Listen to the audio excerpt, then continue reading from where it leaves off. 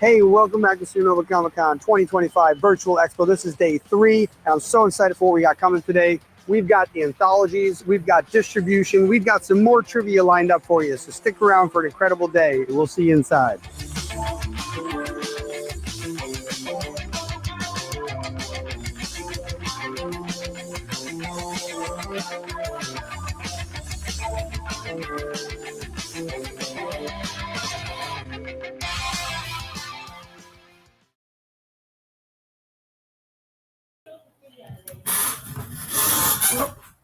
Let me swap that over here. There we go. Howdy, howdy. How is everybody doing today? Oh my God. Is my delay gone? Yeah. Can you hear me? Okay, good. I had a delay for a second because I was like, I had too many streams going on. But welcome to Supernova Comic-Con 2025 Virtual Expo. And our first guest we're getting set up right now is Christian Alois, who's going to be doing a design workshop. It's going to be awesome. Just trying to get him in here to the studio. Let's see. Join.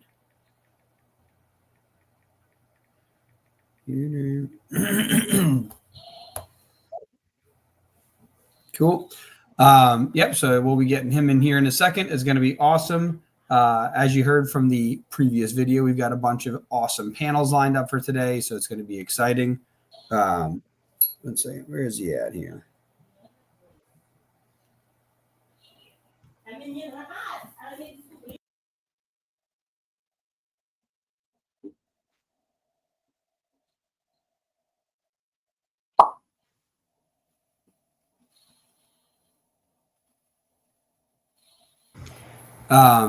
Cool. We're looking for him. Let me see. Where's the? Let me get in here real quick. See where he's at. And what's he doing?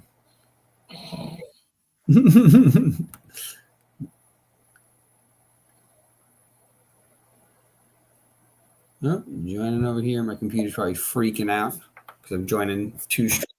Hey, you got to join StreamYard. We're over there on StreamYard.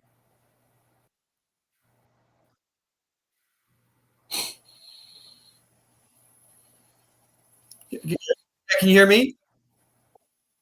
Yeah, you got to join StreamYard on your computer.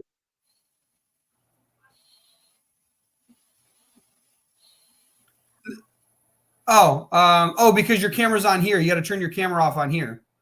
Yeah, because it can only feed to one at a time.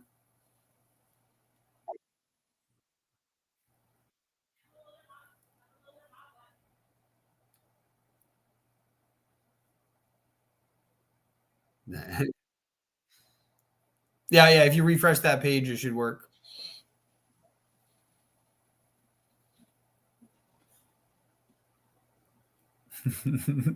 I just realized, Greg, because you can't hear him, right? It's not like coming through. Mm-mm. Yeah, it's fine. Oh no, Greg, because Greg's on Greg's in StreamYard, and we're live. Everybody's looking at that one person that was watching right now. we had 10 people watching our intro, where it's just a timer.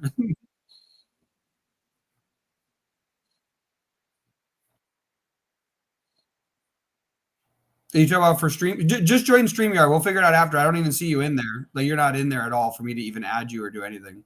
All right. So device is not connected. All right. No, we don't have anything set on you. So that's on your end. So I just realized. Did you turn off your camera? Are you on your tablet for Google Meet?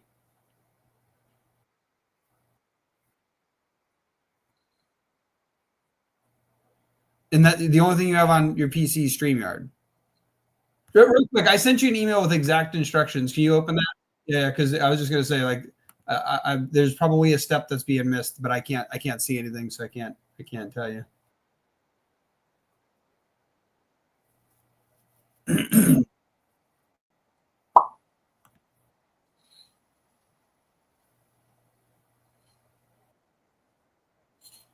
Yeah,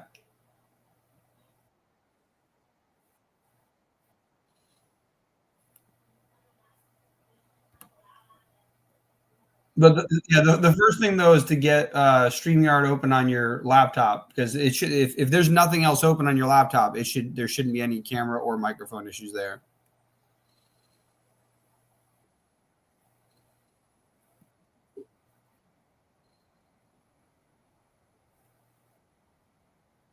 No, just do StreamYard because you're right now your StreamYard camera and mic aren't working. Like you're not. That's That's what I'm saying. Don't have Google Meet open yet. So if Google Meet's open, close Google Meet. Not the one that you're in your tablet, the one on your laptop. Like don't have anything that has a camera on the laptop, and then refresh StreamYard. No, like refresh the page because right now it shows that you're you're in there. You're just not you don't have anything connected. That shows it to that. No, that's right. I realized I didn't send this email earlier, and I was like, oh no! I was like, this is the thing we had to set up.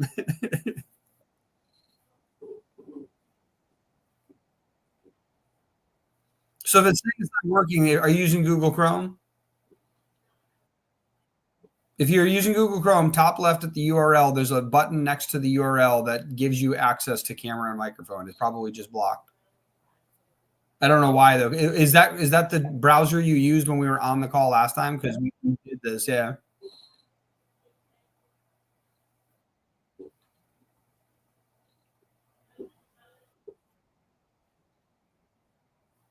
Like you either don't have the camera selected or it's blocked. If it's blocked, it's by the browser almost definitely. And if it's either that or do you have a USB camera or is it a built-in laptop camera?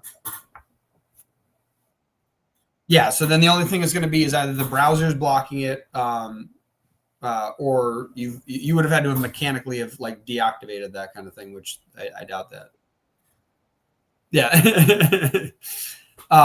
Yeah. So when you go to join, there's no camera button?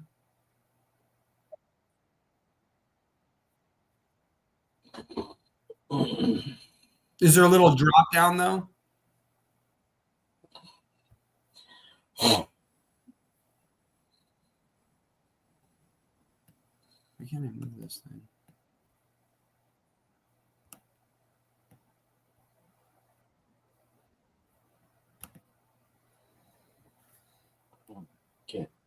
What's going on? For some reason, when he's trying to join StreamYard, for whatever reason, his camera and microphone are just not working. We did this like 3 days ago too. It sucks. Like I have no idea why it's not working.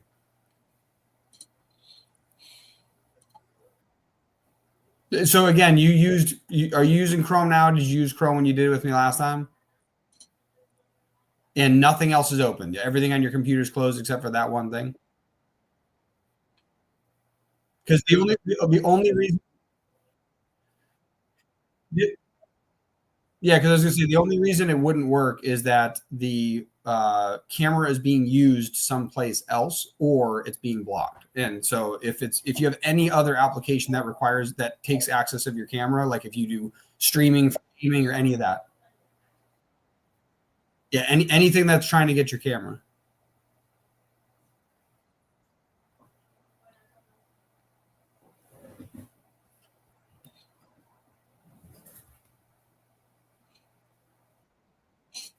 I shared this to like every Facebook group.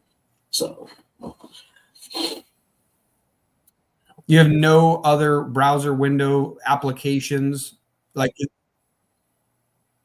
I would close. That's what I'm saying. Like anything that could. So you don't have any tools that are not browsers open.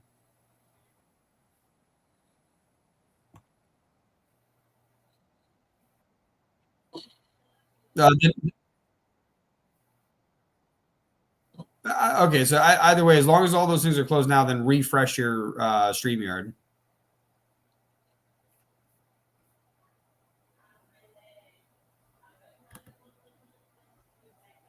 Boom. Greg, I just put our QR code up so that there's something on the screen.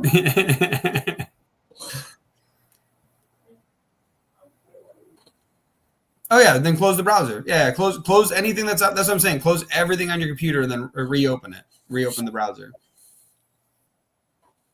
We didn't do a Black Friday sale or anything. I know. I was thinking about that. I wanted to do that. Did you As like? Greg's saying, a Black Friday sale. We were talking about doing.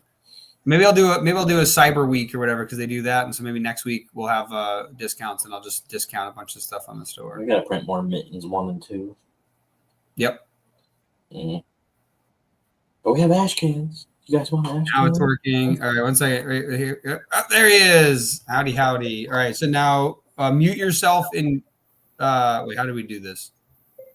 No, yeah, follow the instructions on the thing. That's what I'm saying. That'll make it easier. So then I open Google Meet on my laptop as well. Yep.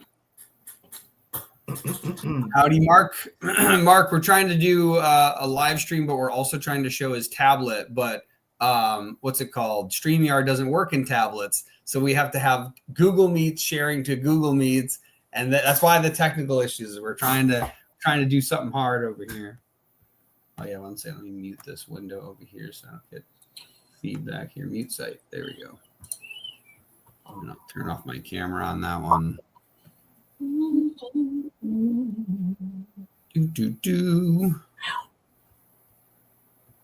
Which one should I put on? You're echoing. You got to mute yourself on one of them. Probably this one.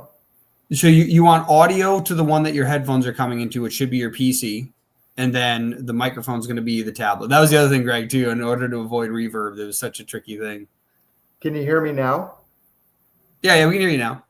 Okay. Actually, there's no reverb now. Yeah, I don't hear it. You're good. Yeah, exactly. So now what you need to do is you need to share your Google Meet screen from your PC, meaning like using StreamYard, share your Google Meet screen. In StreamYard? So in StreamYard, share the. So do you have Google Meet open on your computer? Yes.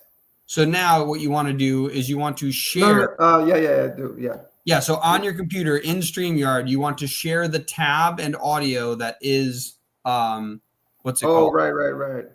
So share screen. And you want to share Google Meet. The tab. You want to select the tab. Yep. Yeah. All right, cool. So now we're gonna pull this up. All right, we're almost there. Now you got to go back to your tablet, and on the tablet in Google Meet, you got to share your screen without audio. You can leave audio on; it doesn't matter. Well, it's giving me an option like also share your device's audio. Yeah, I would leave the audio on just in case, because then it's in case there's clicking or something that sounds fun.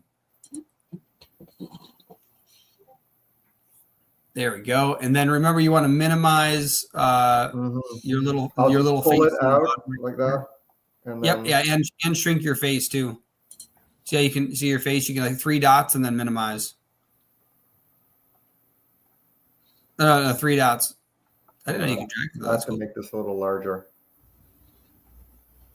Uh, 46 hours. Also, can I turn off your camera? Am I able to do that? No, I can't. But yeah, you want to also turn off your camera on your tablet, I think, because I think, yeah, we're getting two of you. on my tablet? Oh, yeah. I think it's on your tablet. It's either your tablet or your desktop, Google Chrome, Google Meet, whatever one it is. Right. Oh, no, it's your off on my tablet. one on your computer. Yeah, yeah. So maybe this one? So many Or- Christians. Too many. All Too of the many. Christians, yeah. This one maybe. Nope, that's the StreamYard one. So you want to leave that one on. You want to turn off the one in Google Meet. And this one. Yes, there we go. Now all the extra Christians are on. Now go to your tablet and you want to go and then go to your screen. Wow. I have to resize Look at this. this. Okay, go to my tablet and I am on the Open up your- screen. Yeah, and you can open up your there we go. Sweet. And then yeah, awesome. And then I'll move you. Move you up there. There you go. You had a cute. Were we actually on for this or? Yeah, we're live this whole time because we do a lot. Yeah, that's what I was saying. I forgot to send that setup earlier so that you could get set up. But either way, I think even if you did that, you would have got stuck there. All right. You know, Ready? There might be some feedback. I start hearing some feedback, but So real quick, also see on your screen, you got on your tablet, you got your the non-vert, like the camera's not on, but it shows it. If you hover on it, there's 3 dots and you can minimize it. See how it shows it? 3 dots right there, right in the middle. Right in the middle. Oh, Right to the right. Yep, 3 dots and then minimize. there we go. Perfect. Sweet. Now you got your whole screen visible, and now the floor is yours. Oh, this is what I was worried about. All right. Well, the good news is we're all set up, and I don't have the reverb like we did on the test, which is kind of distracting when I talk. So this is good. Welcome to character design. I'm going to go through a few things. I'll probably show some very quick examples and then open it up to a discussion, probably about like 10 or so minutes in. And then, showing examples, discussing, answering questions or whatever that you guys may have, or if anybody pops in with a question, that's what it's for. So a little bit about my background. I studied animation and creative writing separately in college and university. I studied traditional animation up in Ottawa, Canada. And then, to make a living as a professional artist, when I started, first I was like doing like cafe shows and, selling a painting here and there and doing painting live at raves and things like that. But in the daytime, the quickest way to make money and the more legitimate way was to teach art classes. And I started teaching at a community center. That was the first paycheck I had as a professional artist. Now, mind you, I turned away all my animation studio gigs, which were very, very lucrative, to struggle as an artist. But I kind of wanted to make my own way and kind of build things from the ground up. And I had a desktop publishing company registered at the time.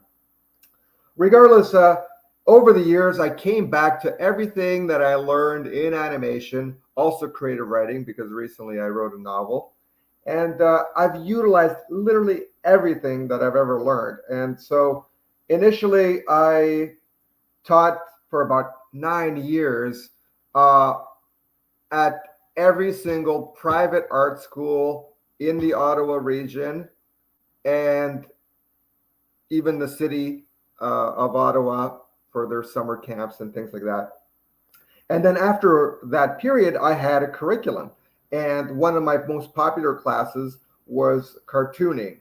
And I had a curriculum for cartooning, 8-week courses, part 1 and 2. And part of that was character design. Meanwhile, the other thing that I was doing was working online. And one of the most popular things that I did early on was, let me show you some examples now. One of the most popular things that I did early on was mascot logos. It was like the boom of the internet in the early 2000s, and everybody and their dog was developing a website. And the skills that I had, I didn't have web design so much, but I learned that as well on my own. But I had all these wonderful skills to get like projects for designing mascots for logos. There was like Gator, Host, and things like that. And this was one of the first characters right here that I ever designed. The client asked for it to be in a 3D style, but I did this all in Photoshop. This is like early 2000s I did this. And I'm still kind of proud of it. I think it's pretty sweet. And I started with a bunch of concepts on paper that I would like scan with like an old-timey scanner and show the client. And then once he approved those, then I drew these elements, everything but the Word doc image, which I downloaded and then warped. Everything I redrew with a mouse. And then the other characters that were cartoony that I used were, to do a lot of illustrated books. And one of my fun clients that I had was like this steel manufacturer. And so I would design mascots that they would convert into products. And then slowly but surely I got back into, well, even at the beginning, I did animation. So I got back into short animation, but it was on my own terms. So it kind of felt great, to have my own company and have these, short animated projects. But, I used all the things that I learned in traditional animation to now do animation in Flash, or what is now called Animate, and now I use other programs like ToonSquid, which I quite enjoy, in After Effects. And over the years, I've designed a variety of different types of characters for whether it's products, like these characters up here were for a client that had an educational product, and I did for a few years in a row a lunchbox that they would give away at conventions, and these were there's tech heroes. This is also for that steel manufacturer where I did different ad campaigns that they would run in magazines. And this was for a comic book, in a manga style, which I'm going to visit. So we're going to discuss kind of like different approaches to characters design based on the genre or the medium. And that's been one of my strongest skills over the years. The thing that I learned most in animation was adaptability in terms of style. Because in animation, if you are a great artist, and by great artist, the foundation of a great artist is to go to life drawing, to draw the model as realistically, as aesthetically pleasing as possible without altering reality, and seeing things as they are, developing that keen eye. And then when you're given an assignment with whatever character, whatever they're supposed to look like, and you can look at that with that eye that you've developed in life drawing and reproduce that same style, those same lines, those same expressions, and so forth. That's the eye that I developed and learned from animation. So you see, there's so many different styles that I've worked in. I could do like kind of, I don't know what this is like hybrid, manga style. Looks like Sin City. It's a lot of stuff. Yeah, she's kind of a cyborg. I don't even know what she is. I think those were done for some sort of tattoos. And this is for kind of like a fantasy-based animation that I did a trailer for earlier this year. And this was fun because it was kind of, I got to delve into that, childhood animation style that I enjoy, that I grew up on. And these are, again, corporate and for educational purposes, different characters that I've designed for different companies. So there's a variety of examples there. And so one of the exercises that I wanted to do with you real quick was this little shape exercise that I learned.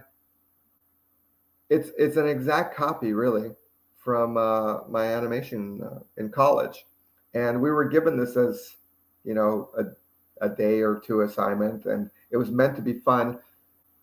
And we were given all these shapes, and out of these shapes, we had to be creative. And you could use these shapes for the body as well. So we'll come back to this. This is another example of just kind of different features that you could add to characters and different bone structure to the face as a male and female. Now, these are traditional concepts of men and women or boys and girls. And then there's like anthropomorphic characters. There's examples of those. So depending on what you guys are curious to discuss later, we can revisit some of those topics. And there's different styles of manga characters.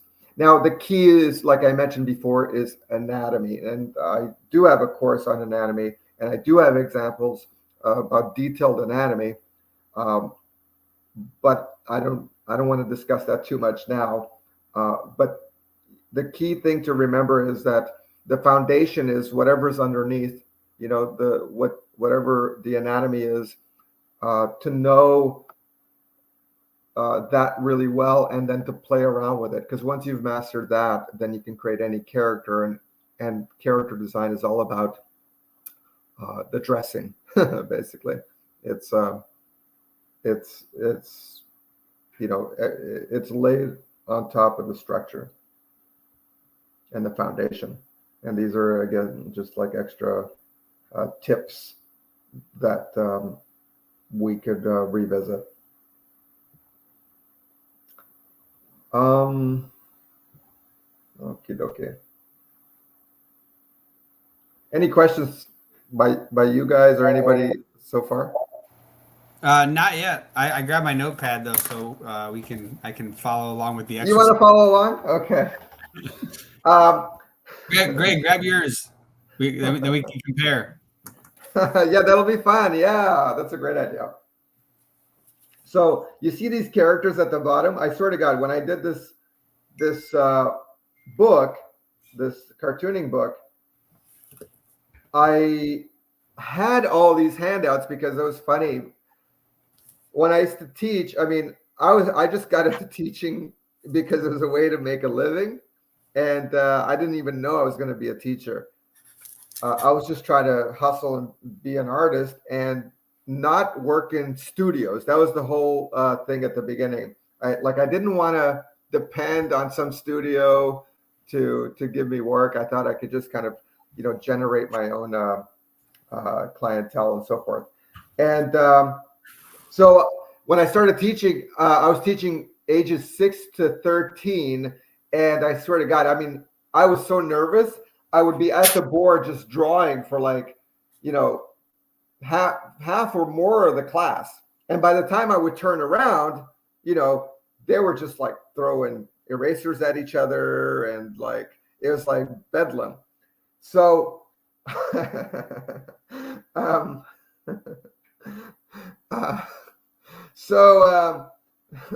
not going to tell a story, but anyway, it went pretty wild, and I lost. I got upset once, and I almost lost my job because I threatened to throw these two brothers out like through the door. I said, I'm going to throw you guys out. I'm going to not even open the door. I'm going to throw you through the window of the door. And then the mom came after and said, did you threaten my sons? I'm like, no, madam. It's like, look at them. They're children. Clearly they're lying. Yeah, they're clearly lying. These are the types of children you're raising, madam.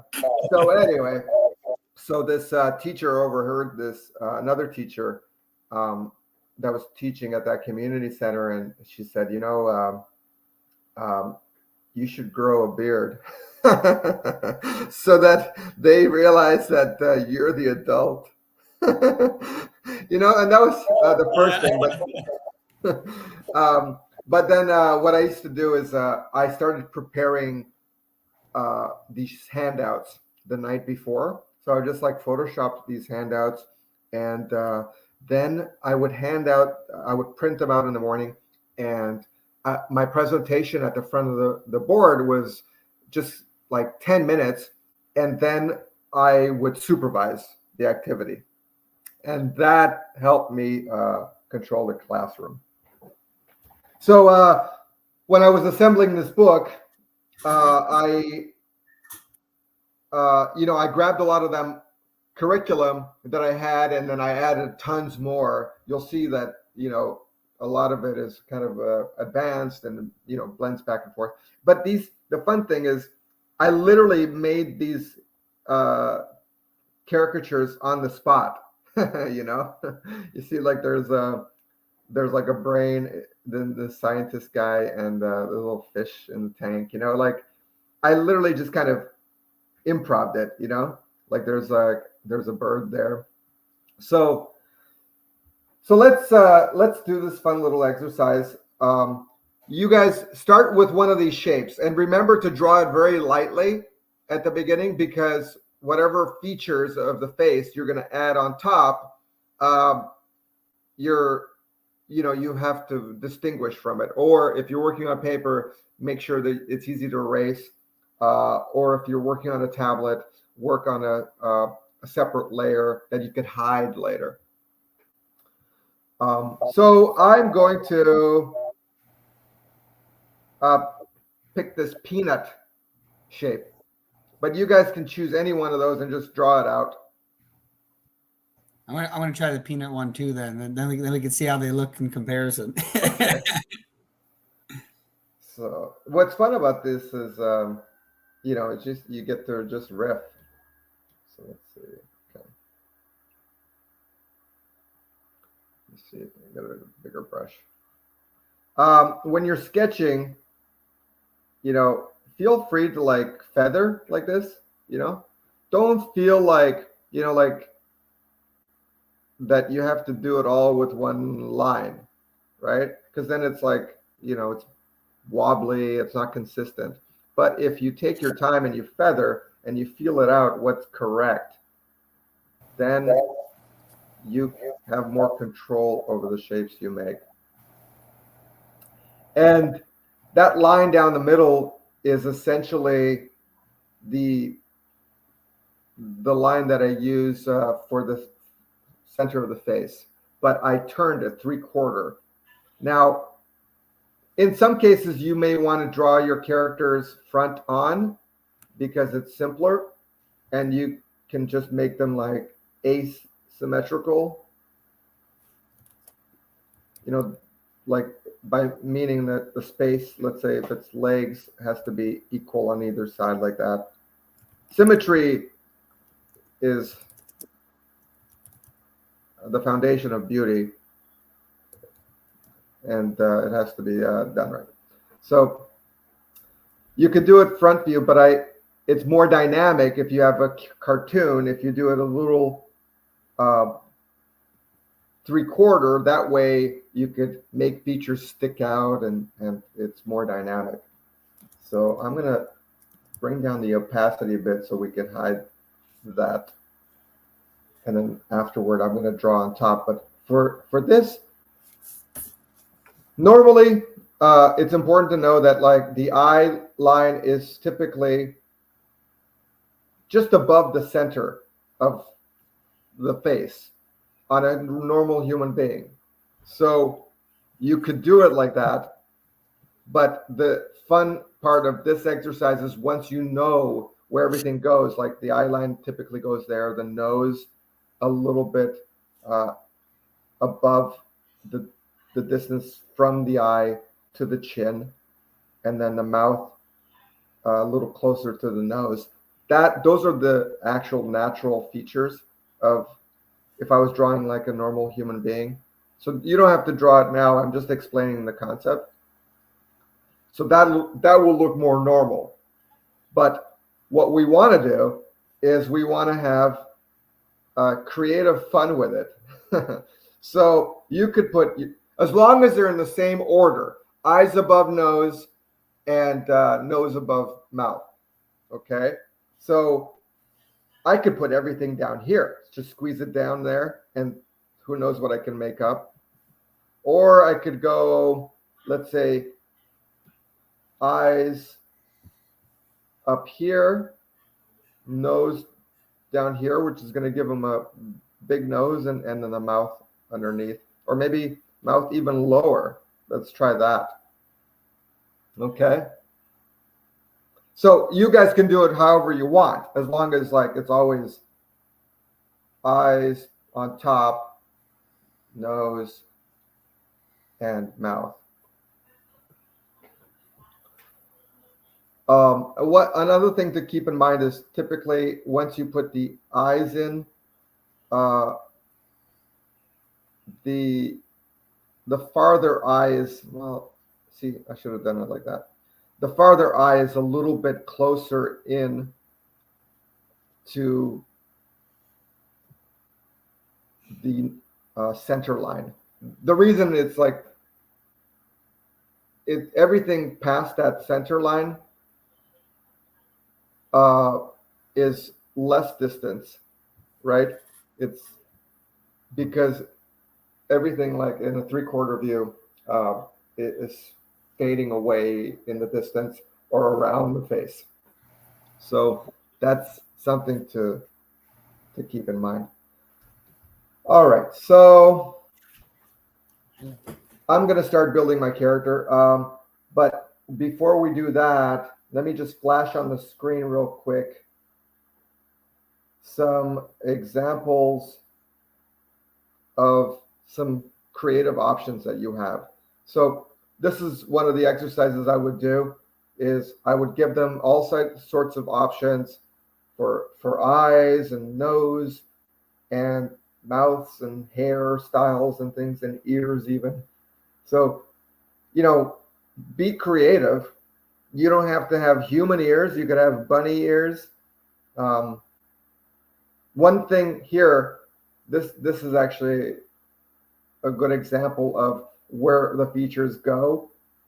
And another key is typically if you're doing relatively human features on your character, the ears should fit snugly somewhere between the eyes and the nose.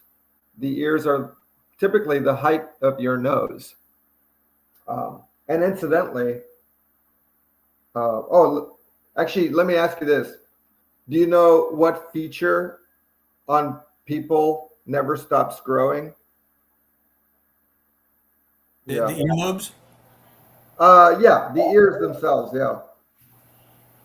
The ears apparently don't stop growing. So it's an interesting. I thought it was noses. You sometimes see old people with like really big noses. Turns out they just have big noses. yeah, they just have big noses, and it's all that blowing, I think. Yeah. So these are. You could take a screenshot or just take a mental note of some of these features, and now I'm going to go back and start building. Wait, I want to get a screenshot. Oh, sorry. 1 second. Where's my screenshot tool? There it is. And let me grab it right here. And I've got it. Cool. All right.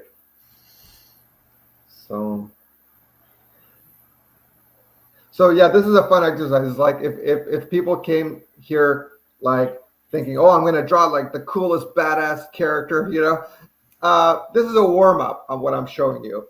And you've seen the examples that I've done, and I've worked in many styles. So the thing is that, you need it to know anatomy, you need to know proportions, and the rest is fun.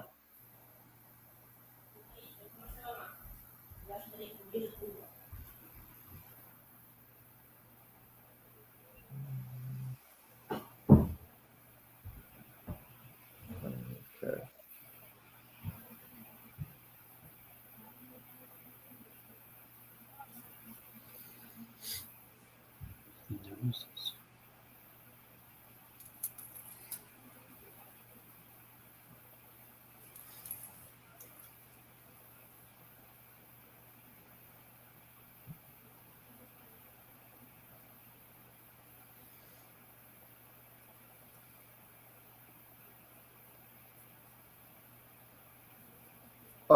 Another thing is the eyebrows typically follow the contour of the eye, like that. And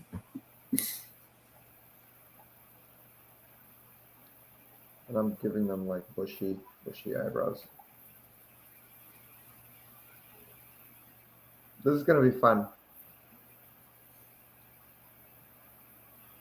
And another thing is like you're not held to that shape totally, hair, for example, will always be something that goes on top of the skull. It's always something, more. So even though we have this shape here like that, we could add the hair on top of that shape. So really the shape will ultimately get lost. This peanut shape will be clouded by the features that we make.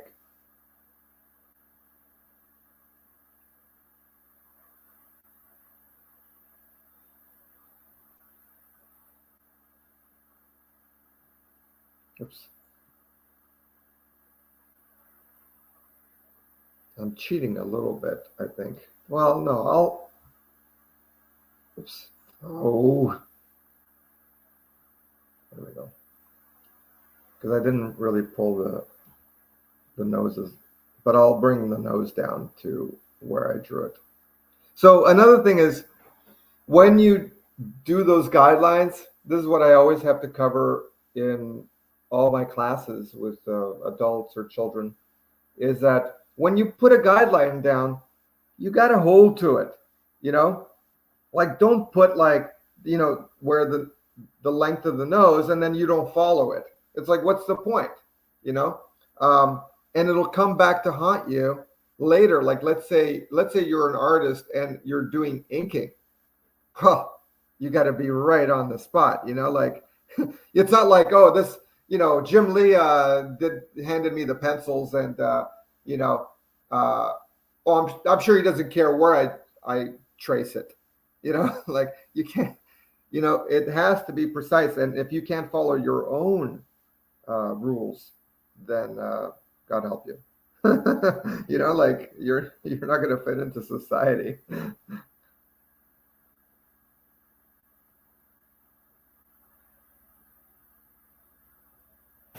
It's like different.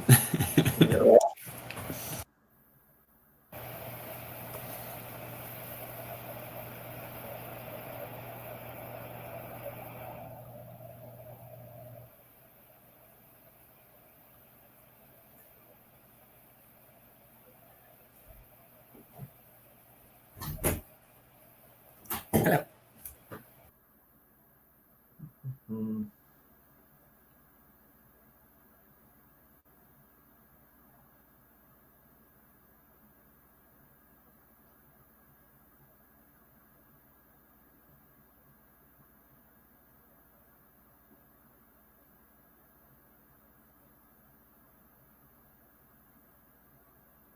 So I'm going to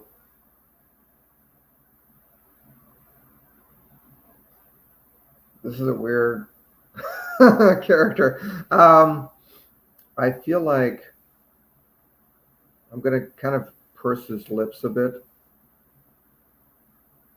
because I feel like he's giving me this sort of Frenchman, like waiter vibe.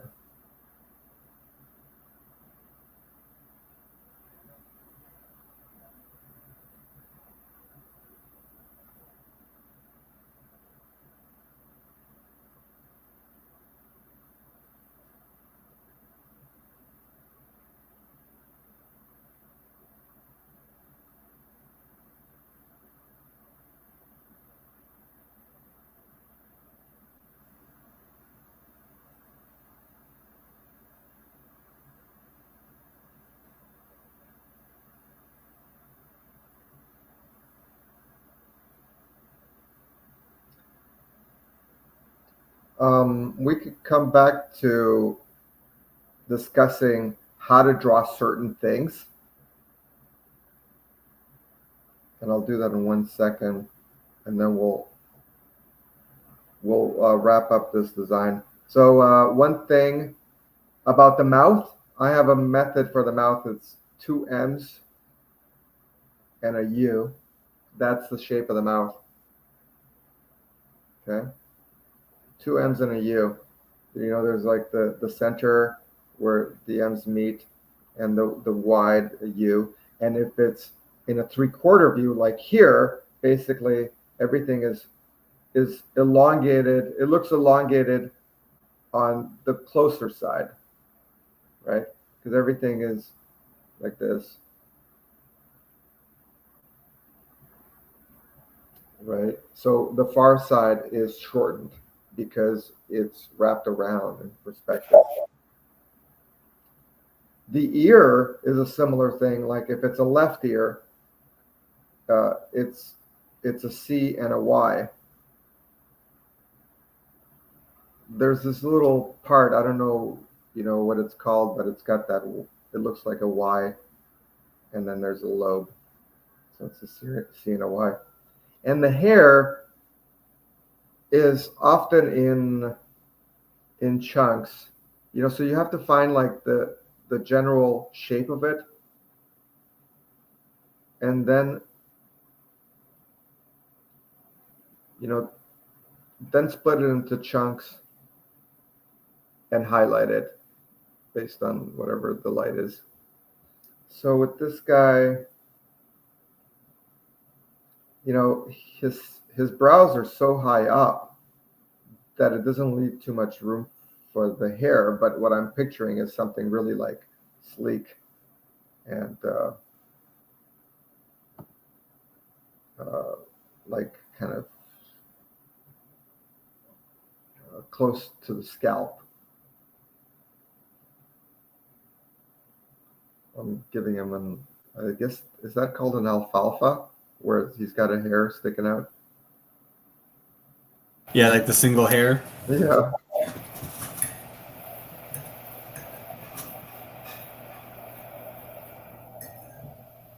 Maybe I'll give him some sideburns like that. And then this.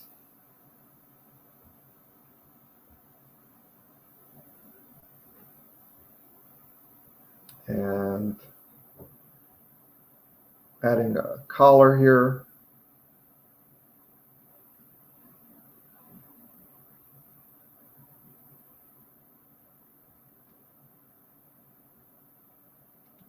So let's see what we got.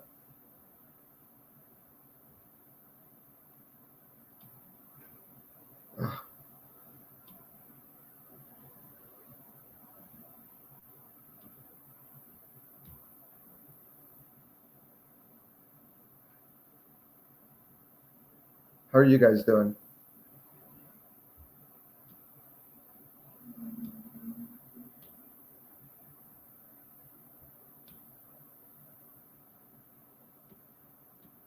I just wanted to get those extra drawings off the page. So this is kind of my guy here. And what's fun about this, you create a character, and it kind of starts inspiring you to like their personality. I can picture him saying "Pardon." Yeah, yeah. All right. Monsieur, your ball has struck my foot. Your what? Your ball? Yeah, I forgot what's it called. Happy Gilmore. Oh yeah. Hey, shooter, your ball struck my foot.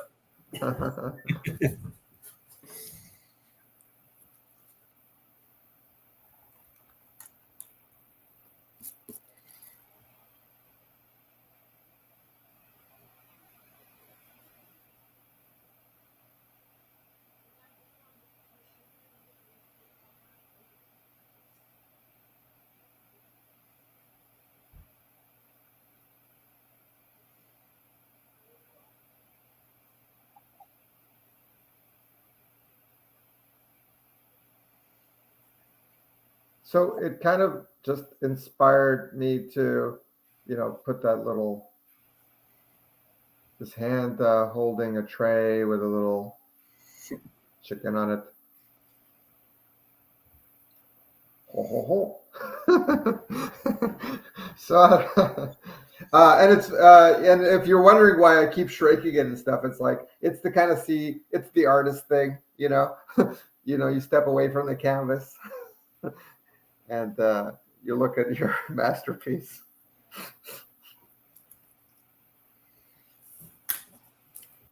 So, 30 Greg, what's seconds. your picture? I've got a mouse. Oh, look at that. I love it. Don't forget the eyebrows. Do you have the eyebrows? I was trying to get the eyebrows, but I drew them too close. Okay. And you could even put like a tail at like a rat tail, Oh, Greg's is good. Let's see it again. What is it? Yeah, where's Oh yeah. He's kind of a Bart Simpson type character. Here, let me put him up here. We'll go like this. Boom. Look at that. Yeah. Oh, I like how it's cross-eyed. He's shifty-eyed. Nice. Greg thought he could never draw. Now he's like, man, I'm going to make my own comics. No, Yeah. I hire Well, people. it's a good skill to have, even as a writer, because you need to tell your artist something, and the best comic writers usually have some sort of storyboards or some rough concepts of the characters, even though they're primitive, but it's a starting point, rather than just writing 1,000 words. Just give them one picture.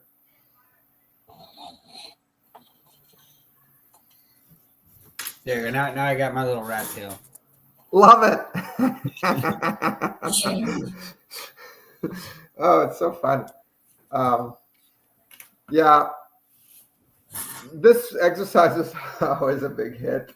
And it's useful for like I said, anything like just kind of, it's a warm up. This is a warm up. Now, I don't know if real quick if there's anything, I mean, if you were designing anything like superhero, the heads, the bodies are different, and the heads sizes, like the head lengths, like, so a superhero is like 9 heads high or something like that. The average person is about 7 heads high. So you picture like the head, and then their body, the waist somewhere in the middle, and then typically longer legs on an American superhero. But it's funny because now most of the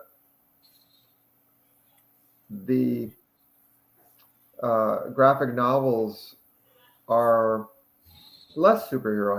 I think they're more, either genre, adult horror and things like that, or the very young type of books like that are geared for 8-year-olds and about young 8-year-olds. I wonder how tall Spider-Man was since he was a teenager. I wonder if he was only 7. Well, technically he was supposed to be, but he was very lanky. So Yeah. he was always drawn very thin and lanky. But he was basically this build, to be honest. He was just not as broad-shouldered typically. Oh, I love it. I mean, this is almost like Spider-Man here. Yeah.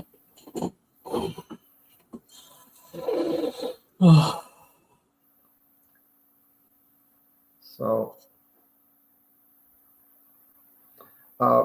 the key is to know your anatomy really well, like I said. So you see, like this almost looks like this looks like a fine drawing by itself because the foundation is good, right? So on top of that, you just dress it however you want. And then if you're doing realistic characters, that's also important to know. So you kind of have to, writers, for example, when they develop characters for their novels, they have a vision board type of thing where they collect different images of actors, or mostly actors, I suppose, that their main characters are based on, and then they have that reference of what they look like, their hair, the type of clothes they wear, So when you're developing a character, those are things that you have to keep in mind. Like, you have to know your character's background and where they live, how they dress. I think that's what made characters like Spider-Man so iconic, is because they were based in New York. They were teenagers, and they dressed like that. Like, I think those are artists, even now, the styles are indicative of the fashions currently. So you have to do your own research, and there's lots of things to keep in mind when you're designing, like cloth and things like that. So there's a lot of details kind of can be covered, but not in one session. So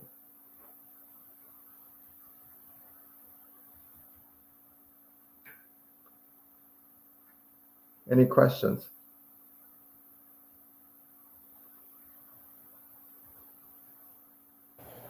One second. There we go. Now I've got my whole mouse. Oh, sweet. I like his arms up. He's like happy. There, there's go like this. There's the mouse. Look at the mouse. Well, you could change his tail now, like it is, Yeah. unless he's got like a rat tail hairstyle. Yeah, right. I like it. I So don't. the next, you could come up with names for your character. Like, it's funny how, they just kind of they take a life of their own, right? Yeah.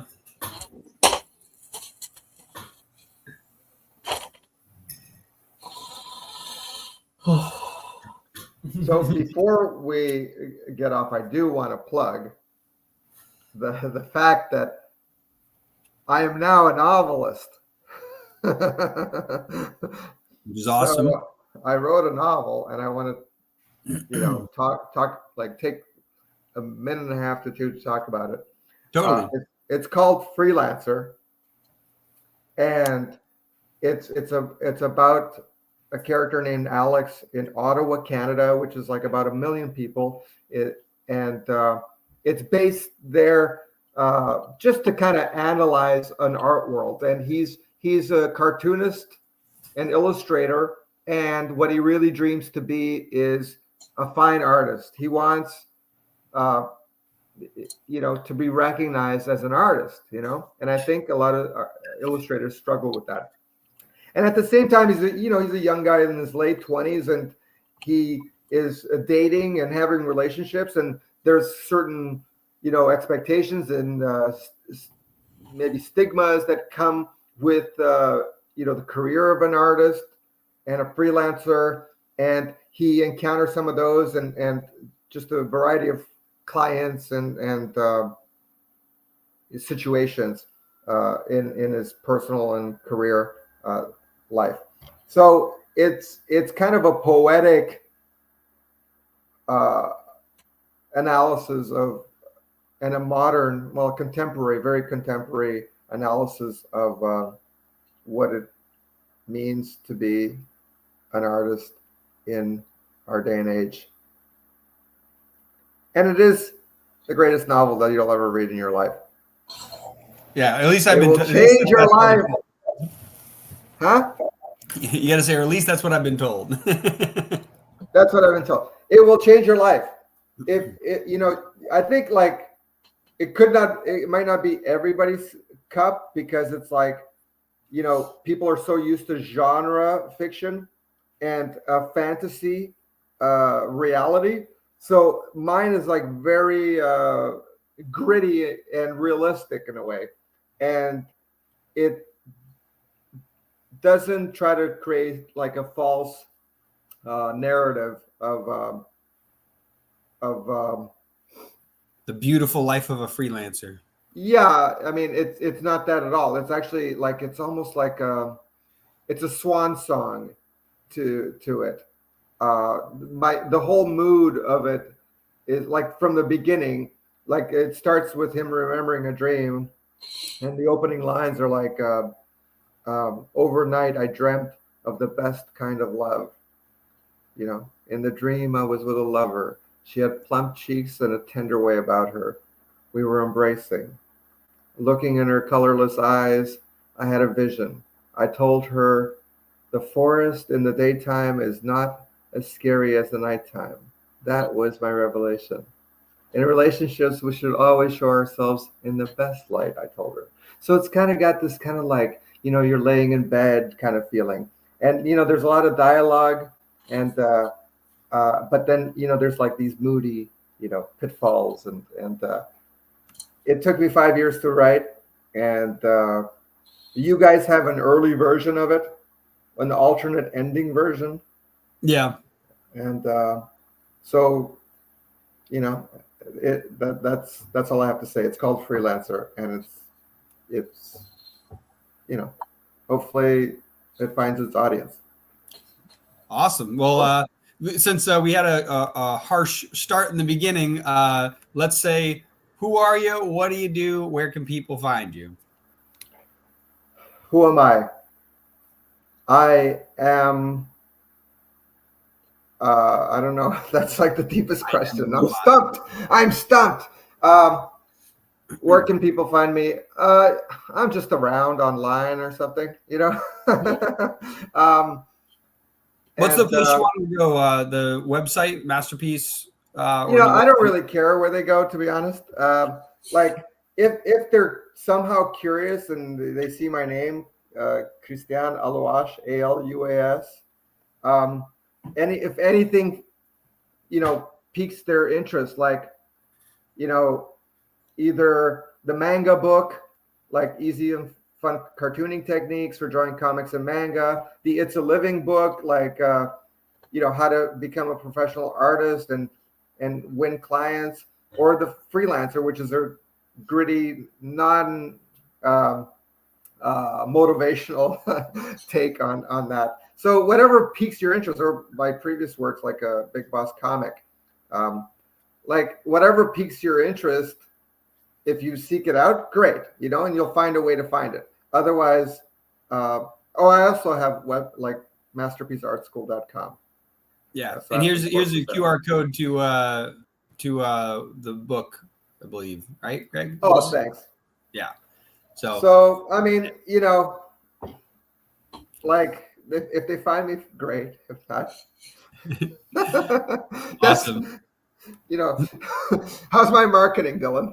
It's solid. It's solid. Impeccable. 10 out of 10. Yeah. You So, know, at this point, it's, whatever. it's been awesome having you. I love having you here. It was very fun Oh, me drawing. too. I hope later we'll have to clip that out so we can share it so more people can follow along with that, because that was very fun. Following along, learning how to basically be creative with fun shapes, as well as what to look for in the drawings of the world. So I like that a lot. Yeah, like Mark. There you go. So yeah, that was awesome. It was great having you. We're going to be moving on to our next panel, which is the Indie Publishers Summit, where we'll be discussing lots of fun things. And again, thank you for coming. It was awesome having you. Thanks, Dylan. Thanks, Greg. God bless you guys. Have a good weekend. Bye. Yeah, you too. Ciao. Boom. All right. The next panel, like I said, we have the Indie Publishers Summit. Let me move this over here. There we go. And if I remember correctly, yes, he is. And the host of this panel is, where'd he go? Where'd he go? He's over here. Boom. Is it Joe Rodriguez? Hello. Joe Rodriguez, yes. No, now we got to go with Yoel. Yeah, Joe Rodriguez. Say barito. How's it going, guys? Doing good. How you doing? Doing good. Got my caffeine, so I'm ready to go. Awesome. Well, then tell everybody, who are you and what do you do? I am Joel Rodriguez. I'm the CEO of Metal Ninja Studios, a full-service comic book production company, and we make comic books and help people make comics. Exciting. And we've got T.S. Luther. Who are you and what do you do? My name's TS and I write comics, and sometimes I publish them. How's it going, everybody? I'm the creator of The Digger, Tokyo Fire. I own Professional Entropy Comics, and I work with a bunch of other indie publishers. Exciting. Awesome. And we've got, where'd he go? Mark Bell. There he is, coming up. Boom. Who are you and what do you do? Hey, I'm Mark Bell. I'm the publisher for Plague Doctor Press. I'm the writer and the letterer for all our comics. And I have 2 series out currently. Awesome. And it looks like Mark Dooley's in here, but his camera might be struggling. Mark, if you can hear us, message us in the private chat. Did he just email us? Somebody emailed us. 1 second. So I make sure he's not stuck in the ethos over there. No, that was something else. Yeah, Mark, shoot us a message if you're trapped in the other world. But anyways, this panel is basically going to be about latest trends and challenges, opportunities for independent comic publishers, actionable insights for creators and small press teams, and whatever the heck else Joel wants to talk about, because it's his floor and he gets to decide. In fact, he could just change it. It's a totally different name. It can be how to make the best peanut butter and jelly sandwich. I don't know. It's up to him. I told you not to tell anyone. I told you not to tell anyone about the plot twist. Come on. You put peanut butter on both sides so the jelly doesn't seep into the bread. Yeah, you put butter on one side to stop the jelly from seeping in. My niece puts grape and strawberry on 2 different sides because she's a madman. And honestly, it was genius. It's delicious. That sounds amazing. That does sound amazing. I now have to rethink my whole life. In the meantime, but now I want a toasted PB&J because that's so really good too. Can we just break for lunch real quick? Actually. But yeah, so Joel, I'm going to have you take the reins. I want to see if I can help Mark in the background here. The other Mark's up here, but I'll be in the background. I'll probably hop back in if I need to, but yeah, feel free to chat amongst yourselves. All right, just us with a few thousand of our friends. So how you guys doing today? Excellent. Yeah, I'm alive, but I want a PB&J now. So if we could wrap this up sooner than later, that'd be great. I got him in here. There he is. Can you hear me? Yep. Yes, hear you. Good. Who are you and what do you do? I am Mark C. Dooley from Columbus, Indiana, and I am the creator of the actual semi-true adventures of Mark and Dee, which is an autobiographical series about myself, my wife, our good friends at the Comic Cave and all the crazy situations we get into. And there's a lot. Very cool. Very cool. All right. Now I'll give you the reins back. Well, go away, Dylan. All right. So now that we've got the PB&J aside, we've got to wrap this up as quickly as possible because now all of us are hungry. So with that, I want to start by passing it to each person. And let's talk about what challenges you've been facing in the past year as it relates to independent press, because I mean, there's no hiding the fact that the industry distribution channels, there's a lot shaking up over the past year. So Mark, we'll start with you. What sort of challenges and changes have you seen in your work as a publisher? Oh, this Mark? Oh, there are two Marks. Let's go, Mark Bell. Okay. Okay. The biggest thing that I've struggled with is early on, and when you're making books, you make basically floppies, either self-printed or printed from other places. And those floppies, especially in my area of the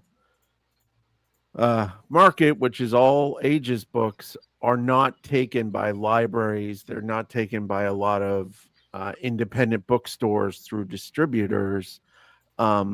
So you have to kind of work up to get a trade paperback. And so that's what I've been working towards. So now both of my series have more than 2 books in them. So the next year for me is all about trade paperbacks and the next Kickstarter for Strange Ranger 3, so that I can begin to be putting more of these books into libraries and things like that.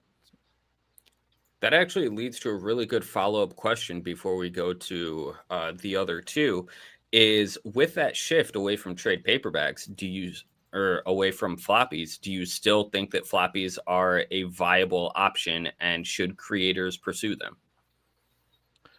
I think so, because it's an easy entry into the market, as well as the printing that's available now. I get my books printed through Comics Wellspring. They are as beautiful as the floppies that you would see in the store from the big two. So I think that it is a way to break into that industry. I also think that sometimes we all have a grand idea at the very beginning and want to write the greatest graphic novel of all time. But maybe we need to hone our storytelling a bit, and limiting ourselves to 30 pages or 24 pages helps with that storytelling skill. At least I know it did for me. So that now my plan is to do 5 books of one series and then do a graphic novel, which will be the next part. I feel much more comfortable writing that graphic novel after having 5 issues done. Those are all fantastic points. I couldn't agree more. I say the same thing when I'm talking to clients about use the floppy to build your IP. Basically, treat the floppy as marketing material for your trade paperback, and it gives you a lot more time to build up that audience. So I couldn't agree more. Mark C, coming over to you. I'm just going to run down the alphabet, went from B to C. So with your experiences over the past year or so, have you noticed any major shifts or changes to your strategy as it relates to publishing? Well, the big problem we got right now is the distribution market is just like, with the death of Diamond or whatever it is, it's hard to just get a line on who you can trust to get your book out there. I haven't even really approached anybody yet. Right now, I'm just basically selling mine kind of door to door at local comic shops and bookstores and the like, between here and Indianapolis and in Bloomington. But I am definitely, and of course Kickstarter. Kickstarter, we just finished a campaign that unfortunately did not go through.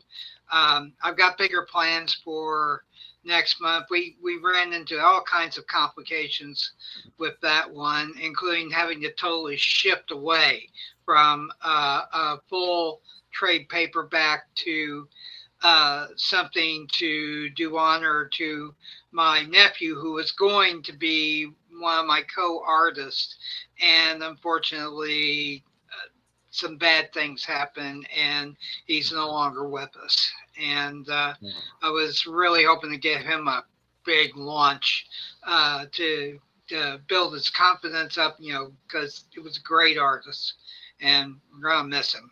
But we had to shift away from that, so I had to cancel that campaign kind of premature and focus on a single issue plus with all of our back issues.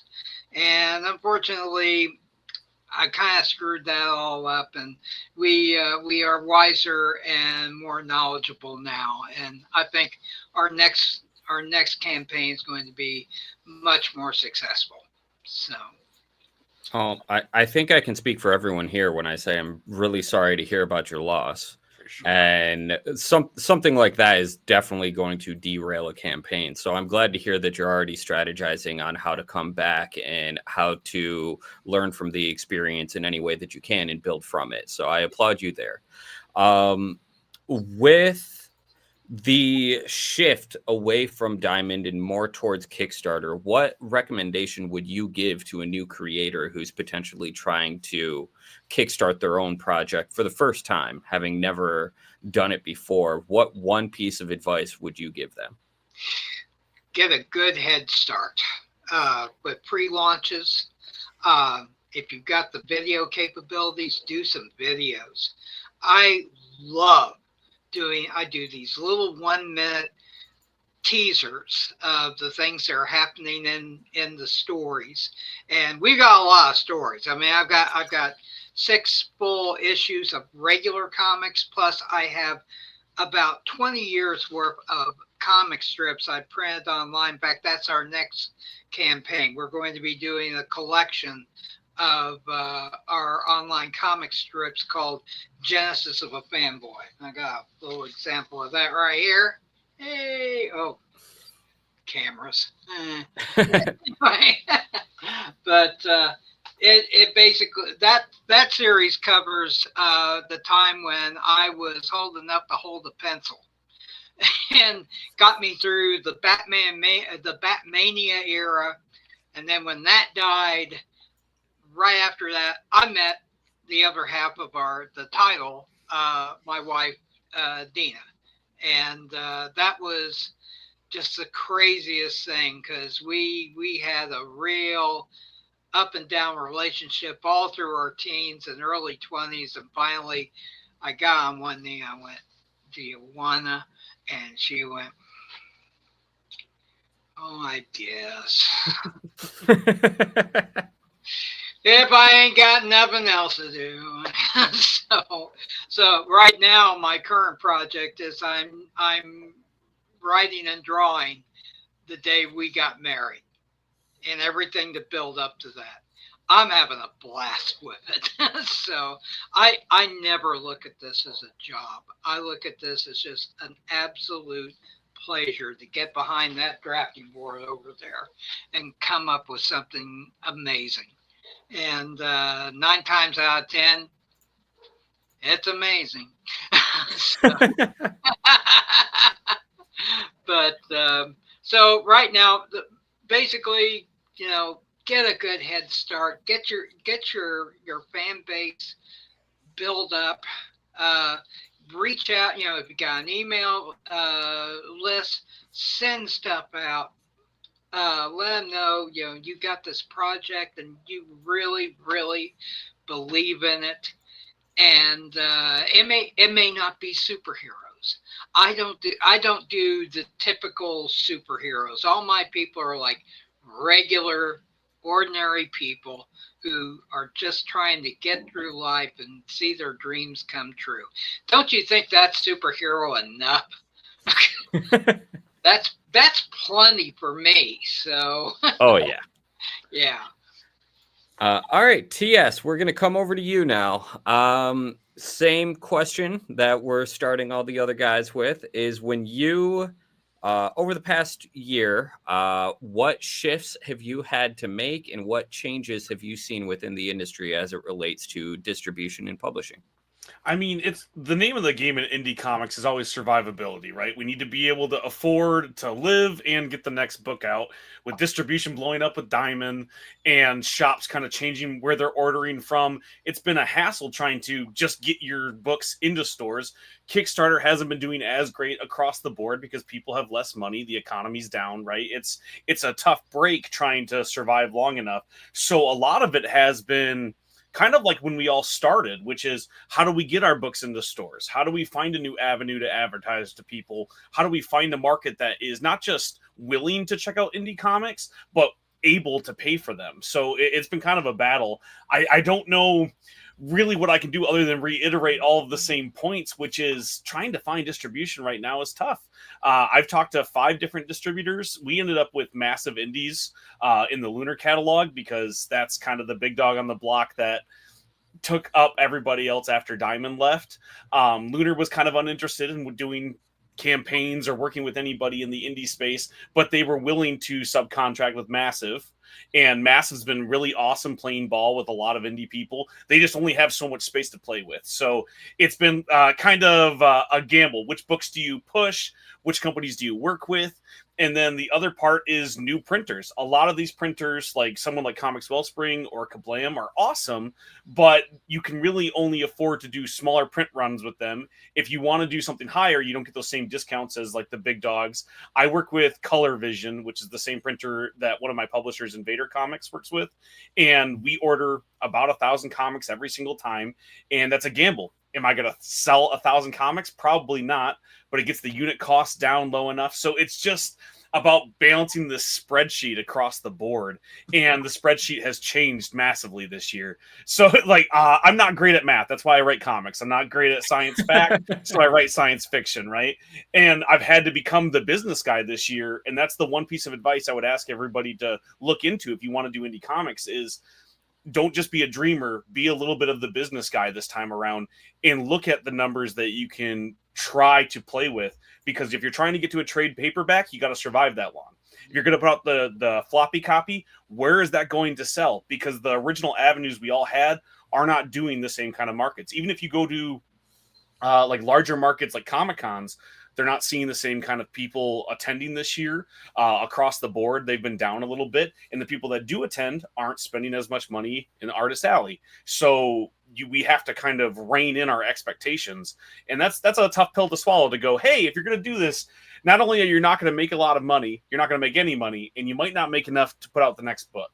And having to slow down your output is tough when you're trying to put out a story every single month and match Marvel or DC. So I wish I could say this is the easiest thing to do. Just do this. I don't have the easy answer. It's tough is the answer, right? I think that anything that's worth doing is not easy. And that's one thing that I love about this industry is it really forges people as much as we forge stories. So what you're saying about doing the business route of things and focusing on the business is really a man after my own heart, because I actually just launched an academy and a podcast about the business side of comics to try and help people rewire their brains to think about the business on top of the creative side of things. So I couldn't agree more. My next question is going to be a bit more of a kind of devil's advocate. And that is, in the indie community, we tend to feel the shockwave, or we think we feel the shockwave of comic book distribution blowing up with Diamond. The question that I have is, how much of that do you guys think, and I'm going to open this up to anyone on the panel, how much of that do you think is fear-mongering based on the fact that indies never really got into Diamond to begin with, versus the expansion of indie distribution through massive indies and these different distributors trying to fill the void while tailoring to indies as well. And then how much of it is legitimate pain from, say, Marvel and the bigger publishers drifting into indie spaces. So I guess to summarize the question and open it up, how much of the pain that indies are feeling from the distribution collapse, the diamond collapse, I should say, is real versus some sort of illusioned fear based off of how it affected the big two? Can I go again, guys? Is that all right? I think it is a little bit of the fear mongering. I think it is going to be difficult across the board for everybody. I've seen some more success this year being in Lunar versus being in Diamond. I almost lost my publishing deal with Invader Comics when Diamond left. Even when we were in the Diamond catalog, we weren't seeing nearly as many orders because that catalog was this big. Everybody who wanted distribution was in Diamond because they were taking anybody and everybody. The second we went into Lunar and we're working with smaller distributors across the board, we saw way more attention and more orders just purely because people could find us. They were curious because they didn't have to sift through 1,000 different things. And so the problem is just it's change anyways. We're going to have a hard time because things are changing. Comics are shifting. They always have been. But that doesn't necessarily mean it's a bad thing. It just might be a pain point right now. I think in the end, this will be good because a monopoly doesn't serve anybody. I think this is probably too bold for me. The first, I'm a pretty small fry, so I wasn't in Diamond or anything like that before. I found it useful market research, but that was about it. For me, the people really feeling the hurt about this distributor challenges are your local comic book shops, and I certainly am one to promote that if you're making comics, you first of all need to know all of the comic shops in your area. You need to know the guys who run those shops by first name. So if you're ever going to get those books in their stores with that local connection, it's going to be through relationship building and networking. And so, luckily my local store in Bloomington here, the guys who run it have a smart business sense about them. So they've had problems because there's been shipping problems and things like that, but they've been protected mostly because they understand business and they understand not extending themselves. The second part of this for me is we've all known that there's been a shift between the big two and everybody else. And that shift to me has really been the big two are telling their stories and putting out their massive crossover series, but they're not really doing anything brilliant and new. I still read my Daredevil comic every month. I think it's fantastic, but the new stuff, the interesting stuff is always on those indie racks. And I know in my shop, the DC rack and the Marvel rack is one rack each, but the indie rack is up to 3 racks now, I think, of books, because there's so many. There's really a renaissance of indie comics because it's easier to print now, it's easier to distribute now than it ever was before. So we're really seeing a bottom down taking over of the industry. To be honest, as a consumer, I'm spending way more money buying indie books than I am the big two. And that goes along with what you said, which is absolutely true. A Comic-Con, I have stopped going to Comic-Cons because they're mostly pop culture shows now, which is great. If you want that, that's fantastic. But I don't have anything but original IP on my table. And so because of that, I go to smaller shows and library shows. And as a all ages publisher, that is I meet my people. I meet the people doing the work that I'm doing, and I get face to face with kids and families and people who are maybe not reading comics every day, but when they see my books, their face lights up, and that's what I want. And you're going to get the small press expos and the library shows way easier than Comic-Con. I was at Motor City Comic-Con just a couple weeks ago, and most of the people were there to see the screencast, which was awesome. I got to see Matthew Lillard from a mile away. I waved at him. That was really neat. The amount of people that came and bought comic books were almost nothing. There were more people at my booth than Mark Wade's booth because I had a picture of Snorlax dressed as Freddy Krueger. Nobody was buying books. It was so sad. I walked up to meet Mark Wade and cry in front of him, which was really embarrassing. But because there was no line in Artist Alley because they weren't there for those books. So hitting library books or library expos is definitely the way to go. Mark, Mark C, do you have anything to add to the discussion? Well, I agree about going to the smaller conventions. I've been to the big ones. To the biggest one we have in Indiana is Indiana Comic Con, and we pretty much got lost in Artist Alley. I think we sold about 2 books total, and this year we came prepared. We have a banner, had a nice setup right where we were, but we're kind of like the indie orphan. And the toe-headed stepchild. But anyway, we don't have guys in tights battling each other in cosmic settings. No superhero slobber knockers. Just tales that would appeal to people who buy like Love and Rockets and True Story Swear to God and Strangers in Paradise, where they went all science fiction-y and the like. But at smaller conventions we've been to, we've actually sold quite a few books. I'm looking forward to one we're having again this year at Ivy Tech Library, which this is a great thing. The tables are free. And we sold, even in a downpour, I mean, with flooding and everything, we still managed to sell about 15 books that day.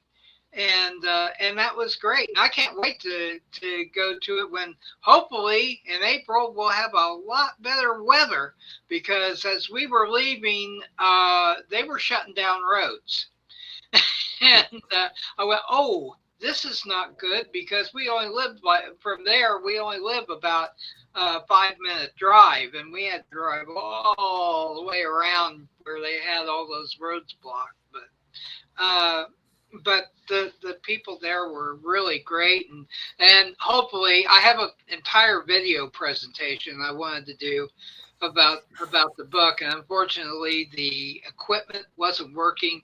So I've learned this: bring your own crap. So I had it all set. I should have just brought it all myself, but they said, "Oh no, it'll be working. It'll be just fine." And no, the button's not doing it. No. Here, I'll take this knife. So anyway, but so yeah, you do well, especially with our comics, because they are set in Columbus, Indiana, and it really appealed to people living there, that living here, that they could see, my rendition of our architecture. We have a very unique architecture in this town, and just that feel of our community. And that's what I love about doing these stories. No, I think those are all great points, and I think you all touched on very important aspects. And one thing I would like to reiterate is it's better to be a medium-sized fish in a small pond than it is to be a small fish in a large pond. So while going to the big shows may be great for the ego, it makes sure that you're prepared to compete with the big dogs, so to speak, when you go to a big pond like that. And most indie creators aren't, because they don't get the reps in at the smaller shows. So I definitely recommend and mirror what everyone else is saying is start with the small shows, get your feet wet, get the experience, get your local audience, and then expand out from there when you're ready. So we've got a couple minutes left. We're going to wrap things up, and I'm going to pass it around so everyone can say who you are, what you do, and tell people how they can connect with you. Mark Bell, coming to you first. Hi, my name's Mark Bell, and I'm at plaguedoctorpress.com and on Blue Sky and Twitter and all those things, Instagram and all those lovely things. But you can pick up my books in Bloomington, Indiana, or on the website. Yeah, do it. And TS, coming to you. My name's TS and I write comics. You can find me everywhere on social media, TS Luther on everything. You can find my website, can'tbekilledcreations.com, and you can pre-order The Digger in your local comic book shop until December 1st for issue 1 and issue 2 through 4 from now in perpetuity until they say that you're not allowed to anymore in the Lunar catalog because they're the gatekeepers. But I would appreciate if everyone went and did that. Go and find me. I do the TikTok dances all the time. So if you just want to see me do the dances, please check me out on TikTok. And Mark C. Yes, I'm Mark C. Dooley. I'm the creator of the actual semi-true adventures of Mark Dooley, or Mark and D, and its companion piece, a online comic strip called Genesis of a Fanboy. And our stories are about real people dealing with life, trying to get their dreams come true, finding love and happiness when it seems like it's never going to happen for them. And suddenly, there it is. You can find me on Facebook under Mark C. Dooley. We run our comics just about every other day. Sometimes the full page regular comic, and most often the comic strip, which is pretty meaty stuff. I think you'll like it. So, and that's about it. And I'll be appearing this weekend at the Columbus East High School as Mr. Beaver in The Lion, the Witch, and the Wardrobe. And I can't wait I can't wait to chew some wood. Yes, I just had a look at your book and realized that I pre-ordered it last week. Oh, that's so awesome, dude. Thank you very much. You're like the only one. I appreciate that. You're my number one fan. Hit me with your email later. I'll just send it to you.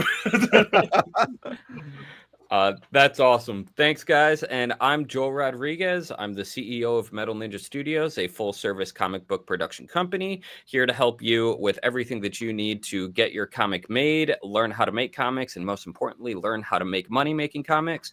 We just recently launched the Concept to Comic Academy, and this Thursday at 8 p.m., we're going to be doing a live masterclass with the CEO of Comics Wellspring, Dan Hills, and we're going to talk about the power of vision as it relates to business and growth. So be sure to head over to metalninjastudios.com/academy, sign up for the academy so you get to take part in this awesome Q&A and masterclass. Awesome. That was great. Excited to have everybody join this panel. It was very cool. I like playing Minority Report in the background, swishing everybody around. Sorry if there was delays, because sometimes I'm like, why isn't it moving? It's not moving. But no, it's great. I very much I thought that was very interesting. Good conversation. But up next we have trivia. You are all more than welcome to stay. We're going to have some fun questions. In fact, anybody who's staying here is going to be able to pick what we're doing for the category, because I got a couple different categories. Maybe this time I'll actually let somebody pick a category. Yesterday I tricked you all and gave hope, and then I chose one that nobody knew, and it was awesome. So it was very fun. But anyways, I'm going to boot everybody out for a second, and then anybody who wants to stick around, feel free, and I'll bring you back up, and we'll have a fun time doing trivia. So thank you everybody for coming, you guys. Have a great day. Awesome. Have a good one. Bloop, bloop. And he's got it. All right, blue. There you go. Cool. Oh, and blue. Get out of here. All right, what's that? All right. So, anyways, like I said, we've got trivia coming up. Where did I just put it? The categories we've got include horror.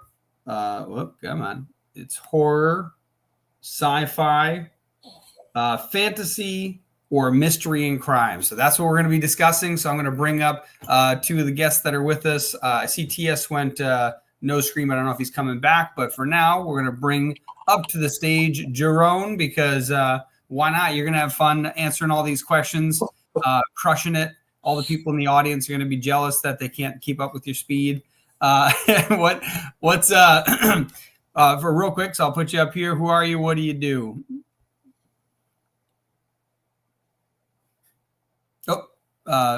Microphone. It's funny. You're unmuted here, so I wonder if your mic's not the right mic.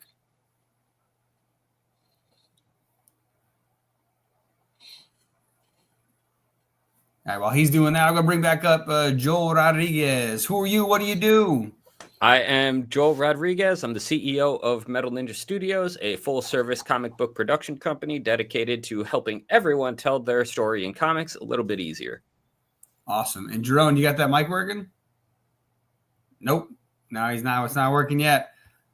And you're definitely not muted in here, so it's the mic's just not coming into here. On the bottom, there's a little microphone with a little drop down. Maybe you switch the microphone, switch it back, something like that. The only other option would be, actually no, because it would have said your mic's not coming in at all. Yeah. Well, I just heard static. What was that? Who was that? Oh, maybe maybe you have headphones set up. Testing. Nope. No, he's going to try them out though. All right. While he's doing that, I'm going to pull up my questions over here. So first off, from the people in the audience watching as well as the people here, like I said, we've got sci-fi, we've got horror, we've got fantasy, we've got mystery and crime. What do you guys want to do for this trivia panel? I have the best chance of not losing in horror, but I'm probably still going to lose. Oh, yeah. Greg likes horror too, so that's a good one. What about Jerome? You can put it in the chat, Jerome, if you want for now at least, and then while you're messing with the mic. Sci-fi. Ooh. Well, we got 2 for horror, 1 for sci-fi. Anybody in the audience? I don't know if somebody else just joined. I don't know if that was Ramon or not. But yeah, anybody in the audience? We've got sci-fi, mystery and crime, or horror. Which one? Did I miss one? Oh, fantasy. Fantasy is the 4th one. So we got fantasy, mystery and crime, sci-fi, and horror. Any votes on which category we do? I can't win any of them, so. I feel like you could probably win horror. No, I mean physically, you're not allowed to win. Yeah, I'm not allowed. Yeah, I'll beat Joel at horror, so it's fine. Awesome. I do see some people in backstage. By the way, we're going to be doing trivia just for a minute. If you'd like to join, let me know, and I can bring you up. Just type that away in the chat. But yeah, I think we got 2 for horror though, and we got 2 for sci-fi. Okay, where's the coin? I got to go flip a coin. 1 second.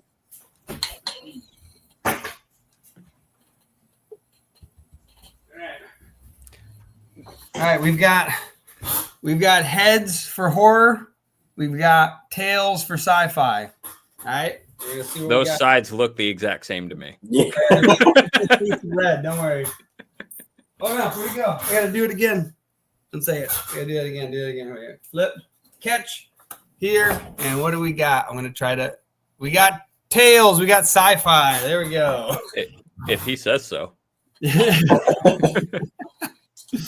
Awesome. So anyways, we're going to start off with a tricky one here. So in Star Wars, what species is Yoda? I should get the music on. Got to get the vibes going. Where's the media here?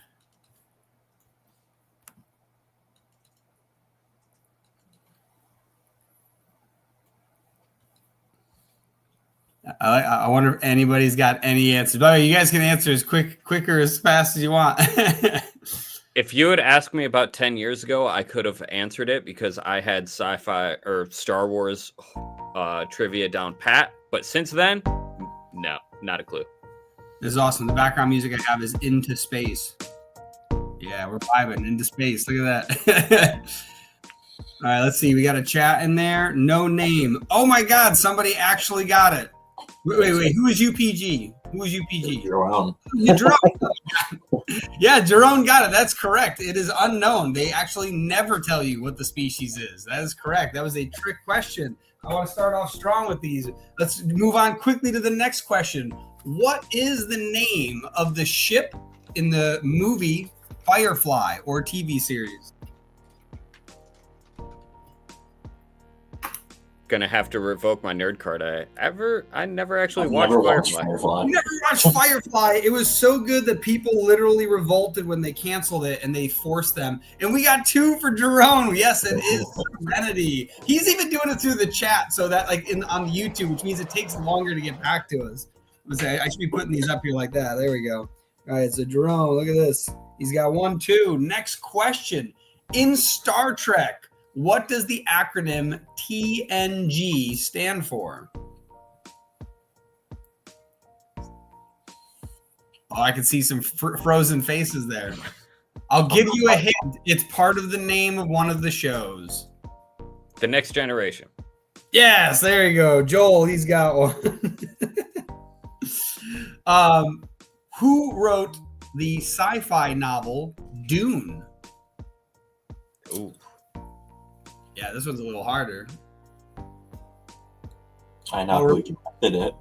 I said Ramon earlier. Roman also correctly guessed the Next Gen because there's a delay. So he gets a point too. You both get a point. Can I phone a friend? Because I think Jerome might know and I want to phone him. Does anybody have the answer for who wrote the sci-fi novel Dune? What is that? Oh, and Roman got this one as well. That is correct. Frank Herbert. Spelled a little incorrectly. You're missing a letter in there, but you get the point. Awesome. All right, next question. In Blade Runner, I don't know if anybody now people are like, oh crap, what the hell's in Blade Runner? In Blade Runner, what is the term for artificial humans? Oh, I know. That it? Knows one. Greg, you gotta wait though. Yeah. Was it a synthetic? No. No. Well, Nice. Jerome with another one. See, I didn't phone a friend. Nice. Yeah, and Roman was right after him. I guarantee like that. Yeah, that was too quick because Roman's got a delayed video, so I'm giving you both a point there. Right now, Roman and Jerome are tied with 3 points each. All right, let's see.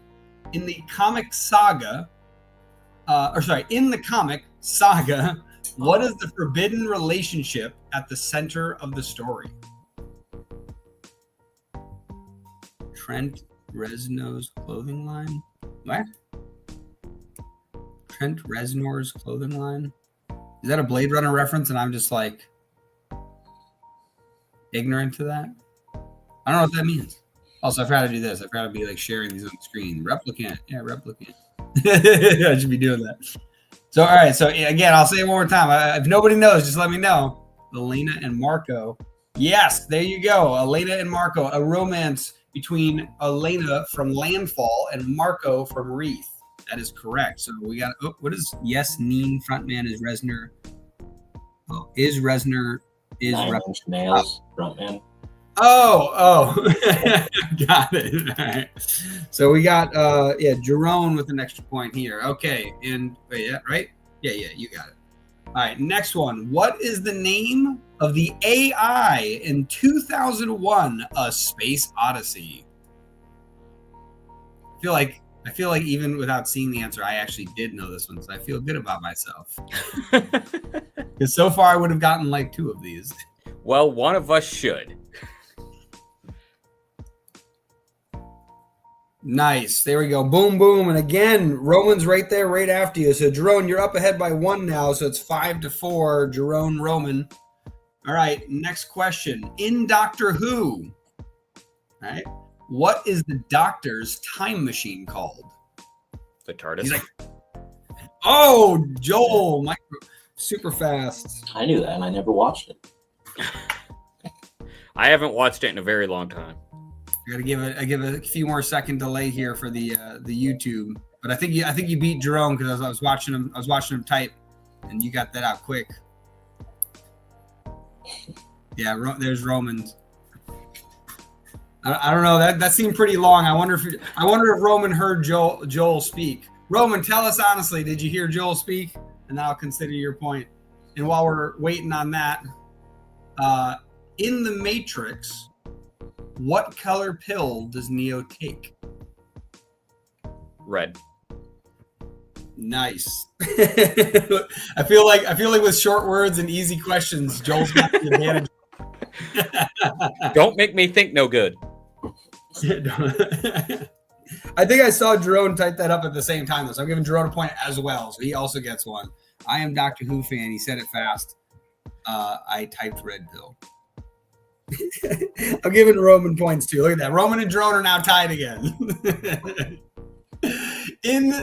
In Ender's Game, what type of game is used to train young commanders?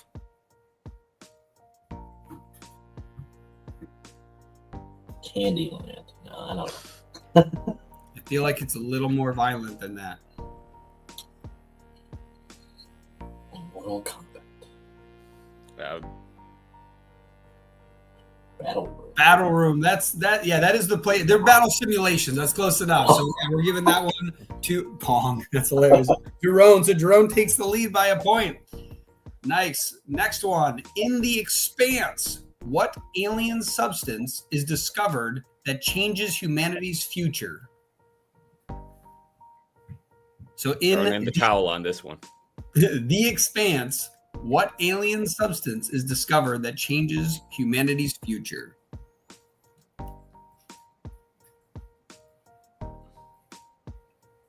And for those in the audience, we'll be jumping into the next panel in the backstage, whatever it's called, very shortly. We've only got 2 more questions left. Proto molecule, that is correct. I was like trying to read it. It's like tiny. Who is that? That is Jerome taking the lead. All right. Second to last question. What classic sci-fi film features the line, "I'll be back"? That was... I saw Jerome. What is it, Joel? You better know this answer. It was Terminator, but I couldn't remember if it was 1 or 2. They kind of blur together. It's number 1, but no, wait, is it? No, I think that's number 1. See? The reason why that question is funny, because Greg knows, is that Greg never saw the Terminators for a long time, and I was like, that is the craziest thing ever. So yeah, but I knew where it's from. I know, but that's why it's a funny one, because it's still like it's a movie you've never watched at one point. I'm like, that's crazy. You watched it now, right? Yeah, Travis Gibbs said I can't be his friend either if I didn't watch that. Yeah, I made there's too many movies I used to make reference to. He wouldn't get all the way. It's spot on. He nailed it. So there is one last bonus question, which would be worth 2 points, but actually Jerome's ahead by 3 points, so nobody can catch up. But it's still a bonus question. Who is the pug from the well-known independent comic Mittens, Space Pilot? What's his name? There's more than one pug, so. Wait, did they mention? They don't mention not in the first one, right? Oh, in the first one, there's one. Yeah, there's only one. That's why I said. Oh, okay. That's the well-known one. It's issue 1. The rest I'm assuming I'm not lucky enough for him to be named either Frank or Mittens. Pug Davis. Mittens. No, Mittens is the cat. All right, Greg. Who is it? You can get 2 points and catch all the way up to Joel. Oh my God. Lord Pathoff Atil. Say that again. Lord Pathoff Atil. Oh my God. That is brutal, Greg. That is brutal. But yes, so Jerome, that is 2 wins this weekend for you, correct? You won the very first one, I think. So yeah, again, I still got to email you after. We'll be chatting though, because I definitely want to get show you. You're probably going to get a couple prizes now, which is awesome. So yeah, we're gonna have to go through this. Hopefully, you can get your mic working later. But thanks so much for coming. It was awesome. I'm glad we had some people in the audience and we had some people up here. But yes. The next panel's coming up, so I'm going to boot you guys out so we can get started. There was a prize. Yes, there was a prize. There's actually several prizes. We have free comic books. We've got free T-shirt. We've got free gift certificates to Blick art materials, so that you can actually get art supplies. We have two $50 gift certificates for that. We've got a free year membership at Global Comics. We've got a couple 3-month memberships and a few 1-month memberships. And then also, thanks to Global Comics, we have a free 7-day subscription if you use code SNCC 2020 or SNCC 25. And trying to think, I feel like I'm missing other stuff, but yeah, the free comics from Metal Ninja Studios, from Sierra Nova Comics, and from Apollo City Comics. So we're gonna have comics all over the place. But yes, it's gonna be exciting. And also, Brandon, who'll be coming up next, has to tell me if there was another prize I'm supposed to add to that yet that we haven't heard back from yet, and I can add it to the list. But that's why I haven't contacted anybody yet, because there might be extra prizes, but I have not been informed of them yet. So anyways, I'm going to boot you guys out. We're going to be starting the next panel. It's going to be exciting. Quick start over. Awesome. All right, I'm going to boot you guys out. Next panel coming up. Whoop, where's my directory here? Where are we? Oh, yes. Creating indie anthologies. So thank you, Jerome. Thank you, Joel. I'm going to adios you. See ya. Boom. There we go. Nice. Awesome. Like I said, the next panel coming up is Creating Indie Anthologies, Collaborative Storytelling. I'm going to get rid of this music. We're not doing trivia anymore, so we need some calmness over here. And for this panel, one second. Who did I make the host for this panel? Oh, it's Greg. Greg's the host, so you get this chair. There you go. Where'd it go? Boom. And we're going to bring up Brandon real quick, and you're going to tell us who you are and what do you do. Hey. Oh, good. Audio is working, right? Solid? Sounds great. We can hear you. Cool. All right. Hi. Brandon Blocksdorf, Brandon Community Director here at Comics Wellspring, and I'm the Editor-in-Chief at Apollo City Comics. Super hyped to be talking about anthologies, because that's what Apollo started with. That's what I do at CWS. I've put together dozens of anthologies, so I'm super hyped. So much to talk to you guys about. So thanks for having me. Sorry, I was eating a cookie right when that popped up. Perfect timing. Next, we have Anna. Who are you and what do you do? Hi, I'm Anna. I have sorry, I'm getting a lot of echo. I can fix that or not.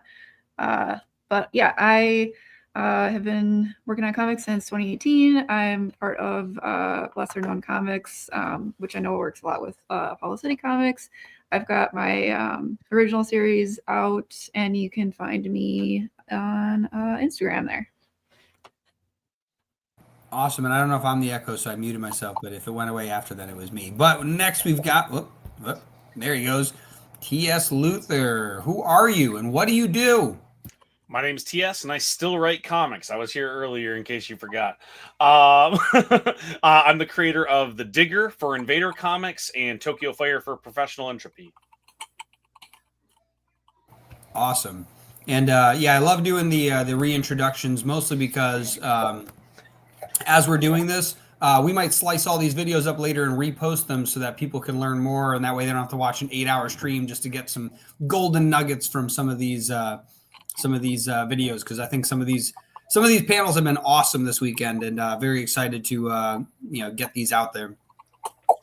So anyways, like I said, Greg's going to be a host, so I put him on the spot. I didn't even tell him, so now he's got to make up questions on the fly, probably. If not, I can just take over like that. But yeah, to start, I guess my first question is probably going to be, why anthologies? That's it. Just why anthologies? You got comics, graphic novels. You can even do different mediums. You can do books and other stuff. But like in the comic space, anthologies are an interesting beast. So why anthologies? I'll go first, if anything. So when I was starting out making comics, I was trying to make a book called Teenage Babylon, and I was pitching this cosmic punk rock love story over and over. And then actually Mark Bernal of Lesser Known Comics was like, dude, what if you put together an anthology first. You put together an anthology so that when you kickstart Teenage Babylon, you're pitching a punk rock themed book. Why don't you do a punk anthology, build a base off of that? And that way you're not entering the Kickstarter realm or just the comic realm with just a book. You now have a collaborative group of people that you've put together and you formulated, and we made and out come the comics, this punk anthology. We also got really cool. This is even before I was working with CWS. I got CWS to sponsor us for a book, and they did this cool foil cover for me. And I took it to San Diego Comic-Con that year. And it's kind of crazy because when you get, 15, 16 people on a book, you create a lot of friends. So I had a random page that I needed to fill in here, and I found a one-pager submission. And now that person, China Rosemaria, we were doing a whole series together. We just finished wrapping. We're in the design process of Fake Your Death, and it's like 65 pages for the first act. And because of this punk anthology, I met China. And so it leads to crazy stuff. So if you're trying to network, if you're trying to grow, anthologies are a great way to just kick off things. Definitely. And who else? Anybody else? Why anthologies? T.S. Luther. Yeah, I think that's great. The networking thing, I hadn't really even considered when I first started. I started doing anthologies as my first book growing up because I didn't know how to write a 22-page script. I was like, well, I can do 4 pages. I can do 5 pages. And then when I had a collection of those, it's like, okay, now I have something to start with. So that was a really easy in for me. And like working with Orange Cone Productions and a couple other like mostly anthology companies, what I found is it's really easy to get credits and to pitch yourself on 4 pages. They'll trust somebody unproven or someone new on 4 pages, 5 pages. You can afford to do it with an artist, maybe if you can't afford to do an entire graphic novel, right? So it's just an easier in both for trust and for your wallet to do a 4-page script to get into an anthology, Yeah, 100%. I also I like the idea that even Spider-Man, right? It was kind of tossed in at the end of a comic book, and it's yeah, because even the publisher's not going to be that mad that you toss in a couple of pages. So yeah, if the whole goal is to just get a bunch of people to toss in a couple pages, yeah, it's less likely they're going to be stressing out that your one thing might not be that good. So definitely. And Anna, why anthologies? Yeah, I mean, I think definitely a lot of what has been said before. But I know when it comes to anthologies, it's really a great way to not only network and meet new people, especially for marketing. If you can, if you have an anthology that's got a lot of people in it, it's really great for getting the word out there. But it's also nice because sometimes you want to just try something a little bit different, and you don't want to commit 40, 50, 60 pages to it. You can just try something that you're like, hey, I've been looking to try this this style or this just like play around a little bit more than I normally do. And it gives you a lot of freedom to do that because most anthologies, you're probably not going to be doing more than 10 pages at the most. And it's nice to actually get to try something without having to worry about like, oh, if I don't like how this turned out, am I going to be doing this style for, years, but you can just try it in an anthology. To kind of real quick piggyback off of that, it's a great way to test out creative partners too. The first artist I had for Teenage Babylon that's in the punk anthology, it isn't the artist I have for the series Teenage Babylon we're working on right now. And it was one of those things where you got to like experiment. You get to go through a small vetting process and see how each other's schedules are, how you communicate through a script, what the vision comes out to be. But also, besides testing out creative partners, it's a great way to promote an upcoming series. So if you do a snippet to something themed, so like we did this, actually we have a couple, this is one for CWS. We did a one for a convention for Baltimore, and I put this together. But so I probably more adult themed, but I write a series called The High Adventures of Weed Wizard and Bong Boy.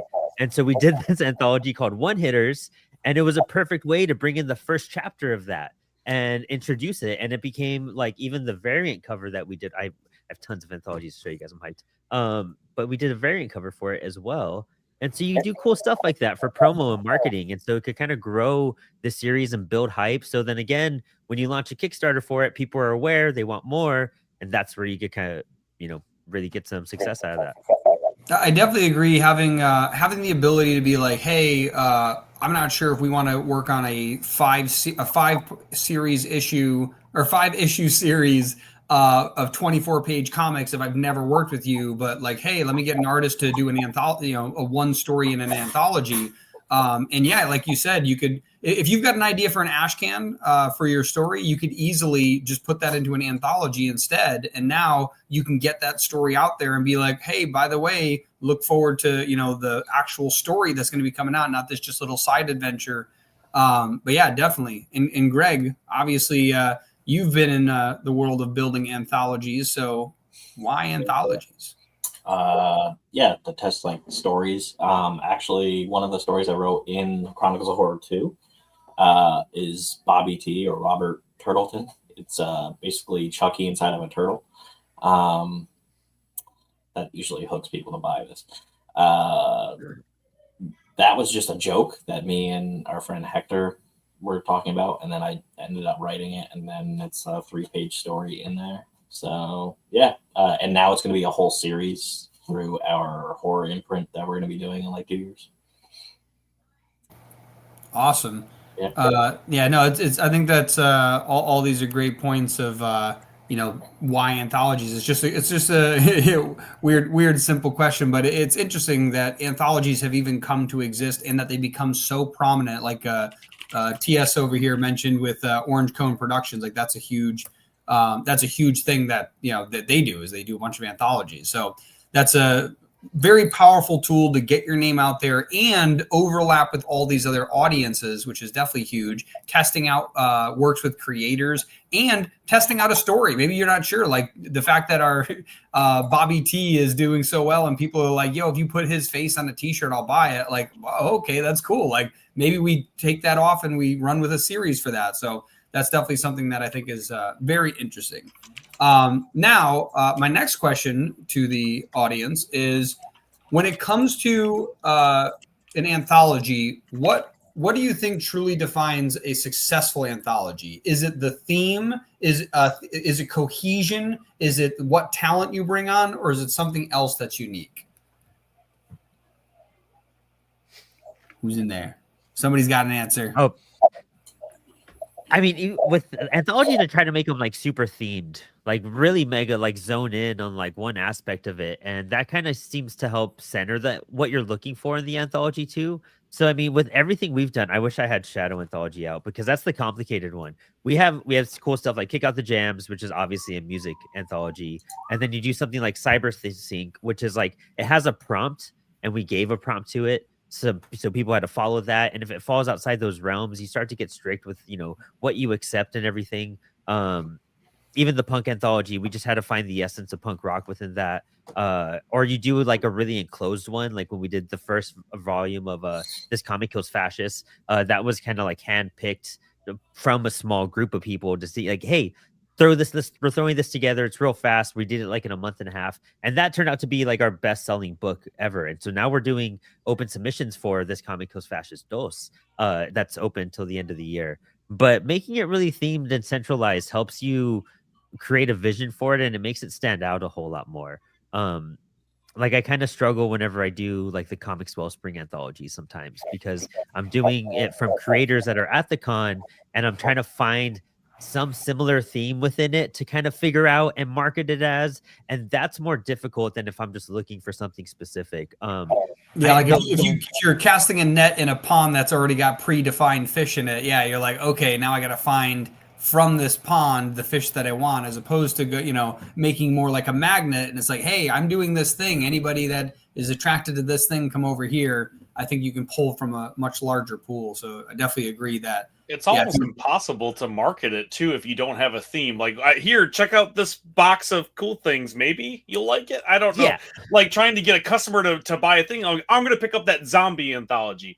I'm going to pick up this anthology that does X. It's really difficult, even if you're a fan of a publisher. Like when Image does their collection, or Dark Horse does their #1 collection, they still don't sell super well, because even if you're a fan of that, you don't know what kind of stuff you're going to get out of it, versus the targeted anthology that's, oh, hey, I like cats, I'm going to pick up the cat anthology. That sounds rad. Yeah.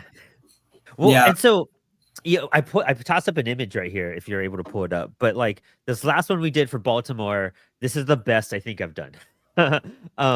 What I did was I got everyone who was in the book to work on the cover as well. So Oh, all that's of cool. us did a section. So from the top left corner, that's Javi Martinez, and then you have Doug Knight, and then you have me on the right. And then you have Daryl Murphy, Eric Allred, and Jade Louder. And so, like, I try to get everyone to draw the character Ink, the mascot for CWS, and bring it together into one cover. And so when you read it, it's all like a whole bunch of indie stories. So that came out themed. I did one for like a small. These are all available on Global Comics as well. But I also did one for the Inspired Ink podcast where I tried to, like, at the time, whoever were guests on it, I put in the anthology. But that was so big, we just did it digitally. But I should do a round 2 of that now that I think of that. But trying to find that theme, because if not, like when I did the Heroes Con one, I was just like, you're cool, you're cool, you're cool, you're cool. And then I felt bad because I left out so many people for like no reason, really. Like Because there was they no weren't filtration. cool. Is that what you're trying to Yeah, say here? I guess. Did you make the highest list? Dude, I realized that one you mentioned where it's gotten so big you've just done it digitally. That would be really cool then if it was turned into like what are they called? Table books, or like they're like those Like big a coffee books. table book. Yeah, coffee table yeah. books. Yeah. Like that Yeah. would be really cool, actually. Kind of like just an encyclopedia of anthologies. Just like just a huge book of just tons of anthologies. That'd be awesome because like other than like a printer or a large publisher, I don't think there's gonna be too many people that have that direct access to get that many stories in one place. And then not only that, if it's the printing company itself, then depending if they're capable of printing it, it's like that they reduce the cost of making it, but then it could be a collectible thing. It could be something that's only given out at the Ringos or something like that. But like, I think that'd be kind of a cool, it actually could even be one where you do it for charity, where, you auction it off and you make like, 100 of them with all of these independent comics in there. But I think that would be super cool because like, obviously it would be a beast of a book, but being able to just have like, in fact, if you had that many, you could probably have themed sections of the book where here's all the horror anthologies and here's all the superheroes and here's all the sci-fi. So I definitely love that idea. With my marketing snippet real fast, with POD coming in the next couple weeks, like stuff like that's going to be way more capable for us, for you to just find the book on like Global or on a website like that and be like, oh, I want a copy of this physically. Bam, print it, and then it's going to be sent to you in through 5 to 7 days. So very in the feasible future, more accessibility to comics with print on demand from Comics Wellspring. Yeah, definitely. And now I got a quick question, just with a show of hands. Who here has written and created something that was put into someone else's anthology? Right? Cool. And opposite, who here has been the one assembling an anthology, whether or not you put something in it? Cool. All right. So yeah, almost everybody. So Anna, you're the only one that hasn't had to assemble one yet. So don't worry, you're not missing out on a lot. It's definitely not super fun. No, I know it's a huge commitment and it's a lot of work for the people who put those together. And I'm sometimes in awe of how much goes into those and everybody that takes it on. So I'd love to do one at some point, but I know exactly I've seen how much work it is. So no, you've made the correct choice not doing it. I think that you've chosen wisely. I've talked the team out of doing stuff before when I'm like, guys, you don't realize what it's not just checking submissions. That's the fun part. That's the cool part is checking them all at the end of the thing. There's an entire before and after and middle that just like, and we've gone through like financial issues. We've gone through printing issues. We've gone through, timing stuff. I've had so many failures and success. All of our anthologies, I'm just going to flash them up while I talk. All of our anthologies, I feel like, are massive successes because of what we've done with them and how many we've actually done in our short like time span of being a publisher and what, just in general. But it's one of those things. It's pretty time consuming and it takes a lot of work. I'm missing 2 of them, but and you get an anthology, and you get an anthology. Well, that's what we're giving away in the packet. All the Apollo anthologies. One of the trivia winners gets all of the Apollo anthologies digitally, and that is like hundreds of pages of comics because they went from being like 60 pages to 20 to 100 and something. The newest one, our horror anthology, we just put out with Jade Louder. Where I almost get killed in it. This is beautiful. I love this book. It's getting shipped right now to everybody. It'll be on our website soon. But this is probably our biggest anthology yet. we got it. There's even a Chrome version, which is pretty sweet too. I knew I But, made a mistake not doing the trivia. I should have taken part. Oh, don't worry. If you want to take part, we've got 2 more trivia today. At least 2 more trivia today. I'll be watching. I'll be paying attention. Yeah, there's this 2 time. more. No one said there was Well, prizes. I'm just sitting here going, "Oh, you guys don't know anything about sci-fi. I could have won." It's so funny. Yesterday, I gave them an option of a bunch of them, and then I chose martial arts, which none of them picked, and I was like, "That's perfect." And it was funny because they were still able to get some of the answers, but it's funny because like I feel like people don't realize that martial arts is a genre of comics. Like it was a genre of film. Like it's a whole genre in and of itself that you probably actually know more than you think of because you probably enjoyed it as a kid and were like, "Oh yeah, that is a whole category." Yeah, Night Watch. Yeah. Oh yeah, that was Greg. I was thinking about that too because when we were doing the drawing class earlier, I don't know if you guys missed that, but I drew a rat, right?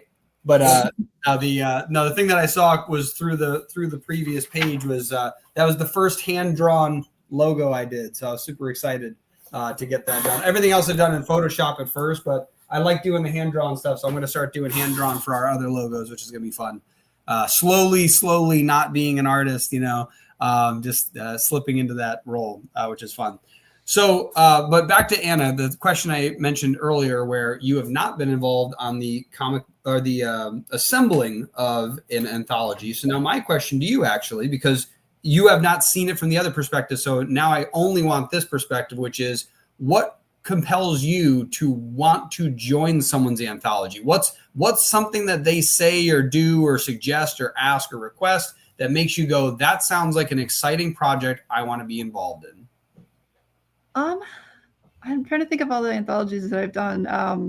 I know a couple of them when I was first sort of starting to put comics out there were like, we want people who have not been published before. Like we want to give people like a springboard into this. We want to make it accessible. We're looking, so they were looking for less of a theme in those instances and a little bit more for just like, this is the first time that you've published a comic, which is great because I think a lot of people get sort of intimidated to do it.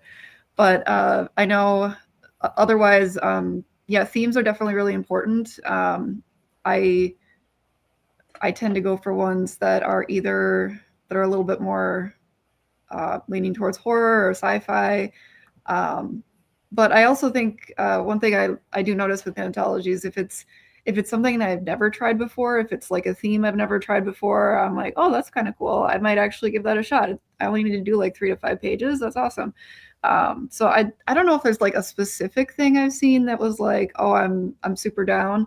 It definitely helps if I've seen that they've put stuff out before, so I know that this isn't their first rodeo. Like sometimes you'll send out an anthology to somebody and then they're like, yep, we totally got you down, and then you just like never hear from them again. So it's nice to see that they're at least a little bit established before sending off your work. But another thing too is that you get to I like anthologies that keep the rights for the creator. Like you still get to keep your story. It's not just their property.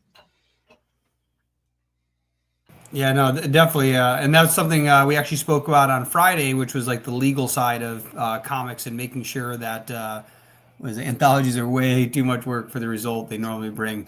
Yeah, you really do gotta, if you're gonna be so on that note of like keeping your rights, I think that an important role that if you're putting on an anthology, and I'll ask this after as well to the audience, but I think that one of the most important things you should do if you're creating an anthology, first off, I love the idea of letting creators, we're obviously all independent creators, so letting them keep their work. But I think that part of that should be, hey, you can keep your work if you meet X, Y, and Z criteria of marketing this book. Because I do think that a lot of people are like, oh, cool, I'll put my stuff out there and hope that it works. And a really good example of that, Greg and I are very aware of this. We created a platform where people could host their comics for free. We did this way before any of the giants that are out there now. We were one of the first independent comic platforms that even existed back in, that would have been 2018 we did that. So we were putting this stuff together, and we were letting people post on our platform for free. And we're like, we're not getting any traffic. All of the traffic is coming from Greg and I sending people here.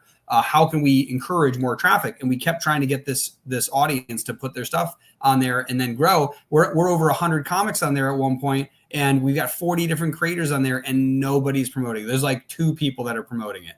And I think one of those people even signed up for the paid membership version that we had just to support us, right? But out of all the other people, it was super hard. So I would say that if you're putting an anthology together, that's a really easy way to be like, hey, you can keep your story. We would love for you to keep your story if, right, you promote this with at least 10 Facebook posts or 10 Instagram posts and email out to your newsletter that you attach us to so we can see it. Whatever it might be, you have to attach some caveat to it, because if not, there's they have no incentive to do it themselves. There's no reason for you to promote it other than getting some fame, because you're not going to make money off of the book. Right? For the I disagree. I think there's tons of reasons to promote it. And I think you should be promoting any anthology that you're a part of, not just like, yeah, maybe you already got paid, right? But again, fame, notoriety, networking, you should be a part of it. I'm a part of a series right now, Holiday Spirits. I'm going to be in their monster book for Christmas. And I'm going to tell everybody about that as I'm plugging the Digger, because that helps people buy those. Editors see that. I've gotten gigs because I'm in this upcoming book. And that's how it works. So I think it's a little bit silly when you write a story or you draw a story and you hand it off and you go, okay, they'll do the rest of it. They don't. It doesn't matter if you're working for Image Comics or a smaller indie publisher. They don't have marketing budgets and they don't spend it that way. If you want to get more gigs, if you want to proliferate your career and get more credits, you need to be plugging every single project. You need to be talking about it in your portfolio. You need to be coming to these awesome little cons and talking about it. The fact that we don't have 1,000 people signing up for this is crazy. That's how you get the jobs. Every time somebody comes to me and asks, well, how do you get gigs in indie comics? It seems impossible. Why didn't you sign up for SNCC? Why didn't you go on that podcast that only has 4 listeners? You need to be plugging your stuff, even if it's not your own personal IP, even if you don't own it. Plug the products that you've been a part of so people know that you're willing to work. I like how he talked about us twice. He's like, why aren't you on SNCC? Why aren't you on that podcast with only 4 people? It's like, hey, talk about somebody else. Really, piggybacking off of that, it also depends on the people organizing the anthology too. You got to create a community when you do that. Whenever I do an anthology, I create a group chat like on Instagram, because I've kind of vet everybody who's going to be in the book pretty well. Like, we'll go through their stories, we'll go through their profiles, because we always ask for socials, and we want to make sure that these are people that are like going to be wanting to do this. And if 1 or 2 of them don't, all right, that's cool, whatever, you know what I mean? But it's just like, we try to find people who are going to be active in the community. But besides that, like, we'll have meetings. I'll host StreamYard meetings that are live where people can ask questions and we drop it in the chat. We provide updates in there and we try to make it exciting for people. I try to hype up people as much as possible, but that way they're excited and they're proud of it. And I try to show people a product that they're proud of. I think all the books that we've made with Apollo have a pretty good standard of quality, and it's really because of that. Our team is fucking dope. Max Flowers has designed almost all of our anthologies along with Eric Allred, and they're just fantastic designers. But we want to make sure the team loves that too. So we get insight, we try to communicate, we try to get some feedback. We try to give as many updates as possible. I'm shipping out the horror anthology and I just send them pictures of stuff of the boxes and my cats and whatnot, and everyone's like hyped, and then I'm getting posts and tags and stuff, and I'm like, please guys, do that. It's really cool. Plus, especially if you're an entering first time creator, if you have 1 book out, do 1 or 2 anthologies, because then you could get 1 or 2 anthologies as well. And the way I kind of work to help creators get books, I just sell them copies at print costs. Yeah. And so I get a pretty decent deal in a lot of the anthologies. So I give people this per copy, and I work out money with them. I'm not strict. People are really trustful once you open up and you're kind of working with them on that stuff. I've never had an issue in that sense before financially. But just get them included, make them hyped, to make them be proud of it. And that way they will promote it and they'll be proud of the success and the Kickstarter itself. That's my there you go. I went to hit unmute and then I hit my dim button, so my screen got darker. I'm like, no, where's everybody? But anyways, no, yeah, that's awesome. And I do think that it is important that the organizer of the anthology is somebody that is actively involved and they're bringing people together, getting them all excited so that the people that are joining those anthologies are also excited. And I also agree, Luther, that you do want to, like, you should want to promote the stuff that you're on. But ironically, you're somebody who's also put together an anthology you mentioned. And I think that people who are willing to put on an anthology can see the value and why they should promote others' anthologies. But I think that those who've never put one on might not see it the same way. Obviously, some of them are gonna. Some of them are like, oh my God, I'm gonna be in this thing. I'm gonna tell everybody, and that's exciting. But I think there are substantially more people that, yeah, they don't come onto our show and they don't promote their anthologies, and they're a bunch of those guys. Don't be those guys. Nobody likes those guys. But I was like, what's a family friendly word? Those guys. They're all cowards, is what he's trying to say, right? Like, I think you're yellow. Nobody calls me yellow. All right. Awesome. So we got a few more minutes left. Now I've got another question, and this would be for either the creators on anthologies or the people trying to put them together. Obviously, the person the person organizing the anthology is going to have one vision in their mind, that they see that this anthology is going to be awesome. It's going to look like this. And then somebody that they invite is going to join and go, hey, look at what I made. And they're going to be like, what is that? I don't like it. It makes me scared. And you're going to be having to have these debates between people that you might have already agreed to put their story in your into your anthology. Or let's say you've written the story, you're going to put it in an anthology, and they go, by the way, these are the other stories in the anthology. Like, whoa, I don't want my anthology next to those things, right? I think there's a lot of things there where there might be creative differences between the creators and the anthology assemblers. How do you guys go about dealing with these conflicts as they arise? I don't think I've ever come across that. I'm not going to lie. I think Mr. Perfect. Because no, I mean, I think there's a lot of factors behind that, though. And also, like, if anyone wants anthology advice, I have a document. We've created a document. I'll totally share it with anyone who wants to try to put together an anthology. It's just some insight. But the way we've kind of formulated stuff and the way we think about the theme and the restrictions, I wish I had the stuff. Maybe I could even pull it up while I try to talk to you guys. But like, we're very strict on what is going in that book. We have really like standard limitations on things. We're very specific on everything that's going to go in there. And even when we choose the stories, like, there's a whole council. Like, we have like 5 people typically like looking at the stories, trying to figure out what's going to go in there. And if we go back and forth on a couple, and it just kind of gets narrowed down and down and down. And also, I don't know, I think maybe the community that Apollo's created, we all have a kind of a very similar vision and taste, and you probably know what you're getting involved with us. I can't find this picture, but I should have put up my Instagram or something.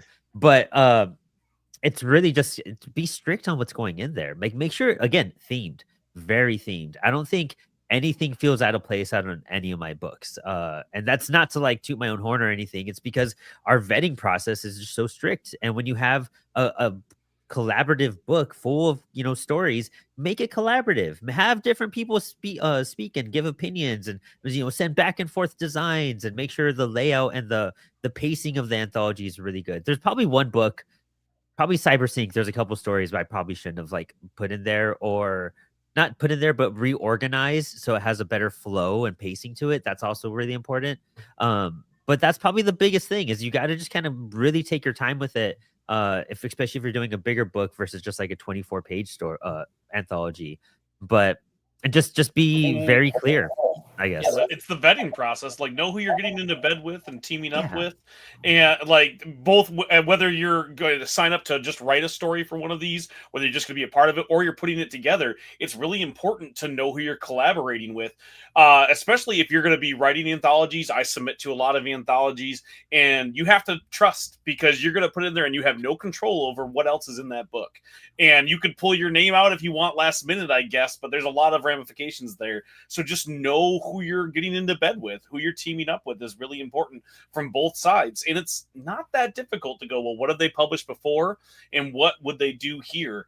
And if you're putting one together, Google that art before it goes in there. Google that writer before you say, hey, will you write a story for this? And don't accept anything, like you said, Brandon, like with carte blanche. Don't just say, yeah, whatever you write's going in there. No, like have a vetting process. Let them know there's going to be check-ins. Let them know that there's going to be times where we decide yes or no going forward, because people will wait to the last minute and do something maybe not so, great and or offensive. And that pops up all the time, not just in big stream comics, but also in the little guys. Like there are people who want to tell stories that might not fit with your vision. You just need to do the work on both sides. It's not hard. It's just a lot. Yeah, I think one of the key things you both brought up was specifically vetting before the journey starts, right? Like don't like making sure that by the time that you guys are getting their stories into your book, they're fully aware of what's in your book. You're fully aware of what they plan to put in the book. And now it's like, okay, like this is the game plan. Anyways, this panel is about to wind down. We're about to jump into our next panel. So before that happens, I want to get everybody a chance to tell me, who are you? What do you do? Where can people find you?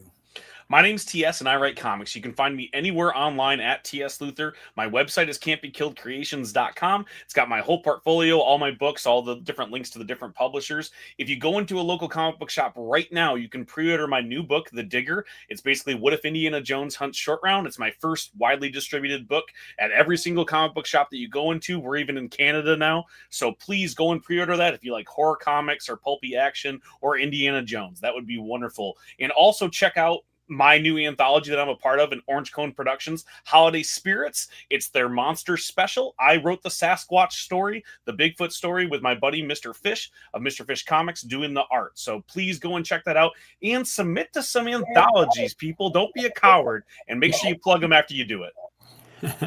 Mr. Fish is the man. Anna, who are you? What do you do? And where can people find you? Yes, I am a writer and artist. You can find me easiest on Instagram at alpeterson7689. I've got a link tree in there. It's I got links to all my work. I've got my current one out, Book of Rifters, and I'll be announcing when the second issue is coming out on Instagram as soon as I've got a date. Awesome. And Brandon, who are you? What do you do? And where can people find you? I'm Brandon Blocksdorf, and I am everything, dude. Brandon Community Director at Comics Wellspring. Get ready for POD, print on demand. Sign up for Global Comics, Comics.1. That's where we're first launching, and lots of updates coming. So make sure to sign up for our newsletter to get all of those. And check us out Monday night on Inspired Ink here on YouTube, where I interview Alex Segura this week, and Thursday nights where we do Spilled Ink as well, our live drawing show. And then check out Apollo City Comics at ApolloCityComics.com. Right now, we still have submissions open for this Comic Kills Fascist Dose, open till the end of the year. So please check that out. We also have a bunch of cool stuff like this Comic Kills Fascist is free right now. This is the last day. It's free on our website. Go there, type in the code, get a free digital copy. Bam, QR code, that one. And yeah, all the things. Check out me on Instagram and all the socials of those companies I named. Awesome. We are almost on time today. We're 1 minute late, so that was much better this time. Excited for all of you that you've been here. This is great. Again, that panel was Creating Indie Anthologies, Collaborative Storytelling. Next up is Distribution Strategies for Indies, getting your work out there. So I'm going to boot everybody that's in here now, and then I'll be inviting anybody else who's in the chats below. Adios. Here we go. Oh, and I keep forgetting to switch to this mode first. There we go. Awesome. That was a great panel. Very excited. Next up, like I said, we have Distribution Strategies for Indies, getting your work out there. And up first, I'm going to be bringing Christian. How are you doing? Who are you and what do you do? Well, I'm Christian Duck. I'm the warlord of the Unpopular Studios, so I do everything except the drawing. Writing, translating, distributing, selling, marketing, whatever you can name it, layout. So whatever is not it, that's not drawing. So yeah, studio. I'm doing also animation. So awesome stuff. And we've got Braden. Who are you and what do you do? Hey guys, Braden, Rook City Comics. I do Haven. I do Sketch Night. I do a bunch of other comic stuff in the community. Yeah. Awesome. And Anthony, who are you and what do you do? Hey, glad to be back, guys. My name's Anthony Iannaccio, aka Mr. Tony Nacho. I am the writer, specifically the writer of the comic book series Super Guy, and I'm also a comic book podcaster. Awesome. And we're bringing Anna back in. Oh, no, long time no see. There we go. Gotcha. Who are you and what do you do? My name is Anna. I am a artist and writer. I've been in a couple anthologies, and I've got my original series came out last year, Book of Rifters, and I should hope to announce my second issue soon. Amazing. And we're bringing Brandon back to the booth. Look at this. We got a full panel here. This is awesome. If I can get him. Wait, man, it's not letting me drag. There we go. Got him. Hey. Hi, this again. Brandon Blocksdorf, Brandon Community Director at Comics Wellspring. And I'm also the guy that runs Apollo City Comics. I'm just gonna go with that today. Awesome. Watch the other panels if you want to get the full description. And finally, I'm gonna get him. There we go. We've got Dan Hills. Who are you and what do you do? Hey, I am Dan. I am the CEO of Comics Wellspring, and well, I think that about sums it up. Awesome. This is incredible. Man, yeah, we definitely got a full panel here. This is awesome. And actually, Brandon, if you recall, boom, you are the host of this panel, so you get the special seat. Yes, I'm so hyped, especially because my boss is here. So I got to look good right now. No pressure. No pressure. So I'm so excited because distribution strategies are one of the biggest things in the indie industry that we're all trying to figure out. We're seeing all these things pop up left and right, from Massive to Power Pulp to some. There's like 3 new companies that popped up last week that I saw in news articles. So a big thing that everyone's trying to figure out is what's the right way. Like, what does distribution mean? How does distribution benefit you as a creator at the level you're at? And what's the direction we want to go in? I'm going to kick it off with Anthony, actually, because I know him, and this will be an easier question. But so how do you have Super Guy out? Phenomenal book. Love it. And how you're doing a reach out at this point. I see you trying to get that book out there. What does distribution mean to you as a creator who has one book out, a second one on the coming? But what type of levels are you trying to reach? What is your ultimate goal for distribution at the speed you're producing books as well? Hey, so for me, it's honestly, how can I get as many eyes on Super Guy as possible? So that's really anybody that wants to read it. I find a way to get it in their hands, whether it's a physical copy or a digital copy. Just this past weekend, I put it on. So the first issue and the one shot that goes along with it was always on Global Comics, but you had to pay to read at least the first issue. So this past weekend, I made it now free for anyone that wants to read it. So digitally, anyone can read Super Guy right now. They don't have to pay for it. Physically, I try to get as many copies out there. So I've given people free copies. Specifically, me and Brandon were walking around New York Comic Con, and I would give a copy of Super Guy to really anyone that spoke to me for more than 30 seconds. I just wanted to put this comic in as many hands as possible. Social media helps me get in touch with a lot of people, people I would never meet. Shout out, by the way, to Mark in the comments. He's someone that I guess found me through another creator, but as far as I know, the only person that has put Super Guy on Whatnot.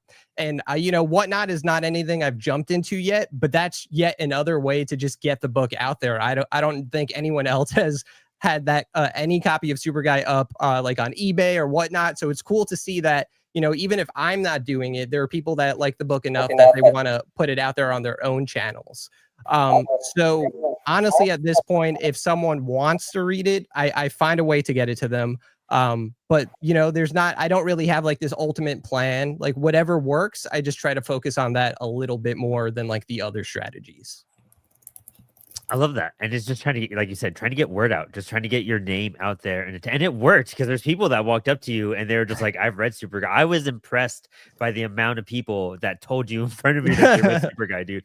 So you're doing the legwork, the good job on that. And it's getting Thanks, the man. amount of copies to do that. And I'm just gonna pitch and that you print with Comics Wellspring. So like Yeah. I know you get awesome affordable books so that you could actually get that first book out. I do the same thing. I give out Teenage Babylon like crazy because you kind of give out a book for free for a year for marketing and just getting it out there. So people could chase the series. And now I feel like Super Guy #2 is going to have a lot of success on your next Kickstarter because of that. So I'm pretty hyped to see where that goes. We'll swing it over to Christian over here. I'm just hearing everything you do when you run. What has been your strategy for distribution? What are some of your goals that you do for your company? Normally, what we do is we have a mixed strategy. Let's say we have, first of all, the number one channel to distribution is to Kickstarter, by the way, and through digital marketing and growing out our mailing list. But we also work with several stores on an exclusive basis. So we have, for territories, we have just 1 or 2 stores, depending on how big is the territory. And then we also, what we do is we partnership with certain collaborators and friends who work with us or have worked with us in the past to carry our books in conventions that we can attend. So it's like a mixed strategy. I was listening to Anthony, and I think that's something that could work at the beginning, that you can give your book away, stuff like that. And if you do it, if you are the one who's drawing it, and if it's a single issue. But we normally, the books that we do are anthologies or are big books. So it's like 100+ pages book. And you cannot just like give those away, that you will be ruined in 3 months. So a strategy is that one, is maximize as much as possible the digital marketing strategies, the Kickstarter, and also appearing at select conventions, and through those channels, build some rapport and bring some prestige, and then go to stores and, as I mentioned, strike exclusive deals based on region. That's what we want to do. That was a strategy a little bit from the beginning, because at the beginning we try to put in as much stores as possible and to put into big distribution. But the thing with big distribution and stores that you don't know anything about them is that you don't know what's the state of your inventory. You don't know if it's gonna be easy, if it's exhibited or no, if it's laying in a box somewhere that nobody knows, if they are breaking them, if they're gonna return it to you, if they're upselling them one other price. So I have all the stories you have in the book. Okay, so I've been doing this for more than 10 years. So distribution, is we were talking about just the Friday when we were talking about the Funniest Foundation, and distribution is the key. I think the 2 main keys for indie comics is quality, but that depends on the creator and their audience. And the other big issue that's been since the beginning is distribution. I remember that when I entered this business, I come from banking. So when they told me that distributors are 70% of the price of the book, I was like, are they insane? So I'm working for them. What is that? What kind of business model do you give 70% to any customer? That's like insane. So I said, no, and thank God that those guys are bankrupt, and hopefully they disappear ever from the face of the earth, because they're just stealing from people, So that's insane. That's like a hijacking. I understand that the store can take 30 or 35 or even 40%, but they need to sell those books. That's why that's something that when we talk about stores, say, hey, if you take this book, you're gonna sell them. It's not. I don't want to hear in 6 months, I have issues or whatever. Buy less, but guarantee that you're gonna sell those less, and then we can work with you. And then because what we offer those stores with those deals is like access to artists, like doing events in the store. So what the majors gonna offer them, like access to the creators, and do Q&A, do panels, and if they do like Congress or whatever, or conventions or anything they do, we're gonna be involved with them. So it's a two-way street when you work with stores, in my experience. So you literally kind of have like curated deals with certain stores just to ensure success for your book, and ways to also drive traffic to those stores as well. It seems like, right? Correct. Yeah. The idea is that we both are happy. It's a win-win situation for everybody. And when you're talking about regional, how far out do you try to reach? What's the furthest you're trying to get your books out, like globally? Are you just looking within Yeah, like a local area? Like how far have you gone and how far would you like to go? we have already covered Ireland, part of the UK, Spain, and we have a couple of stores in the US. We want to expand that and do Japan too, and France. Those are the two big markets we want to jump in.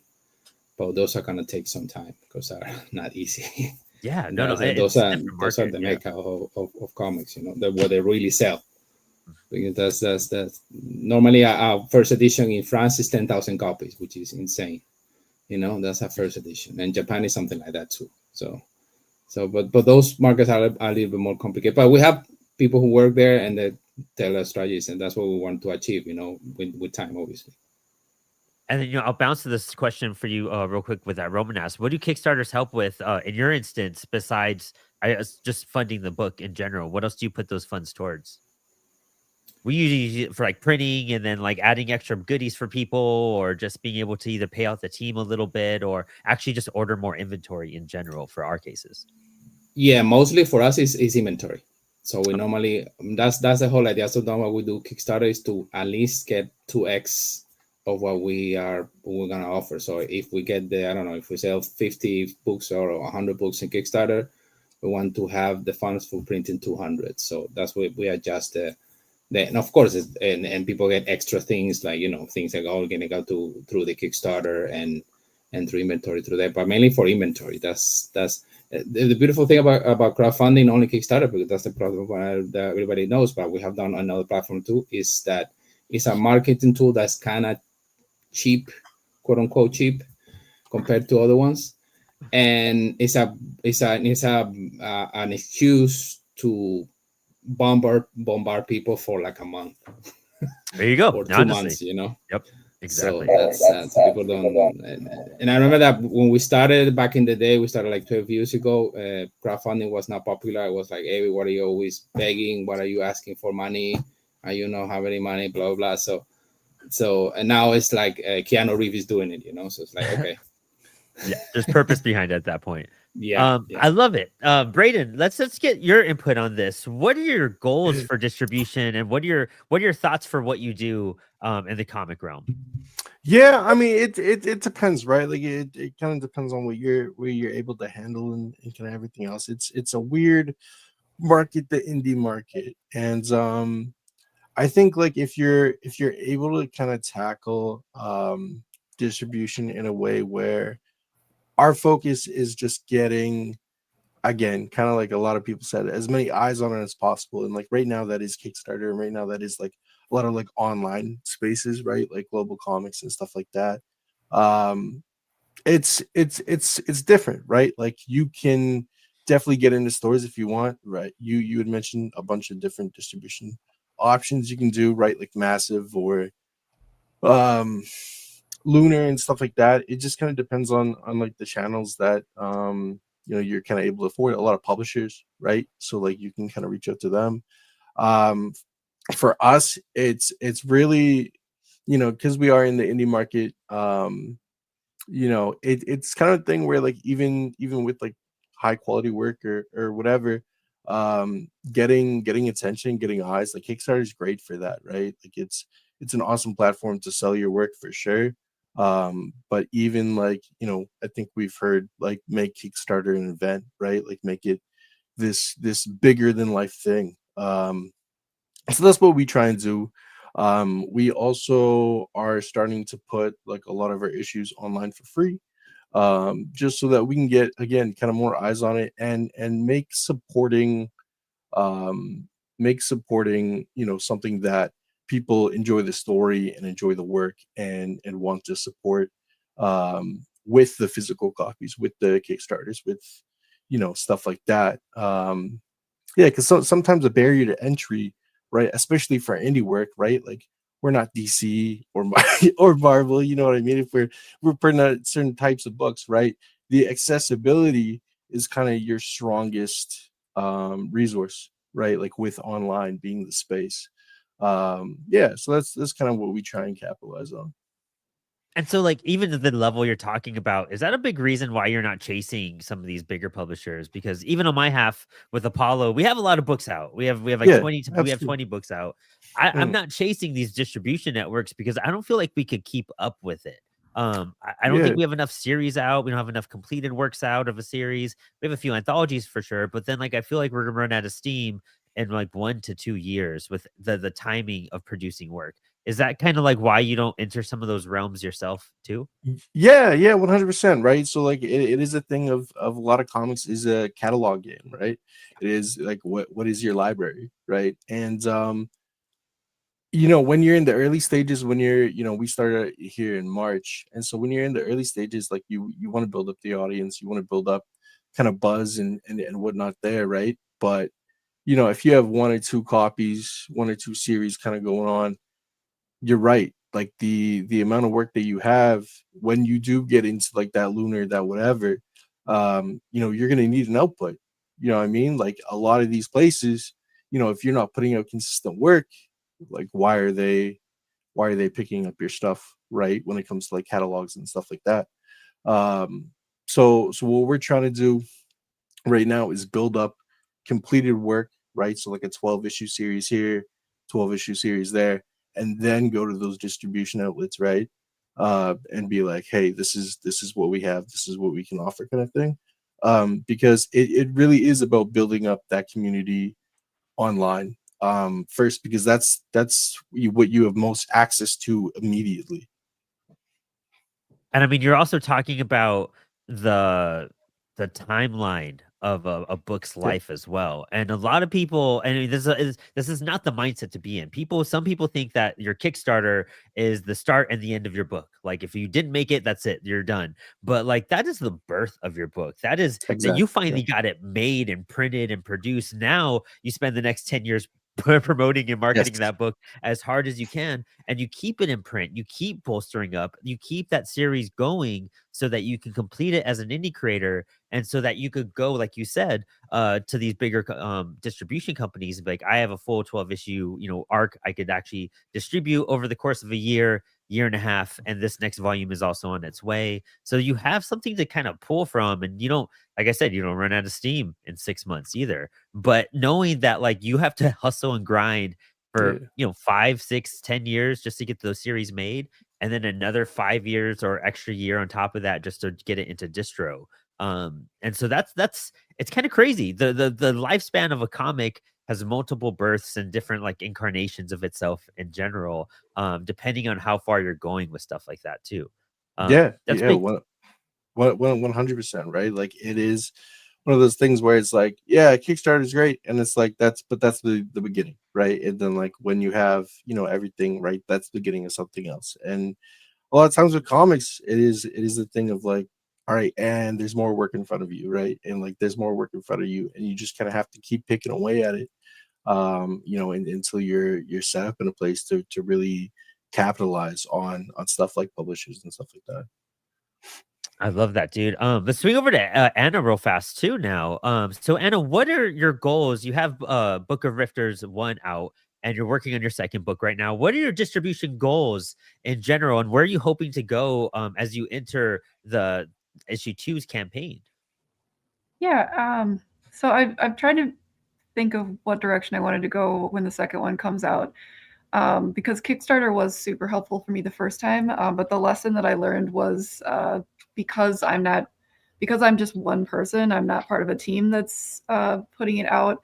I am responsible for fulfilling all of the promises that I make during my Kickstarter campaign. And while I did get everything out, eventually I felt like I was a little bit, I was definitely behind on getting stuff out when I said I was going to be able to get it out, because I didn't really take into account exactly how long it was going to take me to get all of these rewards together. So I definitely learned some stuff the first time. I think I'm going to go Kickstarter the second time, but I also might offer my stuff up for free for a little while. I haven't really fully decided what route I want to go, because Kickstarter is great. I definitely liked it the first time. But I have found other distribution methods too. The town that I live in has a lot of people in comics. There's a lot of comic shops. You can actually get a surprising amount of just walking into a comic shop being like, I have this comic, will you put it on like their local shelf? So that's actually been like it's worked pretty well for me. I sold more than I was expecting to. But yeah, I think the hard lesson I had to learn was making sure that I could fulfill what I needed to fulfill for my first order. And then the second one was, I'm trying to think. I thought of something somebody else mentioned, and I'm now struggling to remember what it was. But yeah, I think just kind of looking for making sure that I have it available digitally and in physical, just because so many things are so up in the air right now with shipping, both nationally and internationally. The stuff is changing all the time, and you don't want to promise all this stuff to people and have it get stuck in the mail. So I'm trying to decide what route I want to go for that. So I definitely want to have physical and digital available to people if it is a struggle to get it out in the mail, because things are just so up in the air right now with that. Yeah, I'm fulfilling a Kickstarter right now, actually, between panels. And so it's costing about $8 a package for this horror anthology that we're shipping out right now. And that's kind of like one of those things where it's up in the air, especially if you did a Kickstarter earlier in the year with a certain shipping price, and then it could kind of like come back and circle back and kind of bite you in the ass later on. But also it's good to like also have like an understanding of where you are and where you are in the industry, and not like overshoot with your goals of where you want to distribute, where you want to be in, where you want to be featured, and understanding your own capabilities for what you're producing. Not everyone is doing the same thing, and not everyone has to do the same thing. And I really respect that, because it seems like you actually give yourself boundaries, where a lot of people, including myself, I kind of like don't even respect my own boundaries, and I overwork and I overstack things. And then it like there's consequences later. But you have to kind of figure that out, and it sounds like that's what you figured out over this last year. It's definitely trial. It's going to be trial and error the first time. Like I would say, if you underestimate how much work it is, to not beat yourself up too much. But at the end, I definitely got everything out, but I did feel bad that I overpromised on how fast I was going to be able to do it, and I definitely learned my lesson the first time for sure. I get that. And then Kickstarter being your main distribution network, is that just like your current avenue? What are you aiming to do to expand that a little bit more? Right now I'm kind of going back to I'm reworking some of my marketing, updating some of it, both like physical and trying to get my website more up to date, having more stuff to promote on Instagram. I feel like this year that took a little bit of a backseat. I sort of got the first book out and then just kind of, I don't want to say collapsed, but I kind of just got through all of that and was like, okay, I need a little bit of a break. So yeah, I think mostly just I'm redoing a lot of my marketing strategies right now. That's kind of what I set aside December to do, was making it look, giving it more of something to draw you in, having more stuff to get out there for when I'm either at conventions or if I'm trying to get into comic stores in person. Just kind of revamping the actual physical marketing a lot, I think, is definitely important. If you just keep using the same images for marketing for years and years and years, they start to get old. So I'm definitely trying to update that a little bit more than in the past. That's, I mean, again, smart revamping. And I know Dan will probably have something to say about that too. Once we'll get to him right after Dylan next. What is Sierra Nova doing in terms of distribution? Are you on this panel? I feel like you're on this panel because you're in the room. Yeah, I'm on this panel. What are you guys doing in terms of distribution on your level? What are your goals for it? What has worked for you so far? Yeah, definitely. One of the biggest things that we've been doing. Whoop, what's that one? Get out of here. This one. There we go. I have. Oh, your other one's still in here. Get out of there. But yeah, the thing that we're doing is honestly the biggest thing is getting to conventions, getting new people to see our stuff. One of the big things that we learned a little too late was that a lot of independent comic shops, they'll take one shots, but they don't want the start of a series and not the rest of it. So it took us a while to finish the rest of our series so that we had enough to either make the trade paperback or at least have a completed series.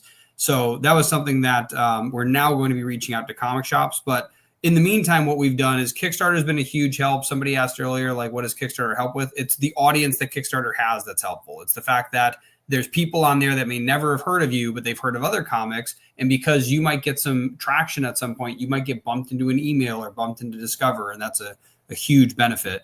The other thing that we're doing this year, and we're going to be moving on to next year doing this as well, is getting into a lot of digital distribution. So right now, we just uploaded all of our comics to like a simple platform called Gumroad, where you can just buy it outright.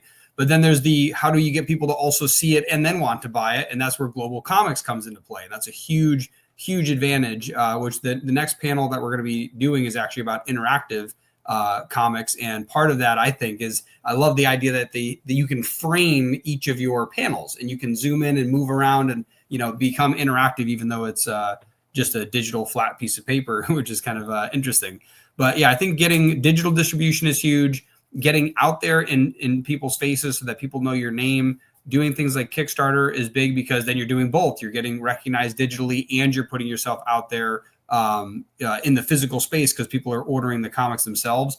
And I think another really important thing that we're going to be doing, and we've been doing, but we're going to be using this in the future, is keeping track of what you're selling and going, hey, local comic shop, we would like to put our books in your store. We have sold, 1,347 of these books, whatever the number might be. That might be an awesome number for some creators, and for some people, they're like, it's a dream number. But whatever you're actually putting out there, you want to work on making sure that you actually can leverage what you've done in the past to continue to grow. Don't just do stuff and then lose that leverage and then try to do another thing. Keep moving forward and go, like I don't remember who it was yesterday or earlier. No, yeah, it was yesterday. Somebody mentioned they had 100,000 views. Oh, it's Carissa, like 100,000 views on Global Comics, and it's like that's a great number to be able to show a in-person, local comic shop. Like, hey, this isn't just a random fan thing. There are 170,000 people that saw her comic or read through her comic. Like, that's a huge deal. So yeah, keeping the stats and using those to grow further.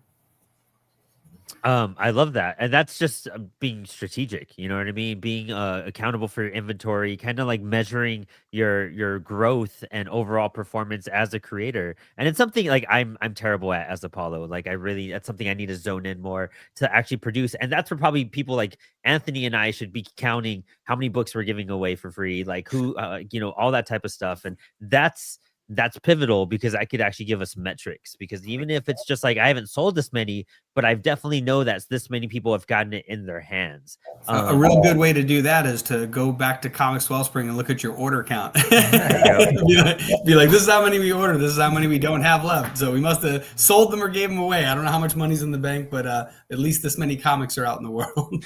Yeah, hands down. And well, speaking of Comics Wellspring, let's rotate over. I saved Dan for last because this was a little strategic on my part. Being a good employee, we just got a bunch of information of creators who are talking about their needs for distribution, what they've been doing, what's been working, what kind of hasn't been working, what they're wanting to pivot towards.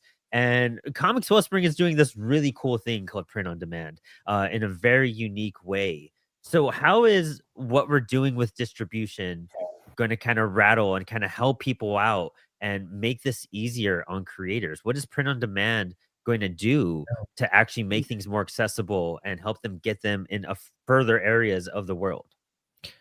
Yeah. First, I'll preface with I've never liked distribution. I don't like distributors. I see their purpose in them about 20 years ago, but these days I think they're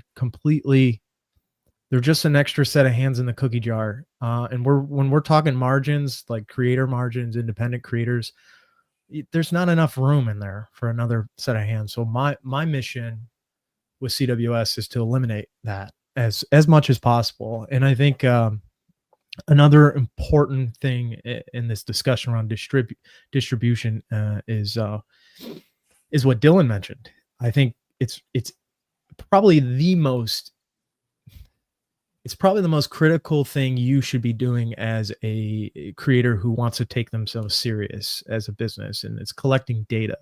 Your data is your power. Demand is important, and proof of demand is extremely important when you want to get into shops or anywhere with any industry. You got to show that this product will sell. So if you can't do that, then you kind of you're making your life a lot harder. So one of the focuses for us, print on demand, it gets thrown around a lot, but we've always done print on demand. But the fact is we're moving into the book of one realm. Not only that, we're expanding our operations to multiple regions and locations, countries.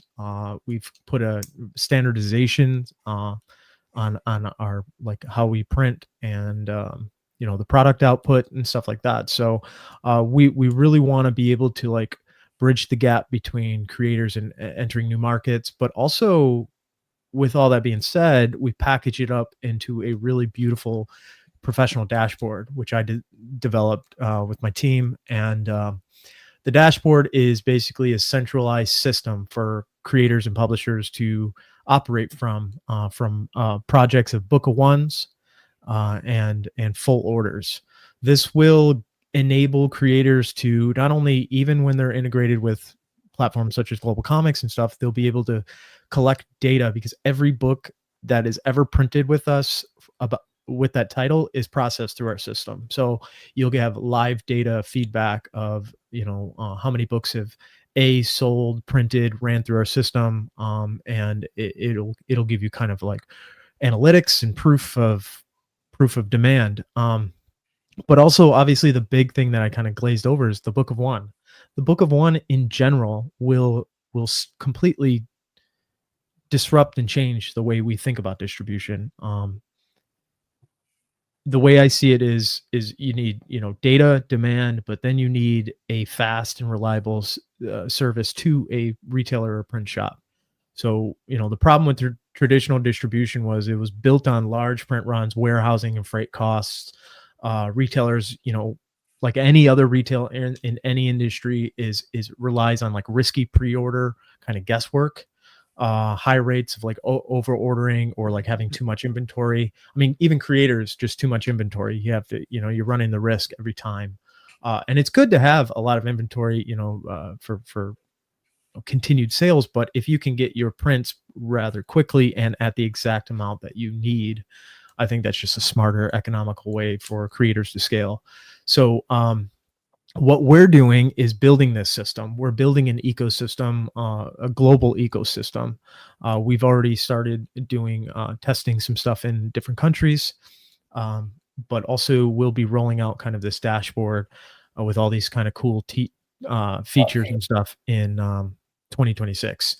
So it's like no more printing large runs, especially when you do these free books and these proof of concepts. You can order the exact amount that you want, give away. You can track all that on your dashboard.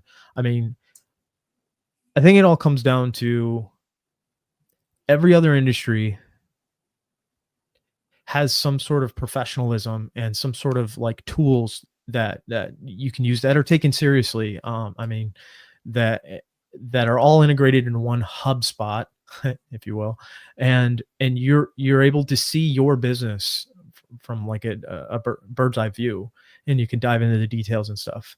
I wanted that for indie creators, and I think that's what it does. But really, what it's really affecting is the margins for the creators. I want creators to make more per sale without the guesswork. I want creators to take it seriously, like they're running a business, and they need the tools and the knowledge and insights to be able to do that. That alone will completely change the way we think about distribution and getting books in the shops. I would like someone like Brandon, you, to go into a shop and do the thing Dylan just said, and be able to, export a analytics document saying I sold this much and here's where I sold it, here's how I sold it, this is what I sold it for. Do you have room on your shelf? And even if it's geolocation, like we sold a lot in this region, I really want to be in your shop, on the shelves here, I can guarantee it'll move product. I mean, that's a way stronger case than kind of like cold calling and shooting in the dark of retailers and shops and stuff like that. So I really want to give the tools. I think that's the missing element. We've as creators, we've put all the trust into these middlemen that put together a list of comic book shops, and it's more complexity than that, but basically that they're just there and they're charging an arm and a leg, which you don't have an arm and a leg when you're selling comics. So I think, I won't be brutal, but I think they're an unnecessary player in the creator to fan ecosystem. And I think I'm really gung-ho about giving an opportunity, because as I think we opened up with this, that there's a bunch of new distributor companies coming out left and right. They're doing the same thing, that claim they're doing something different, but they're doing the same thing. They're just charging you. That's it.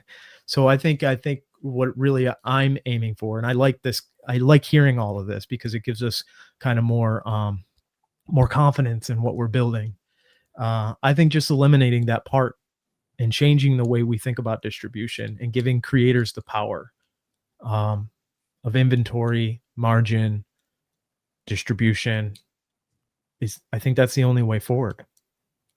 I love that. That's so much, and that means there's so much coming from Comics Wellspring in 2026. So please sign up for our newsletter. You'll get so many updates regarding all of this. And so real quick, we'll answer one last question that popped up. Roman was asking Dan, is it over or under 50% creator return for a second printing, second issue for you guys? What's the return rate on creators reprinting with us? I know the answer, but I love hearing you. It's really, really, really high.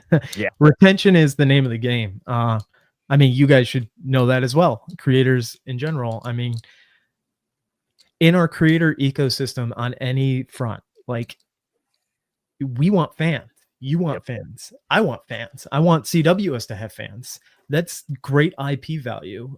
So it's everything that we do is all about that. This is why I mean, not many companies need to hire someone like Brandon, a community director, but we do, because it's about curating the relationships with the community, and that's what leads to retention, and retention keeps you growing and flowing, and predictability is key in this industry. So our return rate is, I mean, shoot, I have no idea what the percentage is, but I'm gauging probably over 80 to 90%. It's really high. We have people who have been printing with us since day one, and I've witnessed people starting printing, I swear, and I can name off some names, but printing small print runs of 25 a decade ago. Now they're dropping 10K every couple of months, and just, it has plenty of creators under them. Like, it's awesome, and that's important. So I don't know if that really answered your question. Yeah. Perfect. Seeing the growth and the expansion of what you've done, and what we've continued to do under Comics Wellspring, not only from a creator perspective, from going small indie to growing into 25 copies to 10K. CWS has done the same thing over the course of the last few years, and I'm so excited for what we have coming for our fans and for our creators. I'm so excited to be part of all this, and knowing all the background stuff that's happening. So thank you so much, Dan. Dan Hill is the CEO of Comics Wellspring. Thank you for your time today and speaking with all of us and just hearing out from the community. I know we all adore having you around and doing that. We'll do a quick round of just who, what, when, where, whys. We'll be a bit more brief about that, but we'll do our sign-offs now. Dan, do you want to do any quick shout-outs before we sign off? Yeah. I mean, shoot, I just want to shout out my team, to be honest, and all the indie creators who have literally been there just cheering us on this whole time. It's insane. It's wild. My team, they've just been working day and night. Here, one piece of business advice. If you're taking your publishing house or your business serious, hire the best sign of like your team, the best type of people are the people that stay up all night stressing. It is. And when you get a team full of people who are staying up all night stressing about the same problem of solving that problem, man, you won because things get done. And our team has been insanely tenacious in jumping on problem solving, and it's been super exciting. So I just want to give them all a shout out. I mean, some are probably working right now, but they have just been so strong in this and seeing the vision for what we could do to this industry, and also to the creators who have always been by our side. I mean, I just saw a comment in there. Thank you, Lulu B 5711. It's awesome. But like I love seeing that, and I love seeing kind of like being in relationships with the creators and just cheering each other on, because we all know that this industry needs some sort of shake up, and I think it's up to us. So Love it. And if anyone wants to learn more about print on demand, we just unleashed the episode. You can see it here first on the day one convention. I did an interview with Dan Hills, and we talked all about POD and what to expect from CWS. So thank you so much. Let's do a roundtable. We'll start with Anthony. Dude, tell us where to find your stuff, what you're up to, and anything you want to promote about Super Guy. Sure. So my everywhere online, I'm Mr. Tony Nacho. So all the social medias, TikTok, Instagram, Blue Sky, all that good stuff. I also host a weekly comic book podcast called Comics and Chronic. Every week we talk about a comic or a movie or a TV show, mostly comics though. We give it a rating. We have a lot of fun.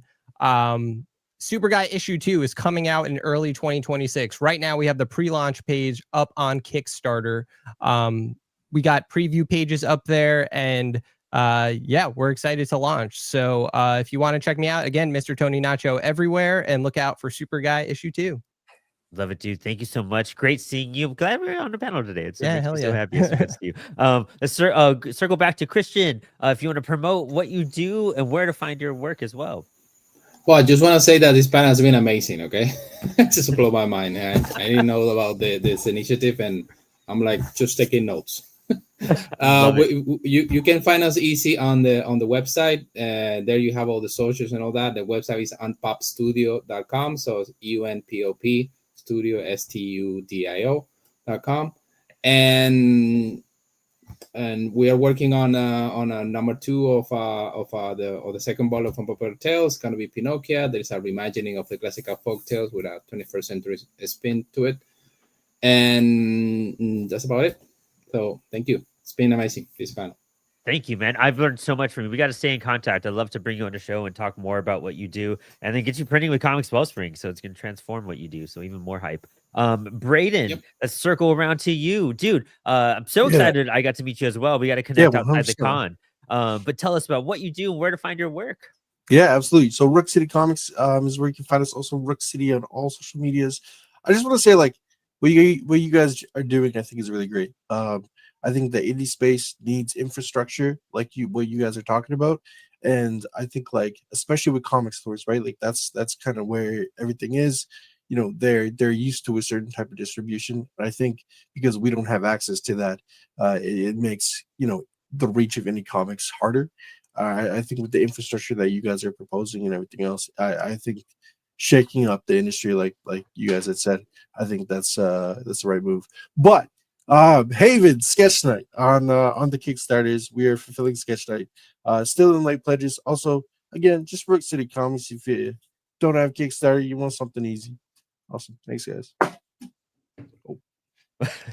Love it, Braden, dude. I feel that our cameras do that all the time. That happened to me yesterday. Let's bring over to Anna as well. Anna, where to find you and what you're up to? Yeah, so you can find me. Best way is on Instagram, lpeterson7689. That's where I have my link tree to all my past work and where I'm announcing any future projects.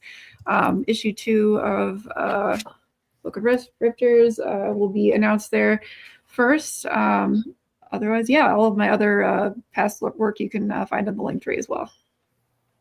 Amazing. Awesome. Thank you guys so much for this panel. I'm again Brandon Blocksdorf. So I was fighting a cat the entire time I was introducing you guys. Brandon Blocksdorf, Brandon Community Manager here at Comics Wellspring. Please sign up for our newsletter. Check out Inspired Ink tomorrow night, Monday night, with Alex Segura. I'm super hyped about that interview. Spilled Ink, our live drawing show every Thursday night. Check out our social medias. We have so much news coming your way. Be sure you're following our socials and signed up to our newsletter because you'll know all about this POD stuff. And shoot me a message. You know, I'll give you some insight. Probably I'll spill some tea with you guys, and so that Dan will yell at me later. It's all good. I'll expose some secrets. But other than that, check out Apollo City Comics at apollo.comics.com. Right now, today's the last day you could get this Comic Coast Fascist digitally for free. Just type in the code. And then we're still accepting submissions for this Comic Coast Fascist dose in our anthology. Please send it in before the end of the year. And that's it for me. I have on other panels today too, so please stick around. We have lots more coming your way. Dylan. Yeah, also Sebastian looks quite stoic there. But yes, and I just realized, Greg, we should be introducing ourselves too on these because we are running it. I feel like maybe we forget to do that. But yeah, I'm Dylan Mislewick, co-founder and CTO of Sierra Nova Comics. I do all the technical stuff as well as editing and hosting this whole event. And also just thanking our sponsors, Comics Wellsprings, who we've got some reps here today, maybe just a couple. We've got Global Comics, Blick Art Materials, Blue Rock Media, Apollo City Comics, Metal Ninja Studios. It's been great. So excited to have everybody here. And yes, our next panel, what is our next panel? Oh, it's the interactive. Yeah, the interactive comics. That's what we're going to be talking about. So definitely stick around. Thank you, everyone, for coming. And we'll see you around, especially if you're at future panels. And hopefully we'll see you back here next year as well. Been a pleasure. Thank you, guys. Bye-bye. Take care, guys. Yeah. Thanks, guys.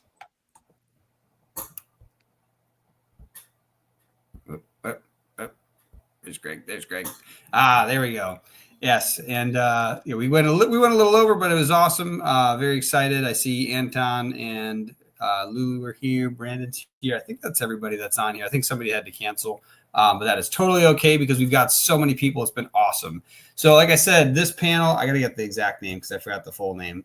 Where is it? Interactive Comics, Engaging the Reader. So yes, that's what this entire panel is about. Is how do we develop comics beyond just the paper and make it so that people are engaging with your worlds? And first up, I will bring up Lulu B. Who are you and what do you do? I am Lulu B. I am the founder of Lumibug Studios. I also am in charge of Baron B, which has about 5 different comics that's going on. I do a lot of stuff, a lot of random things behind the scenes. I also write, and I'm excited to talk about interactive comics. Awesome. And next up, we've got Anton. Who are you and what do you do?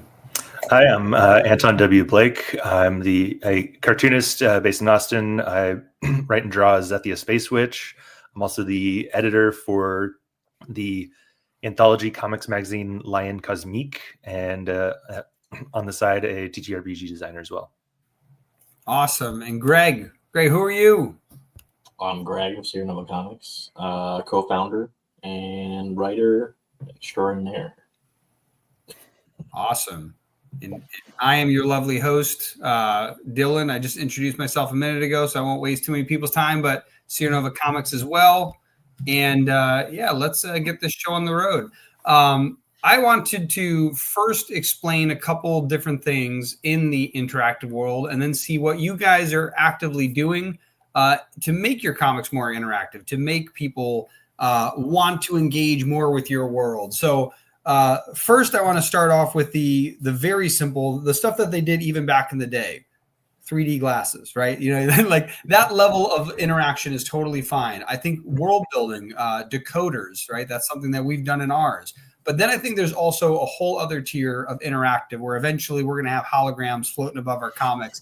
And so there's so much stuff from there and all of the stuff in between. And that's what I want to ask. I want to know, what do you guys see as some of the most effective, means in which to get people interacting with your comics? And anybody want to take the stab first? Cool. We'll put Lulu B up here. What? Okay, get over there. That's not Lulu. Hi. So one of the biggest things that I've seen that have really drawn a lot of traction and people wanting to know more about the comics is TikTok's reels and shorts of like different things that we do for a podcast that we have that explains the lore of our comics. We've also done interactive things like modalities, having voice actors, having motion comics, having different things like that. People love that. And that's been a really big draw, I'd say. Very cool. When it comes to the voice acting, like how are you going about that? Are you going through are you putting like QR codes in the comics, or are you putting a single QR code and say, hey, here's a link to all of them? Like, how are you getting readers to actually get the audio for that? Or is it only when you use digital? Like, what's the route that you're The biggest way, okay, so I do it a couple different ways. First, I put all my comics up on Tapas and I put it up on Global Comics, right? And so then we have Kickstarters, and the Kickstarters are the ones that like pull all those people who have already read our stuff but want a physical copy of it. Mostly, I would say that our biggest pull from both any place that we pull from, including Kickstarters, is Patreon. And on Patreon, we post the digital things. Very cool. That's awesome. And Anton, what about you? How are you getting your readers to engage more in your worlds? I think, I mean, on the note of Patreon, one thing that I do on mine is have a lot of behind the scenes stuff. So like raw scans of pages and like process pictures, that kind of thing. That always I've found really intrigues people. When I'm tabling at conventions, I will often have my original art there, and since I do a lot of mixed media in particular, that catches people's eyes a lot, and that will often even like grab people before they see the book that's right next to it, you know. But I think even some of the older sort of techniques, like I would say, you know, including fan art or like pinup pieces, or even like a letters column, that kind of thing. It's, you know, I feel like there's not a ton of books that I see that still have a letters column. That used to be like a standard thing, and you know, with internet and everything, that is you know, changed whether or not that's some people find that effective, but I still think that that's an interesting way to like get people engaged, and it can also, of course, mean that somebody will then get excited of like, oh, my name's in here, like my piece is in here, something like that. No, that's very cool. Yeah, there's like I said, there's tons of different ways to get people engaged. I do like the idea of Patreon, kind of like pulling them into your world and then giving them this access. One of the things I mentioned earlier are like the QR code style things, where I showed this. I think it was yesterday. This was a comic I was given at a convention at IC3, and you can see there's a little QR code on the top of this, and that little QR code is like a general theme music for this. But as you go through it, there's QR codes throughout the comic, and you can keep them this small, and you can place them around the panels. So this particular one you can see is literally called a musical, and so this whole comic is actually a musical. So you get the visual arts of the musical, but then you also get the music to go with it. Side note, I did learn from this person that apparently if you use QR codes directly from Spotify and you put them on your comic, you must give your comic away for free, because you're not allowed to sell any merchandise or materials that includes a QR code specifically generated by Spotify, which is a very unique thing. So don't do that. Yeah, so I think that's a really cool way to kind of get your readers engaged, because now you're literally giving them background music or potentially the actual singing for it, which is awesome. And I see Lulubi showing off her QR code. What's the QR code you're showing off? This is for our link tree.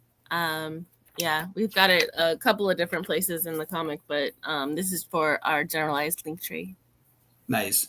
Yeah, and I think that's QR codes. It's so funny. So I remember, man, this had to have been oh my God, like 10 years ago. It might have been more than that. I was working at a fitness center during a summer off, and I saw some guy walk in wearing a t-shirt, and on the back of it, there's a QR code. He goes, yo, like, download this app, and then when you have the app, aim it at this thing, and if you sit it just right, wait, let me get the shirt straight, perfect, and then it'll open up this link. Look at all that cool stuff. And I'm like, man, that's really cool, but it seems like it's a little bit of a hassle to do it. I have to download a specialized app. I gotta open it up and then clear it to go through here. And now, like, you can open up any browser on your phone, you can open up your camera, and you can just enter through QR codes so fast.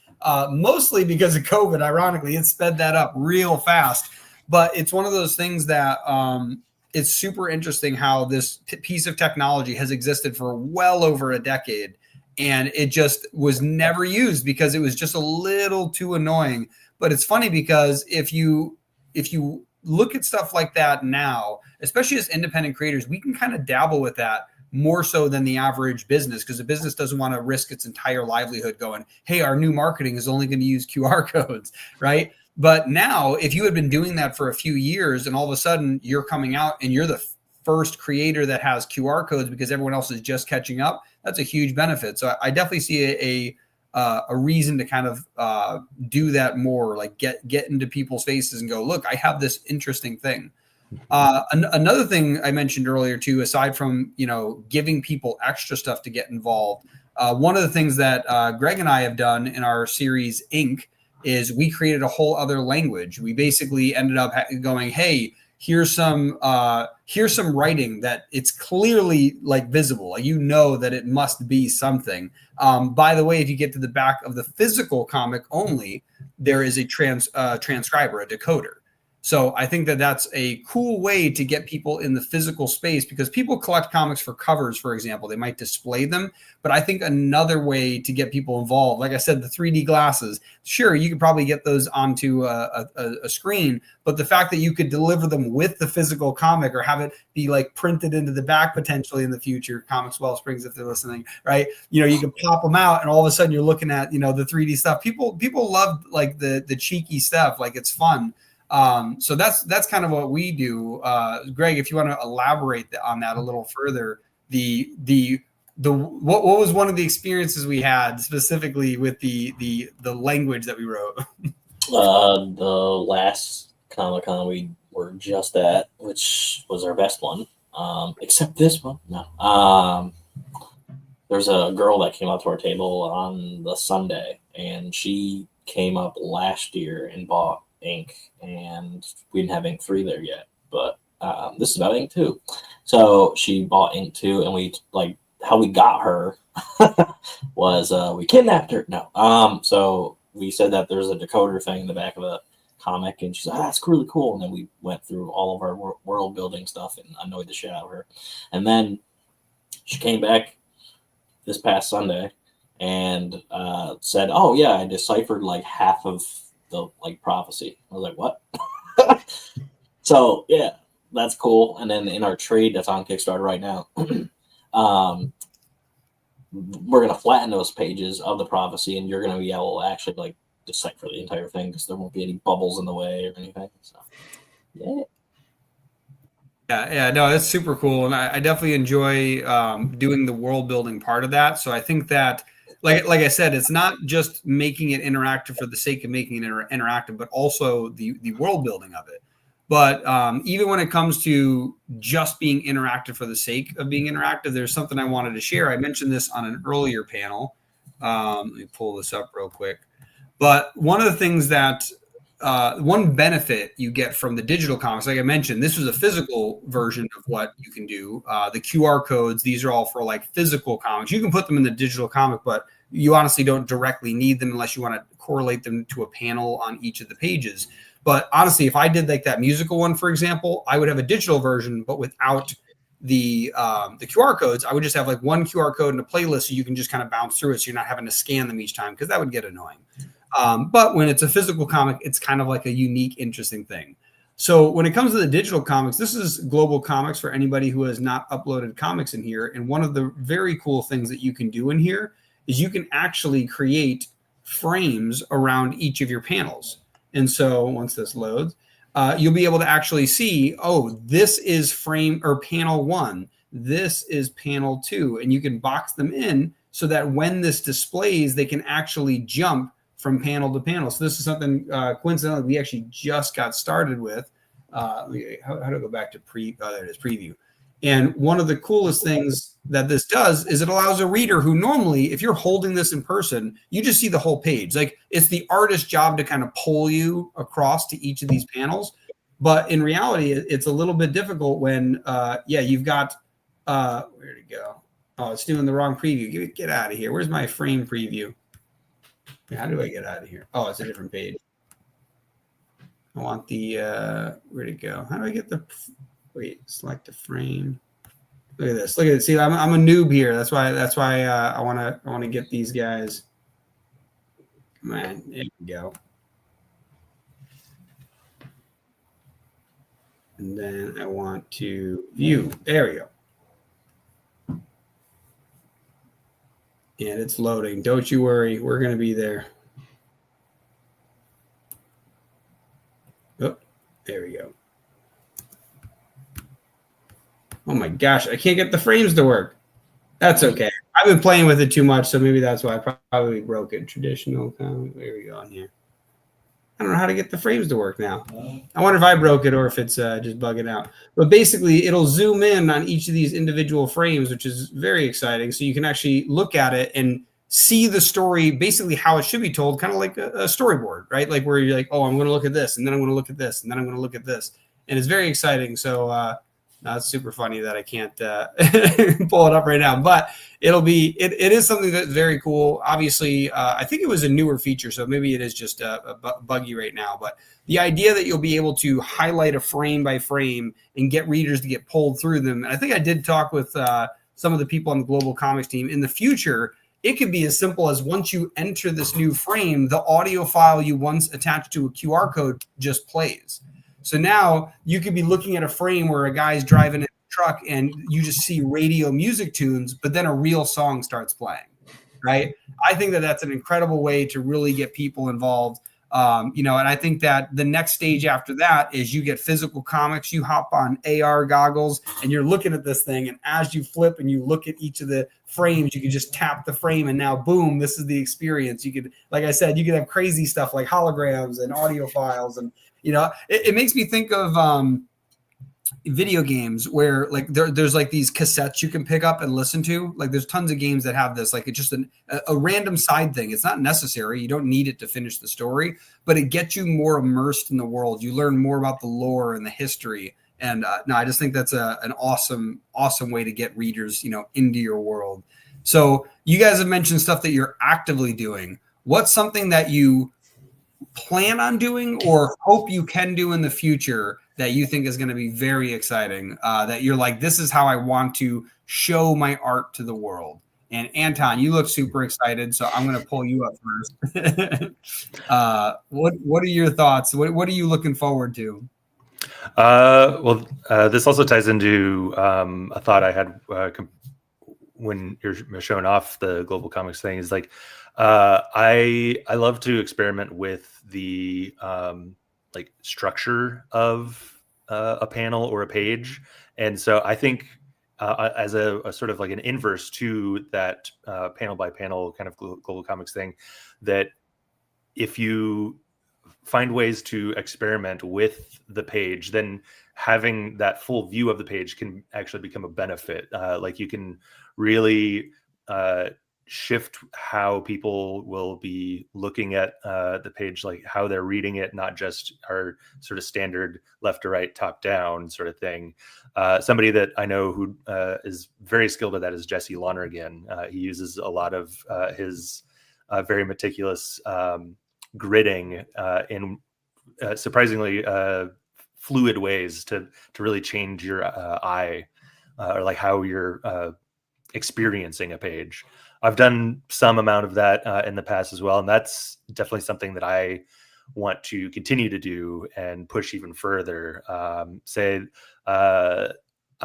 lately been thinking about a lot of using some other comics have done this, but knowing what page will be like or what 2 pages will be sharing the same side of paper or same piece of paper, opposite sides, and holding that up to the light and seeing how those 2 images can cross fade together and create something new.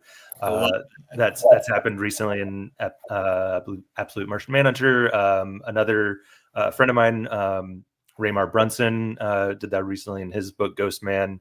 I think things like that can really get people interested and like open up new like pathways for them, even of just like, I've never thought about engaging with a comic in this way.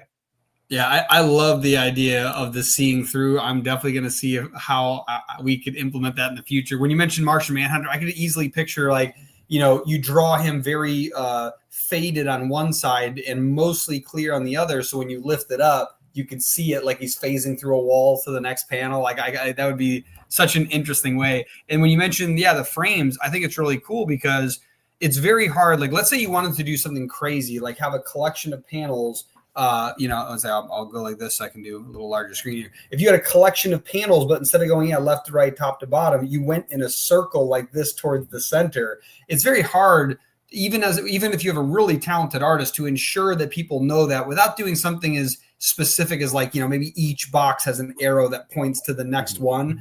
But if you don't want to be restricted by things like that, things like what Global Comics is setting up, where you can tell them what the actual next frame is such a cool way that you could go like this. Because one of the things you can do with those frames on Global Comics is you can overlap 2 frames. So you can say, this is a frame, but also this is a frame. So you could have them spiral in like this and then zoom out and see the whole frame.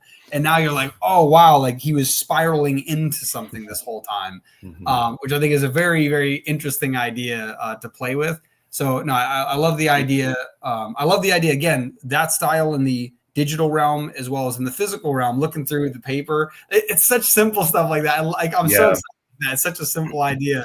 Yeah, I think there's like, for as exciting as like new technology is to utilize, there's definitely something to be said for leaning back on the limitations of how comics are now and were before. A similar layout thing that I wanted to point out is in the first issue of my book, Zethia Space Witch, I have this 2-page spread that it's 3 characters just sitting around having tea, and it has a lot of dialogue that is very important to the story. But I also at the same time wanted it to feel like a montage almost of like just a long time. So like that's a strange, difficult challenge to work out. So in that instance, I have all of the speech that they're not speech bubbles, but they're just color coded with the different characters. And because this is such an unusual sort of layout for a comic, I knew that, if someone who is new to comics, they might get confused on like what order to read it. So for each like section of this, all of this text, it's basically one full thought, so to speak, of like this topic kind of starts and ends in this section. Same for all of them. So technically you could read it in any order and it would still be comprehensible. Yeah, see, like that's a smart way to like get people to read it. First off, I love that. I love the idea of having different style stuff. I also noticed there's 2 things you did in there where you had one overlapping panel and you had one character breaking out of panel, which I think is important. If you're going to do something like that where it's very blocky, but you're trying to basically make it like, here's 2 people sitting at a table having some coffee, thinking about something. And that way, the conversation can kind of flow however it needs to flow. That's a very clever idea of like getting people engaged. So I love when people think about this. They used to have to print with what was it called? The halftone printing, right? Where you print colors next to colors, and that's how you get the visuals of shades and things like that. And it's like they just figured out how to use the medium the way it was to make really creative works. And I think things like think about this: if you print your comic on cardstock, you can't do the light through it. It has to be regular thin paper. So like even thinking about that, there's the what is it called? The pulp. Pulp print, I think it's just called, where they use basically the same stuff they use for newspaper, where it's even thinner, right? So there's tons of different things to consider, and basically, looking at what you have. It's kind of the, what is it? It's not a lack of resources. It's a lack of resourcefulness. Like you have the tools, you just have to look at it at a totally different way. And I just love that. And Lulubi, so same question to you. What's something that you're not doing yet, but you would like to do, plan to do, or, aspire to potentially be able to do because it's just so exciting? You're like, that would be such a cool way to get people interacting with your comics. Yeah, so in terms of interacting with the actual physical comics versus the lore and world building behind it, I would say like an Ask Me Anything is something that I have been doing but need to do more of. Do you guys know like that whole process? Yeah, so like it's basically just you go on and you have the fan base ask you anything about the characters, and then I have voice actors and written things, little doodles and stuff like that. It's digital, but it is really fun. And then with the actual physical comic, one of my favorite things that I haven't done yet, but I really want to do is like a travel book, like you're in a car and you're doing tic-tac-toe, or you're doing like word searches like or things like that. And I have it all planned out in my head, because one of my comic books is called Crossroads, and they go cross country on a road trip, and so it'd be like the perfect thing to do, right? And so I'm going to make a comic that is literally interactive, one that they have to solve different things in order to find different lore about the backgrounds of the characters and about the monster of the week and different things like that. So I'm really excited about that. That's awesome. By the way, I'll share an idea that just came to me now based on this little conversation. That feel free for anybody to steal this idea, because I like sharing ideas because I think that it's crazy to think that if I had a cool idea, I might get hit by a bus tomorrow and it never happens. I'd rather the world hear about it and have it come to be. Greg knows I've shared where I had an idea where I'll never know if it actually came for me or not, but the fact that it came to existence after stating it out loud was amazing. But for anybody who doesn't know what G Fuel is, it's like a powdered energy drink. I've been drinking it for years. I have way too much of it. They have all of my money. I bought so much, I have a free backpack hanging over there and free shipping. I didn't even realize it covered the cost of the bag and the shipping. Yeah, Greg's drinking G Fuel. But what was I getting at with that?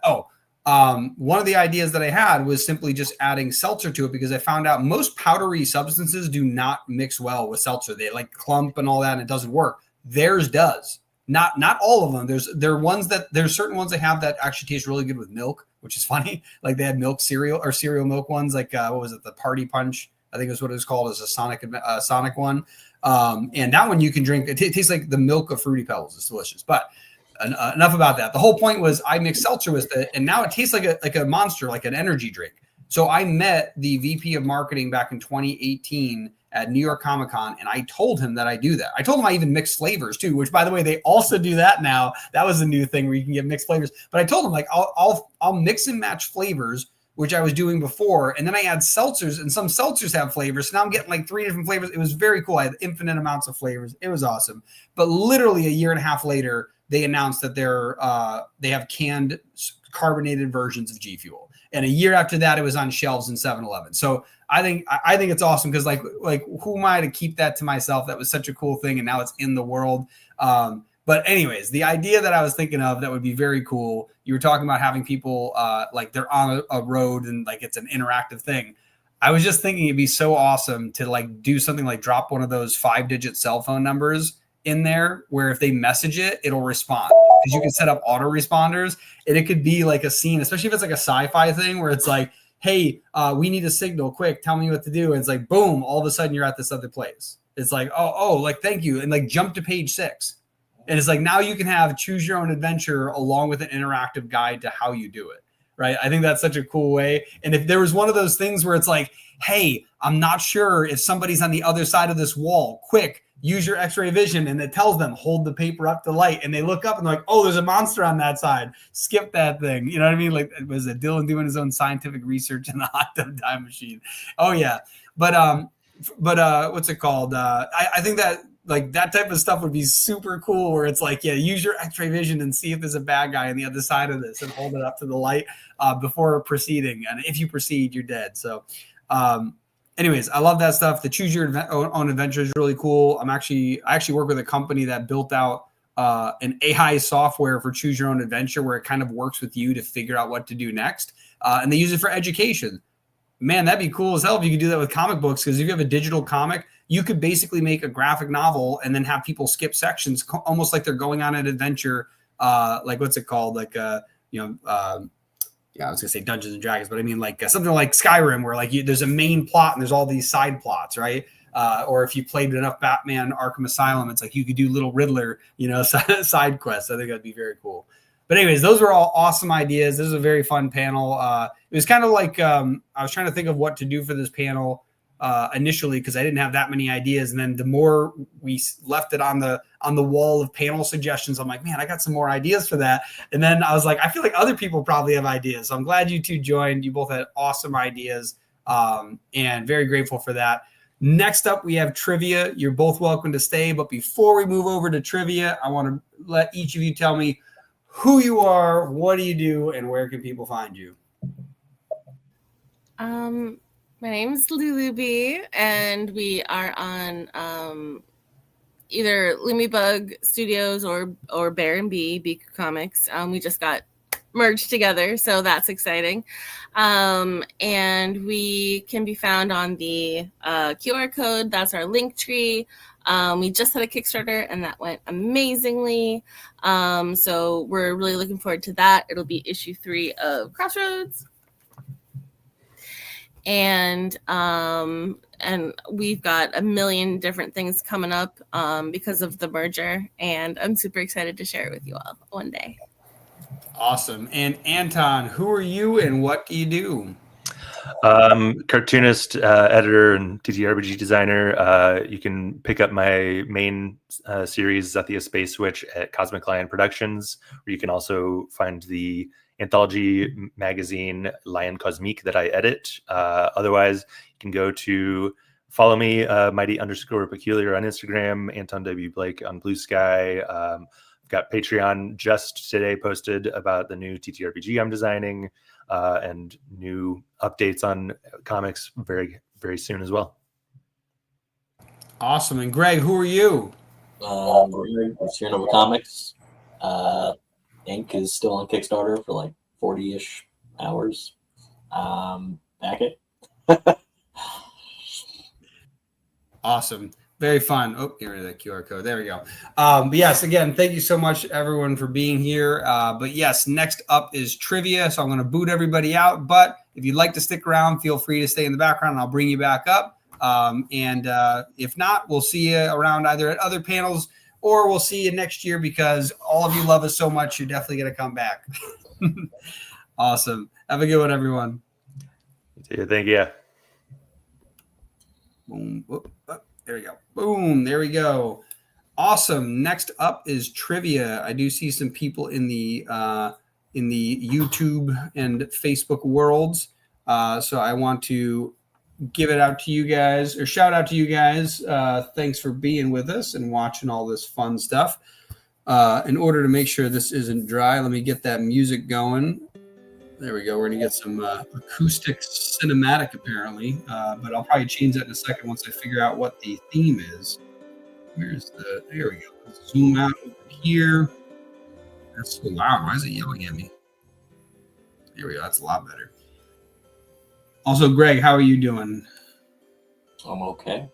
Okay. You're not fantastic, living life on the edge? No. Oh my God. Was it, I'm a donkey on the edge? Comic, there it is. Trivia, there it is.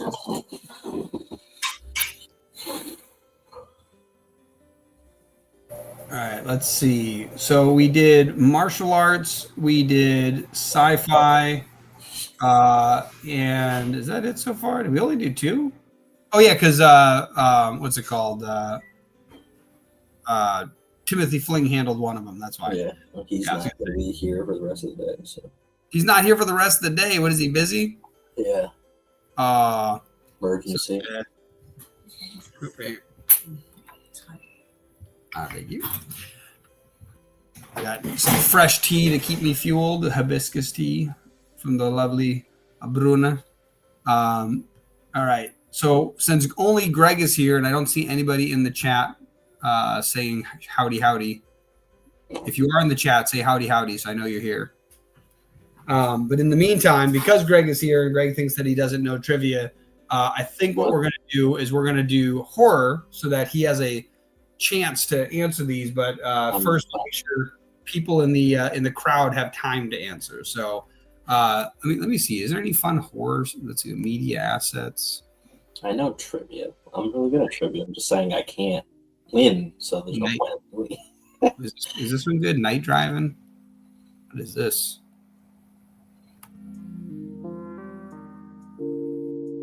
That's not creepy. We're not feeding the ducks. It's not creepy, but it slaps, so we're going with it. Awesome. So, do I see someone in the comments? Who is that? There you go. Has anyone made Hezbollah? What is that? Hezbollah in a comic book? Maybe it's time. What's Hezbollah? Look at that. We're terrible nerds over here. Sorry. We're so sorry, Roman. But Roman, since you are here, you're going to have to participate in our. And if you leave, we'll come and find you. So now you're trapped here forever. Yeah, we're just going to go through. I'm going to ask the questions. We're going to give some time, and then we'll give Greg a chance to fail, which will be great. So the first question for this trivia, again, this is for horror, is in The Walking Dead. Oh, what the fuck? What is? I know, I love it. I'm just getting those ones where you're like, oh, this. In The Walking Dead, what is the term the survivors use for zombies? All right, wait, Greg. Nope, don't answer it yet, Greg. I know it's your favorite TV show.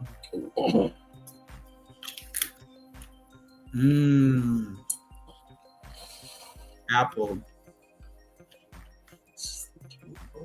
Oh, okay. She's an MMA fighter. Did not know that. Yeah, Roman, in The Walking Dead, what is the term the survivors use for zombies?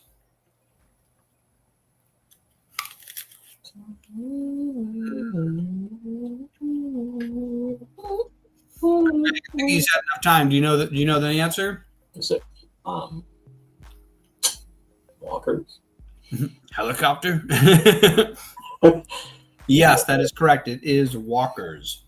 Cool. Awesome. That's Next about a show I don't like. No, next question. Yeah, there was the time delay, so he definitely got that. So let me get Roman over here. Which I think Roman won the other one too. So Jerome won two. Roman might be about to win a second one. So Roman just got one. All right. Next question. Who wrote the novel It? Oh, yeah. Super hard. Right now, Roman's like, oh my God, novels. I don't even read.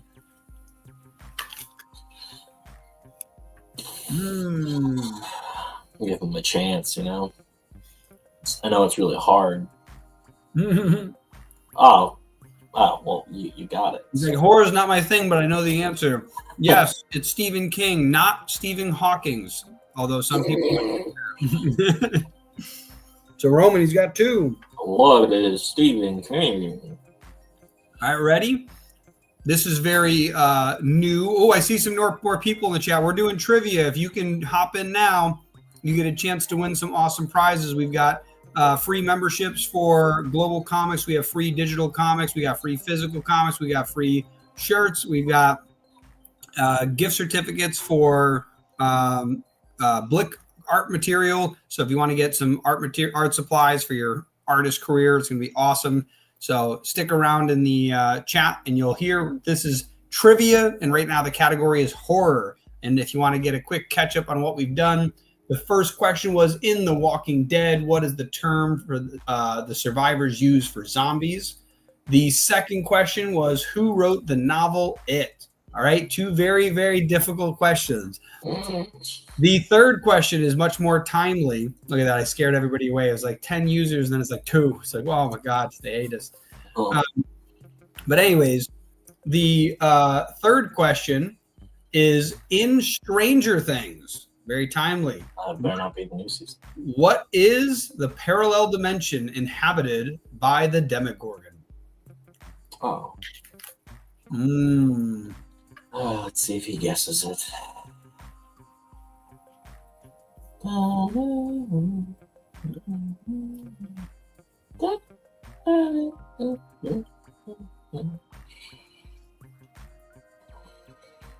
trying to see if Roman's still there. I wonder if Roman left. He was actually one of the new people came, and he's like, I'm getting out of here.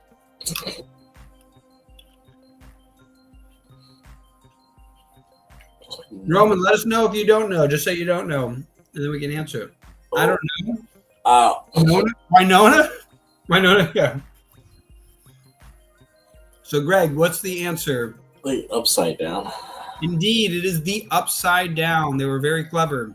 Basically, the parallel dimension inhabited by the Demogorgon is, in fact, the upside down. The next question. Now we're going old school. So that was new. This is old school. What 1978 horror film introduced the character Michael Myers? You said that like year, and I was like, I already know what you're talking about. You already know what I'm talking about. See, I made sure that these weren't super difficult. It was funny when Timothy Flynn was sharing his. I'm like, I don't know if we're going to get those. Here we go. We got it. Romans 3 for 4. Awesome. Next question. In comics, what character transforms into a monster after being bitten by a werewolf during a secret mission?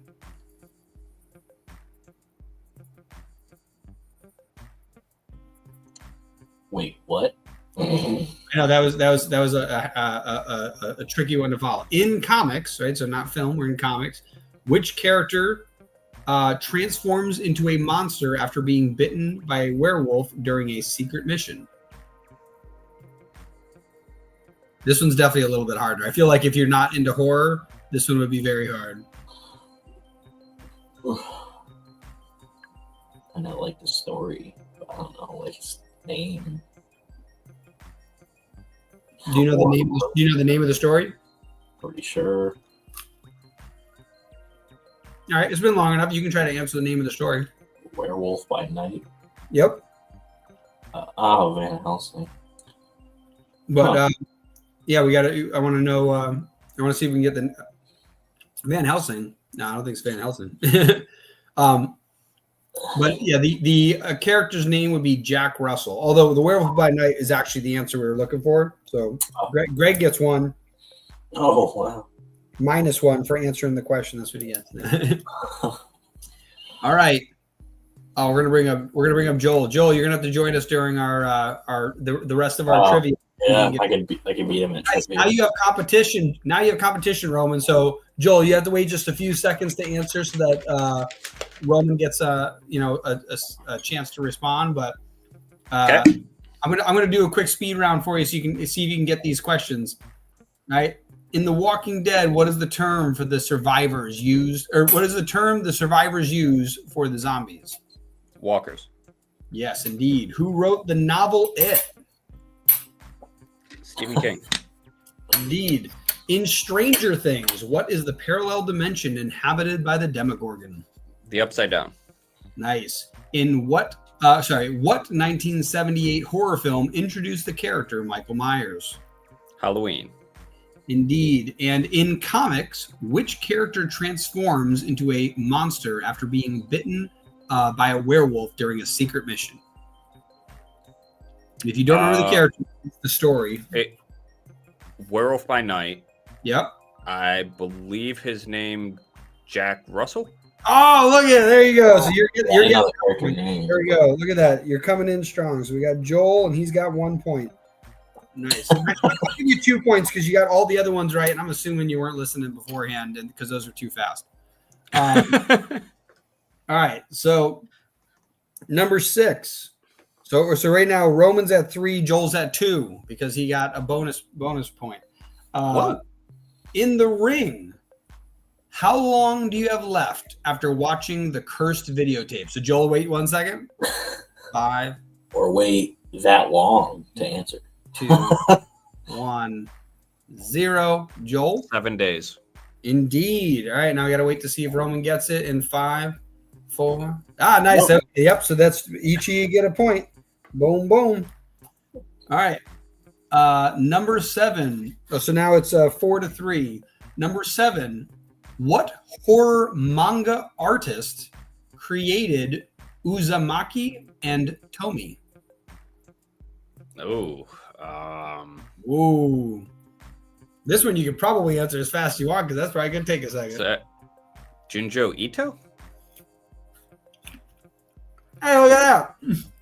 All right, I got the countdown timer for Roman over here. He doesn't know. Nice. And Joel catches up. We're now 4-4. That was correct. Junji Ito. Nice. Number 8. In Hellboy, what organization is Hellboy a member of? So wait a few seconds here if you do know this one. All right, you can answer now if you want. I don't got it. Doesn't have it. Let's see if Roman knows the answer. He should be here soon if he knows the answer. It's funny. It is about 10 seconds, so it's like the delay. He might not know. Does Greg know? No, I don't know the name. Oh. Shadow Society. No, it's not the Shadow Society. It looks much more. I'll give you one hint just because that one's pretty. This one I think is a little bit harder. It looks like an NYPD. You know what I mean? Like the name is like an initial. Okay, Greg might know. Give it a second though. So I'll give both you, Roman and Joel, a few more seconds. So like I said, it's like an NYPD. It's not like police department. It's initials like that. It's not an acronym. It's not a name like Shadow Society. Oh, never mind. I thought it was that. Never mind. Nah, I don't have it. It's like, and that was enough time for Roman over here. Just giving him the countdown timer. Okay, I'm going to assume that he does not have it, so I'll give you the answer. It is the BPRD, the Bureau for Paranormal Research and Defense. Yeah, so nobody gets those points. Dylan gets a point. Yay. Greg goes -1. Greg's back to 0. So number 9, what classic horror novel features a creature assembled from stolen body parts? Okay. Right. Frankenstein. I gotta watch that. Oh yeah, okay, yeah. He went before the timer, but yes, yes, that's correct. And let's see if Roman gets in there in 5, 4, 3, 2, 1, 0. I don't know if he's there yet. No, it's Frankenstein. Oh, you're crazy. I said classic horror. All right, but yeah, so Joel gets 1. Joel is now ahead. Joel has 5 points. Roman, what are you doing? You can't let this happen. All right, next one. A Quiet Place. The monsters hunt, in A Quiet Place. The monsters hunt based on what sense? Now you gotta wait a second, Joel. What is it? What are they hunting on? Sound. Yes. Now let's see.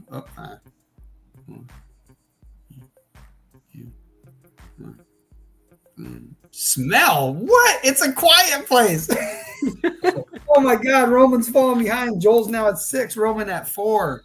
And Greg's like, what's quiet? All right. Now, which author created the character Pennywise the Dancing Clown? Oh yeah, sorry, I forgot to give Joel the countdown. Bates. Right, there you go, Joel. Stephen King. Yes, that was more just to make sure people were paying attention and they're not just well, only because the TV show. Sorry, I forgot to do the countdown timer to keep track of Roman. Roman there. Where's Roman?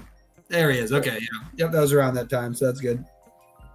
So Roman got a point. Joel got a point. So now it's 5-7. That was more to make sure people don't just know it because the TV show or movie is to make sure people know what they're talking about.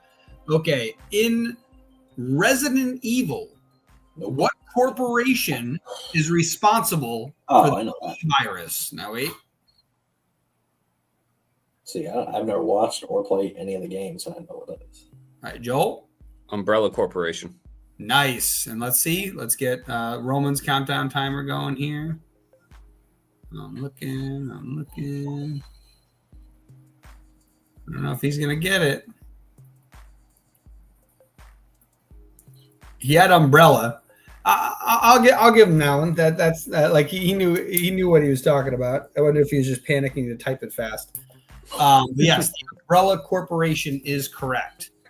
All right, now Mr. Greg, I want you, because we're pretty close with the numbers, I want you to come up with a question yourself that you think that might stump these guys, because these might be too easy, but you're a nice horror fan, so now I want you to come up with the question.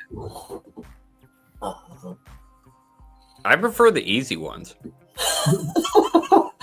Damn you give him the easy ones.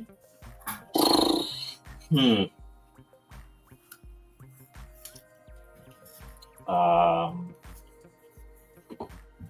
All right, wait. No, I got one bonus one. I totally forgot about the bonus one. What is the name? I will accept either the nickname or the full name of the turtle possessed by a demon that attacks in Chronicles of Horror. and if Joel Not has a clue. Oh, but it's the best-selling horror anthology. Indie comic. It's the independent comic published by a really well-known independent publisher called Chronicles of Horror, and it contains lots of short stories, one of which has a turtle who is a homicidal maniac. What is his name? And if you've been here all day, you've probably heard it at least once during the anthology section. Right now, Roman's like rewinding. He's like, oh. Let's see. What time was that anthology panel?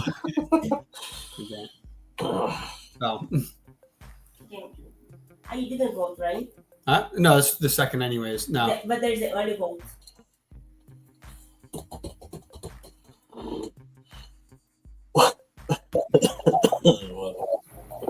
Cannibalistic humanoid underdweller? No. Is that Chud? I feel like you should have came up with another one, so it would have been Chad. Like cannibalistic humanoid. Airborne dweller. Airborne. Yeah, there you go. That would have been nice. But then it wouldn't be a turtle, so that's kind of hard. Actually, is it underwater? I got like something blocking it. Underground. Underground. No, it should have been underwater. It's a turtle. Anyways, no, the answer is obviously Robert Turtleton or the famous Bobby T. Obviously. Your Bobby T t-shirt over at SeerNovaComics.com. Yeah. Brought to you by Put that Carl. on the website yet? It's like, no, I got to put that on. I should put that on this later. But look at that. You scan the QR code, go there, get disappointed, and realize we'll put it there later. Okay. Now, Greg, did you say you have a question ready? Yeah. And the third, look, you're on Elm Street. What is the quote that Freddy says to? Oh fuck, I don't know her name, but the girl that's smoking in the room all by herself. I forgot her fucking name. What is the famous quote that he says to her? It's a quote from the what? Smoke this? I can't remember. I'll give you a hint. She's watching TV. No, I can't remember. Oh, she's not smoking. She's using cigarettes in order to stay awake. There we go. Oh, yep. Okay. Is it prime time, bitch? Is that what it is? That's welcome to prime time, bitch. Yeah. Nice. Roman got a point. So, all right, Greg, because there's one more question left. You got to come up with one more question. If Roman gets this, there's a tie, so I'll have to come up with a tiebreaker question, which I wasn't prepared for. But if Roman doesn't get it and Joel does get it, or if neither of them get it, then Joel is the declarative winner. But yeah, so real quick, Greg, what's the last question? You got one? What's the killer's name in the movie Terrifier? Art the Clown. That's way too fast. Yeah, see if he gets it. I think it's what is it? I think it's a 10-second delay.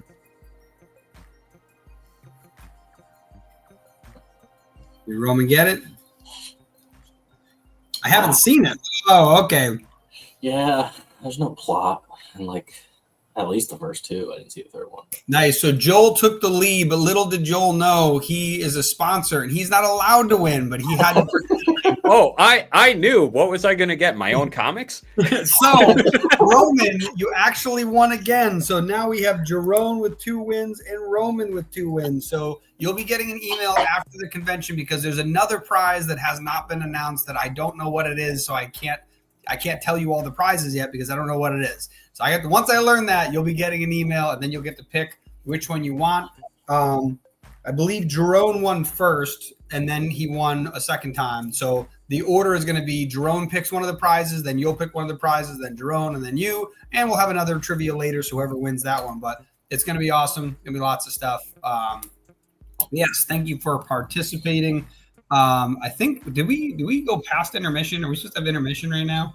I think I think we might have overdid it. What time is it? It's 3. Yeah. It's bumping right up. It's bumping right up. Let's see.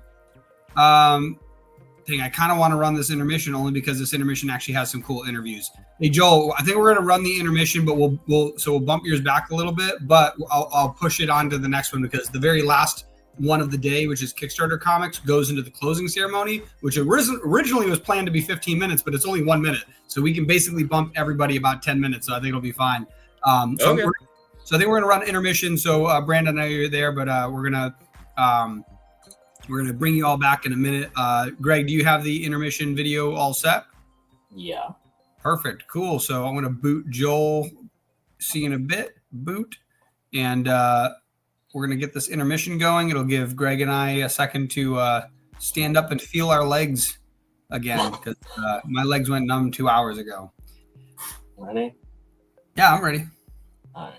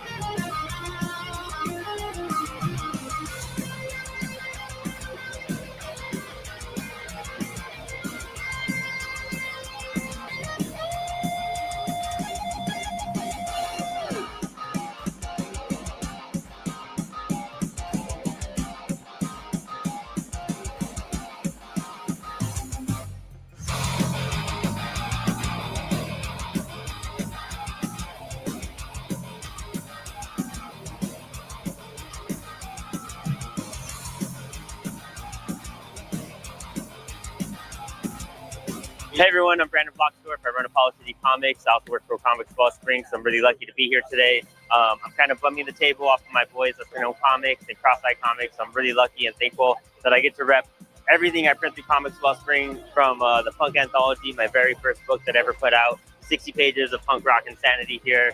And then we have CyberSync, which we collaborated with the co-owner of Apollo City Comics, Alex Batts. This is his first anthology he put together and put out. Beautiful 80 pages, perfect bound, astonishing, beautiful wraparound cover by Max Flowers here. The second book Apollo's ever done. Really happy about it. And our emo response to the punk anthology is, of course, the Shadow Anthology, another astonishing wraparound cover by our friend Tanner. Great book. I have 2 stories in here. Mark has stories in here. And of course, we got Teenage Babylon Ashcan. This is by me. This is my first actual story. We're all building up towards it. Really happy to have it out here. It's my first year at Buffalo. Super excited. This is a beautiful city, beautiful people, wonderful con, full of just amazing, just humans. It's been an extraordinary experience, and I can't thank you guys enough for letting me do all this. So thank you.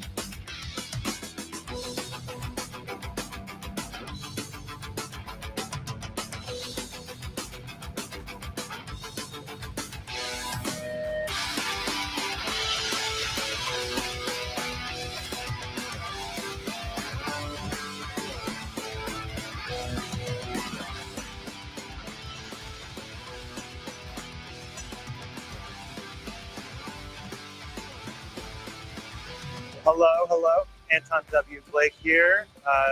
Shout out to my boy Brandon here. It's day 1 of SPX. Been a great day. We've got some new books debuting. Wizard Weekend, brand new today. Also, second printing of Bebop and Rocksteady Mutant Mosh Pit by myself and Manny Gomez of Apollo City Comics. Some of this work was done pretty recently on Spilled Ink, our great time. Otherwise, I'm doing my same old thing. I've got Zethia Space Switch from Cosmic Lion Productions. Got RPGs, comics with prose as well. We've got Experimental Noise on cassette, original art, stickers. It's good stuff.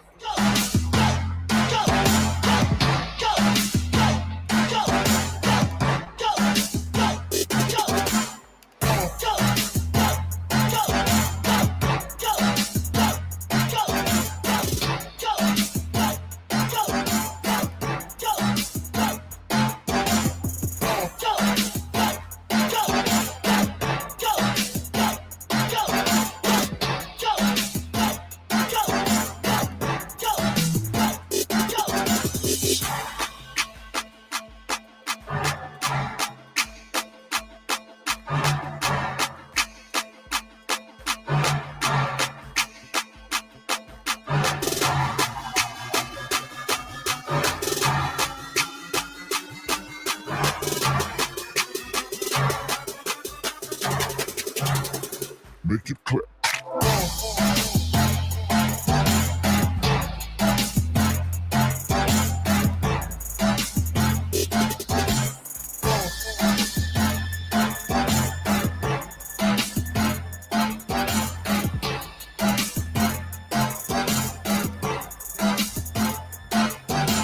Hey everybody, Mark Bernal here, Let's Know Comics. Here at Buffalo Nickel City Con. So this is the second time I've been here. Done both times with Doug Knight.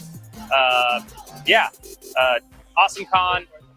Very indie comic friendly. And then also get to see amazing people like John Brugman, Kevin Delgado, locals here. They're awesome. Also Band of Bards, awesome dudes, another indie publisher. So it's awesome kind of Buffalo to hang out with other amazing indie creators. What I got here, got my 2 titles, Den Still Dying, which I did with Jade Louder illustrated, and then Either Them or Us was the first book I ever did, but I got them here on my nice little wham stands. Thank you, Moose, for the amazing wham stands. And then along with that, I have so many other LKC books. Probably, we got up to, we're getting close to like 100 titles here. All printed with Comics Wellspring. Amazing printer. Amazing people. Yeah.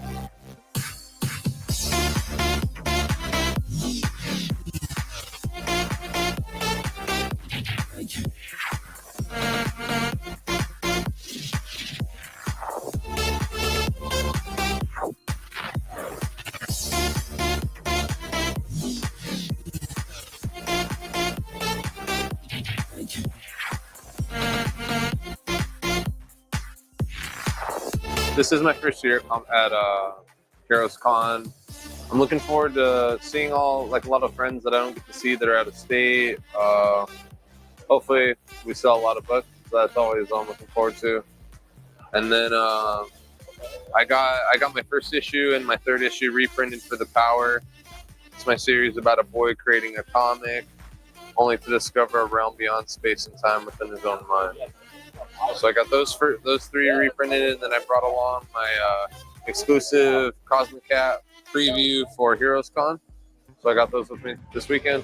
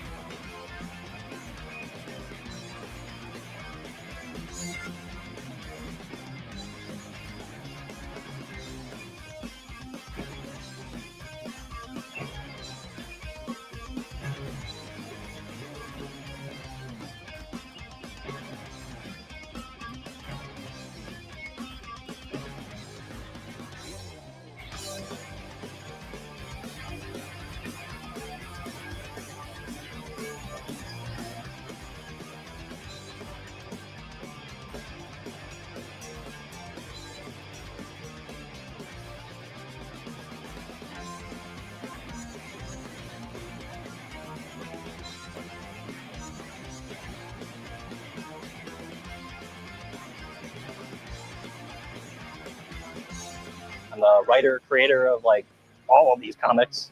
The SN17 universe, that's what it's really called. It started with one story, which was this, and then it blossomed from a 1,200 page story into all this.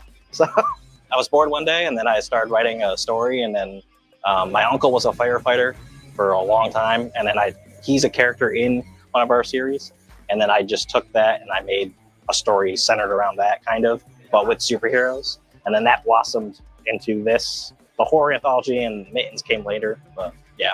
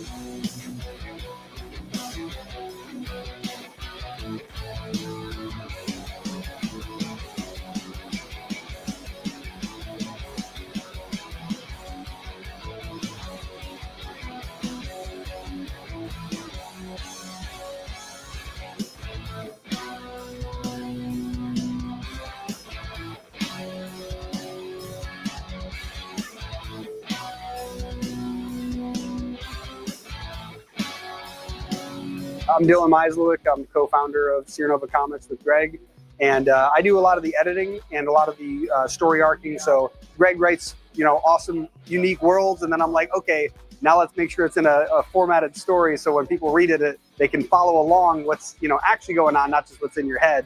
So and that's part of what I do is I help edit a lot of these stories, like the Ink series. I help basically build out a whole universe around it. So I like doing the world building.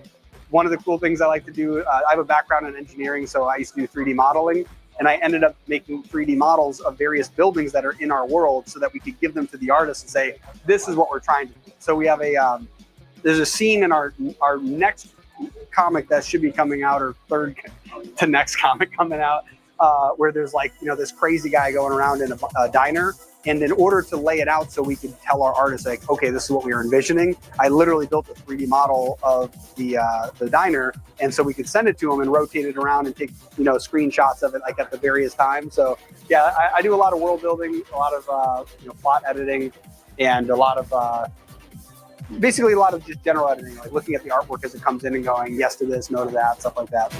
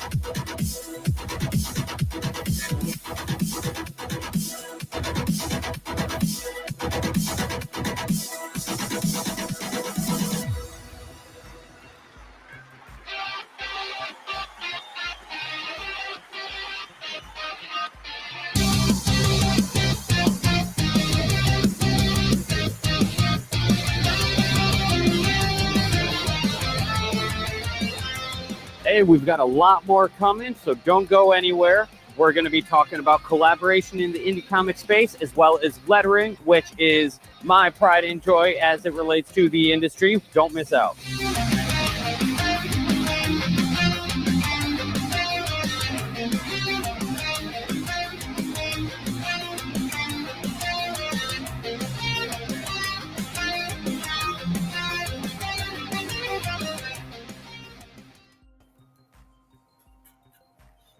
Howdy, howdy. Oh, am I muted? No, I wasn't muted. We're doing good. Howdy, howdy. Welcome back. Thank you so much to Blue Rock Media who put those videos together. Joel, it seemed like that last one cut a little short, which is funny, but I can't remember if you stumbled on that when we were talking about it.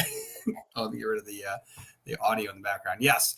But yeah, I'm excited to continue on the panels. I like these intermissions. It helps us, reorganize, get set up for the next panels, and get all excited about them. So time to rope you back in. Next up, we have how to make a comic, the questions you didn't know to ask, presented by Concept to Comics over at Metal Ninja Studios. And first up, we're going to bring up Joel Rodriguez. How are you? Hello there.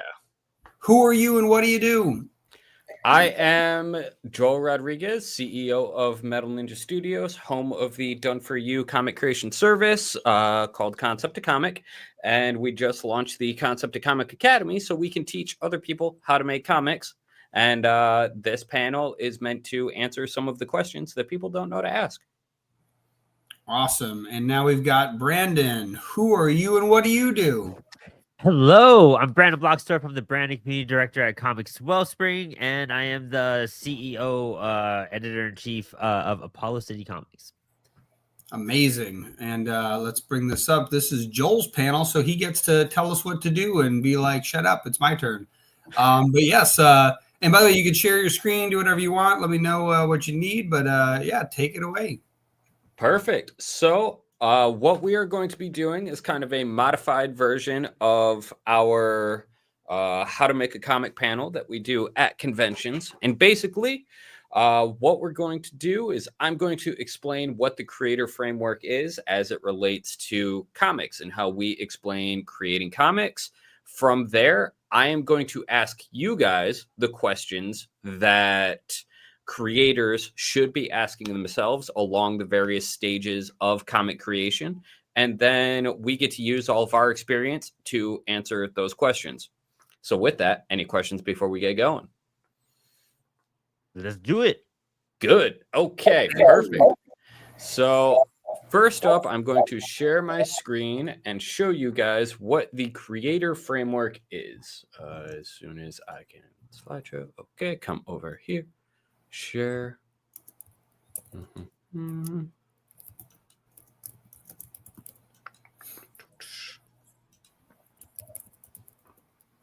Boom, got it right here. Okay, so at Metal Ninja Studios, when we're talking about making comics, we broke the comic creation process down into 7 stages, a 7-stage framework that we call the creator framework. And this is the process that we use and we recommend that everyone uses. Anyone who's currently within the industry will recognize different elements of the creation process as they know it within this framework, with a few extra things. So taking every letter and building upon the previous one. First step, C, is clarify the concept. This is where you're going to define the core idea, your target audience, and who you're really talking to with your story. Refining the roadmap is going to be planning your project scope and your timeline, figuring out exactly what you're doing, how long it's going to take, and then the budgetary restrictions, all of that. Establishing the script is where people usually think comic creation starts, and that is developing your narrative, creating your script, and creating the dialogue. Assembling the team is where a lot of people get tripped up. This is reaching out, figuring out who you need to hire, who you need to bring on board, and how to reach out to those people. Translating through art is really the fun part. That is where you are having your artists and your art team develop the story based off of the script established in step 3 and orchestrate the finish. This is lettering as well as a few other roles that are often overlooked within the comic creation process. And then the final step, which is arguably the most important and also the biggest single role that can set your comic up for success, that is revealing the vision and strategizing on how you share your comic with the world. So with that, we are going to go into a series of questions based off of each of these steps. And these are questions that creators should ask. So in order to keep things moving, let's get started. All right. Step number 1. Could my story make a good comic? Brandon, how would you recommend that a creator asks or determines whether or not their story would even make a good comic? I mean, that's it. Almost any story can make a good comic. There's no defining rule of what could be a bad comic. If you have a story, if you have a concept, but flesh it out. That's where it gets like difficult. Like you've got to like be able to flesh it out. Like look at comic book scripts and your story could be a good comic, but are you going to put the work into it? Are you going to be able to like map this out for me? Like kind of what you're saying, especially in that scripting and conceptualized aspect. Like it could be a good comic, but what's the one-line pitch? What's give me a synopsis? Like what's your pacing for it? What's the conflict? What are you trying to say with it? Basically, if you have something you can clearly say with whatever your comic may be, it probably can be a good comic, and I encourage you to go make it. But take the steps back and kind of reflect and be like, well, am I a good idea? You might have an idea, but flesh it out. Like an idea, it's a dime a dozen. Everyone has ideas, but unless you could put pen to paper or, put your fingers to that keyboard and really map it out and then really just kind of get some feedback, that's where it could become a good comic. So yes, your idea could be a good comic if you follow through with your idea and actually put the work into it. Fantastic. And the next question that people really need to ask themselves is, who am I writing this story for? So, Greg, you write all sorts of stuff from ink to mittens. When you are coming up with the initial concepts for these stories, how do you determine if Mittens needs to be this super grounded story, realistic, or if it's going to be a funny cat in space? Well, when I originally wrote the script for Mittens, I did like have swearing in it, so it wasn't aimed for kids, and it was actually like kind of like murder in a sense, but like space murder, if that's a thing. And the artist J.R. Harris is like, yeah, just tone that down and like remove the one swear word, and then now Mittens can like just go pew pew. So I did that. And then ink is like all of our superhero stuff is like, mature. So it's like for teenagers and up. So I don't know. That's just how I wrote those stories. And I wanted Mittens to be something so that we could actually give like to a kid, but also an adult. And it would have been fine either or. Yeah, I think those are great points. And it really helps being able to figure out and go into the process knowing who you're writing for, because like you said with Mittens, you wanted to be able to give it to a kid, and all it took was a couple tweaks. If you didn't know that your target audience was kids, then it could have been a lot more costly in the end. So I highly recommend making sure you know who you're going to talk to. And the next question is a question that everyone asks at some point or another, is how do I protect my idea from theft? So Dylan, what steps do people need to create to protect their idea from theft? You're muted. Oh, it's great because we actually had our panel Monday about this with Gamal, and some of the simplest things is, first off, actually writing out the idea, having it in writing somewhere so that this exists. But also, you should go through the various processes of when your comic is actually completed, making sure that you get this to copyright. But even before that, making sure that this is documented somewhere so that you have timestamps on when this stuff was created, because you don't want to start going down the rabbit hole of building out a universe in your mind, and then suddenly there's something on television. You're like, oh man, that's the thing that I created. It's like, yeah, like, no, you didn't. Like, you didn't create it yet. It's not, you didn't write it down. You didn't develop anything. You didn't establish a world or rules or characters or plots.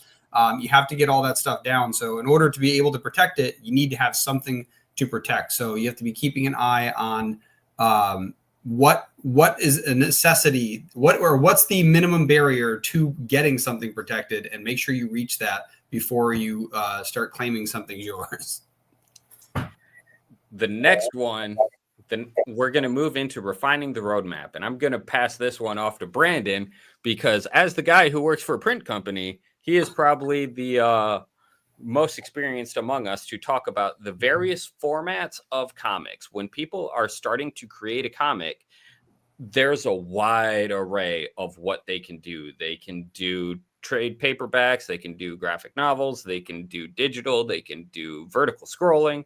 So with that, Brandon, given your experience, what makes a comic a good single issue versus a straight to graphic novel? I mean, I think it depends on what the intention is for that story too. I think all that formatting comes into play once you know where you're going with your story. And then if you're presenting something in the sense of like, I just have something short to tell, or if you're a beginning creator, like, you should start off small. Like, first off, if you are a starting off creator, so do a 4-page story for an anthology, or just make your own little mini comic. Like, I encourage you to try doing that and messing with it and learning the process before you try embarking onto a graphic novel. First off, like, that is a big reach. Start small and grow. Have intentions to figure out how to build into a graphic novel. But like, make a 24-page comic, 22-page comic first. Especially if you're doing all this on your own. Because then you could put up something where you're gonna learn so much in that process of making that first comic or your first 2 comics, 3 comics, that once you get to that graphic novel phase, you'll be like, wow, if I would have tried to do this from the start, I would have crashed and burned pretty fast. And you'll be amazed at the quality that you'll get if you start small. If you consolidate your story and just try to tell something tight and quick, you'll actually become a better storyteller. And that's a big intention with your formats, is like, do you want something that's 200 pages of kind of nonsense? Like, I've read, what's a good example, and it's probably a bad example at the same time. But it's because it's not anyone's gonna know, and it's hard to find. But so Coheed and Cambria first did they have comics for their albums, and they have a big concept, the Amory Wars, and they did one for Good Apollo, My Burning Star, for their fourth album, third, I believe. Sorry, Coheed fans, I'm a big Coheed fan, but the one with Welcome Home on it. But they put out an original graphic novel, and it was try reading that and understanding the story. Like, it was not put together well at all, and they've since then redone that volume, and it's fucking awesome. So cool. So it tells you what you could do if you just set up your storytelling right and figure out your format. Start small, build up into it, and just study. You got to study and figure out how act structures work, and pacing and whatnot. But it's not going to happen until very first step, write it all out. And once you write it all out, get some people looking at it, then that help you determine it too. That is fantastic. I couldn't agree more. For the next question, I'm going to take this one because this is the one that no one likes talking about. How much is an investment into comics? And with that, I'm going to say it very much depends on the amount of time that you have to invest, because there are creators called cartoonists who do everything themselves. And with that, they spend a lot of time mastering every single aspect of the craft. And basically, as it relates to comics, they are, without a doubt, the most cost-effective visual medium that you can get into. If you try and get into animation or film or TV or anything along those lines, you're going to be spending a few $100,000 bare minimum, depending on what you want to try and do. But with comics, you can get in for as little as a few $1,000s, depending on the quality that you want to do and how much time you want to put in. With that, the more expensive and more professional you want to get with it, the more that price tag is going to increase. And if you want to do a service like Concept to Comic, where it's completely hands off, that is going to be a very hefty investment into comics as well. And all of it comes down to what is personally a good trade-off for you, balancing the quality that you want, the time that you have to commit to it, and what aspects and how involved in the process you want to be. So those are my personal thoughts on it. I want to open it up to the panel. Does anyone have anything else to add relating to the investment? I guess it does vary. Like, you always pay your artist, but also, like, find people that want to make comics with you, and find people that have similar tastes and like in the vision of what you're trying to pull off. And sometimes you actually get a really good deal and really take care of your friends that they've end up becoming.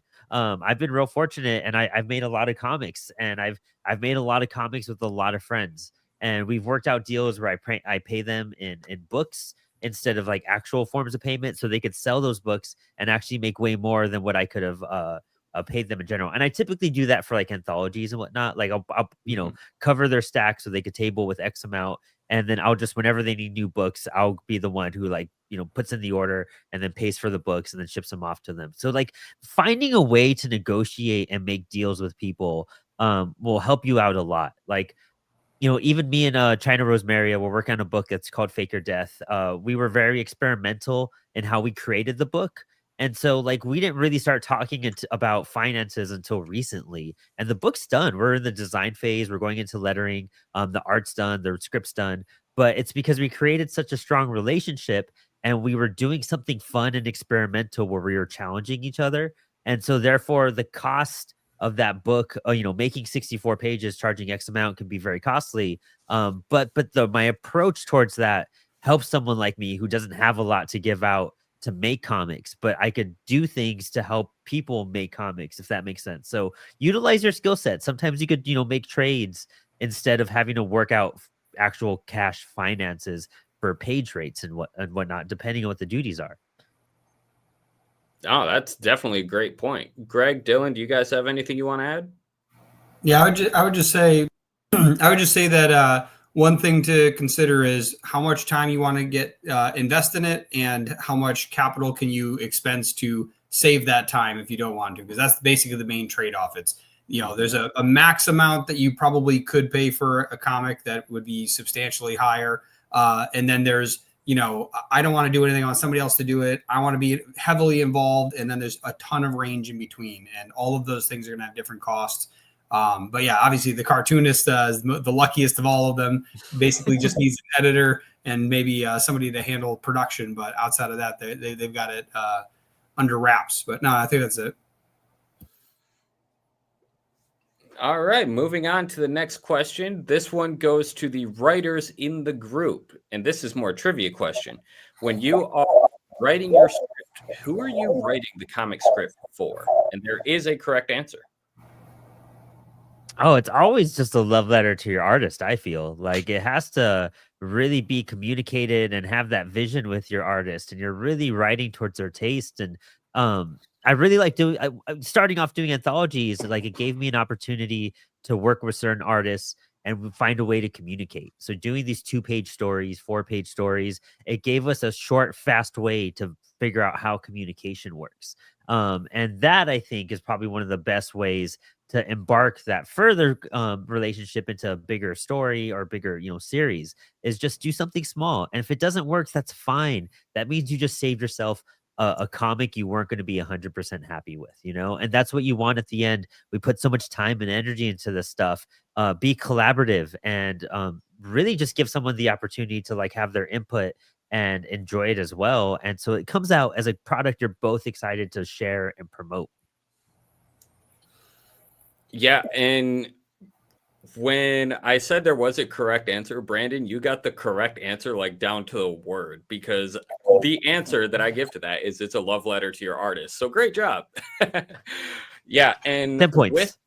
With that, one thing that I would like to add on is, as you're writing your scripts, the reason why we accentuate the fact that it's for your artist is you need to spoil the hell out of it, because you're not, as writers, we want everyone to experience the full story in its full effect and get all of the twists and the turns and all of that. But your artist is there to help set all of that up. They can't set up this Easter egg that you need on page 2 if you don't tell them about it, because it leads to a reveal on page 22. So you need to spoil everything in your script and know the fact that your artist is your partner making the story, and they need all of the details. And no one else is going to read your script unless you decide to put it in an extra special edition and release it to the public in whatever way you do. Hands down. Do I really need to deal with contracts? Now we are moving on to the aspect of assembling the team. So as you are hiring different people, Dylan, as the most business savvy out of all of us with your 86 different businesses, do we really need to deal with contracts when we're hiring people? Yeah, that's a big yes. The reason why is that, first off, it could be your best friend and neighbor. I'll be honest, the closer they physically are to you, it's a lot easier to make sure they fulfill the contract. But outside of that, it's one of those things where you don't want to be left holding nothing and be screwed over. For example, Greg knows this. One of the biggest things that we do is we pay through PayPal always. And it sucks because of the money. But the problem is we've already had it happen, I think, at least 2 times, maybe 3 times, where we paid somebody and got nothing for it. And the reason why was we paid using outside of PayPal. Now, that's not just the contract. That's literally the payment contract, essentially, because if we pay through PayPal and they don't pay us, or they don't supply the thing we paid for, we can just contact PayPal and go, hey, the goods were never delivered, and we can get our money back, which is hugely beneficial for creators who can definitely get screwed by fake artists or, people that are just online scamming, or just people who they'll tell you, oh yeah, we'll get it done in a week. And you have a deadline you have to meet. And now it's been 3 months and you're like, okay, like I want my money back. It's like, it's gonna be very hard to do that if you Zeld'd it over or Venmo'd it over or Cash App'd it over. So it's super important. The other part of that too is it's also good because you want to meet deadlines. And that's another thing. If you want to have, let's say what does it say? Does the contract permit the artist to do other work while under contract? That's entirely dependent on the project. So for example, let's say I'm hiring a first-time artist. They're going to be doing a job for me. I need it by a certain deadline. So I'm like, okay, this needs to be done in 3 months. So I need the pencils done by this date, the inks done by this date, and maybe they're doing coloring, but we'll just say it's those two for now. I'm going to say, hey, I want this done by the end of this month. If so, this is the amount that I'm going to pay you. Maybe I pay you half up front. Maybe I pay you in segments throughout, depending on how large the project is. If it's a 4-page, anthology, you're probably going to pay at least half up front. But the whole idea is you can then say, hey, if you meet this deadline, you get all of the money. If you miss this deadline, you're not getting paid all of it, but you'll get paid a chunk of it because you still want them to be incentivized to finish it. You can't be like, and no more payment. Now give me my stuff. Like they're not going to finish it, but there does need to be penalties for not finishing on time. Now, if this is a well-established artist and you know that they might get busy, one of the things that you can do is you can ask like, hey, while you're working on this, I can't have you working on other stuff. But understand as a creator, if you're going to ask an artist to do that, you're going to be paying extra for that. You're not going to be able to get someone exclusively to work on just your project. You know what I mean? Like, especially if you've got 24 pages and they finish your stuff, like what are they supposed to do? Wait till there's approval before they can make more money? It's not going to happen unless you're the one giving them that more money. So contracts can do anything from, hey, we get the full rights to this. We can use it for merchandise. We can use it for our comics. We can use it indefinitely in perpetuity, etc. All the way up to this is only for this anthology. It's only for this one print. You own the characters, but we own the story. There's tons of different ways to work out with artists. Like Brandon said earlier about being creative when you're paying people. Again, if you're going to be doing something like the concept of comic, you're getting that thing done beginning to end. You walk away. You don't have to worry about it. You've got everything. But if you're going to be going with artists and you're trying to, reduce costs, one of the ways is to go, hey, I want to work on a story with you where maybe we share in revenue and I pay you less, or I don't pay you at all up front and we just split revenue. But you can't really just wing that later. You want a contract that states that clearly because you don't want it where, the creator or the artist finishes, especially if, like, let's say you hired a cartoonist and you're just a writer and they do everything for you. And now they own all the files and then they just go off printing it and selling it at cons and not giving you any revenue. Like you don't want something like that to happen and you find out later. So yeah, there's definitely a purpose for contracts and it definitely protects you. But yeah, if you're working with anybody, use something like PayPal to be paying so you can, make sure that you actually get what you pay for, and then have contracts so that when they're complaining about pricing later in the future, which hopefully they're not, you can handle the actual legalities of that. And I find that people tend to get nervous about contracts specifically because it's legally binding. I don't want to get into the legal stuff. It's very intimidating. One of the easiest ways to look at a contract is the whole purpose, legally binding or not, the whole purpose, or legally binding aside, is to make sure that party A, you, and party B understand exactly what's going on. By putting it down on paper, there is absolutely no confusion as to what the expectations are on either side, so no one can get confused and misunderstand something. So it's a point of clarity that also makes it to where you have ground to stand on to say, hey, this is what we agreed to. Here it is on paper. So don't let the contracts intimidate you. They are just there to make sure that everyone's on the same page. And the next question for assembling a team: am I prepared to be a project manager? Personally, I think this is one of the most overlooked questions for up-and-coming writers because of the fact that when we get into the industry, we want to write, we want to create. We don't think about the business side of things. And with that, you're going to be a project manager if you're trying to do it yourself. You're going to have to find your artists you're going to have to find, which could potentially be a layout artist, a penciler, an inker, a flatter, a colorist, a letterer, a production designer, a logo designer. All of these different people you will have to find, you will have to manage to make sure that they hit their deadlines, that they hit the quality that you expect from them, and are able to turn things around, handle revisions properly, all of these things. There is a project management aspect that is very heavy in comics. And when you get into it and start assembling a team, that's one thing that you need to make sure that you stay on top of, because one project that could have taken 6 months could end up taking 2+ years, because I've had that happen.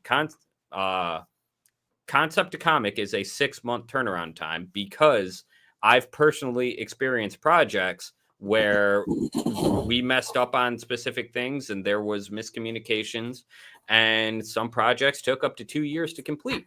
Shouldn't have happened, but those were learning experiences.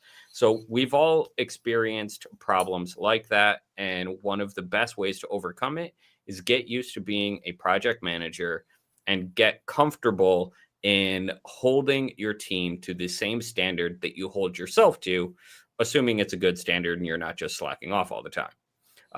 Does anyone else have anything they would like to add before we move on to the next section?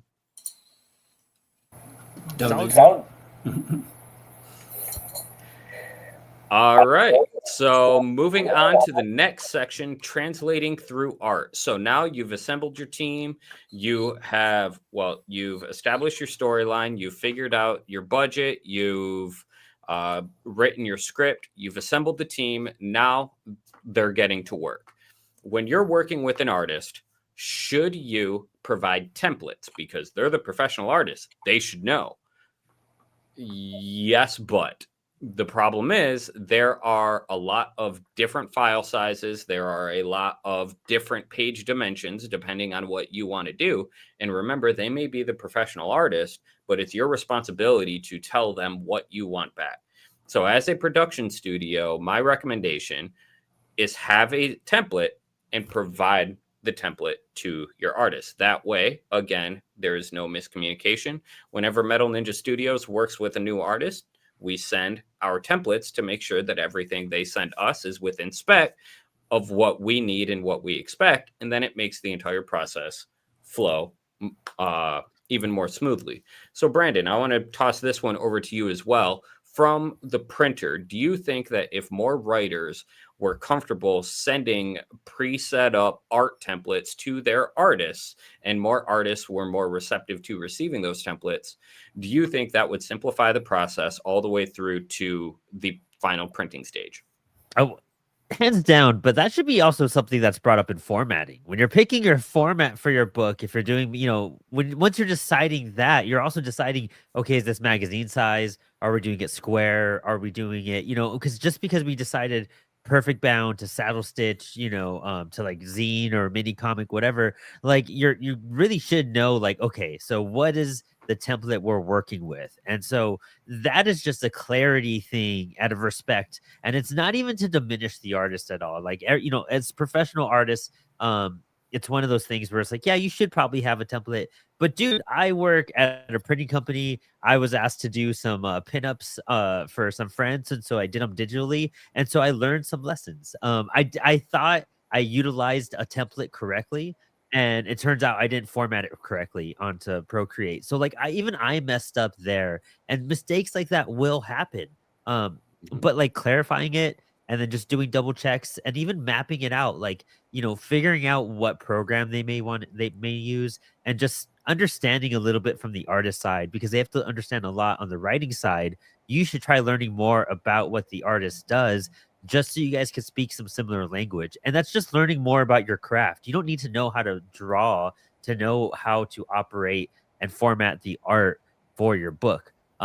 Actually, Jonathan, who just popped up right now, he was just telling me how much he does when it comes to like resizing stuff and like the programs he uses. And he works a lot to make edits and learn these programs to better enhance his book. And he has a killer book that just came out from Kickstarter and everything. Very successful. He'll actually be on the Kickstarter panel in a bit. But that's the thing. Like, if you take more responsibility and learn more about the craft outside of, just being a writer, just being an artist, you will be an exceptionally better comic book creator. Also, CWS offers templates, so take the CWS templates. All right, who's ready to get controversial? So, AI. Gonna make this one super simple. AI art, no. Don't go near it. Don't do anything relating to generative AI for multiple reasons. A, we are in a very creative industry, so ethically pay the people you want to work with. At the same time, you cannot copyright or trademark anything related to AI generated art.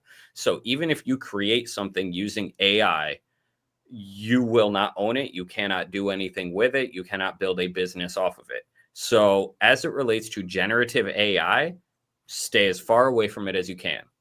With that being said, there is absolutely nothing wrong with leveraging AI tools for administrative and business purposes.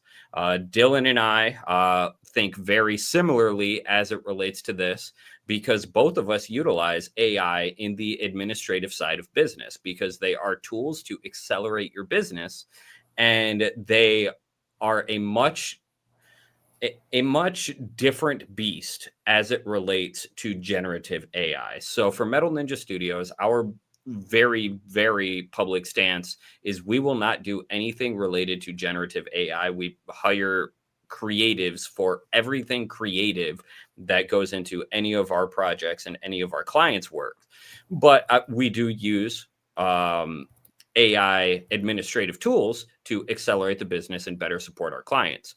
So Dylan, I would like to pass it over to you for a quick response to that, and then we'll move on to the next question.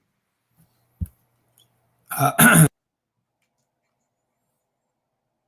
right. Yeah. So definitely AI is something where, like, for whatever reason, this happened in schools as well, where they were told they can't use it for tests, and then they're like, yeah, but you could use it for like organizing your schedule. Like I highly recommend that people in the comic book space get over the fear of AI taking their roles and instead use it to accelerate everything else. Like, that's definitely the big thing is, musicians, comic creators, novelists, all these people are afraid that their jobs are going to be taken away. And it's like, it will be if you don't speed up everything else, because independent creative stories are still going to be very unique coming from humans. It'll be very difficult to like replicate that. Now, sure, you can make like really good music and stuff using AI tools now. But the thing is that if there's not like a band behind it that goes and performs, and I can go follow them, and I'm I see them backstage one day and now I'm friends with them, and I'm like, oh my God, this one time I met this one, like, that stuff is still going to be prominent in the future. And it's so easy to see that because you can see live events are exploding again. People are coming out to them in record numbers because people are just tired of being behind the box, right? We're trapped in the box. So yes, AI for the win. Just don't use it in your art, because like Joel said, if it touches anything in the creative realm, the likelihood that you're going to be able to own any of that IP is basically zero. And at any moment in time, it could be like, government passed a law and now it's like, you can't use it at all. You can't use it for monetization. You can't blank. So you want to avoid that. Maybe someday in the distant future, some way of recognizing the artist whose work it's taking it from will get happen. But until then, yes, run away, run away. As far as you can. Does anyone else have anything to add? We've got a couple questions left before we wrap up, but we're running short on time. With that being said, I want to make sure that everyone has a chance to pitch in on this particular topic if they would like. I think just like a quick mindset of it is that, as a musician too, if you use like a guitar pedal, you should know how to play whatever song without your pedal. And AI kind of feel like it's kind of like a guitar pedal. It's there to enhance things. It's here to like help and transform some stuff, but it's not like you're dependent. You still got to learn how to play guitar to sound good. You still got to master the craft. You still got to pick it up and still got to learn all that, but use it as like maybe to help you like push boundaries a little bit, but like learn how that happened too, you know? Like, because if your pedal board goes out at a show, like you still got to play the show, you know, and you still got to figure it out. And it's the same thing if you don't got your AI tools or if you're your AI assistant, you should know how to still be able to do that no matter what. Like you got to figure it out. But if it helps you speed up making a chart or a graph or something like that, like do it. Like, I mean, by all means, like I think there's gonna be a lot of up and down controversy about it, but it's there to, everything has its ups and downs and pluses and minuses, but it's just one of those things. We just got to figure out the right spot, use it responsibly, and you know, just move forward from there at that point too. I just see the meme of like Anakin, I hate you. But no All right. AI art ever, never AI No. art. Yeah. No. Okay.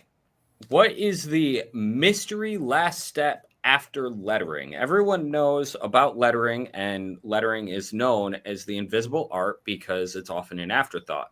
But when you're orchestrating the finish of your comic and you're in the final stages, there's one step that even fewer people know about. And just to jump the gun, that step is production design. This step is assembling the comic, doing all of the design work that is needed for literally every aspect of the comic that is not story. So this is applying the trade dress and the branding to your cover.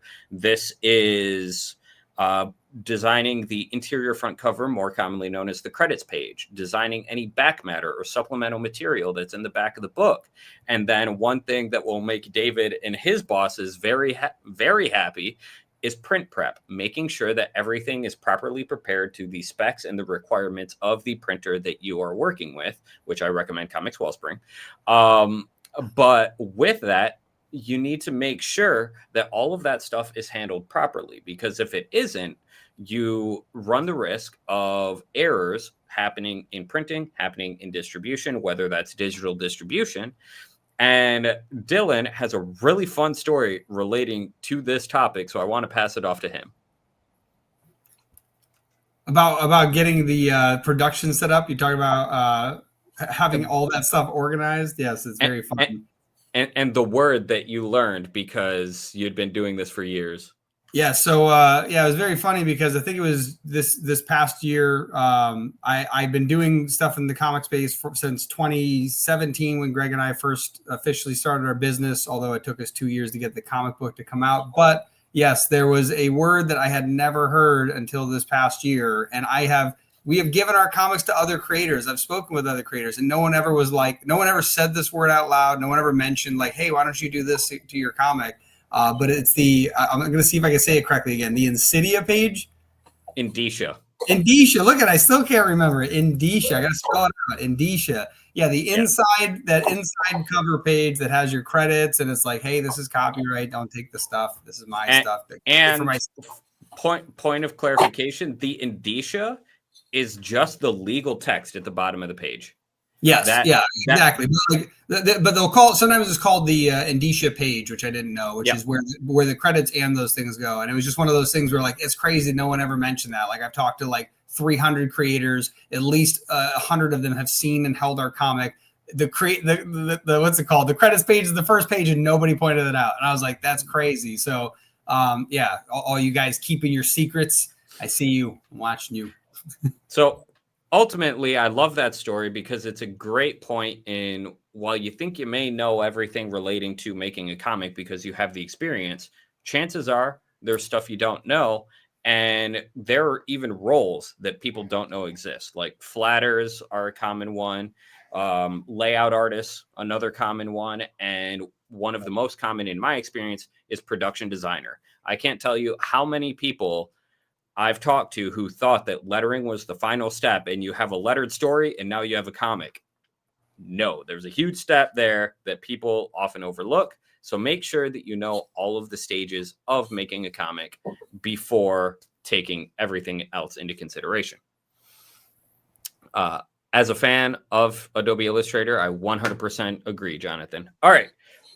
Quick last question. What is the hardest part of comics? Dylan knows my answer to this. Brandon, what do you think it is? All of it. Every step. There's not one step that's difficult. It's all brutal. It's all hard. Thinking of the story is hard. Writing the story is hard. Getting someone to draw the story is hard. I'm drawing right now. I'm drawing the story is hard. Learning to letter is hard. Design's hard. Production's hard. Figuring out the right specs to print and then making your mistakes with print is hard. And financially getting to pay for it is hard. Kickstarting is hard. Marketing is hard. Promoting it for years afterwards is hard. Having the willpower to go on is hard. Finding any hope in getting money out of it is hard. I don't know anything easy about making comics. But it's so rad and it's so fun and it's the coolest thing in the fucking world and I love it and I wouldn't trade anything for it. And it's brought me the coolest friends and the people ever in the universe and given me a dream job. But it's so hard. All of it. It's hard. I'm open floor at that point. Yeah, I mean that pretty much sums it up. Everything is hard. I think the hardest part for creatives in general is going to be the marketing and the promotion of your book. And that one thing will be the most discouraging aspect of creating a comic. And here's why. People get into comics because they want to create. They are very much creatives and they dislike the business side of things. With that, nothing will break you more than putting your heart and soul into a comic, putting it out in the world, and no one cares. And 90% of the reason why no one cares is because you didn't talk about it enough and your marketing wasn't on point. The audience is out there. If you like your story, I can guarantee you out of the 8 billion people on this planet, there is at least 100 people that like this same story. But it's on you to reach them. They aren't just going to find it. And that all comes down to marketing. So from my personal experience, from talking to people for years about this, the biggest problem that people have as it relates to comics, and I think the one thing that creators would benefit the most from outside of the creative realm is learning marketing, learning how to market and sell your comic. So that is my answer. And with that, I'm pretty sure we went over on time. So I'm going to pass it around to the rest of the group, starting with Brandon. Who are you? What do you do? And how can people find you? I'm Brandon Blocksdorf, the branding community director at Comics Wellspring. And just hit us up on all of our shows. We're interviewing Alex Segura tomorrow night, Building Thursday night. And I'm also the editor-in-chief at Apollo City Comics, all this comic book stuff. You see me behind me. And so check out Apollo City Comics. Today's the last day you get this Comic Goes Fascist for free digitally. Check out our post. There's a code. You can type it in. And then we're still accepting submissions for this Comic Goes Fascist Dos until the end of the year. And a new Kickstarter in January for Outer Space #3. And Dylan, Greg, who are you people? Awesome. And yeah, Dylan and Greg over here. We are Sierra Nova Comics. We're the one putting this whole crazy mess together over the last 3 days. It's been exciting. I am co-founder and CTO of Sierra Nova Comics. Right now, we've got our we got our website. Is that our website or Inc? That's our website. This is Inc. That's Inc. All right, this is Inc. Right, cool. So right That's now, our website. That's our website. Yeah. But anyways, yeah. So right now we're on Kickstarter. We have our first trade paperback for Inc., the series that has been our first comic we ever actually printed based on tons of issues, and also our first series we ever finished based on a bunch of issues, all with other comics, but not with this one because it's my personal favorite and I think it's our best comic. And it's probably your favorite too once you go and pick up a copy of Inc., the trade, over on Kickstarter. So yes, go do that. Listen to him. And I am Joel Rodriguez. I'm the CEO of Metal Ninja Studios. We're a full-service comic book production company dedicated to making your life easier as it relates to creating comics, whether that is having us do it through Concept to Comic, our done-for-you comic production service, or by learning how to do it in the newly launched Concept to Comic Academy and getting direct feedback and direct education from industry experts through our Capital of Comics Masterclass podcast, which you can find at metalninjastudios.com/academy. Awesome. That was a great panel. And it's fun because I know I've been a part of it before, but it's different every time we do it, which is great. Even though it's the same thing that we talk about, which is fun because there's always like new ideas. We're like, oh yeah, somebody mentioned that one time. So that was very fun.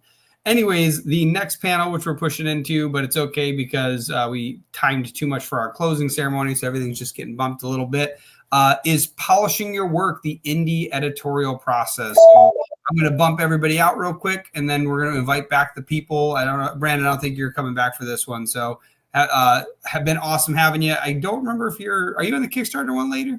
I am. Yeah. Awesome. Cool. Awesome. So we will see you later at the Kickstarter panel. But it's been great having you. So I'm going to boot you out. Bam. He's gone.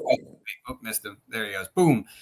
And Joel, I'm going to boot you out. I don't think you're on this panel either, right? I'm not. I'm back for collaborative indies. All right, cool. Well, you get out of here too later. So anyways, very excited. Like I said, this upcoming panel, polishing your work, the indie editorial process. I actually can't remember who suggested this, but somebody who's on this panel, I believe it's somebody on this panel, is the one who suggested it. And then probably. What, Steve? Probably. I remember they came up with a name which was More Than Meets the Eye, and I'm like, I don't know if we could use that, so I'm going to change it. And so now it's polishing your work, the indie editorial process. So I'll bring everybody up so they can introduce themselves. And first we have Steve Cole. Who are you and what do you do? So first of all, I'm a freelance editor. I've been doing it for 38 years. And I'm also the administrator and lead in the Comic Book Editors Alliance Facebook group, where we have been doing it for 7 years there, where we have industry professionals from 30, 40 years in the industry helping new editors and creators in learning how to edit comics. Awesome. And next we've got Chuck Pinot. What's up? What's going on, everybody? I am Chuck Pino. I am a freelance editor and writer. I also am the CCO of Ethereal Comics, Chief Content Officer. And I'm excited to talk about editing as always. Definitely fun to have you back. And Jonathan, who's been with us all weekend. Who are you and what do you do? I'm a human being. I write comics. Probably the other two people on this panel are going to be way more knowledgeable about the editing process. But maybe I can give some practical advice for young indie creators where you're kind of doing all the steps on your own and you're going into the dark, figuring it out as you go. But creator of a graphic novel called Eric. I've been a screenwriting professor at a film school in LA for about a decade. Screenwriter in the industry for about 15 years. Awesome.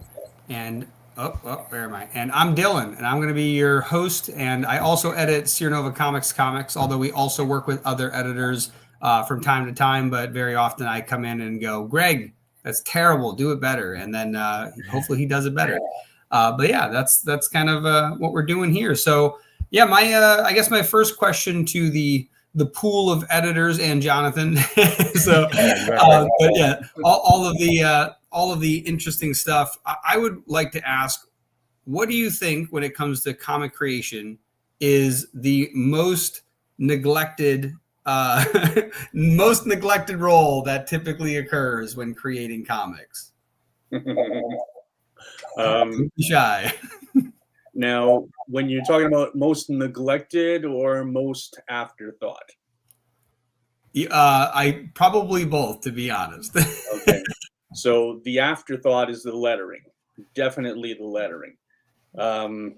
Because it's the last stage in the process, typically the rest of the creative team does not always accommodate for the lettering and the importance that the lettering actually has to the story.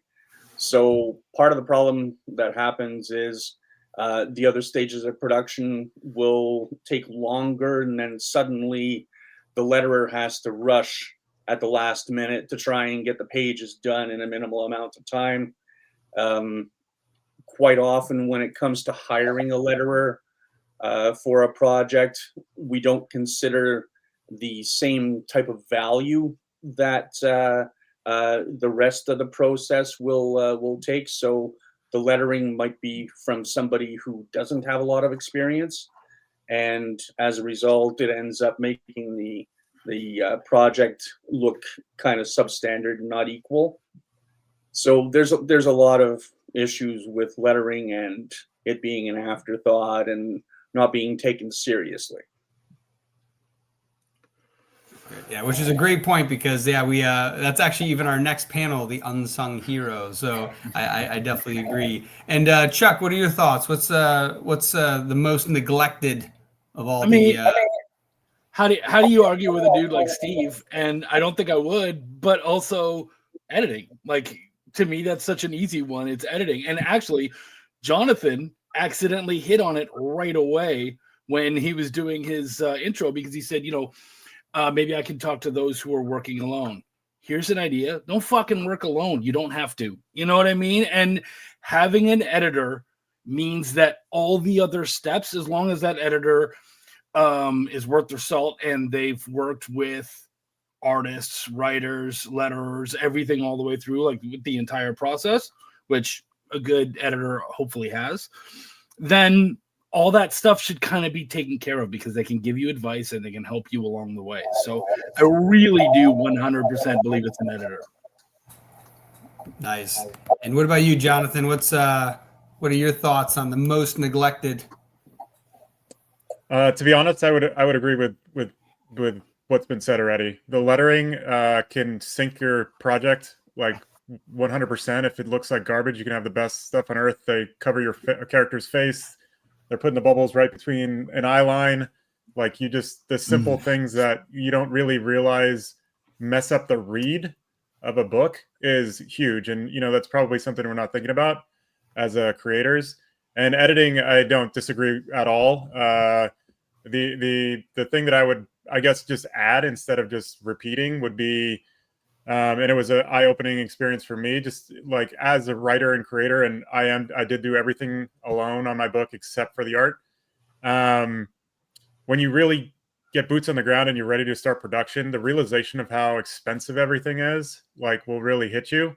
So I would say the most neglected part would be actually the two elements that we just discussed, 100%, but then the actual script itself, getting it dialed in so that it's you've done all the work that you can as a writer or creator.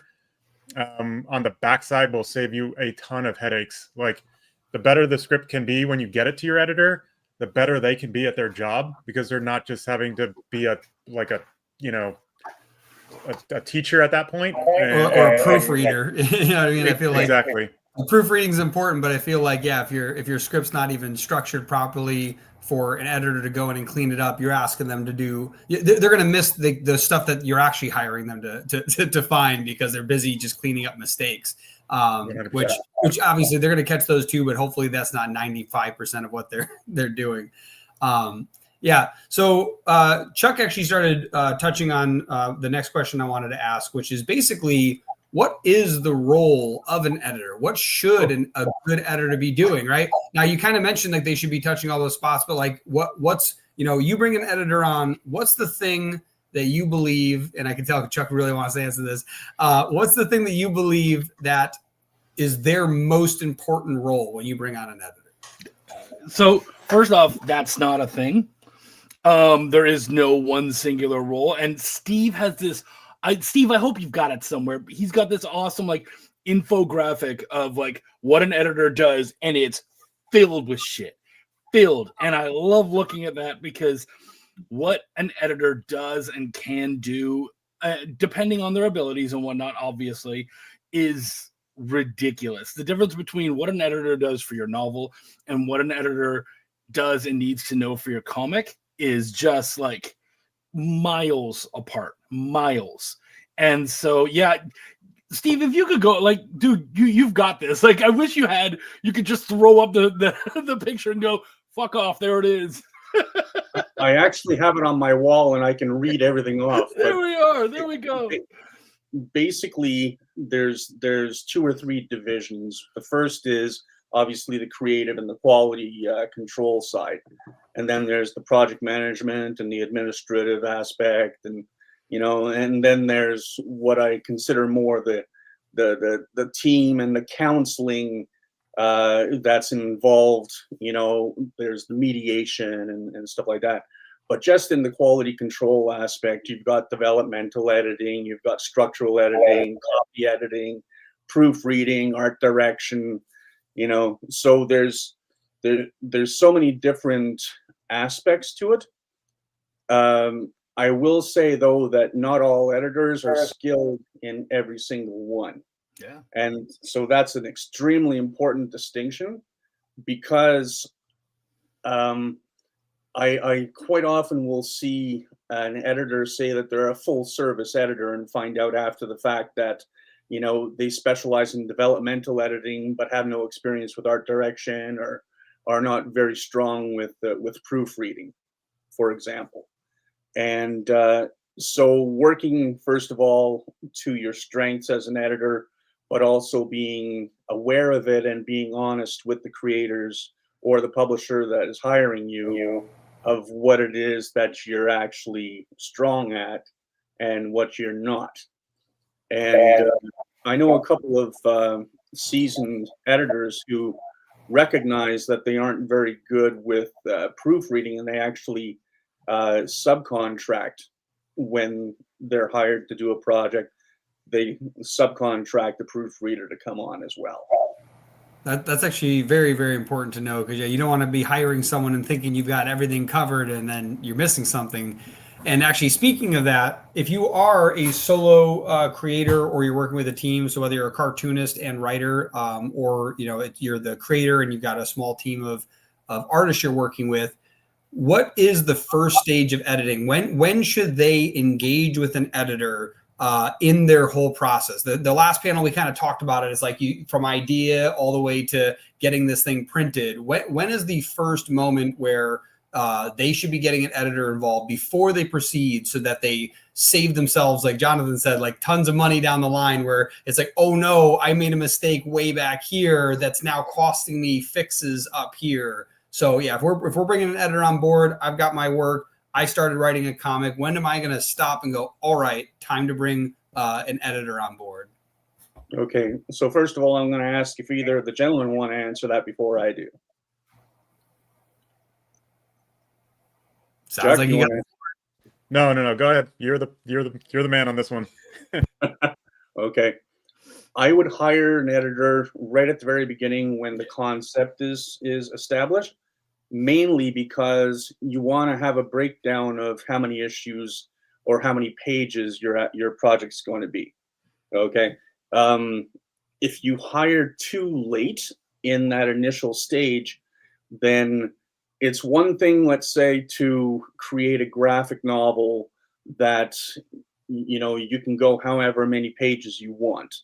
But as soon as you say that you want to create a mini series that you foresee it as 4 issues, and then you hire someone like me who sees that, oh, in your first issue you have this plan, but you've introduced something that now requires you to have 6 issues.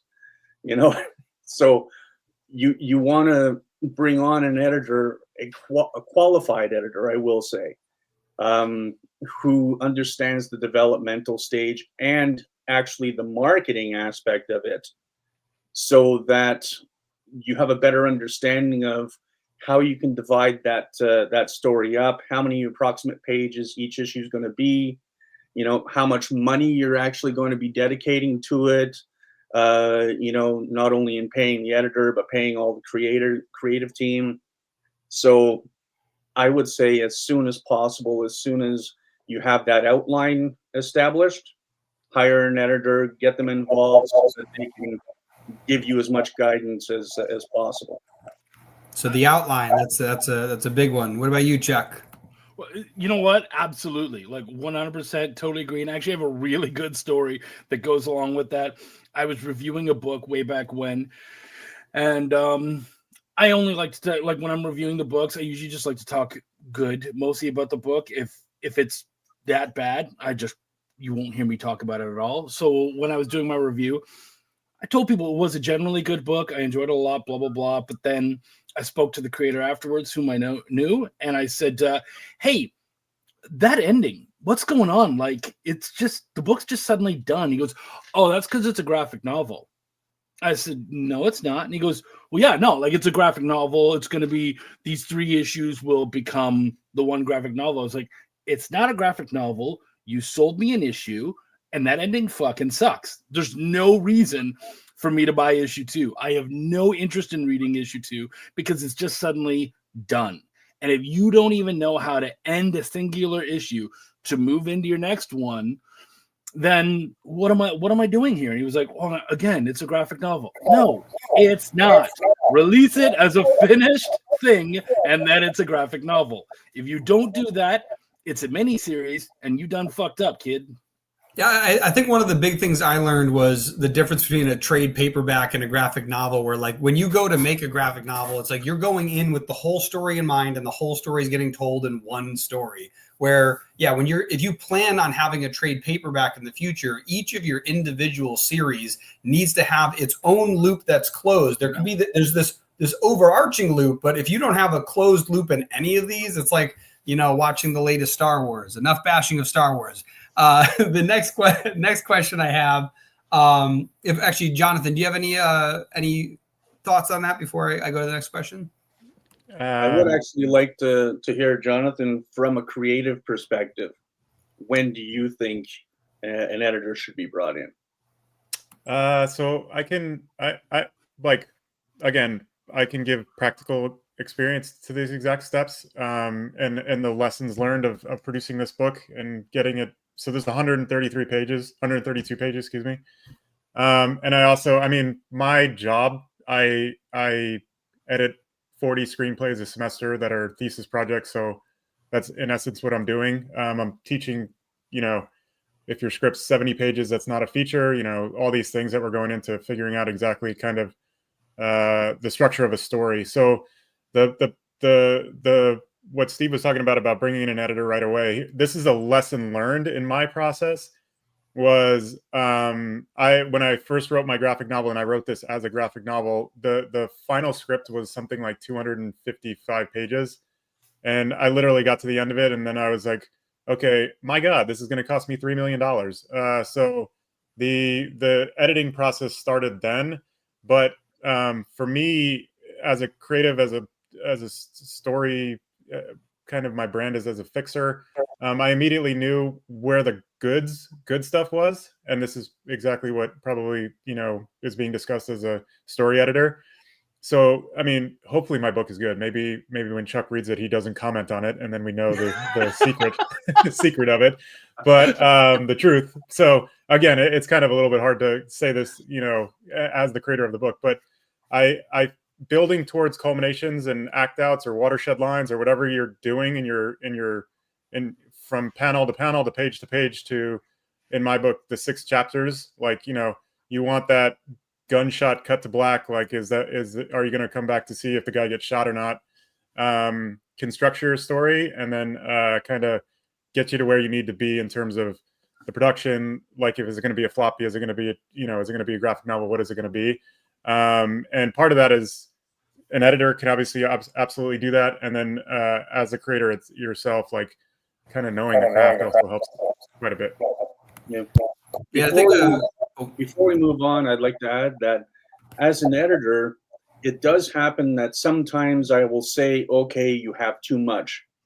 But quite often, I see the potential in the story where more can be added. Okay? So the story is actually what's guiding it. And, sometimes we can break the story off and have a period of time before another story is followed up on. It doesn't all have to be in one book, but the story kind of has its say as to how it's going to be told. And sometimes there's a lot of filler that we need to get rid of, so we end up reducing the pages. But other times the story's telling us that, hey, I have more to say. And so you might end up with 6 issues instead of 4 issues just because the story has more to say. Yeah, and I was going to say when you mentioned that like cut to black, I feel like you could still end a single series or a single issue in a series with a cut to black. I know one of our first comics that Greg and I released, or sorry, the first comic we released, it did kind of end on like a what's going to happen next. But it was to the point where people were begging us for issue 2, not like, damn, that sucked. Like it was like, that's kind of what you want. You don't want it where, you have some issue where there's no cliffhanger, and I don't want the next issue, especially if the goal is to have a series that eventually becomes a trade paperback. But obviously, in Jonathan's position where he's putting together an entire graphic novel and he's just breaking it into parts inside of this one piece. You definitely want to have something that's like, oh, I want to read the next chapter, like kind of like the page flip. Like don't spoil it right here. You know what I mean? I'm like, I still haven't even read this page, and all your cool stuff's over here. Which, speaking of page flip spoils and other things that editors should slap creators for ruining, if you had to break down, we mentioned this already, stuff like proofreading, developmental things. What are the different phases, right, from beginning to end? Like, again, we talked about it right in the developmental phase. We're looking at what they're doing, and is this going to be a graphic novel? Is this going to be a single issue? Is it going to be a collection? What are the stages in which an editor comes back into play, right? So the first one we got is developmental. What's after that? When's the next time I want to bring my editor back, and when's the next time, and when's the next time until this thing sees print? Chuck, you want to go first? Yeah. Okay. First off, everybody, when Steve earlier was talking about editors who work, organizing the team and whatnot, Steve is giving you a clinic right now, right here, because he is keeping this panel going. And Dylan, you're doing a great job too, but he's making sure that both Jonathan and I get to speak, get to have our turn. Like I'm not good at that. 100% I'm willing to state. We have someone in Ethereal who is excellent at that. April, I love you, because that's not my world. But Steve is giving you a clinic. Make sure everyone gets their word in, everyone gets a chance, blah, blah, blah. What was the question again? Totally. So the question, the steps. The stages, yeah. Okay. So for me, you get them in right away, go over what are we building, what are we doing, blah, blah, blah. From there, I want an outline. And preferably if we're working on more than just like a one shot, I'm going to require 2 outlines. It's going to be an outline for whatever issue we're working on, and then an outline for the overarching story, whether it's the graphic novel or the mini series or just this arc, whatever it is, whatever that's going to look like. I'd like to see both of those, because we need to make sure that if this is going to be even an arc and an ongoing, and it's like, say, a 4-issue arc, we want to make sure that everything that we need in issue 1 to make issue 4 pop is there. So I want my 2 outlines. Then once we're both very happy with what's going on there, I say go to scripting. And then we're going to go back and forth, and we're there anytime. Like if you hit a pothole, if you don't know what to do, if you're, any number of things, come back to us, hit us up. There's no reason to be out in the desert by yourself. It's our job, and it's something that we know well, because most editors are also writers. So, and if they're not, it's like a tattoo artist who's never tattooed or who's never gotten a tattoo. You don't know the pain. What are you doing here? So, so I would then go on there, and then once we're happy with our script, then it goes to art. And if you're doing art development, I would like to see roughs of the pages first. Then I would like to see pencils. And then once we're happy with pencils, we'll go into inks, colors, etc., all the way through until we've got everything together. It's done. We've got a package, and we're happy. That's my quick way. And Steve, what's is there anything that Chuck missed? We can judge. We can edit Chuck. Edit away, man. No, I find that if you're defining some of the different positions, so for example, a structural editor is involved right from the script, and the art director is involved with the art, obviously, but an artist or an art director who doesn't understand the structural aspect of the story isn't going to really understand how certain pages work, how many panels are actually required. You know, do we require you know, more panels for the pacing, less panels because the pacing doesn't have to be as long. Even, you know, a matter of switching scenes in the book, because quite often I've had at least 5 different instances where scenes that have appeared later in the book, I find that they actually work earlier. Or if, for example, I have a 24-page comic that we've decided is a max of 24 pages, and I find that I have a scene that needs an additional page at the beginning of the book. I need to look through the rest of the book to find another scene where I can take a page from that, you know? And sometimes it's just taking a scene out. If the scene itself is 1 page that doesn't require to be in the book, you know, it's just filler.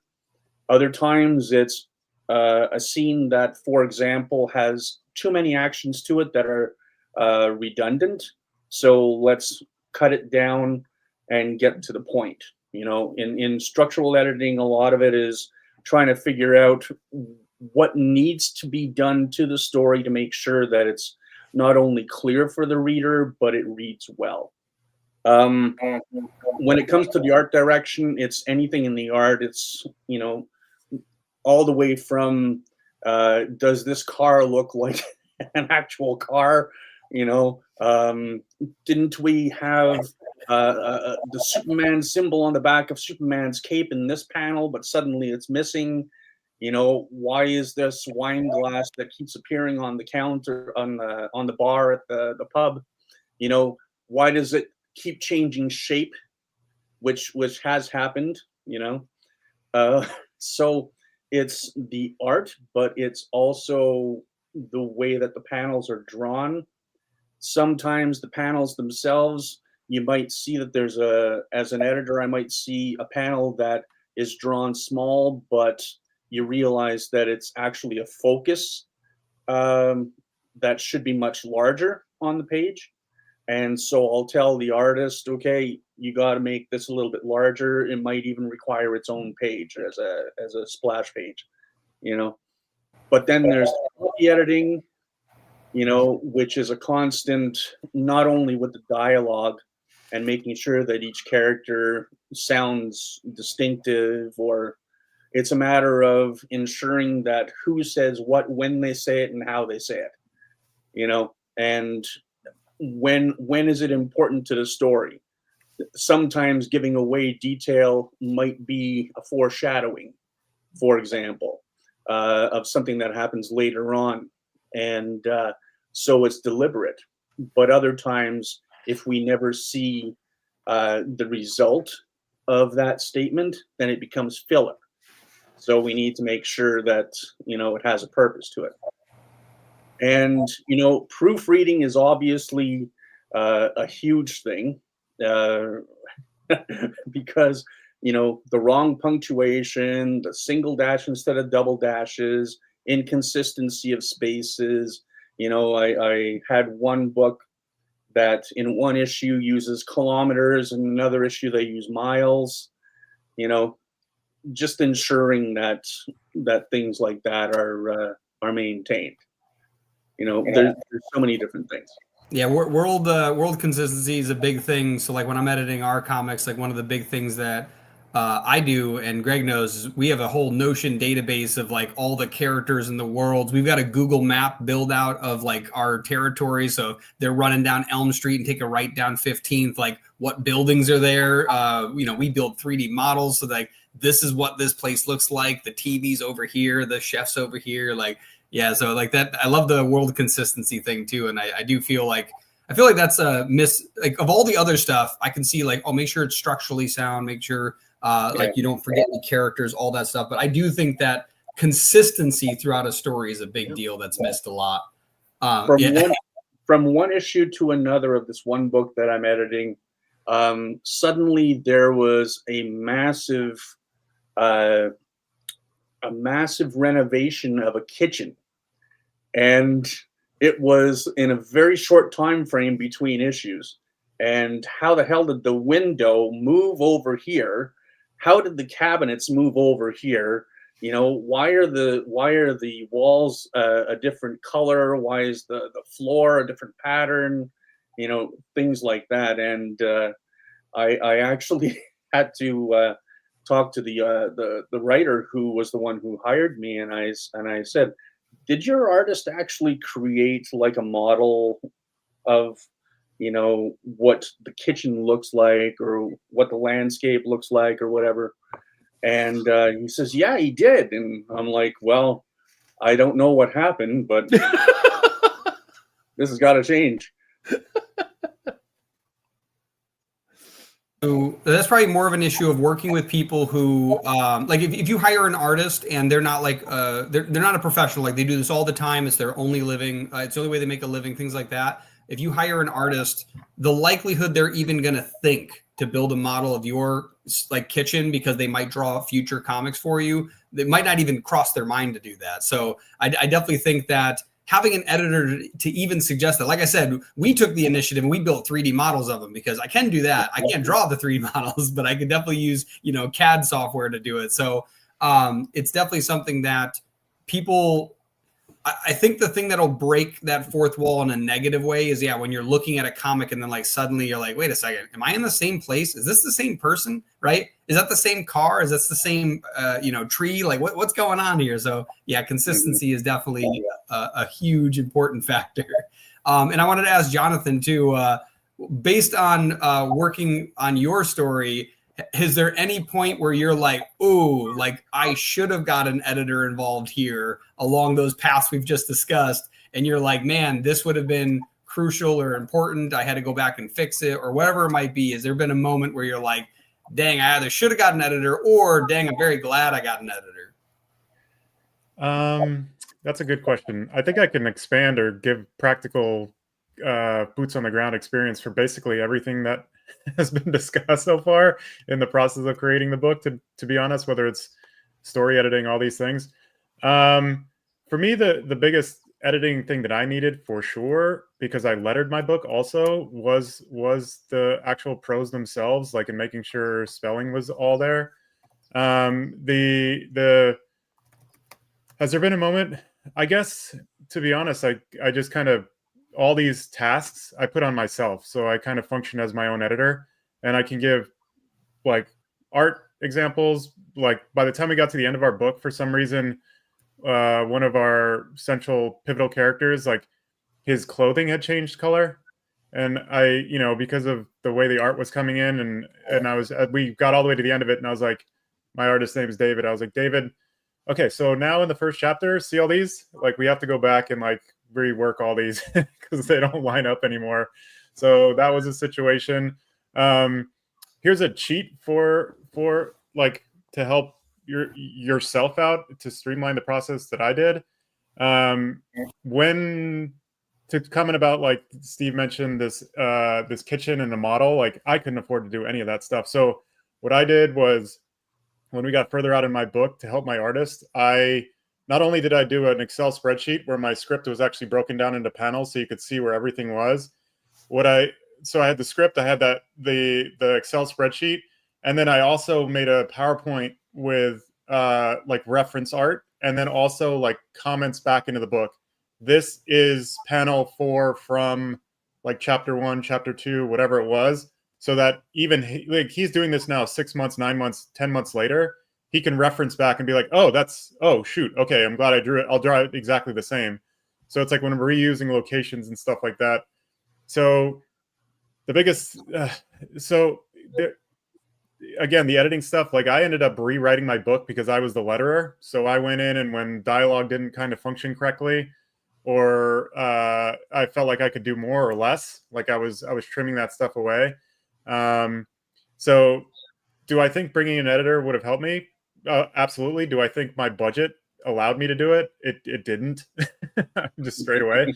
So yeah, everything they're saying is spot on. I can give you boots on the ground examples of everything. But yeah, the proofreading is the thing that has terrified me the most. If to directly answer your question of like what where did I need an editor? And I did have somebody proofread my comic, actually, like multiple times. And there's probably still grammatical errors in my book, which bums me out. But it is what it is, to be honest.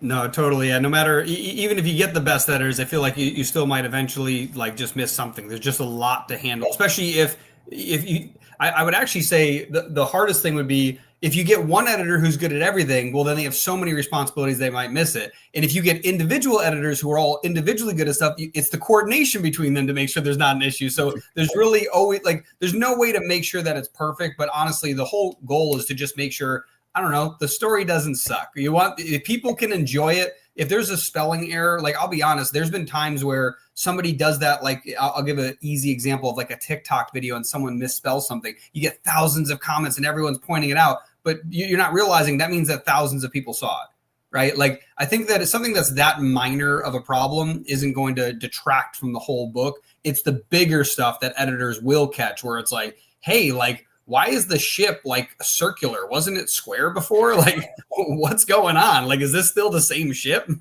Yeah, I will say that people who notice a consistency in the lack of corrections, they will drop a title. Okay, so it's, yes, there are those major, things, but if you keep seeing misspellings or errors in placement where you're covering faces or important parts of the art, people do get fed up, and so the whole idea with comics is to give them a reason to get the next issue. And if you're giving them the reasons not to get the next issue because there's so many mistakes, there was an issue of Deathstroke the Terminator where the writer, who's been writing and editing comics since the 1970s, literally, started at Marvel. And so he wrote the character of Slade Wilson, Colonel Slade Wilson, where his ex-wife is talking to an admiral and about Wilson, and the admiral turns around and calls him Colonel Slade, and the ex-wife does not correct him, which tells me that it was slipped in by mistake and it wasn't a deliberate thing. Otherwise he would have had the ex-wife correct the admiral. Okay, so there are things that slip by, but the idea with editing is that once a book is out and we recognize that those mistakes were there, the idea is that we don't make the same mistake twice. And I spoke with a writer back in the early 90s about, do you have any regrets when a book comes out and you know that there was mistakes in it, that you could have made those corrections? And he said, because of the tight timelines that you have, and this applies from writers to artists to editors, etc., because the timelines are so tight, all you can do is hope that you make corrections in the next issue and try and work with it. You can't make changes in the past. You can only make changes for the future. Of course, if you're doing a trade paperback, you can make those changes, but yeah. ultimately what it boils down to is, learn from your mistakes, try not to make them again. Yeah. And I also agree with you don't want to give readers a reason to not come back. I bust on Greg sometimes because we have one of our first issues of comics and he's like, I just want to give it away now. And I'm like, hey, if they're interested in this one other series, don't give them this one because that might deter them from coming back for the other one. Like, give this one tastefully to people, maybe like collectors who are interested and we're like, yeah, this was one of our first drafts, blah, blah, blah. Like, but yeah, you don't just want to give it to everybody because you don't want to give people a reason not to come back. Our next panel is coming up right now, and I want to be able to get to them because I see a bunch of people in the waiting room all looking at me like, what are we doing in here? And so really quickly, what I want to do is we're going to do one last intro of everyone, but I also want you to very briefly, like 10 seconds, 30 seconds, say the one thing that a creator should be looking for in an editor to make sure they've got a good one. That's what I want to do. And we'll start with Jonathan. We'll put move you up here. Maybe there you go. Boom. Who are you? What do you do? Where can people find you? And what do you say to look for in an editor? There's my Instagram. I'm not great with the social media, but you can find me there and send me a DM. I'll get back to you. You can get my first graphic novel at comicavalon.com. There's the A and B cover is right there, or this is the A cover, sorry. And what to look for in a great editor, watch this panel and then hire these two guys. Excellent. And we're going to bring up Chuck. Who are you? What do you do? Where can people find you? And what should people look for in a good editor? First off, Jonathan's a fucking keeper. So you can find me on Facebook, Chuck Pino. You can find me on Instagram, same thing. You can find me on Twitter because I'm not calling it anything else. You can find me on Twitter at Chucky Pin. You know what? Talk to people. Talk to other creators. Who did you use? Who did you work with? And ask around. You know what I mean? Like a lot of times that can be really helpful. And definitely ask about the things that you think that you need to work on the most. You know, how are you with this? Can you give me some thoughts on your process where that kind of stuff comes out? Because again, you can hire someone like Steve and myself, and we can be absolutely amazing, but we might not be perfect for you because it's also about bedside manner, how we work together.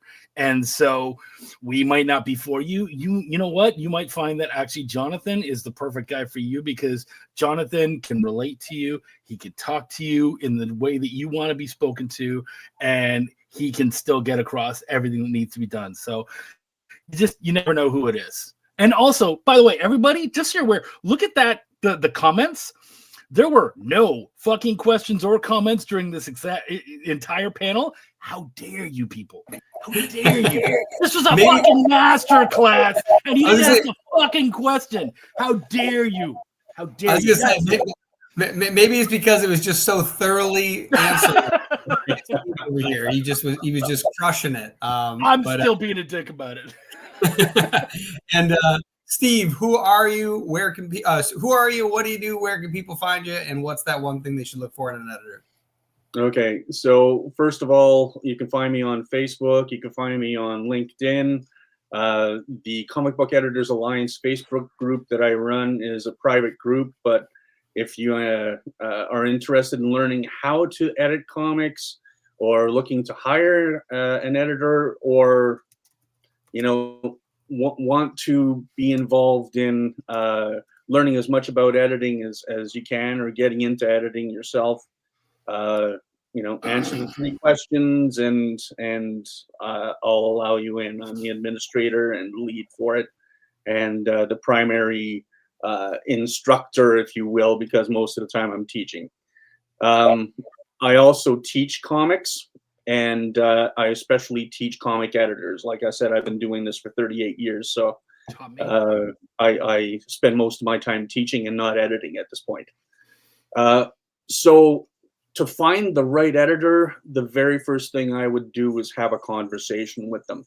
I always try and set up a Zoom call with them. And part of it is for them to identify what their needs are, and for me to pull out what their needs are, because I might see something different than what they tell me. But they're learning about me, I'm learning about them, and we're also developing a relationship. And if I find during that initial conversation that we're getting along, that we're understanding one another, communication is clear, perfect, I'll move forward. But if I find that there's already miscommunications happening during that initial conversation, I'll kindly, suggest another editor to them. And the advantage of the Editors Alliance is that we have so many editors that I can refer them to. Yes, and scan that QR code that's up on the screen to go check out the Facebook page. This was an awesome panel. I'm so glad that you were all able to join. I keep forgetting that I have these fun little where'd it go? Like right here.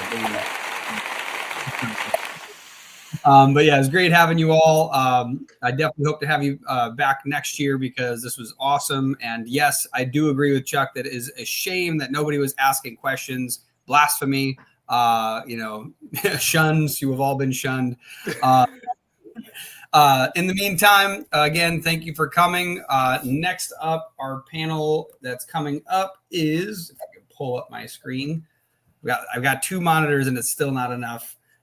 Is collaborative indies, teamwork, and small studios. So I'm gonna boot everybody that's in here now and bring it back up.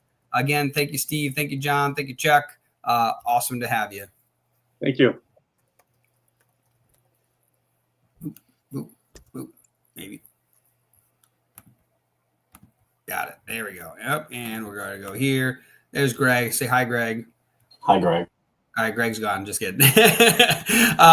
Anyways, again, that was an awesome panel. I hope everyone that was backstage was also enjoying that. Sorry it extended a little bit past this. Like I said, we're running a little bit behind because we're crazy and we're always running around. But yes, I do want to start bringing everybody up. Whoops, 1 second. Come on. Switch. There we go. And for the collaborative indies, the host of this panel, I'm going to bring him up first, is Joel Rodriguez. Who are you and what do you do? You have asked that question way too many times. It's starting to slit. You, sir, have had a long weekend. I am Joel Rodriguez. I'm the CEO of Metal Ninja Studios, a full-service comic production company that is dedicated to make your life easier when it comes to making comics. That is through our done-for-you comic production service and our educational platform, the Concept to Comic Academy, which just launched this weekend. Awesome. And next up, Anna. Who are you and what do you do? I'm Anna Peterson. I'm a writer and artist for, I've been in several anthologies. I had a series come out last year, Book of Rifters, and I'm hoping to have an announcement on my second book coming up soon. Awesome. And next up, Jesse Sosa. Who are you and what do you do?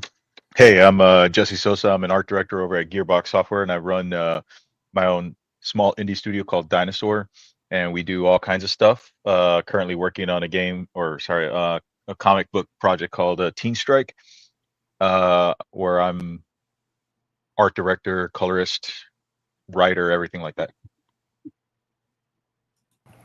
Awesome. And next up, we've got Braden. Hey, who are you how's it and going? what do you do? I'm an art director for Blizzard. No, just kidding. Rook City Comics, Haven Sketch Night on Kickstarter and rookcitycomics.com. Yeah, make comics, writer, good times. Awesome. And next up, we have Alan Silverwood. Who are you and what do you do? Who am I? I'm Alan Silverwood, former staff editor at Marvel Comics under another name. I'm not on the lam. It's just under another name. I currently am the CEO at Pop Skull Press and writing and editing comics and also novels. Amazing. And next up, where is he? There he is. Mark Bernal. Who are you and what do you do? Hey, sorry about that. Had to get my mute working. Mark Bernal. I'm the founder of Lesser Known Comics. I write there as well. Actually work with Anna Peterson, who's on the panel, one of our very talented creators. So, we're a indie comic incubator. We've probably helped, at least over 150 artists or creators get published for the first time, whether it be in anthologies or their own books. That's generally what we do here at Lesser Known Comics. So we're a publisher incubator. Awesome. And this, like I said, this panel is collaborative indies, teamwork in small studios. So Like I said, Joel's the host for this. I'm just the guy pushing buttons in the background. So I'm going to fade into the background. Joel, take it over. All right. So with that, hi everyone. Thanks for joining the panel. And I think we will get right into the juicy bits of what do you think are some of the most difficult aspects of collaboration that new creators can expect. And my goal in this question is to help give tips on how to overcome these complications. So, Alan, we'll start with you. What do you think would be some of the most complicated and common hiccups that new creators can run into with collaboration, and how can they overcome them? God, I'm like trying to how do I sort and organize one of the things that you can run into. One of the biggest problems that I've had is, you've heard the term herding cats. When you're collaborating, if you have multiple collaborators, you are herding cats. Everybody's doing something. Everybody's got a life. Everybody's got things going on. So trying to keep track of who you need to get what from and when, and all of that, it's like juggling in a circus. You've got to make sure that all of the whatever you're juggling, bowling pins, balls, chainsaws, are up in the air when they're supposed to be, and when they come down, then you're catching the right end. I mean, you need to make sure that everything is where it needs to be. You have to be really good at communicating effectively with deadlines and specifics about what you need, and you got to expect that you're going to get back the standard, I need these 5 things from you, and you're going to ask 10 people for that, and 7 of those 10 people will get back most of those 5 things to you. Some of them will get none of them back to you. Some of them will just get 2 or 3, and so you have to know how to get the rest of those things back from them in time that it doesn't tank your project. So this kind of time people communication management thing is going to be your it's going to be your major.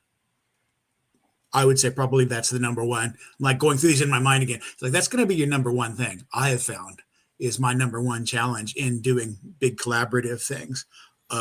It's just basically kind of getting everybody back to you with what you need by the time you need it. If that answers your question. That does perfectly. Before we move on to the next question, does anyone else have anything they would like to add or build off of that? All right, Mark, we're going to come to you.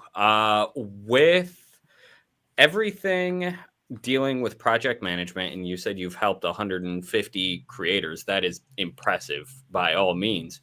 How do you recommend creators deal with interpersonal conflict when dealing with small studios and small productions? Because these things can be complicated, tensions can rise, emotions can get involved. How would you recommend a new creator deal with that? Yeah, I think so. I'm going to give 2 examples. I think many creators, when they first work in projects, I think anthologies and zines are a great way to get started. And something. The suspense is killing me. Yeah. Everything. I think we lost you, Mark. Okay, I see you guys now, so I'm not sure if you can still hear me. We can hear you, but we can't see you. Okay. So yeah, I've seen anthologies where you've had, 1 or 2 people, have a negative interaction with the rest of the group. And that's a good chance for, if you're, leading an anthology or you're part of an anthology, how you compose yourself in a conflict situation to really show your professionalism. When you're giving somebody more grace than they probably deserve, what it tells everybody else in that project is that this is somebody you can count on. This is somebody who's not going to let their emotions, dictate the success of a project. So I would say that those conflicts are a really good opportunity to show your character and professionalism. one-on-one, I see a lot of times too, creators, when they have a negative experience, take to social media and start trying to play a blame game, try and start, summoning a crowd and a mob to, hey, let's all talk about how much we don't like this particular creator. That's time spent not making comics. It's a really tough pill to swallow, but a lot of times it's, hey, I learned my lesson. I guess this project is, maybe dead in the water because, this person is somebody that, I'm not going to be able to continue to do a project with and, and count on. And sometimes it's best just to walk away and just start working with, an additional or a new person. But I'd say anything that takes you away from actually making comics or anything that takes you away from displaying professionalism is a waste of your time. No, that's great. I completely agree. And yeah, it's best to keep everyone on the team from airing their dirty laundry on social media, which is a trend that I have seen far too many times. So I think that in particular is a very good point. Braden, what are some tips and tricks that you can provide to new creators on managing the timelines? Like Alan said, it's one of the most complex aspects of creation, especially someone who is more of a creative. Jesse, just so you know, to give you a heads up, I'm going to have you show that Miro board again in a little bit because that was awesome, and this panel needs it too. But Braden, what tips could you recommend to creators? Yeah, I mean, it's, it depends on where you're coming from, right? So like if you're a writer, I'm a writer, and you're managing projects, you're managing timelines with artists. It is one of those things where a lot of things could come up, right? Like especially with artists, it could just be thing that I've had artists say like they're not inspired, to draw that day, or that, it's just not, something's not catching, right? So it's important to give yourself enough time, right, to give yourself more time than you need in order to complete a project, to get things done, because there are going to be delays, right? Like nothing is ever going to come out exactly the way you want it to.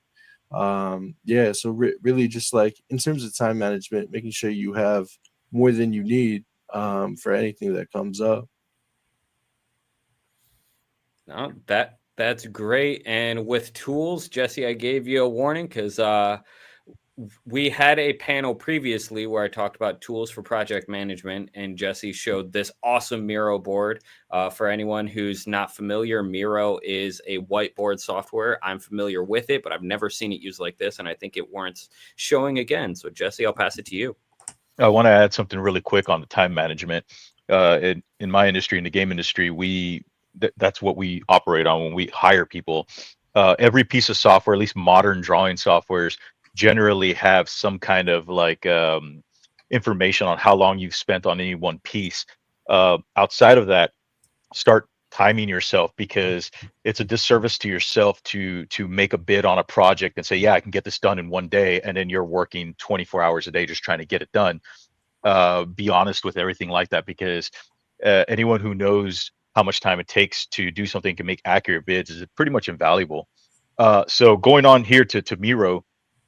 Miro is an awesome interactive whiteboard. I've been showing this off, I think, in all the panels I've been in, just because I love it so much. But this is how I stay coordinated with my team outside of like, we meet like 3 times a week for various projects, not just comics, but for like Gearbox stuff and all that. Miro is in resolution. It doesn't care about resolution of images. You can drop anything in here, scale it up however you want.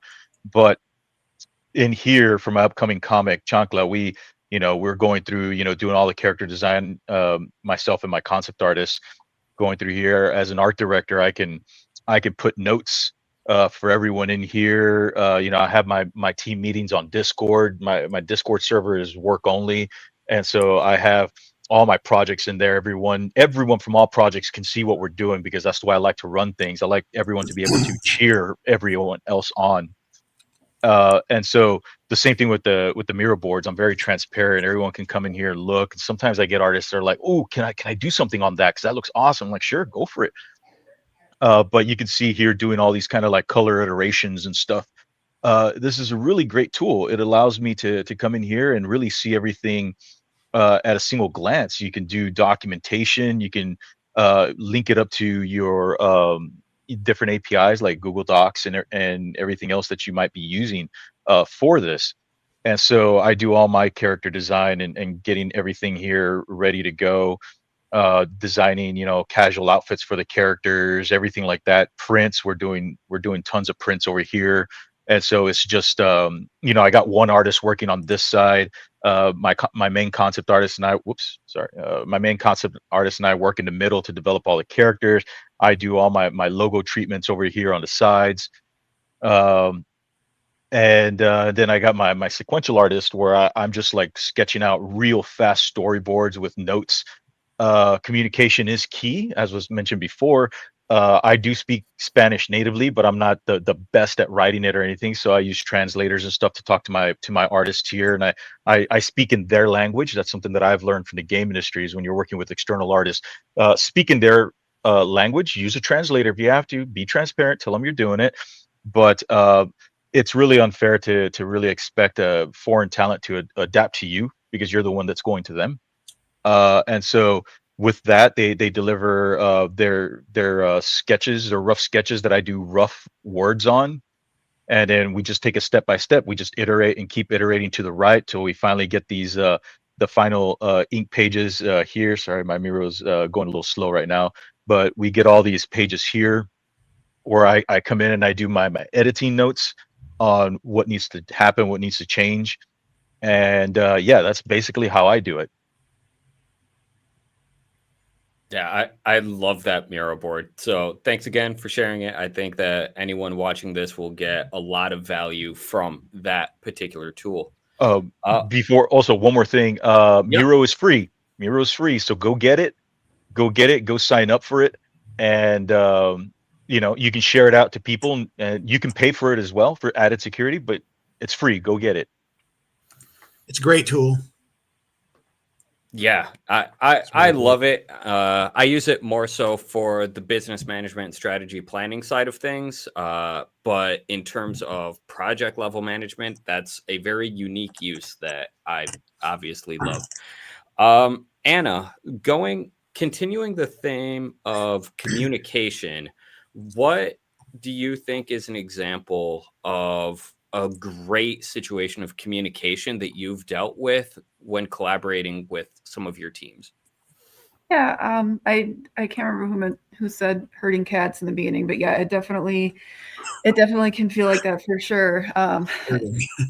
But I think one I had, I was working with an artist who they reached out to me because the person that they had previously hired, they kind of just gave them 4 months to work on it and then checked in with them like 2 weeks before they needed it, and they're like, they hadn't started it basically. So so we kind of worked together to set up like check-in points. Like we had a Zoom call that was a couple hours of going over like, okay, what are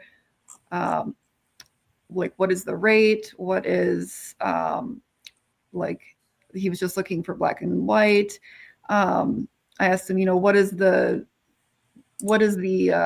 demographic, like what is the age range I need to stay within? Because it was a horror book, and I'm like, okay, well, I need to know if it's going to have gore and stuff. I need to know like where am I keeping this at? Like what is that going to look like? And we had several check-ins every couple of weeks just to figure out where we're at. And yeah, I would send him everything. He'd send me notes back.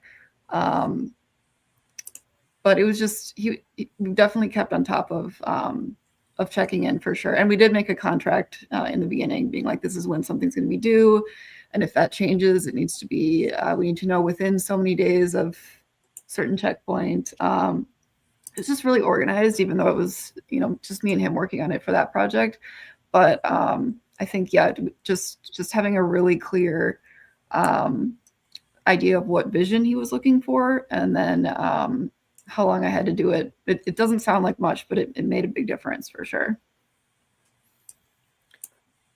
I find that sometimes the smallest the smallest actions done consistently can make the biggest results. So just those small check-ins periodically, it takes a lot of stress off of both parties. So I completely agree with that. Alan, Yes. one of the things that Anna mentioned was the contract. So with that, a lot of new creators get intimidated by contracts. What bit of advice could you give them to kind of ease them through the process of developing contracts and minimizing that stress? You asked the wrong guy that question. Well, then I'll open it up to anyone else as well. Yeah, I mean, my experience with contracts is that there are some cases where it winds up being almost, you never want to count on this, so you should do it. But sometimes I've found that it's like it just winds up being almost irrelevant in some cases. It really depends on the situation that you're in. In my cases, it hasn't really been a big deal, and no matter what I do. But as far as getting a contract, look at what you need the contract for and talk to someone who's used a contract like that and get one from them. There are people out there who have really good ones. And I just ask guys for, this is what I'm going to need. Do you have this kind of a contract? Yes. Boom. Here's one. Boom. Template. I'm going to use it. Fill it out.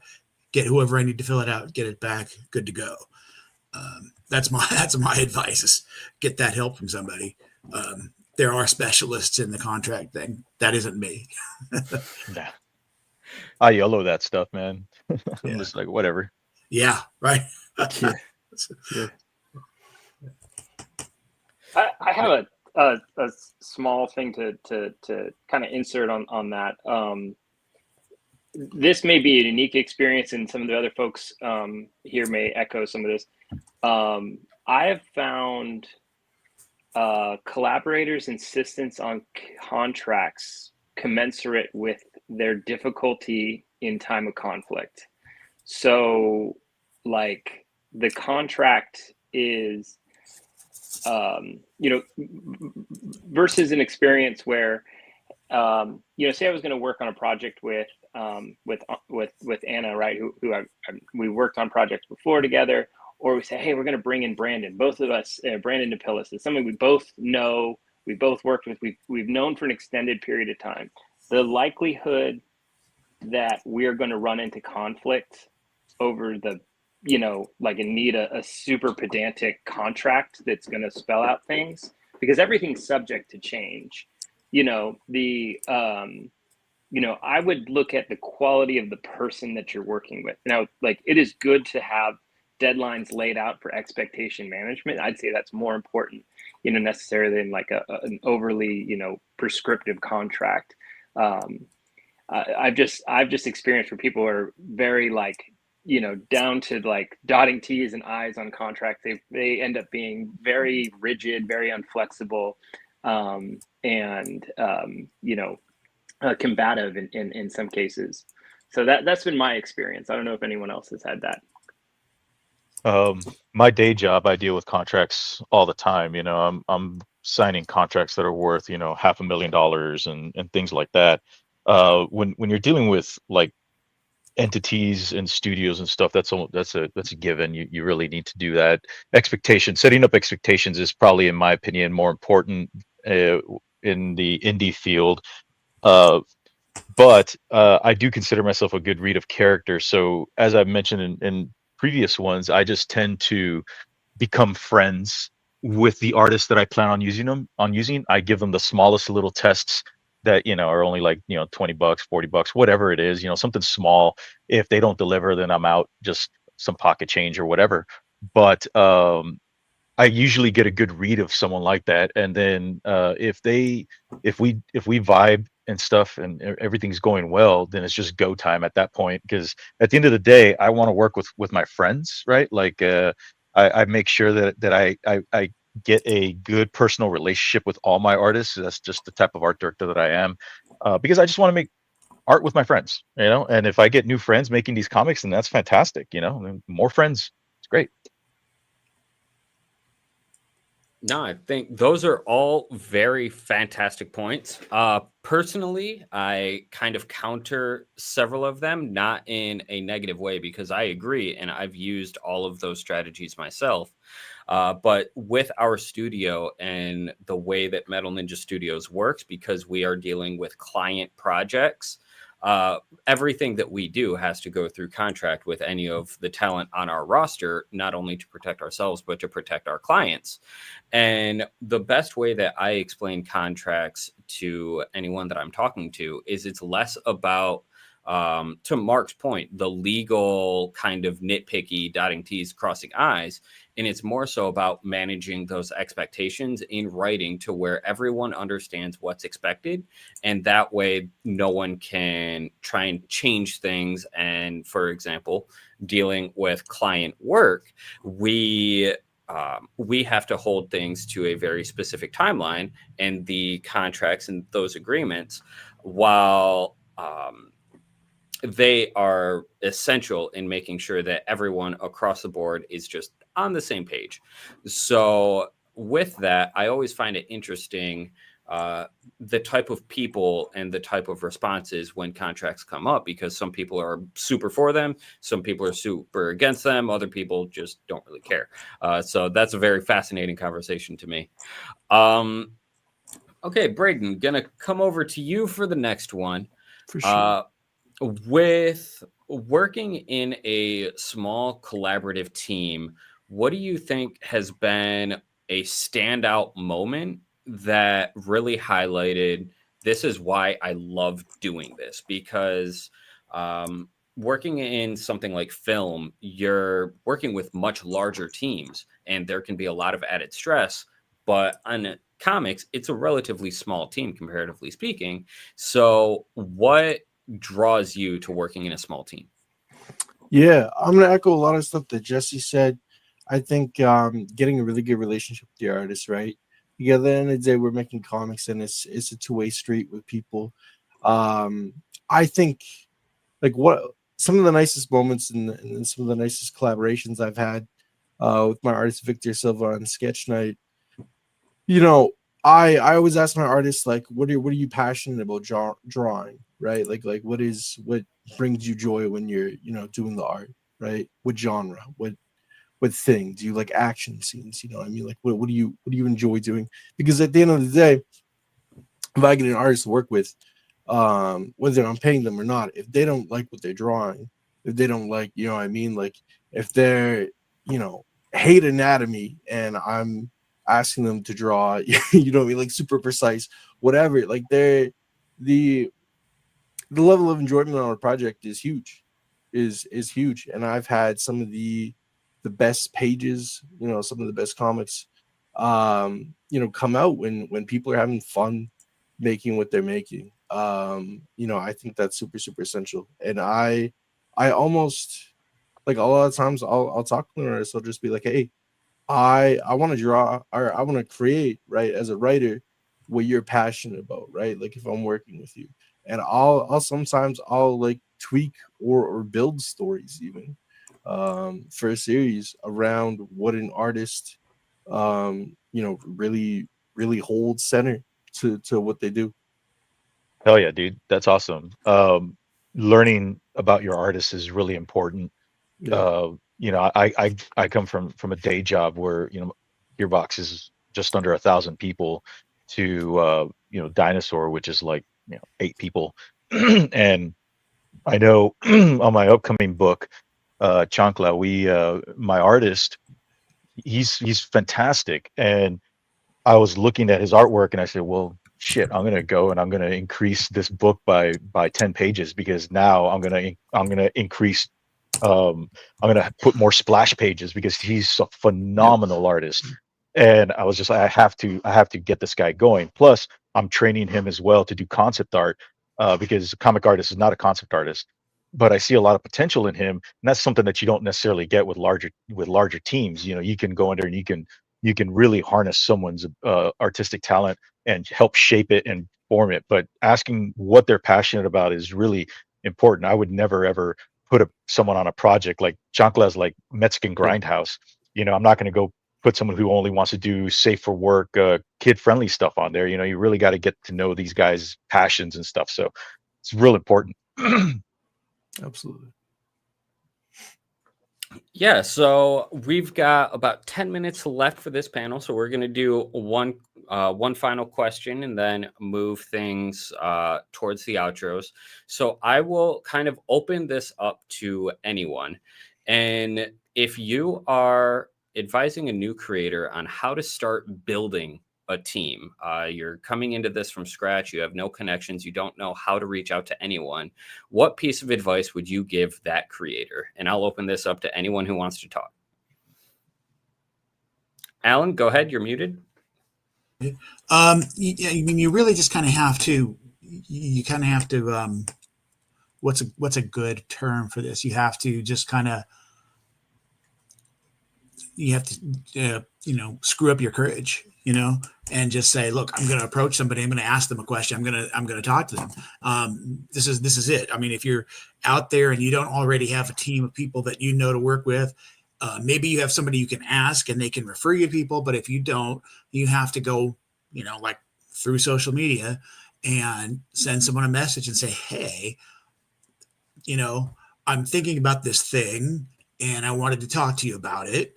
And, you start a dialogue with somebody and it's either going to work or it's not. You get a vibe and you start feeling like, like one of us was saying earlier, it's like you get to be a good judge of who's a good match with you character wise. And you start reading that, but you have to reach out. You have to get out there and put yourself out there and start talking.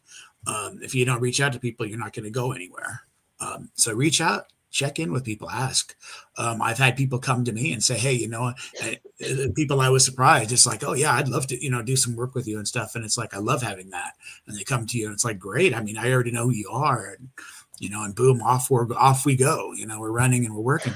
But you just approach somebody, you find the people and you start looking for them. And you look at like who's doing things that you admire or respect. Do they fit in with your vision and the things that you want to do? Are they doing that kind of thing? Will they get what it is that you were wanting to do? If it looks like that, that's the kind of person you want to reach out to. You can kind of follow someone around on social media and get an idea a little bit of where they are and what they are and who they are. And you take that and you establish contact, reach out, talk. Yeah, absolutely. That's real important. I think also approaching your team with confidence as well to make sure that they are confident in you. It's real important. I have a lot of my friends who, they'll see some superstar artists that they've always wanted, and they're like, "Oh man, I wish he could do a cover for me." And I'm like, "Well, why don't you just ask straight to your point?" You kind of have to get over that, but at the same time, it is a certain amount of confidence that you must exude in order to be a good leader. Yeah, what I would add is start small. That was the best piece of advice I ever got was, I was trying to make my first, I was like, oh, I'm gonna jump into a graphic novel, and somebody early on told me, hey, no, do a 4-page, comic, like do a 5-page, do short ones, even 1 page. I would work with somebody, try to work on, things for anthologies and zines and stuff like that, because it's a growing experience for yourself as well. Like the creators that you'll work with are not going to be perfect, but you're also not perfect as well. There's going to be things that you do that annoy the bejesus out of people, and you're going to have to learn that as well. It's kind of like dating. The more you get out there, the more bad dates you go on, and the more what kind of ground rules you want to set right away and what kind of vibes you're looking for. So that would be my biggest piece of advice.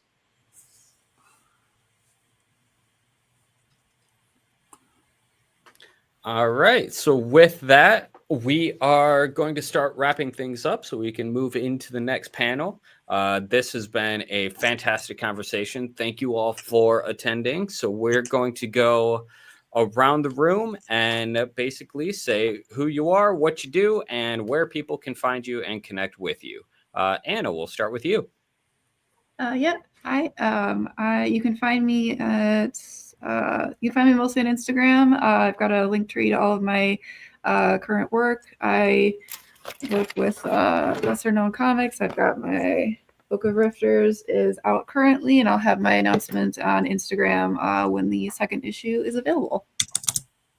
And let's keep the LKC train going. Mark, going to you.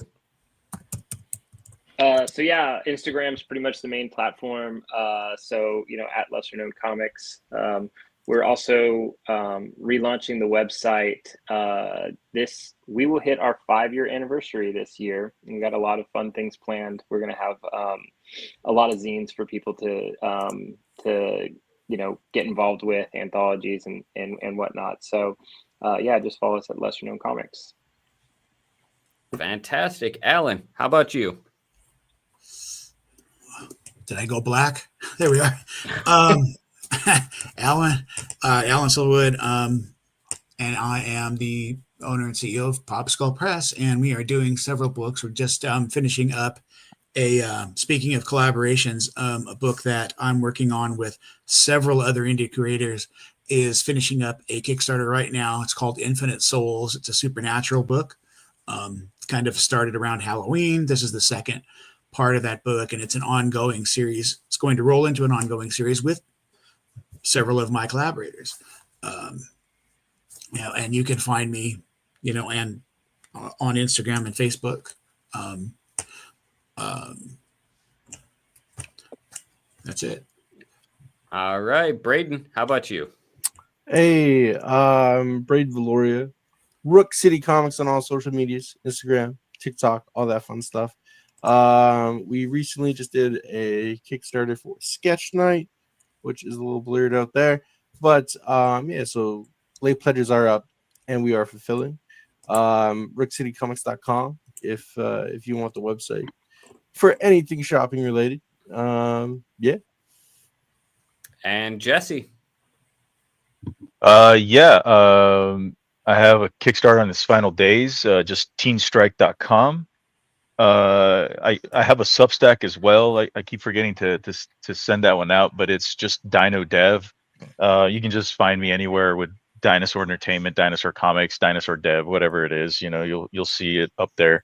But we're in our final days. Real quick though, what are the Kickstarters they're on right now, so I can go and give them some money? Oh, hey, I'll put mine in the chat for sure. Yeah, just pop them in the chat there. Mine is teenstrike.com. You can find me, especially all around Texas. All the conventions, we're trying to hit up as many as possible.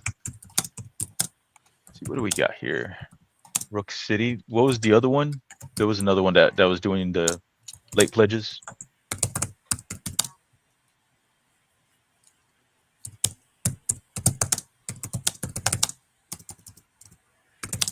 Let's see.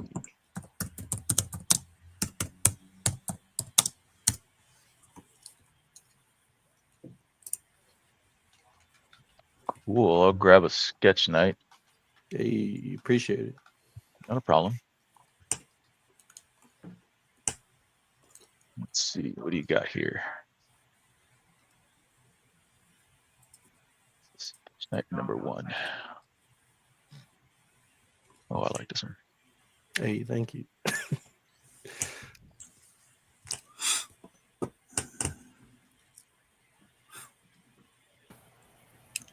Awesome. Done and done.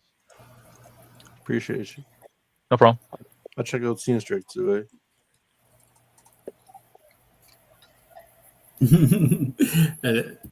Just saw Jesse Kepler's thing. Joel, I think you're the only one that didn't outro yourself yet. Right? Do we miss anything else?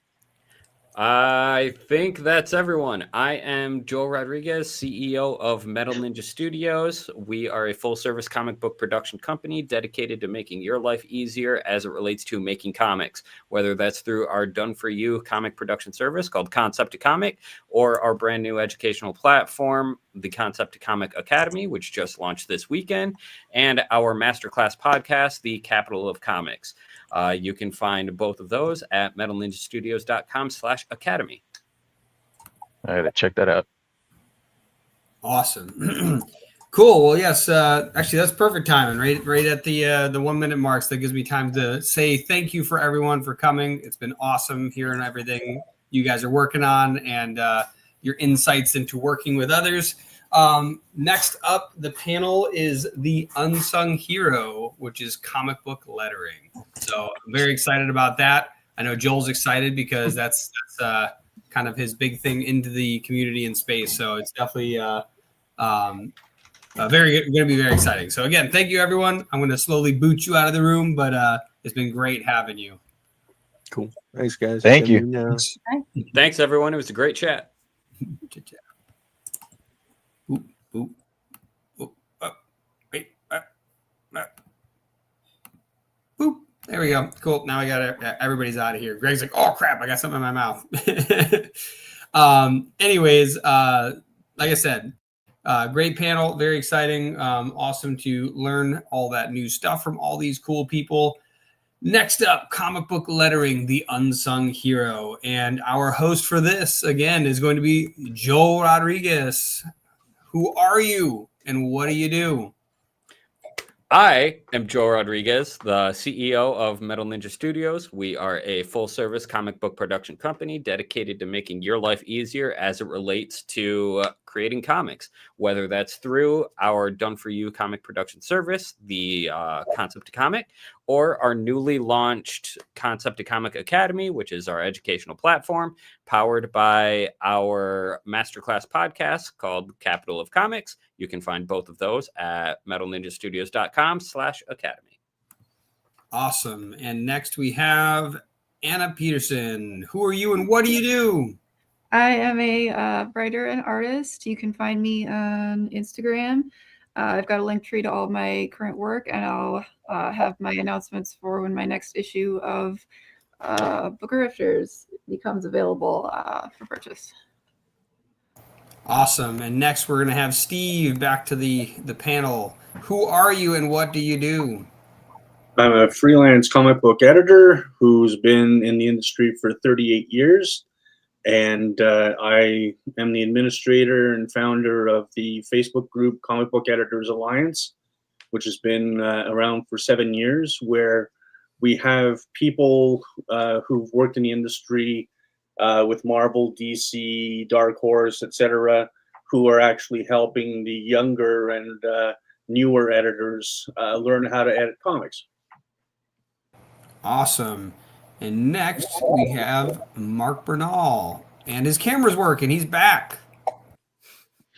Hey guys, good to see you again.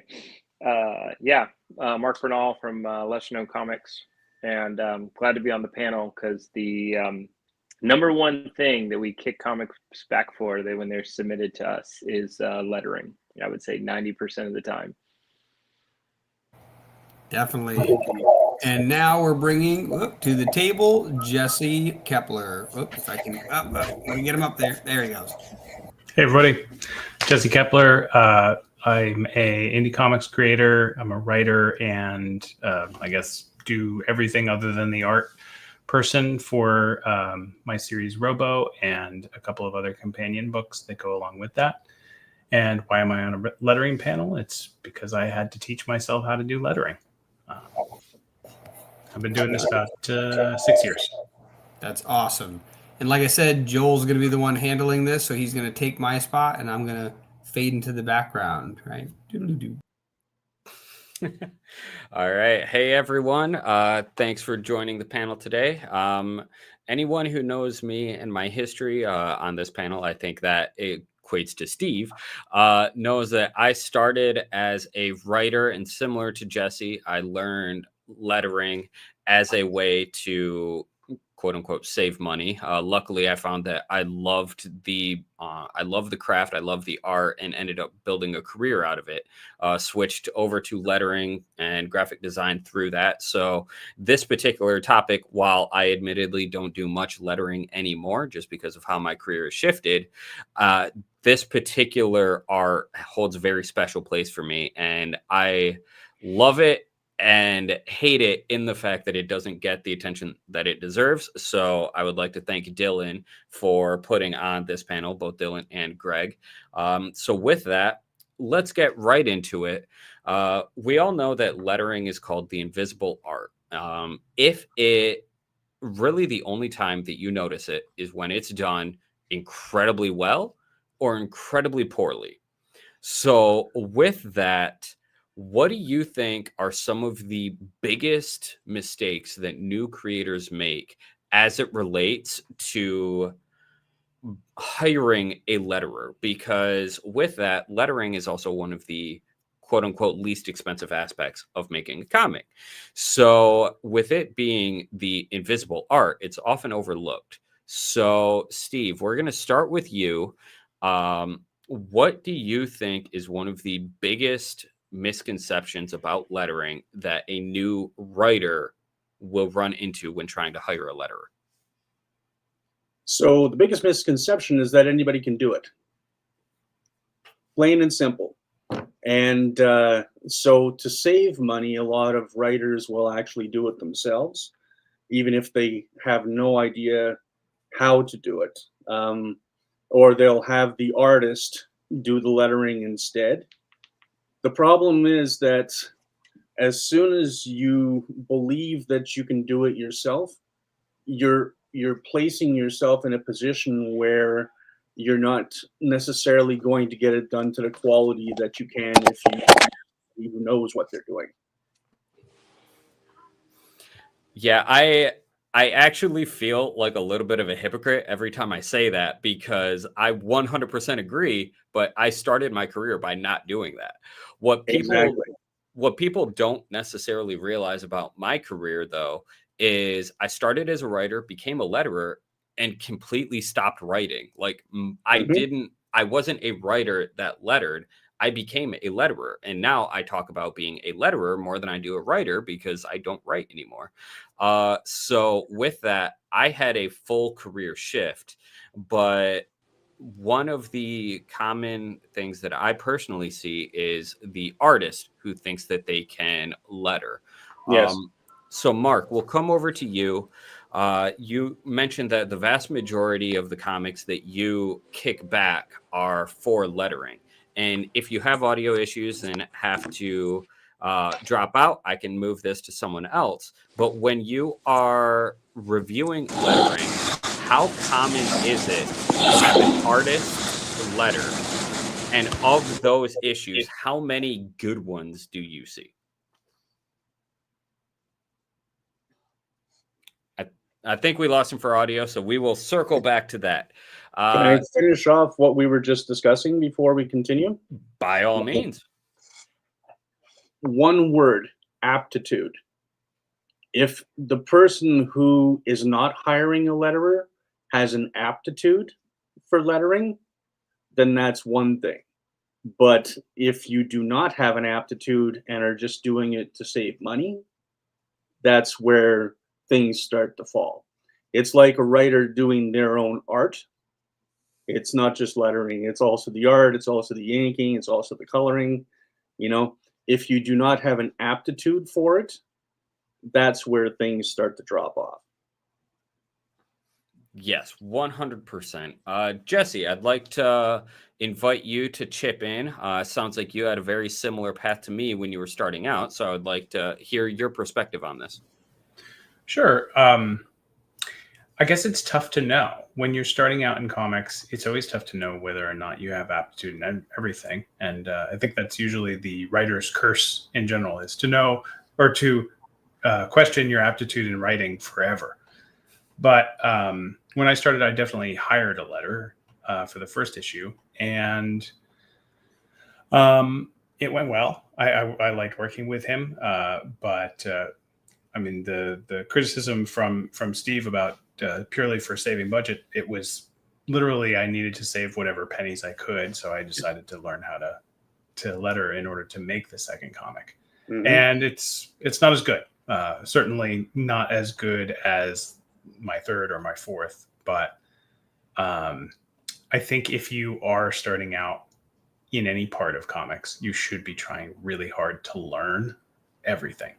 You should be Yeah. trying to learn how your artist is doing panel layouts and how to critique them. I think you should be trying to learn how, like my ongoing work of still trying to develop better and better characters, more believable plots, leave more space for the art to breathe, as a writer. And then when I work with my artists as a letterer, he's learning to leave space for the word balloons. I'm learning to place them in a way that doesn't affect the art the best or the most, and also how to fit those words in a way that still makes them tell the story of the voice that's in that artwork.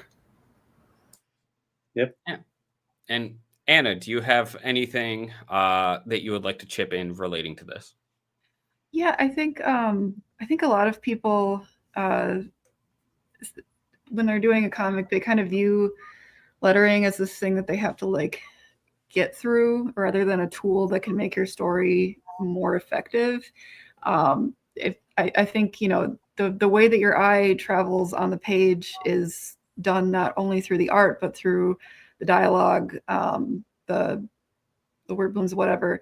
So I think if you approach it like this is this thing that I have to put in here, and I'm gritting my teeth the whole time because I just want to be done, it's going to end up looking that way. But if you look at it like this is a tool that it's not only a tool you have, but it's a tool that exists specifically in comics as a medium that makes it different and special from a lot of other forms of art. And if you treat it that way, it's going to look better in the end versus if this is just a step that I have to get past so that my story is done. I think you can usually tell a big difference on that.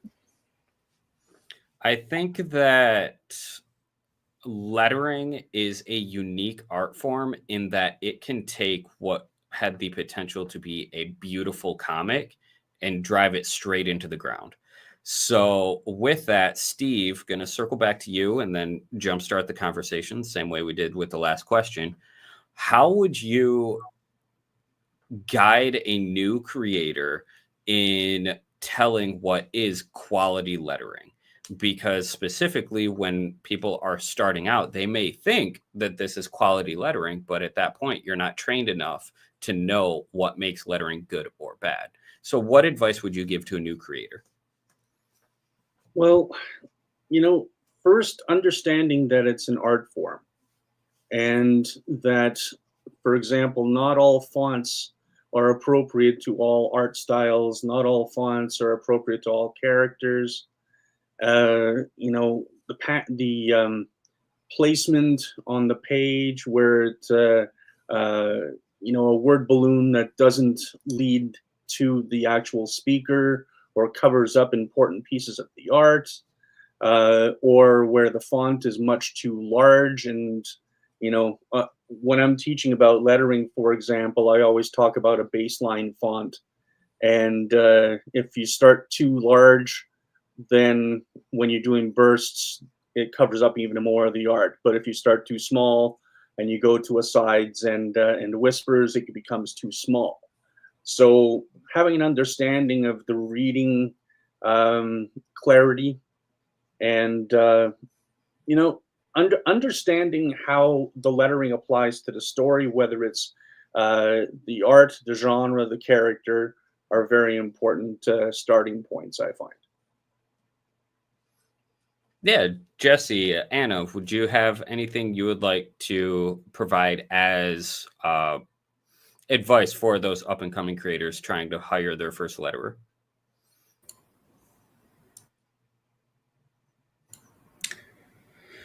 I would say my early experiences hiring a letterer were that prices were all over the place when you're hiring somebody, and you have to have a real idea of what you envision your words are going to look like in your comic in order to have an idea of whether or not that person's portfolio matches up to your art and to your writing. I you know, tried to sign on with somebody who is high quality, but their style didn't really match mine. And so they wouldn't have been a good fit for a science fiction cyberpunk comic. And the first person that I hired, I think it was really nice for him to sort of walk me through the whole lettering process because I was such a newbie. So yeah, my second piece of advice, I guess, would be very open to feedback and to knowledge from somebody that you're hiring. Yeah, I think I've mostly been on the side of being hired as a letterer rather than having to hire somebody to do lettering. But definitely, if you're hiring a letterer, it is something to keep in mind when you're actually creating the art. Is, if you have characters that are going to be doing a lot of dialogue, you need to account for that in your art. Don't force them to have to shove a huge block of text into something that has no space for it at all. If you know that there's going to be a lot of dialogue there and you're an artist and you're creating this, don't try to force the letterer to have to just shove a huge thing of text into something that it's not going to fit. So just if you're writing or if you're doing the artwork for it, just obviously you want to bring the vision is really important, but just it's easier for everybody in the end if you at least have a little bit of an idea in your mind of like, is what I'm drawing going to be completely covered up with text? To just kind of have that in the back of the mind. Don't make anybody's job any harder than it needs to be.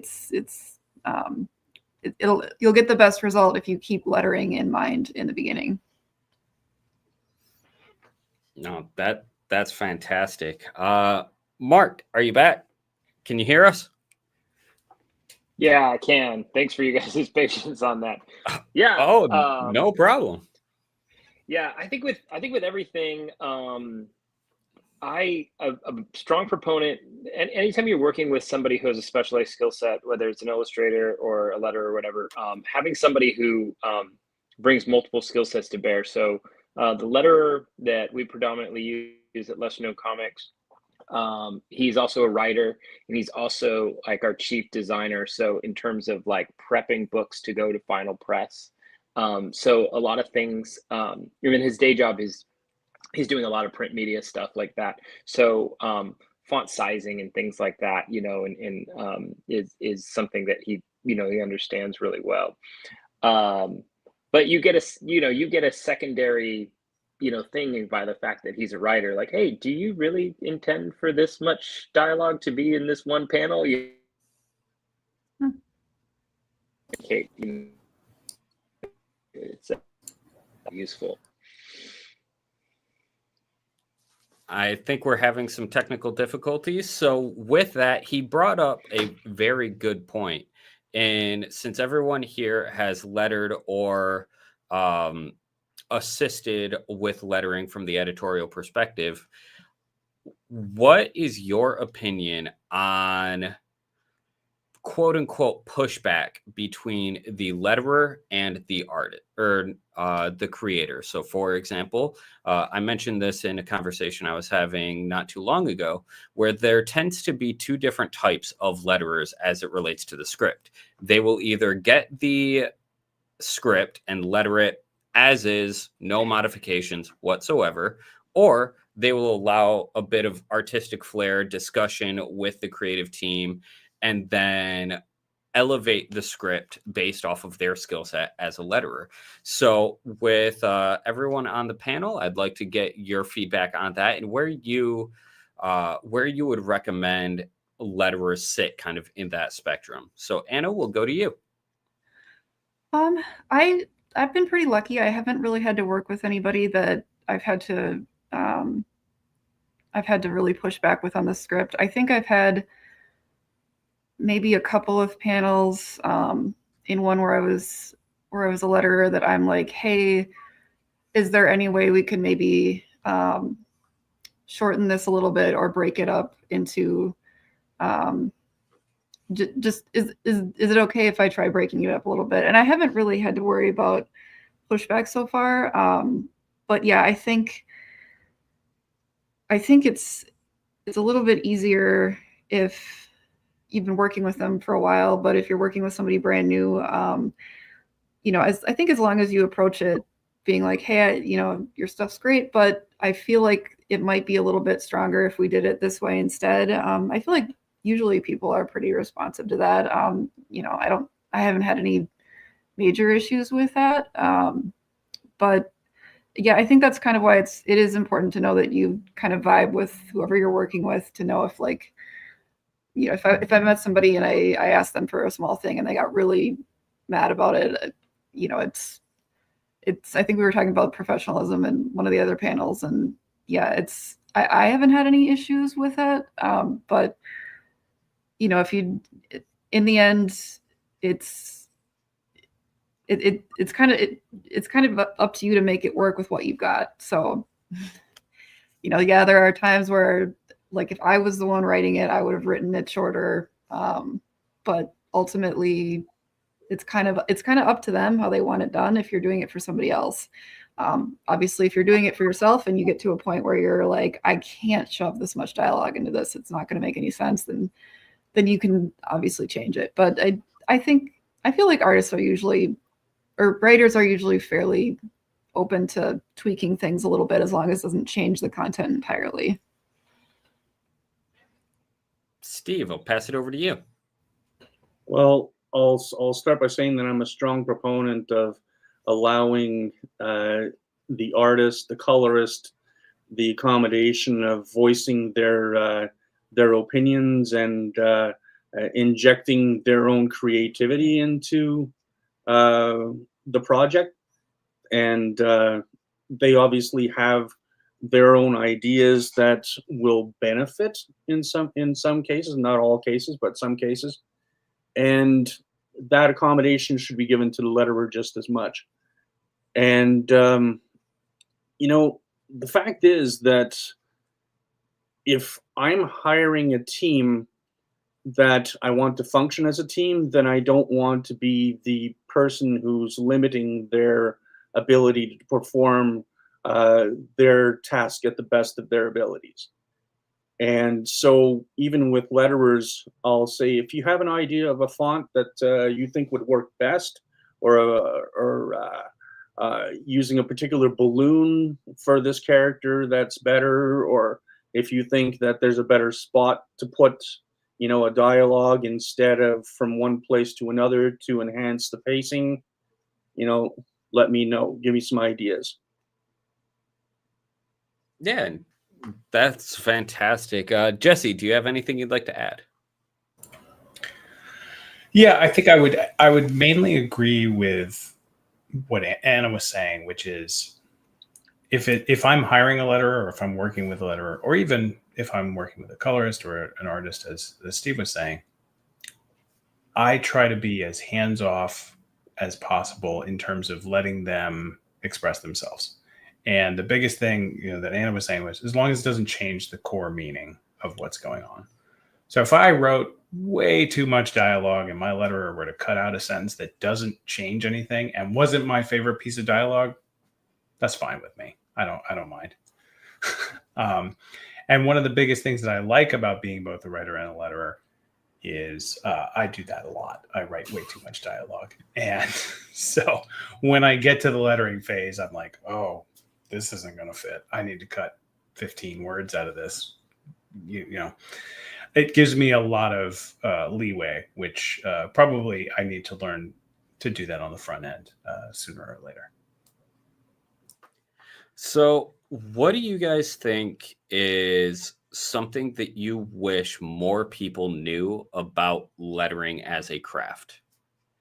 A good example for me is I wish that more people knew how intertwined it was with graphic design, because people think of graphic design as an art form, and lettering is essentially, it uses the same typographical theories and implementations as graphic design. And I actually learned graphic design as a way of improving my lettering. So with the amount of interplay between those two, one of them gets a lot of recognition for being an art form, and the other one goes relatively unnoticed.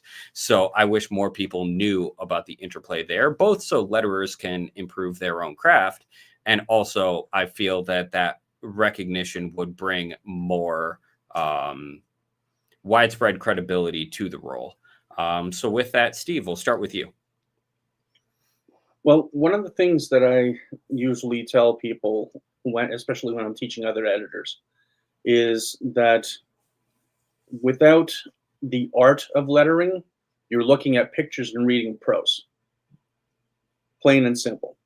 And so you need the art of lettering to even understand something as simple as the addition of bold italics, the changes of font, for character to character, the changes of balloon shapes for, a burst from a word balloon to an electronic balloon, different caption types and how they apply to, different genres and so on and so forth.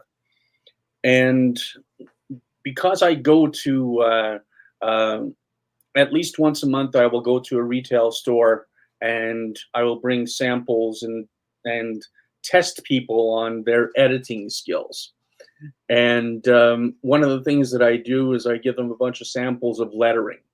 And in one case, I have 9 separate pages of different lettering, but it's all from the same art sample. And so I will ask them, okay, well, first of all, who would you hire as a letterer based on these criteria? And I established 9 or 10 different criteria. And so I have them immediately eliminate the ones that visually are not appealing to them or are hard to read or whatever. And then we bring it down even further. And finally, we'll have like 4 different samples and they'll tell me one, another one will tell me another one. And I'll say, well, why would you choose this person? And so by me asking them to assess why the lettering appeals to them and why it functions for them, it brings an awareness to them of why lettering is important. And one of the biggest things that they come away with is, I'll tell them that I'll hire this letterer instead of that letterer, and this is why. But then I'll tell them that doesn't mean that they aren't capable, and it doesn't mean that all editors will agree to the same letterer. It's just that is my personal perspective. And then there's other things like speed and cost and stuff like that.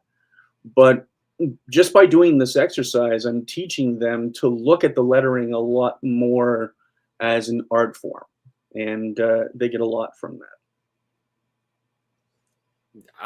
I'm biased, but I love that. Anna, your turn. What do you wish more people knew about the art of lettering?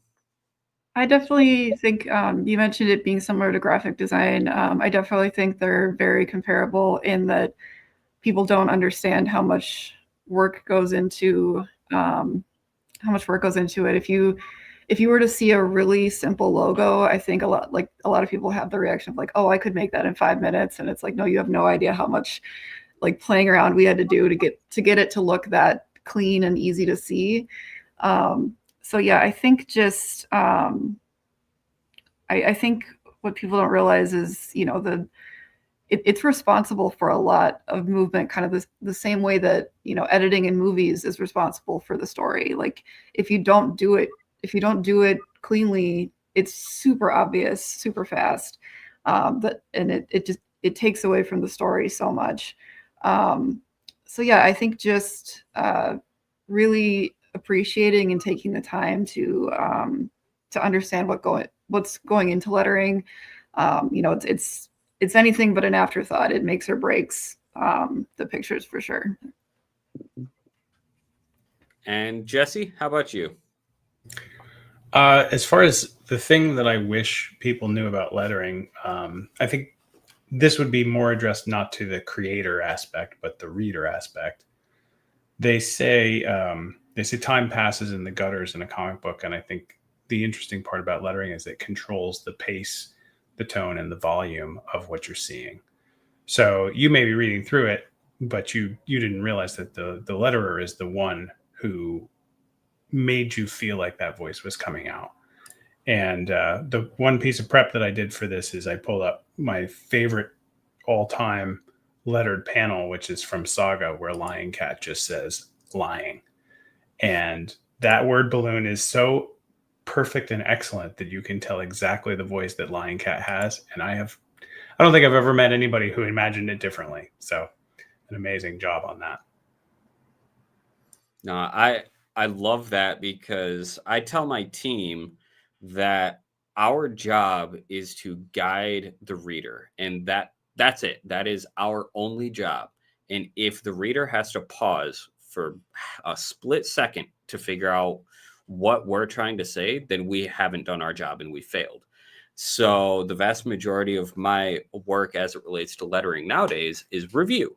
And one of my favorite things is that we're able to, with a few tools and a few techniques, we're able to control the voices and the speed at which people read.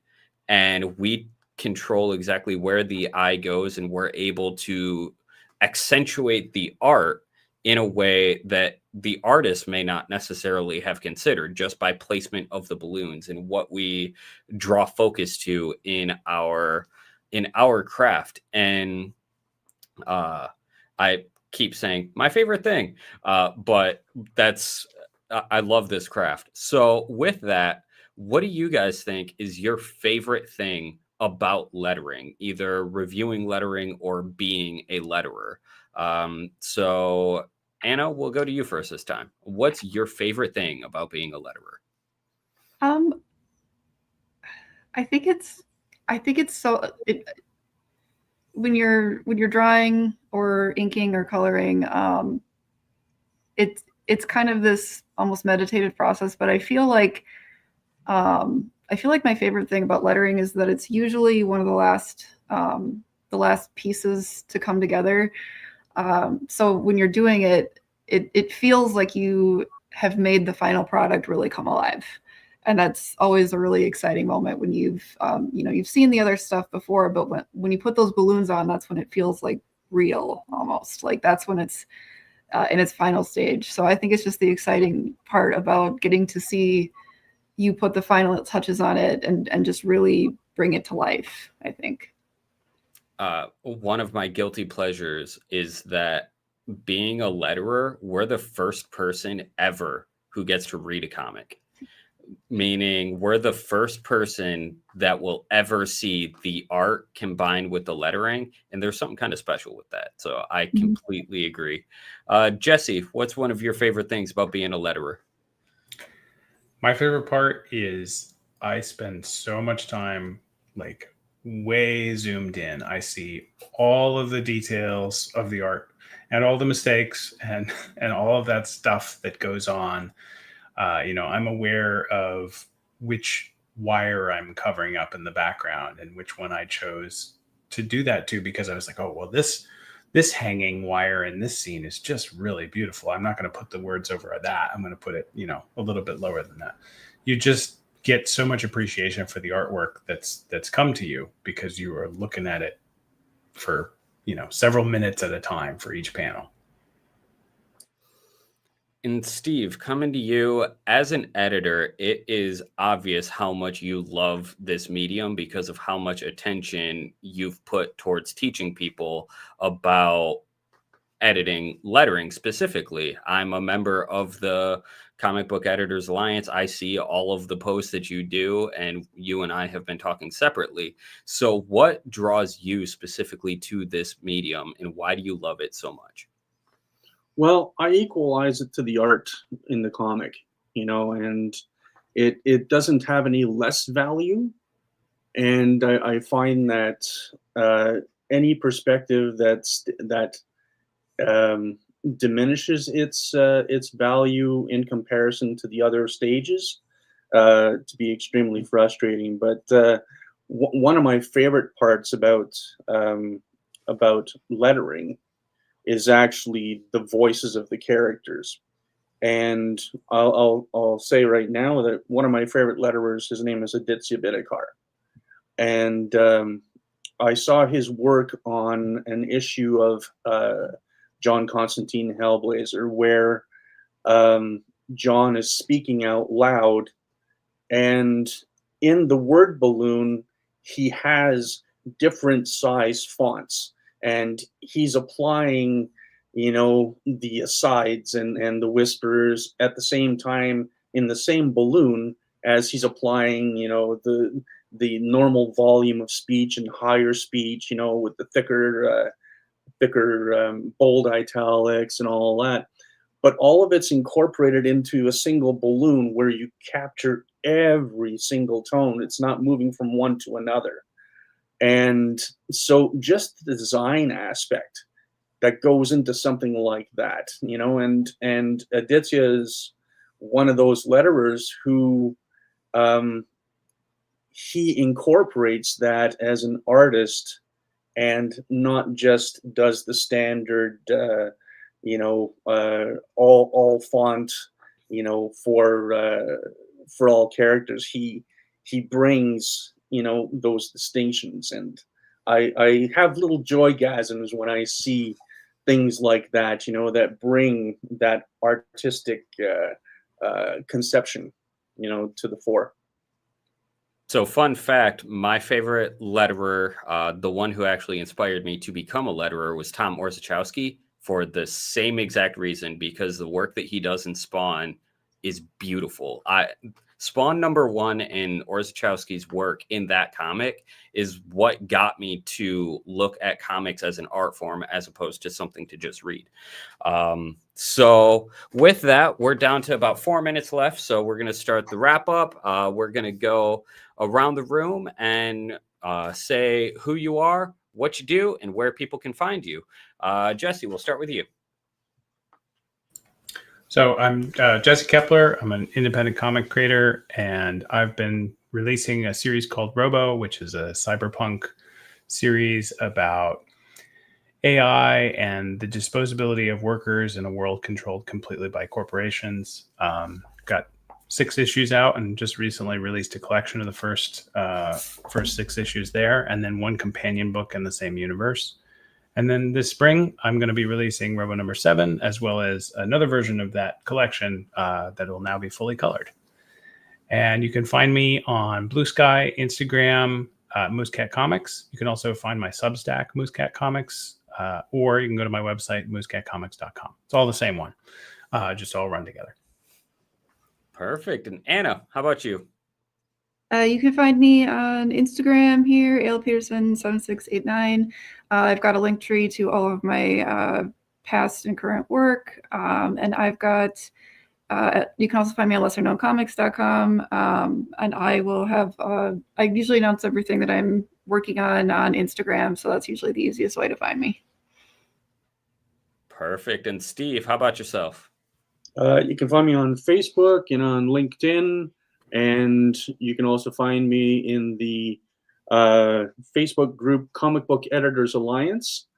And I will say that Comic Book Editors Alliance is designed for people who either have an interest in learning about editing for comics, or are creators who are interested in learning or even hiring editors. And we've been doing it for 7 years. I'm the administrator, so if anybody wants to join up with the purpose of learning, not because you're a fan, I can let you in as long as you answer my 3 questions. Okay? And yeah, that's about it. Fantastic. And I am Joel Rodriguez, CEO of Metal Ninja Studios, the company that is dedicated to making your life easier as it relates to creating comics, whether that's through our Done For You service, Concept to Comic, or through our newly launched educational platform, the Concept to Comic Academy, and our corresponding masterclass podcast, The Capital of Comics, which Steve is going to be a future guest on. So with that, you can find the Academy and the podcast at metalninjastudios.com/academy, and I hope to see you there. Thanks, Joel. Very exciting, very cool panel. And it's also cool to hear people talking so much about lettering, because I also was one of those people who initially was like, I can letter, and then I did it, and then I looked at somebody else's work, and I was like, no, I can't. So lettering, the unsung hero. I think that was the biggest thing between our first comic and our second comic, of print at least, where it was like, it's totally different just from getting an actual letterer. Shout out to Jerome. Anyways, again, thank you for all the panelists. Thank you for Joel as the host. This has been an awesome panel. Next up is Kickstarter Comics crowdfunding success stories. So I'm going to boot everyone here out. It's been awesome having you, and we hope to see you in the future next year when we do this again, and we have thousands of people following it. It's going to be awesome. It's going to be so crazy. So thank you so much, and we will see you later. Thanks for having me. Great talk, guys. Ciao. There you go. There's Greg. Hi, Greg. Hi. How are you doing today? Okay. All right, let's move on. All right, so anyways, we have Kickstarter Comics crowdfunding success stories coming up. It's so exciting. We're going to be showcasing, or we're going to be discussing successful Kickstarters and what they've done, how you can do that too, and talk about some of the Kickstarters we've recently run, are currently running, about to run. So without further ado, let's begin. First up, I've got, where'd he go? Brandon Blocksdorf. Howdy. Who are you and what do you do? Hello again. And this is the end. Good job, guys. Good job. I'm Brandon Blocksdorf, Brandon Community Director at Comics Wellspring. I'm the Editor-in-Chief at Apollo City. That was great. Thanks for this is the last one. Greg? And then his mic cuts out at the end. Wait, his mic cut out? Yeah, it was like glitchy. I just heard like a vehicle. That's all I heard. Oh, I thought like you played an effect. No. Oh, that's probably Greg then. Somebody probably flew past his house. I thought so too. I was like, is somebody playing an effect? I thought you were doing it. Next up, we have Joseph. Let me bring him up. Come on. Hey. Yeah, this is Joseph Dewis. I'm the owner and operator of Heresy Studios. I've done a bunch of horror and superhero comic Kickstarters, and right now I'm actually doing my first backer campaign too.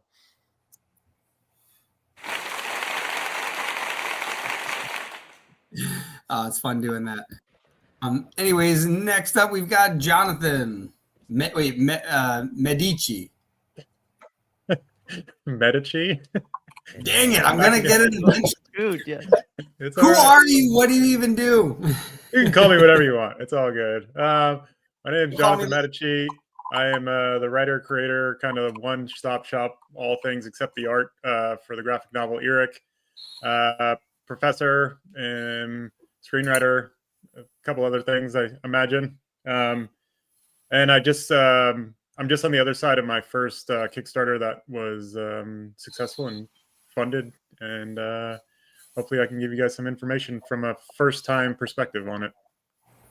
Sweet. And next up, Braden. Hey. Who are you? What do you do? Braden Lawyer, Rook City Comics, Rook City on all social medias. We just released Haven in March and Fulfilling Sketch Night, which late pledges are still open.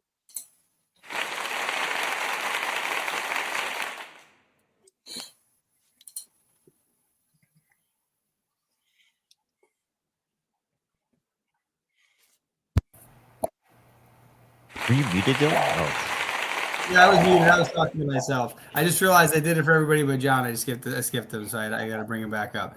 Anyways, there we go.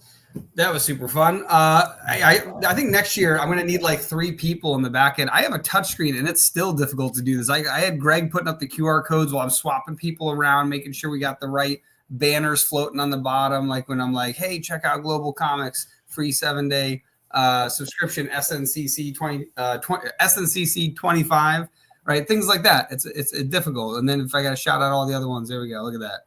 We got so much stuff going on. Anyways, like I said, this panel is all about successful Kickstarters, as well as how to not have a not successful Kickstarter. We want to talk about what to do, what not to do. Yeah, so I guess I'll start with a really simple question. What is the worst thing that you did when trying to run a Kickstarter? And who wants to take the floor first? Brandon, he's laughing. He's getting jumped up there. What did you do? What did you do wrong? Tell the world.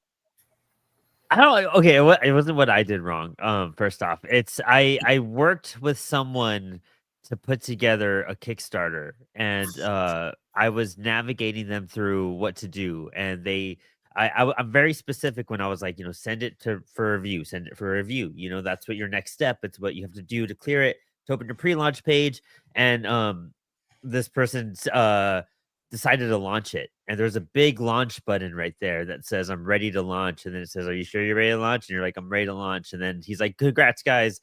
We did it. We're launched. And I'm like, I said to send it to review. I never said, see, why did you launch the campaign, my dude? We lost the little leeway we even had. It was like a 2-week leeway anyways. But still, it was like, there's that button. Am I ready to launch? You can't go back. Because now you could either go back and duplicate the campaign, and that's a lot easier than having to start from scratch, because that's would have been the option at that time without having to duplicate it.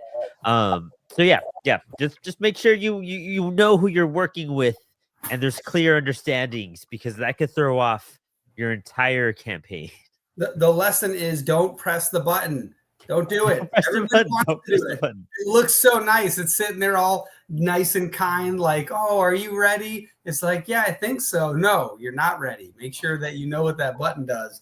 I don't understand why they don't have like a "Are you sure?" Or anything else to kind of stop that from happening. But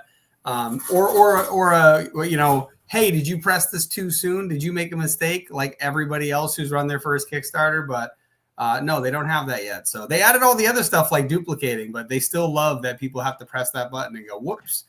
The only thing that saved me, I will say, is I manually put the date and time for it to end instead of saying 2 weeks or 30 days or whatever. And so that actually just started the campaign early. Not that it helped at all, because the people I were working with weren't marketing stuff, but like, it was one of those things. I was like, all right, at least we got like more time, but it didn't matter. It was a bad campaign. It was a bad group of people to work with. So not ideal. All right, who else? I think I saw Joseph laughing over here.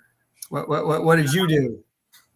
So I don't know. So maybe some people can do this right, but I launched late on a Sunday night twice, and that was like really hard for me. I know some people have done it and been fine, but it was like really bad. And I think also Monday morning was hard for me too.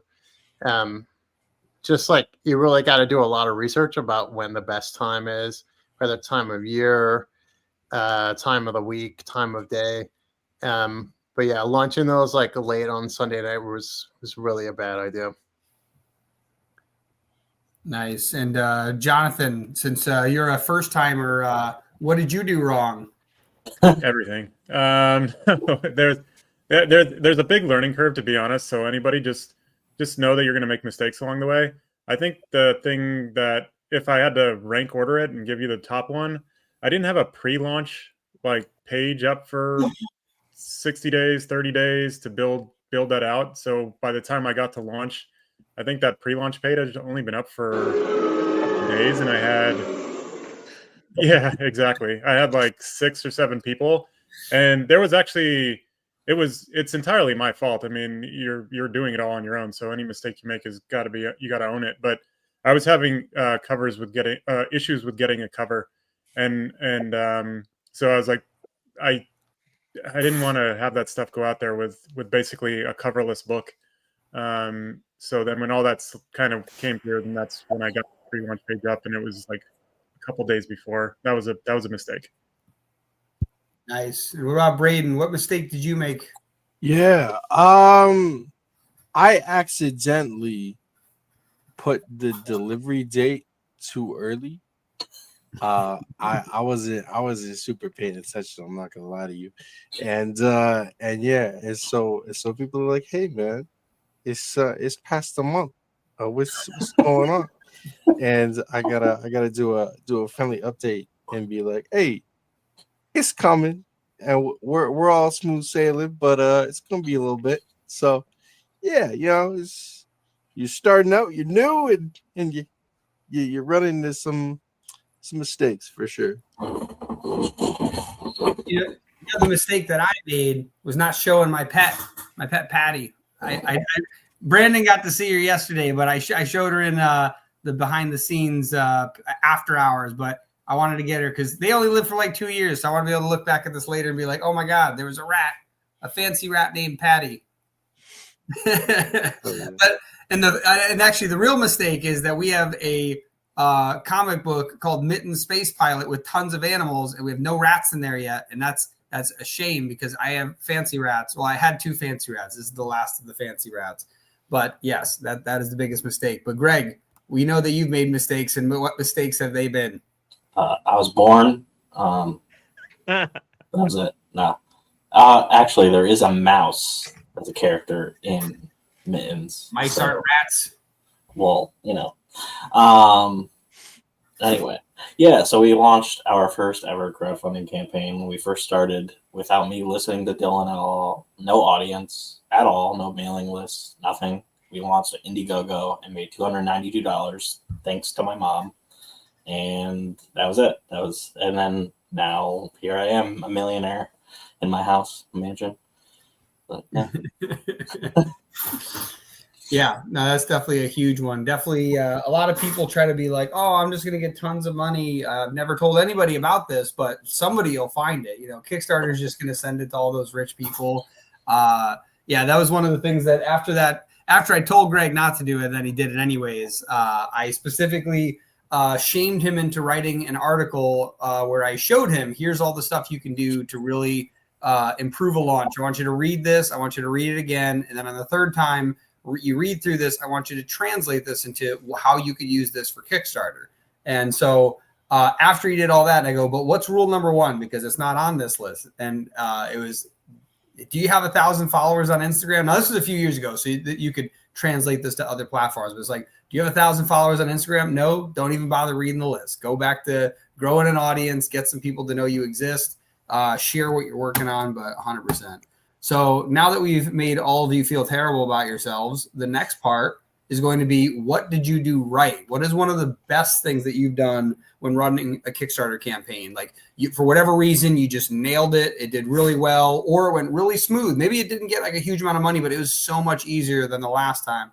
Obviously, Jonathan's got, one Kickstarter. Some people have dozens. I don't even know how many Brandon has, like 350, something like that. But everybody's got different numbers. So actually, let's start with somebody who has a ton of them. What is the best thing that you did when running a Kickstarter campaign? Honestly, like, I think my first campaign, on the numbers, it was the best. But I feel like there's reasons why those numbers got really high. But mostly, I was hyping it up a lot. I hyped up my first book a whole lot. I launched with an anthology so it could build a fan base for my other books that I wanted to create. So we launched the Punk Anthology, and the way I promoted that daily, like on Instagram with, updates, I wasn't like bombarding people with messages, but I was reminding people every couple days or weeks. But just being on like Instagram lives, that does wonders for your campaign. It's kind of crazy. If you just jump on there and talk to people, or dude, I'll just do an Instagram live, or I'll just play bass, and just to get like that, like, rank up there, and just to have that happen. And it does help, like, just engaging with social media and just pushing it, and just keep on pushing it every day. Just give me those little updates where people see you, and so that you click with that algorithm. I know we all hate it. It's really like crappy and shitty, but it's just like something you have to do in order to really actually like just help build your audience and find success. But I think that was the best thing, was just starting with an anthology. I had a group of people working with me on that and promoting it, and just doing as many updates on social media as possible, with like video updates, not just like posts and images, but like actually me talking. Even if I'm just talking to the void, it did help for some reason. Yeah, I do want to say when it comes to anything in the creative spaces, music, comics, books, film, it doesn't matter. I tell music artists this all the time. There are 8 billion people on this planet. There's got to be at least 8,000 people that look and sound exactly like you. If you know what a doppelganger is, the fact that the word exists proves my point. There's got to be someone else that looks and sounds like you. So the two things that you can do to beat those people out, since they're trying to take whatever position you have, is A, never give up, because that's one of the biggest things. A lot of people, they do one thing, they stop, they never do it again. So you're going to beat them. And then some people go a little bit further and then they also give up. So you just have to outlast them. And once you outlasted all of them, the one thing that makes it so I buy your comic instead of Steve's comic is because I like you specifically. So yeah, you want to share yourself. So if you're only sharing the comic itself, you are missing out on a huge chunk of people that would gladly give, Brandon money because they just like Brandon. There are so many people, and Greg knows this. We get people that come up to us at conventions that we've been at multiple times, and they're like, "Hey, you're the guys that were cool last time. Do you have something new? Cool. Here's money." Like it's crazy. And the thing is that even if they're not like some huge fan that's going to tell 100 other people, they are somebody that's helping, basically keep your money up. It's making it so you can make the next comic. Yeah. And so that's something that you really have to consider is sharing your authentic self so that they can actually like you. And if they like you, give you money so that you can continue doing what you love. So now that we've gone with Brandon, let's go with the opposite end of the spectrum. Jonathan, I know you've only run one. So what was something that you did really well that made things smoother or better or got you more funding, etc.? I'll go one step behind Brandon. I think his advice is perfect. Like get it out there as much as possible. That dovetails exactly back into me not having a pre-launch page. But as someone totally new at it, what I did, I think correctly, was I asked so many people questions and I was annoying as shit. Like absolutely super annoying. Like I probably spoke to 30 people that had successful campaigns. And I was like, what don't I know? What don't I know? Like, what don't I know? Like, what am I doing wrong? Like, what is this? Like, at one point, when you're setting up your page, the actual tier, like if you're completely new and you never run a Kickstarter, the tier page of setting up your rewards and stuff, I cannot, even now, I still don't understand how it's so confusing. I was messaging people in the middle of the night, what am I doing wrong? How am I setting this? Why does this not make sense? What am I doing? So I think what I did well, and I probably could have even done more, was just ask a ton of people who had done it before me, for advice, what I need to be doing, what works best, tell me how I'm going to be successful, tell me where I'm going to fail, tell me what I'm missing. And then once I had all that information, at least I wasn't going completely into the darkness, but and you're still going to make mistakes at that point, but ask questions.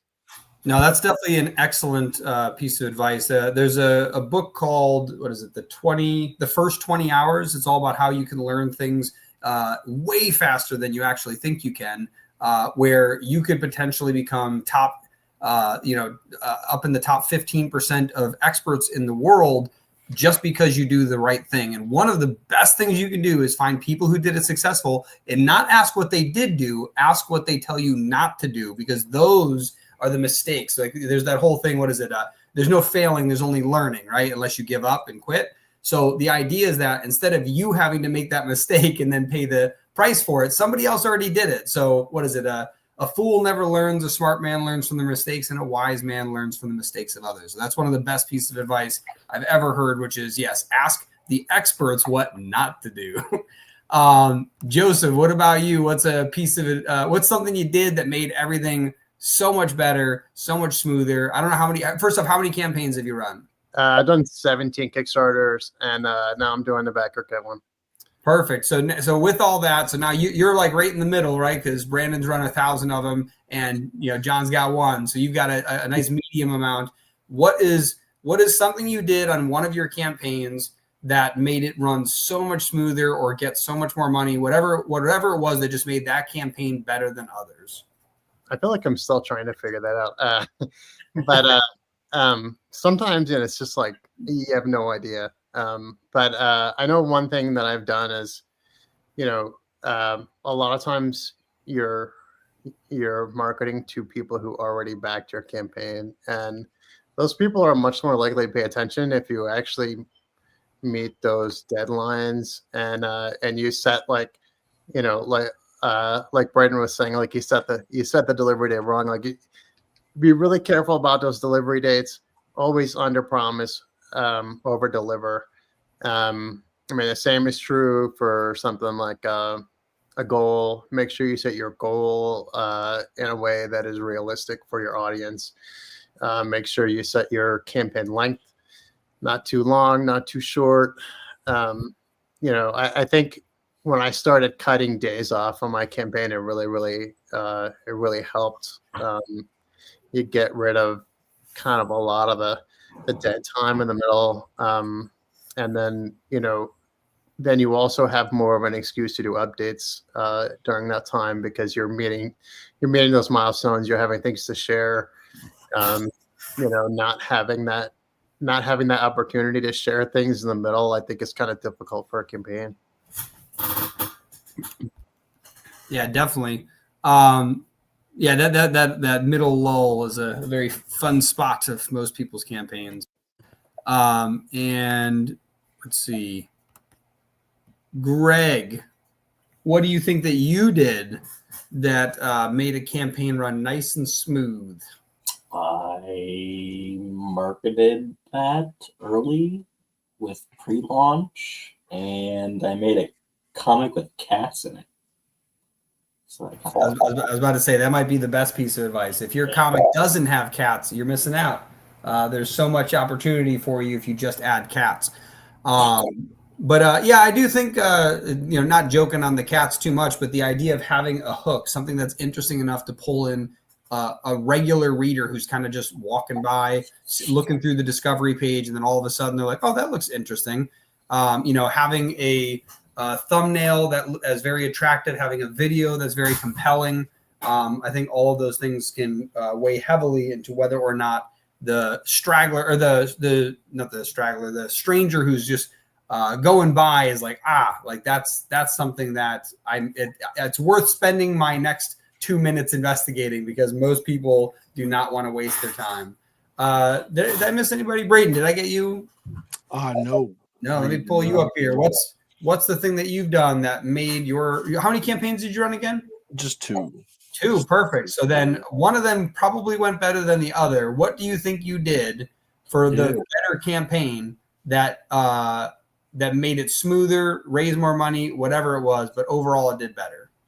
Yeah, they did about the same, but Haven was my first one, and it was a lot of friends and family. Sketch Night was a lot less of friends and family.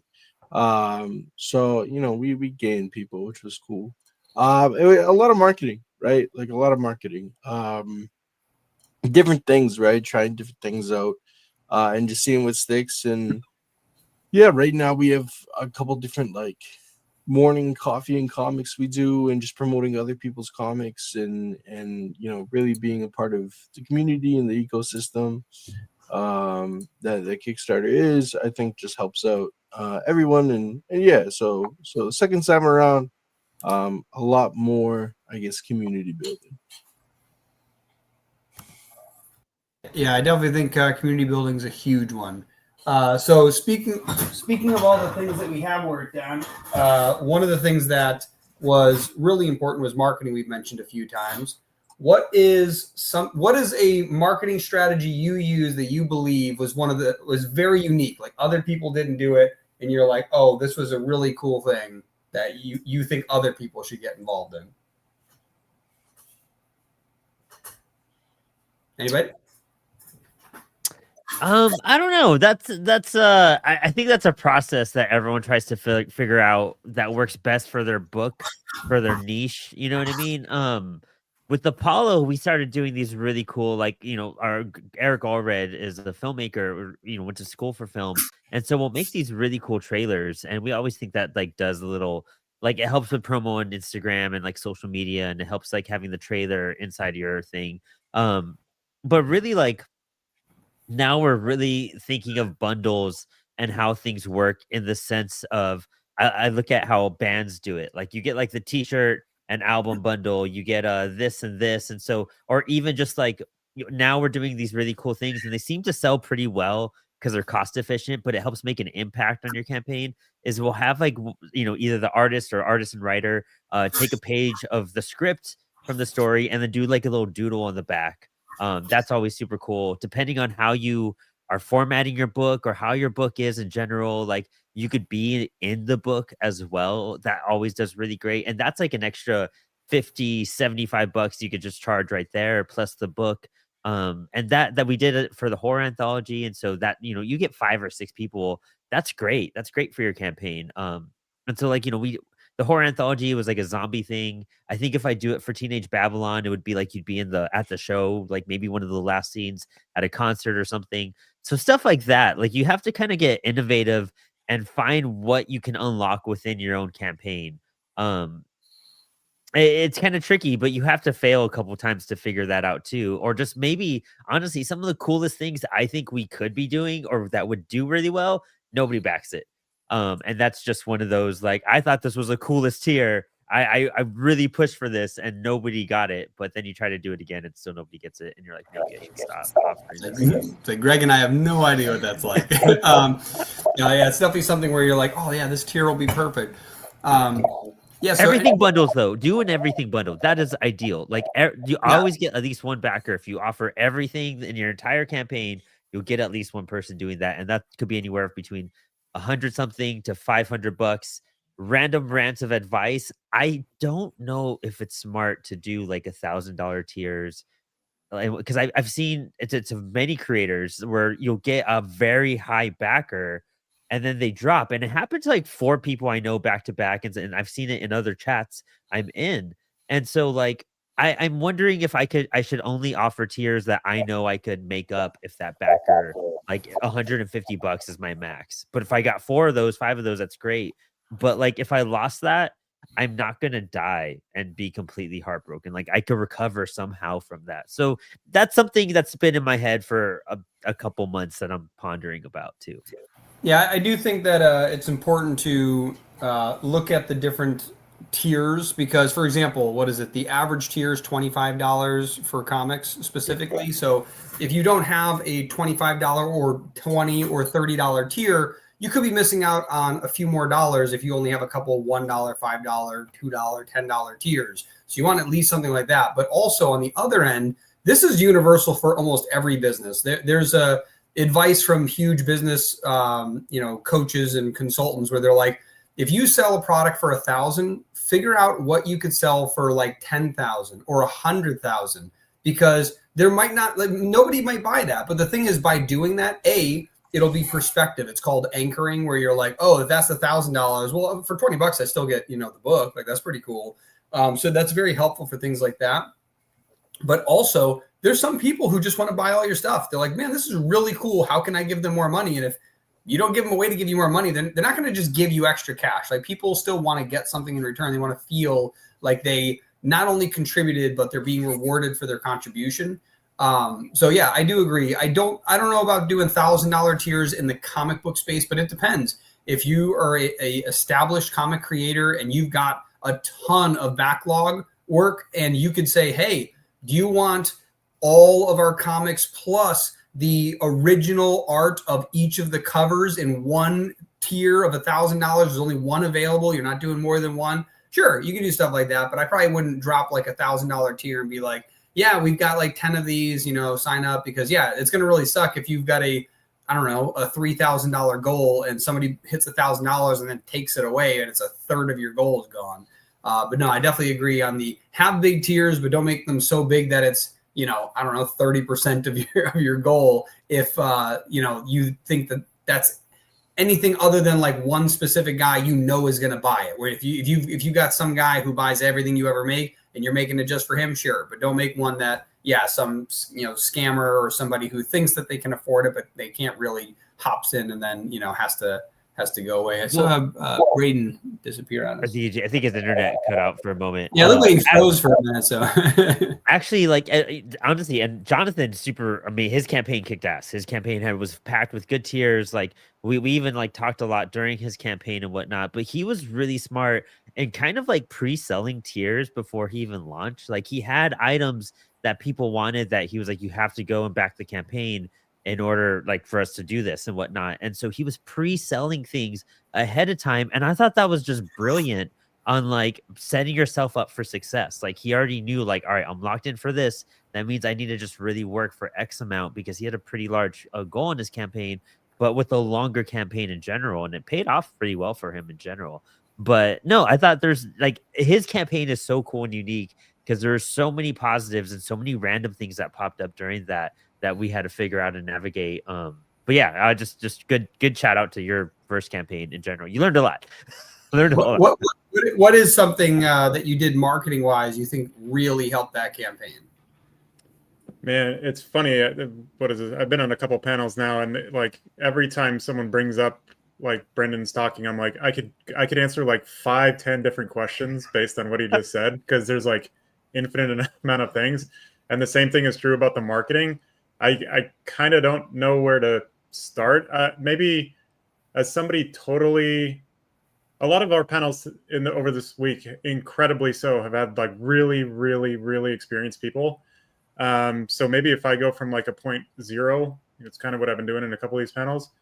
Like before I even really started the whole comic book process, I got invested in the community. Like I started going on YouTube and live streams, and number one, these communities are awesome. Like there's some toxic ones on YouTube. I've never even remotely, gone into a live stream of those people. But 99% of the people in the comic community are so awesome. So it's just like immerse yourself in the community if you really want to make comic books. And from that, you build friendships, relationships. I go to cons all the time. I don't know, what am I doing here? Those badges right there hanging. And before you know it, like you have a friend group that wants to see you succeed, and they'll help you out. And they'll, one of the multiple podcasts that I went on during my campaign were set up through friends that I had met like on live streams on YouTube, and they like randomly sent me an email and they're like, hey, this dude has 20,000 followers. Will you go on his podcast? And I was like, I love you. Like, thank you so much. Like, this will help out a ton. So, immerse yourself in the community. Like if get out of your comfort zone a little bit. If you're, introverted, get out there and like meet people, make friends, ask questions. And I think ultimately, like one person in particular ended up doing a pretty awesome video on my book, who I also had read before the campaign started. I sent him the full completed book, like, read this, dudes. Tell me if it's awful, tell me. And that got me a lot of, like, maybe 20% of like my total backers, something like that, 15-20%. So it ended up being huge. I'll be grateful to him forever. Stuff like that. The trailer I put together for my campaign, I think actually was pretty a game changer. I think when I put that on Instagram, it got like 19,000 views or something like that. It was quite a lot. So if you can do some killer trailer or some kind of really engaging thing like that, that'll help a ton in the marketing. But yeah, I could probably talk about this forever. So if somebody else wants to jump in. Yeah, Joseph, what's something that you did that you think was like very unique that helped in the marketing aspect of things, getting attention on your Kickstarter or Kickstarter? One thing that I have not been as good at as kind of being in the online comic spaces is networking with local artists. I kind of started to do that. Started going to local conventions, and like in Denver, we have the Santa Fe Arts District, and there's actually like an artist board, and they'll let you know about when their events are. There's a fine arts school, and it's all kind of related. So that's something else too that I think is more difficult than kind of just the normal being involved in comic creator, but kind of expanding outside of comics to be in this sort of greater creative community, especially if it's something local where you all have in common that you all know the same place and you're all sort of in the same spaces. Whether they're like maybe it's like maybe they're poets or photographers or they're painters. That to me has been something that I've been a little bit better about lately. But everything else you guys said definitely is also true. Something else I did that's been successful is I've always done like a deluxe edition with the original script and commentary pages. So you don't need more art. You have the same. You have the story pages, then you do the same story pages over, and then you do commentary on top of them, and then you put the original scripts, and you've easily tripled the length of your book. So then there won't always be a lot of people doing that that want that, but there'll always be a few, and sometimes they only want the PDFs, sometimes it's want the print, but that's always something too. And like I've always kind of experimented with different merch and try to do like one piece of merch that really makes sense with the book, and then because a lot of times merch doesn't work. Like I said, sometimes it's something that people want, sometimes they don't want it, and you're like, well, I just wasted all this money on hats, and but I really think about, like, there are people out there, like if people have told me I really want a t-shirt for this, I go, okay, well I'll do t-shirts, and there's always a handful of people who want t-shirts because they specifically told me they would buy the t-shirt. So I try to do like at least one of those things that I have a really good idea that people will like. Yeah, I think that's really important. Like you just said, so having somebody say, I want this. Very often people will make something for their campaign. Either A, they think it's cool and nobody else does, or B, they saw it successful in a different campaign, but it doesn't quite align with like their audience or their story or things like that. Like, for example, I think having like coins are very cool, but I have seen people put them in their campaigns and sell exactly zero. And then I saw other people that's basically how they funded their campaign, was people really wanted those coins. They were very cool. And so I think that it's important to know your audience and like ask them questions and be like, hey, like, do you find this interesting? Like, would this be of value?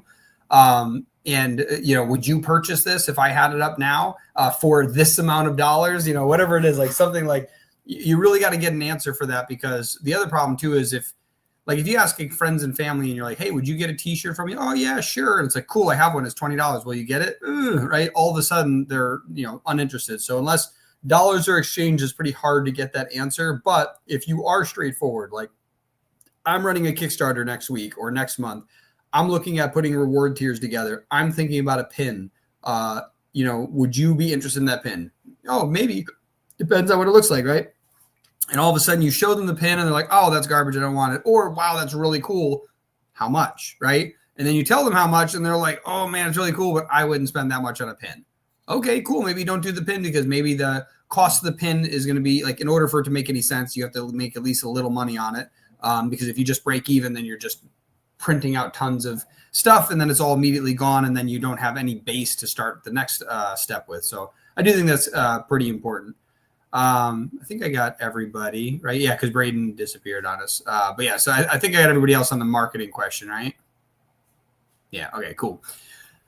All right, because we got a few more minutes left. And also anybody who's watching from Facebook, Facebook has an 8-hour limitation. So they're going to cut out in about a minute to 3 minutes, depending on when we started, but they could, or the next 30 seconds, actually, I don't know. It could cut out any moment. So if you're on Facebook, head over to YouTube, because YouTube doesn't have a limit, because they're crazy. They're like, yeah, just stream for 24 straight hours. We don't care.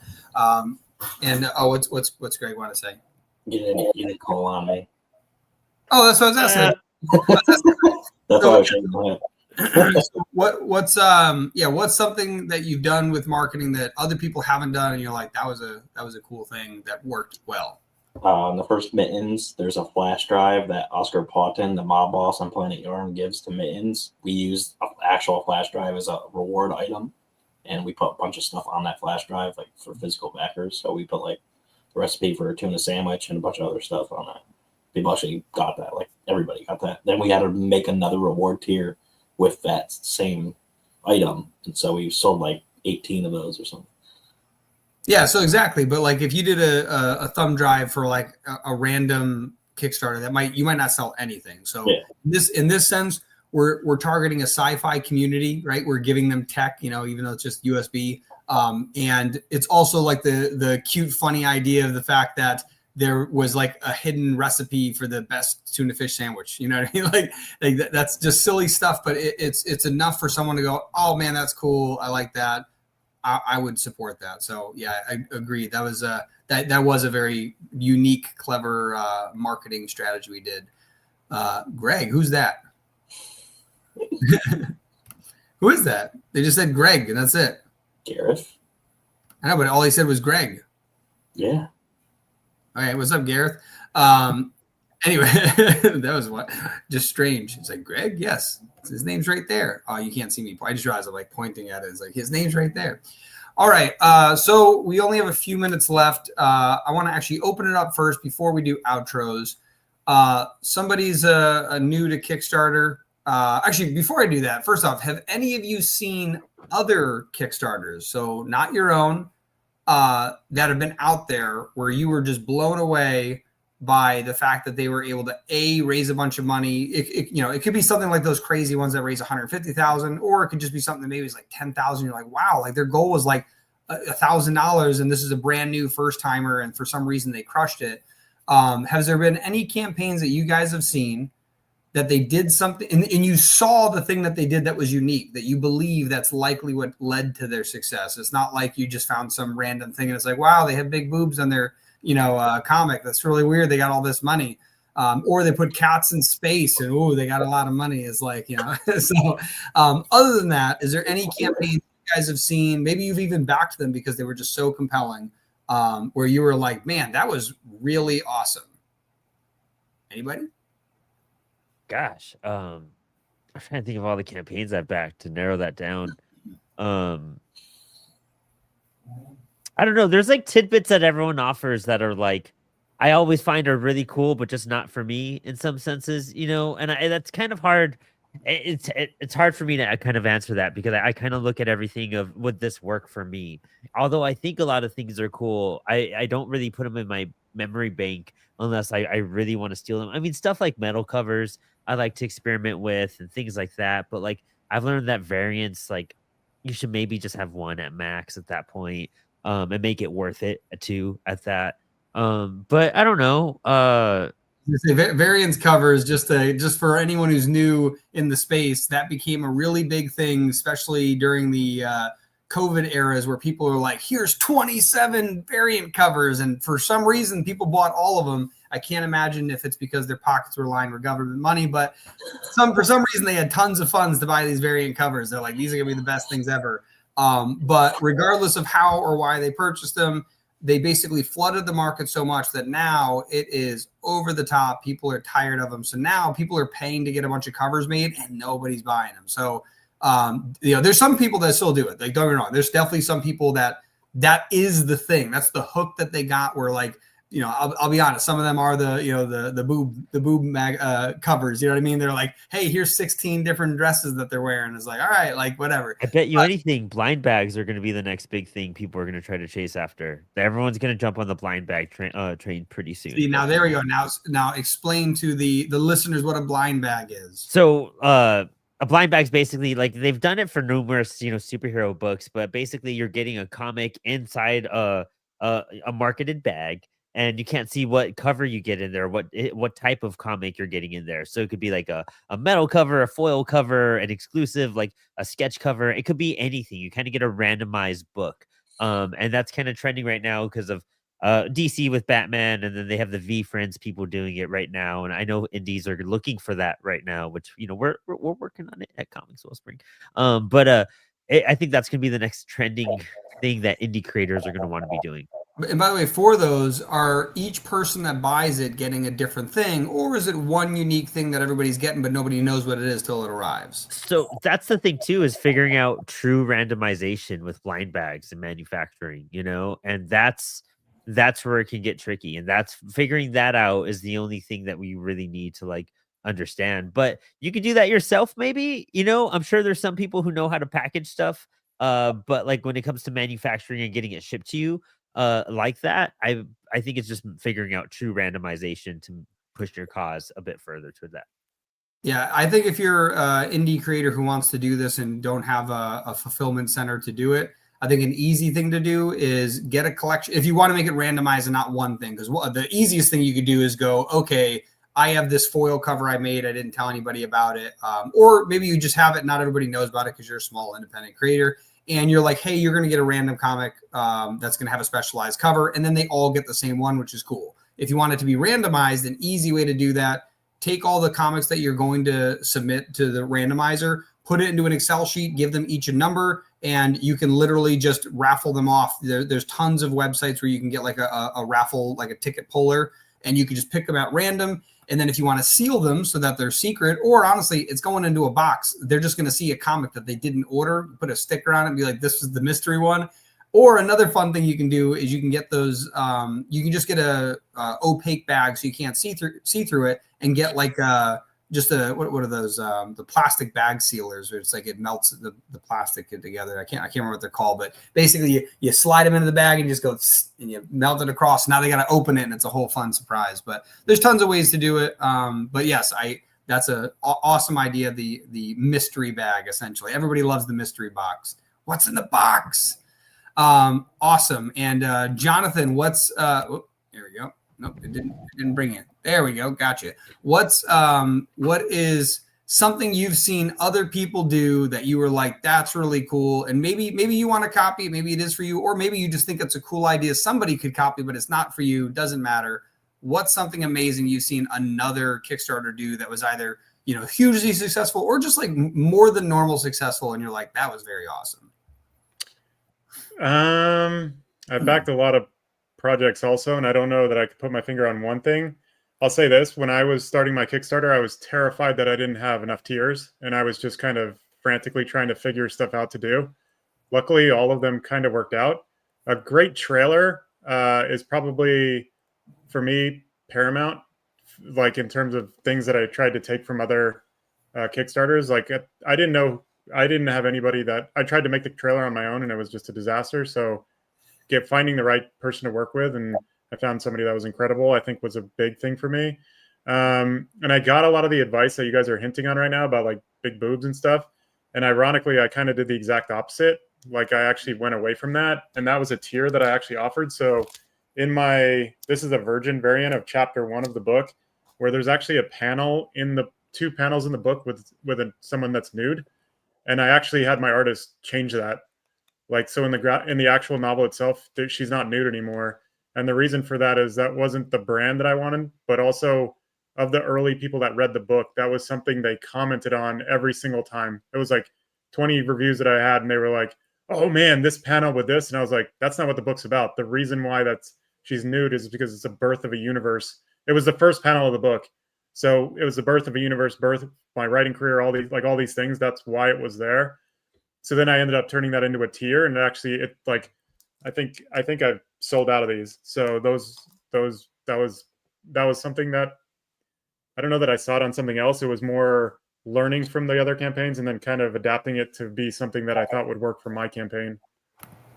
Yeah, I definitely like the idea of avoiding those. Honestly, my big thing was, and Greg knows because I've talked about this a ton of times, I hate when you pull up comics that the top ones, 70% of them are just big boobs. And it's like, I get it, they're doing well, but like how is a younger person or a kid ever supposed to find a good comic on Kickstarter if when they open it up, it's rated R, right? Like that doesn't make any sense. And it's like, I know at one point Kickstarter was going to go real hard against this. They actually had a whole thing where somebody had raised like $150,000 and they wouldn't give them the money at first. They're like, we're not going to allow people to do this on our platform anymore. Basically, I'm assuming that company, whoever that was, sued them because you can't do that retroactively after you have all of these promises made. Especially because if you see that your Kickstarter is shooting off like that and you start making business decisions, yeah, that's a big no in the business world. But the problem is they never did anything about it. Like it ended up being this huge thing they were going to deal with, and now they didn't even make an NSFW like section where like that's how it should be. It should be like video games, board games, comic books, anything that's on there that's rated R. I just wish if they just took it off the main Discover feed that would be incredibly helpful. It should definitely not come up under magic sorting to have boobs all over the place, because it's like, that ain't magic, that's porn. And so yeah, definitely, I'm just crapping on Kickstarter for a little bit, but I still love them because obviously we get all our stuff funded through there. But I think that going the opposite of that and just staying true to a beautiful art form that is comics, that doesn't need to have giant boobs on it, there's plenty of other sites for that, is actually a good, bold move to make, because that's what we do. Like, we don't have any of that stuff. Even in our, more aggressive comics, we're not doing that. In fact, I remember Greg and I, when we first got a concept art back for one of the female characters, you're like, it's a little much. Let's dial that back. Like, it's fine, she could be attractive, but like, she shouldn't look like she's unbalanced and about to fall over. So that she's got a really strong back. So I forgot about that. Yeah. I think for me, just know that, like, just to iterate on this conversation, like, when I walk through cons, like, and I've actually had this happen, like, a parent with their child, like, I want to be able to hand them my book and be like, you're good. Like, there's no, like, you don't have to read this before you give it to them. You don't have to worry about what's in this. Like, this is totally fine. And that's intentional. Like, I want a 10-year-old to be able to read my book, a 15-year-old to read my book, 6-year-old, whatever it may be. So yeah, I know that's young Kickstarters, you're going to get that advice. Like, you're going to get that, and it probably will, it could get you some success, but it's ultimately just make a decision on what you want your comic to be. And that was one for me where it was like, I saw all those, because you're going to see a ton of those successful campaigns. I was like, I'm going to see if I could do this without that and still be successful. And that's because that's what I'm going to do. So anyway. Yeah. My workaround around all of that is I want to put together an NSFW comic anthology so it could fund Apollo for like a year or two, and just kill it, get 50K, and just fund everything else from that one. And just do kids comics, just one. Yeah, it's like all of the proceeds to this nasty comic are going to be made to go make children's comic books, or it's going to be donated to a children's library. Like, so.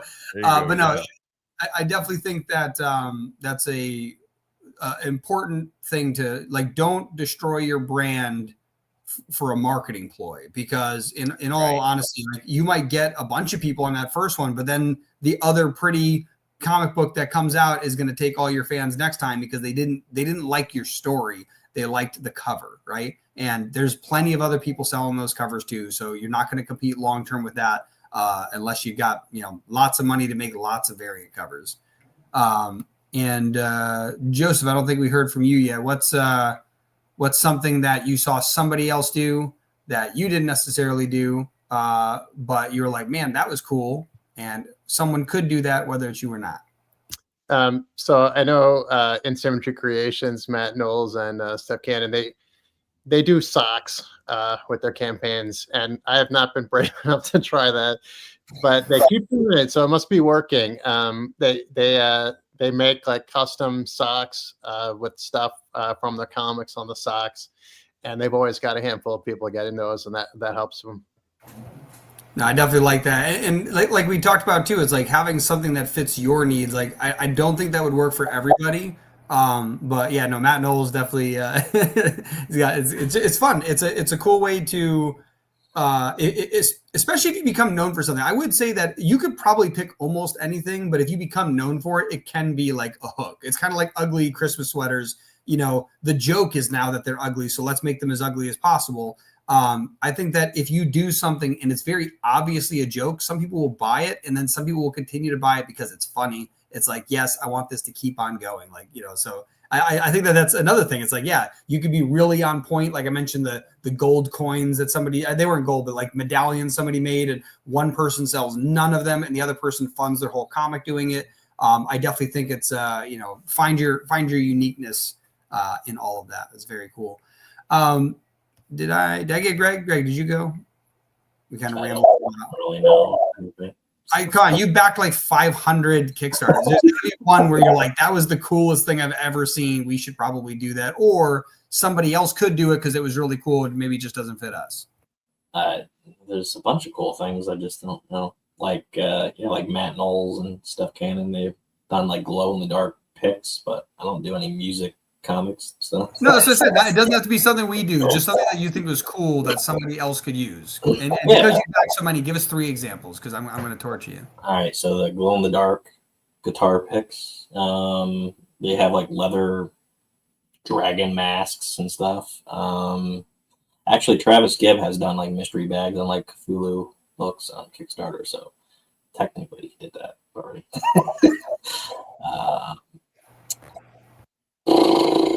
I don't know. There's a lot. Good, give me one more.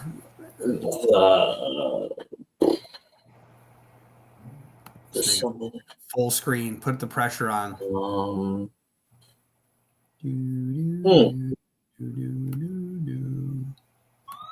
we did something that I think other people did. There's a puzzle book, so there's that. Nice. Yeah, the puzzle book. That was me, actually. That's police siren. It was a button. I didn't even know that was a button. So that was fun. But yes, that was actually that was actually something that we did that I think is fun. So I ended up going to what is it? A Goodwill, but like the outlet. What is it? There's the Goodwill. What's the one behind it? Basically, when Goodwill's done trying to sell stuff, they put it into like a warehouse, and you can get stuff for like pennies, and it's awesome. So I've gone there a few times to get stuff for like events because backyard. But you can get like really cool, like just random stuff. Like we were doing this high tech horror event, so it was like cybernetic stuff, and I just got like random pieces of metal for no reason. They were just like, oh, here's like a metal tube. I don't know what it's for, but it looks cool. We're gonna use it for something, and we got hoodies that we could cut up and use for like a cyborg and all that. So I went there and I ended up going to the book section because it's fun. There's literally just a giant bin filled with books, and I found an I Spy book. And I was like, that's really cool. I used to have 30, actually, I'm sure my dad still has them, like 37 of these things, one for every holiday and then every day in between. And I'm going through the books. I put it aside. And then a few books later, I find a Winnie the Pooh book. And this Winnie the Pooh book had an I Spy feature to it. And I'm like, wait a second. We've got Mitten Space Pilot. We've got a kid's comic. That is such a cool idea to just take all the characters and basically Where's Waldo, make a thing and be like, hey, find the cool thing in here. So that's actually something we built. We pitched for our last campaign for Mittens 3. And so right now we're waiting on the artist to get that done. But it's a cool idea. I think that especially when it comes to like kids comics, there's a lot of fun stuff. Coloring books. You can have like little miniature figurines you could print, just make sure they're not, choking hazard small, but you can get like 3D printed figurines that are a lot cheaper than having like a custom action figure made. But yeah, there's tons of fun stuff. So I like all that. But anyways, we are well past the time when we should have been done, but it was a really fun conversation. I was just dragging it on because we had this is our last panel. It's the end of the con. You guys have been so awesome. I think technically we're supposed to have a trivia. If you guys want to stick around, you can. If not, I'm going to do an outro in a second. And then I think if Greg wants to stick around, I'm going to do one more round of trivia, just to torture everybody. But yes, it was awesome. So before we go, I want to give everybody a chance to shout themselves out. We're going to start off with Brandon. Who are you? What do you do? And where can people find you? I'm Brandon Blocksdorf, the Brandon Community Director at Comics Wellspring. Make sure you sign up for our newsletter while I'm interviewing Alex Segura tomorrow night here on YouTube on the CWS channel at 6:30 EST. So come hang out with me and Alex and ask some questions, and then hit up Spilled Ink every Thursday night where we do our live drawing. And don't forget to check out Apollo City Comics at apollocitycomics.com. Right now, we have This Comic Goes Fascist for free digitally on our website. This is the last day we're doing it for free. Other than that, we're launching Outer Space #3 in January. And we still have submissions open for This Comic Kills Fascist Dos, which will come out next year. So you have the end of the year to send your submission. But hit us up on the socials. Awesome. I'm pulling an audible. Greg, who are you? What do you do? And where can people find you? I'm Greg of Sierra Nova Comics. We have ink on Kickstarter for like 38 more hours, and it's funded, but try to hit that stretch goal if we can. What's the stretch goal? Hardcover option as an add-on. So yeah. Woo! Awesome. And now it's not working. There we go. Joseph, so who are you? What do you do? Where can people find you? So our comics right now, we have a bunch of stuff on discount at the Backer Kit Holiday Market that ends tomorrow at 6 p.m. Eastern. So you go on Backer Kit, search for Holiday Market, search for Heresy Studios around there.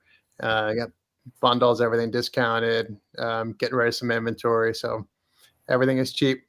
There's a bunch of other comic book holiday market pages there if you want to look through that. They all end at the same time though tomorrow. And then we have another Backer Kit campaign coming up in January for Pintopia. So we're going to be doing lapel pins based on a comic, The Order of Dracula, and also have comic bundles there too. And then in March, we're launching Colorful Heresies #2, which are horror anthology in every color. And then we also have a website, heresystudios.com, Instagram, Heresy Studios LLC Comics, Blue Sky, Heresy Studios LLC. Awesome. And Jonathan, you have been here all weekend hanging out with us. You're going to get a discount on your next time you come back. So then you won't have to pay so much to show up so much. It's going to be awesome. But yes, who are you? What do you do? And where can people find you? This is my Instagram handle, so you can find me there. Give me a follow if you'd like to learn more about Eric and the graphic novel that I just created. Here's the book. Here's what it looks like. It's 132 pages complete. You can pick it up on the Kickstarter was obviously finished and locked down at this point, but you can go to comicavalon.com. That's my personal website where you can buy the book, or you can reach out to me on Instagram and we'll figure something out. But yeah, you've gotten it like 6 times now over the weekend. So awesome. It's been incredible. I'm so excited that everyone could join us. And also just grateful for all of our sponsors. You can see them running on the bottom. We've got Comics Wellsprings. We've had Blick Art Materials, Global Comics, Blue Rock Media, Apollo City Comics, Metal Ninja Studios. It has been fantastic. This has been an awesome virtual expo. This is our 6th annual. We're going to keep doing this until people tell us to go away. But because no one's here to yell at us, then we get to yell into the void. It's going to be great. But yeah, every year we want to make this better, and every year we have made it better. It's grown. We've gotten more panelists. We've gotten cooler panels. We've gotten cooler guests. We've gotten more sponsors and more involvement from the community, which has been awesome. And my only regret is Timothy Fling wasn't here longer. I'm calling you out in case you're watching. Next year I'm going to drag him here so he can do more panels because he's the man. But yes. Again, thank you, everybody. Thank you, everyone in this panel. Thank you, everybody who's been here for this long weekend. Thank you, Brandon, and thank you, Joel, for meeting with me weekly to put this whole thing together. Thank you, Greg. Thank you, Sel, for touching all the buttons in the background and making everything function this whole time. And thank you, community, who's been watching. Yes, you. So it's been an awesome weekend, and we will see you on the other side. And let's see if I can get that video clip up here right about. Where are you at? Where is it at? Oh my gosh. I forgot which one it is. So the last one that says thank you? I had 2 of them. No, not thank you. There's one more before the thank you one. Oh, is there? Can you hover on these? Do they tell you the name if you hover on them? Yeah. I found it. Awesome. All right. We'll see you on the other side.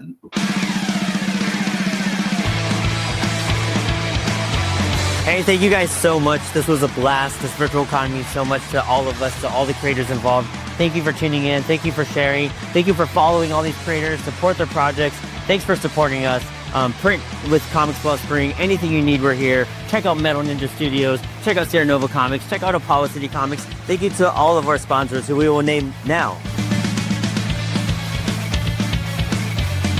And stay tuned for next year. We have so much more coming your way. It's going to be bigger, better, more insane. So make sure you connect with all of us. And from the indie community, this means the world. So we'll see you next time.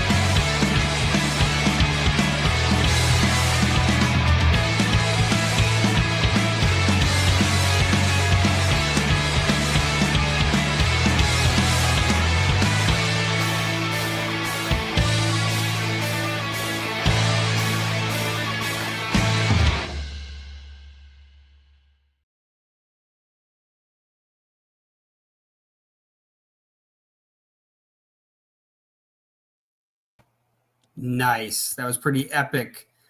For anybody who's still here, thank you so much. I know Brandon's like, oh my God, I'm still on the call. I was just watching that and I was just like looking, I'm like drawing, and I was just like, oh, I'm back. Yeah, that was some epic music. So cool. I do want to say one more big shout out for Blue Rock Media, who made all these videos and put them all together. It's been awesome. One thing I wanted to do actually while I'm chatting is I'm going to put their little QR code up here, up in the corner. If you want a video like this for something that you're working on, take a scan of this guy right here. Like I said, it's been awesome. All these videos have been so helpful, especially the intermission ones, giving us breaks and stuff. So it's been very cool. My last thing was just, if anybody was still in the audience that wanted to do trivia, if not, we can close it out. But I'm going to wait just a couple seconds to see if anybody's in the comments like, I want to be tortured with questions. And then, other than that, that's the last thing. Because it's funny, I think is there only one more category left? Oh, no, I had fantasy and I had mystery and crime, but I would only pick one of those. Oh, man, that one's way harder.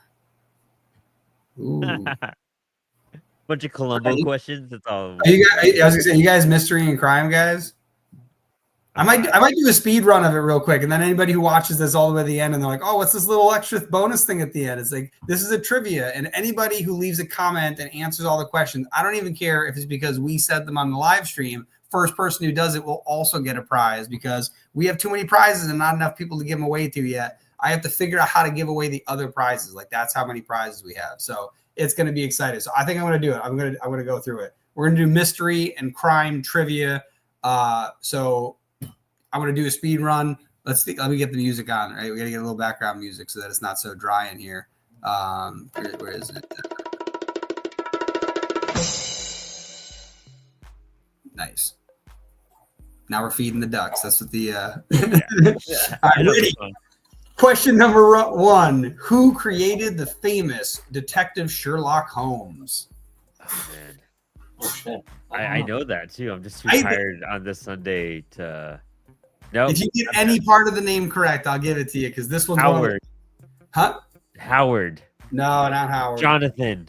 No. Sir. Sir is pretty close. That's the first. That's technically the first part of their name. They are indeed a sir.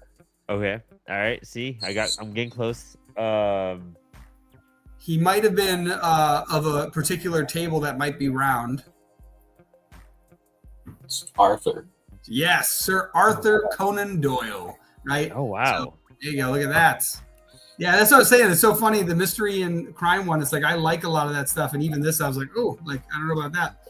All right. In the comics, Sin City, who created the series? Oh, Frank Miller. Frank Miller. Oh, man. Fast. You got beaten badly, Greg. Oh, my God. What is the name? So question 3, what is the name of the FBI trainee in The Silence of the Lambs? Agent Starling. What's the first name? Oh, Clarice. Hello, Clarice. Excellent. Question number 4. In Death Note. Nope. I'm not going to know this. What object allows Light Yagami to kill by writing Notebook. name? Notebook. What is it? Notebook. It's a journal. The Death Notebook. It is the Death Note. Yeah. Oh. Yeah, that was one. I love when I got like trick questions in here. Where like, what was the one yesterday, Greg? Where it was like, what was the name of the Mortal Kombat, or what was the name of the tournament in the Mortal Kombat movie? Mortal Kombat. Yeah, it's the Mortal Kombat tournament. All right. What is Batman's profession when he is not Batman? And there are 3 answers, and you have to get all 3 of them. A billionaire philanthropist. Wait, billionaire what? Philanthropist. Yeah, and one more. A CEO. Oh, you said CEO. Yes, CEO of Wayne Enterprises. Absolutely correct. It's almost like the Tony Stark's line. It's like, what if without your suit, what are you? I don't know, billionaire, playboy, philanthropist. Like, so yes. So now, so that was question 5. So question 6, in Knives Out, who plays Detective Benoit Blanc? Daniel Craig. Yeah, James Bond. Yeah, Daniel Craig, nice. I just watched all the Bond movies. I should have said that way faster. Question 7. What iconic noir detective appears in The Maltese Falcon? What was the Bogart movie you just talked about? I spaced out the first half of the question. No, what iconic noir detective appears in The Maltese Falcon? So the name is The Maltese Falcon. Yeah. The Bogart movie. I don't know. I don't know the answer to it. Does Greg have no idea? I can't tell if he's what face. Sam Spade, alliteration king here. That's totally fine. In the series True Detectives, what is the primary profession of the main character?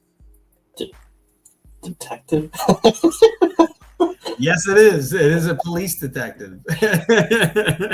I love these because the face is just like, wait, it can't be that obvious. It is that obvious sometimes. And sometimes it's a pain. Question number 9.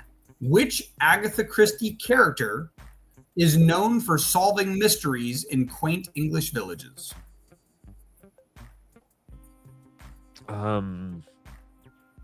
It's actually number 6 in the TV show The Prisoner, so I'm not too sure. It's switching around. It's got an alliterative name. Is it the dude with the fancy mustache? Is it that guy, Purdue or whatever? I don't know. No idea. No, Agatha. What is her character in it? This was a tough one. I wouldn't have known this, to be honest. Miss Marple. Oh, but yeah, no idea. Nope. No, not a clue. I don't even know if that's a real thing. Somebody made this one up. All right. The next one is one that I very much like. In Watchmen, right? Ooh, we're on our toes. We're ready for this one. In Watchmen, which masked vigilante keeps a journal documenting the events? Rorschach. Yeah. Boom. Yeah, Rorschach. Greg, man, so slow. You get slaughtered. No, Greg beat me on a couple. It's a tight race here. All right. In the comic series Black Sad, which type of animal is Detective John Blacksad? Pigeon, a bird, a monkey, a lizard, cat. I'll give you what? Cat. What kind of cat? It's a black cat. It is a black cat. Morphic black cat scene. Yes. Excellent. And now, question number 12. What is the name of the serial killer antagonist in Seven from 1990? Oh, fuck. What's his name? I know, yeah. Do you know who it was played by? Okay, Kevin Spacey. Halfway there. Yeah. Let me know if you need a hint. I will give you a hint. Wasn't his name Kevin in the movie, too? I don't know. No, it's not Kevin. But do you need a hint, or do you think you can get there? John Doe. Yes, John Doe. Okay, there you go. That's I was gonna say, it's like this is such a common name that even dead people use it. It was gonna be my hint. But yes, it is John Doe, played by Kevin Spacey. So that is all the normal questions. I got one special question for the viewers out there. Greg's gonna know the answer, so you gotta wait a minute, Greg, and then you can answer it.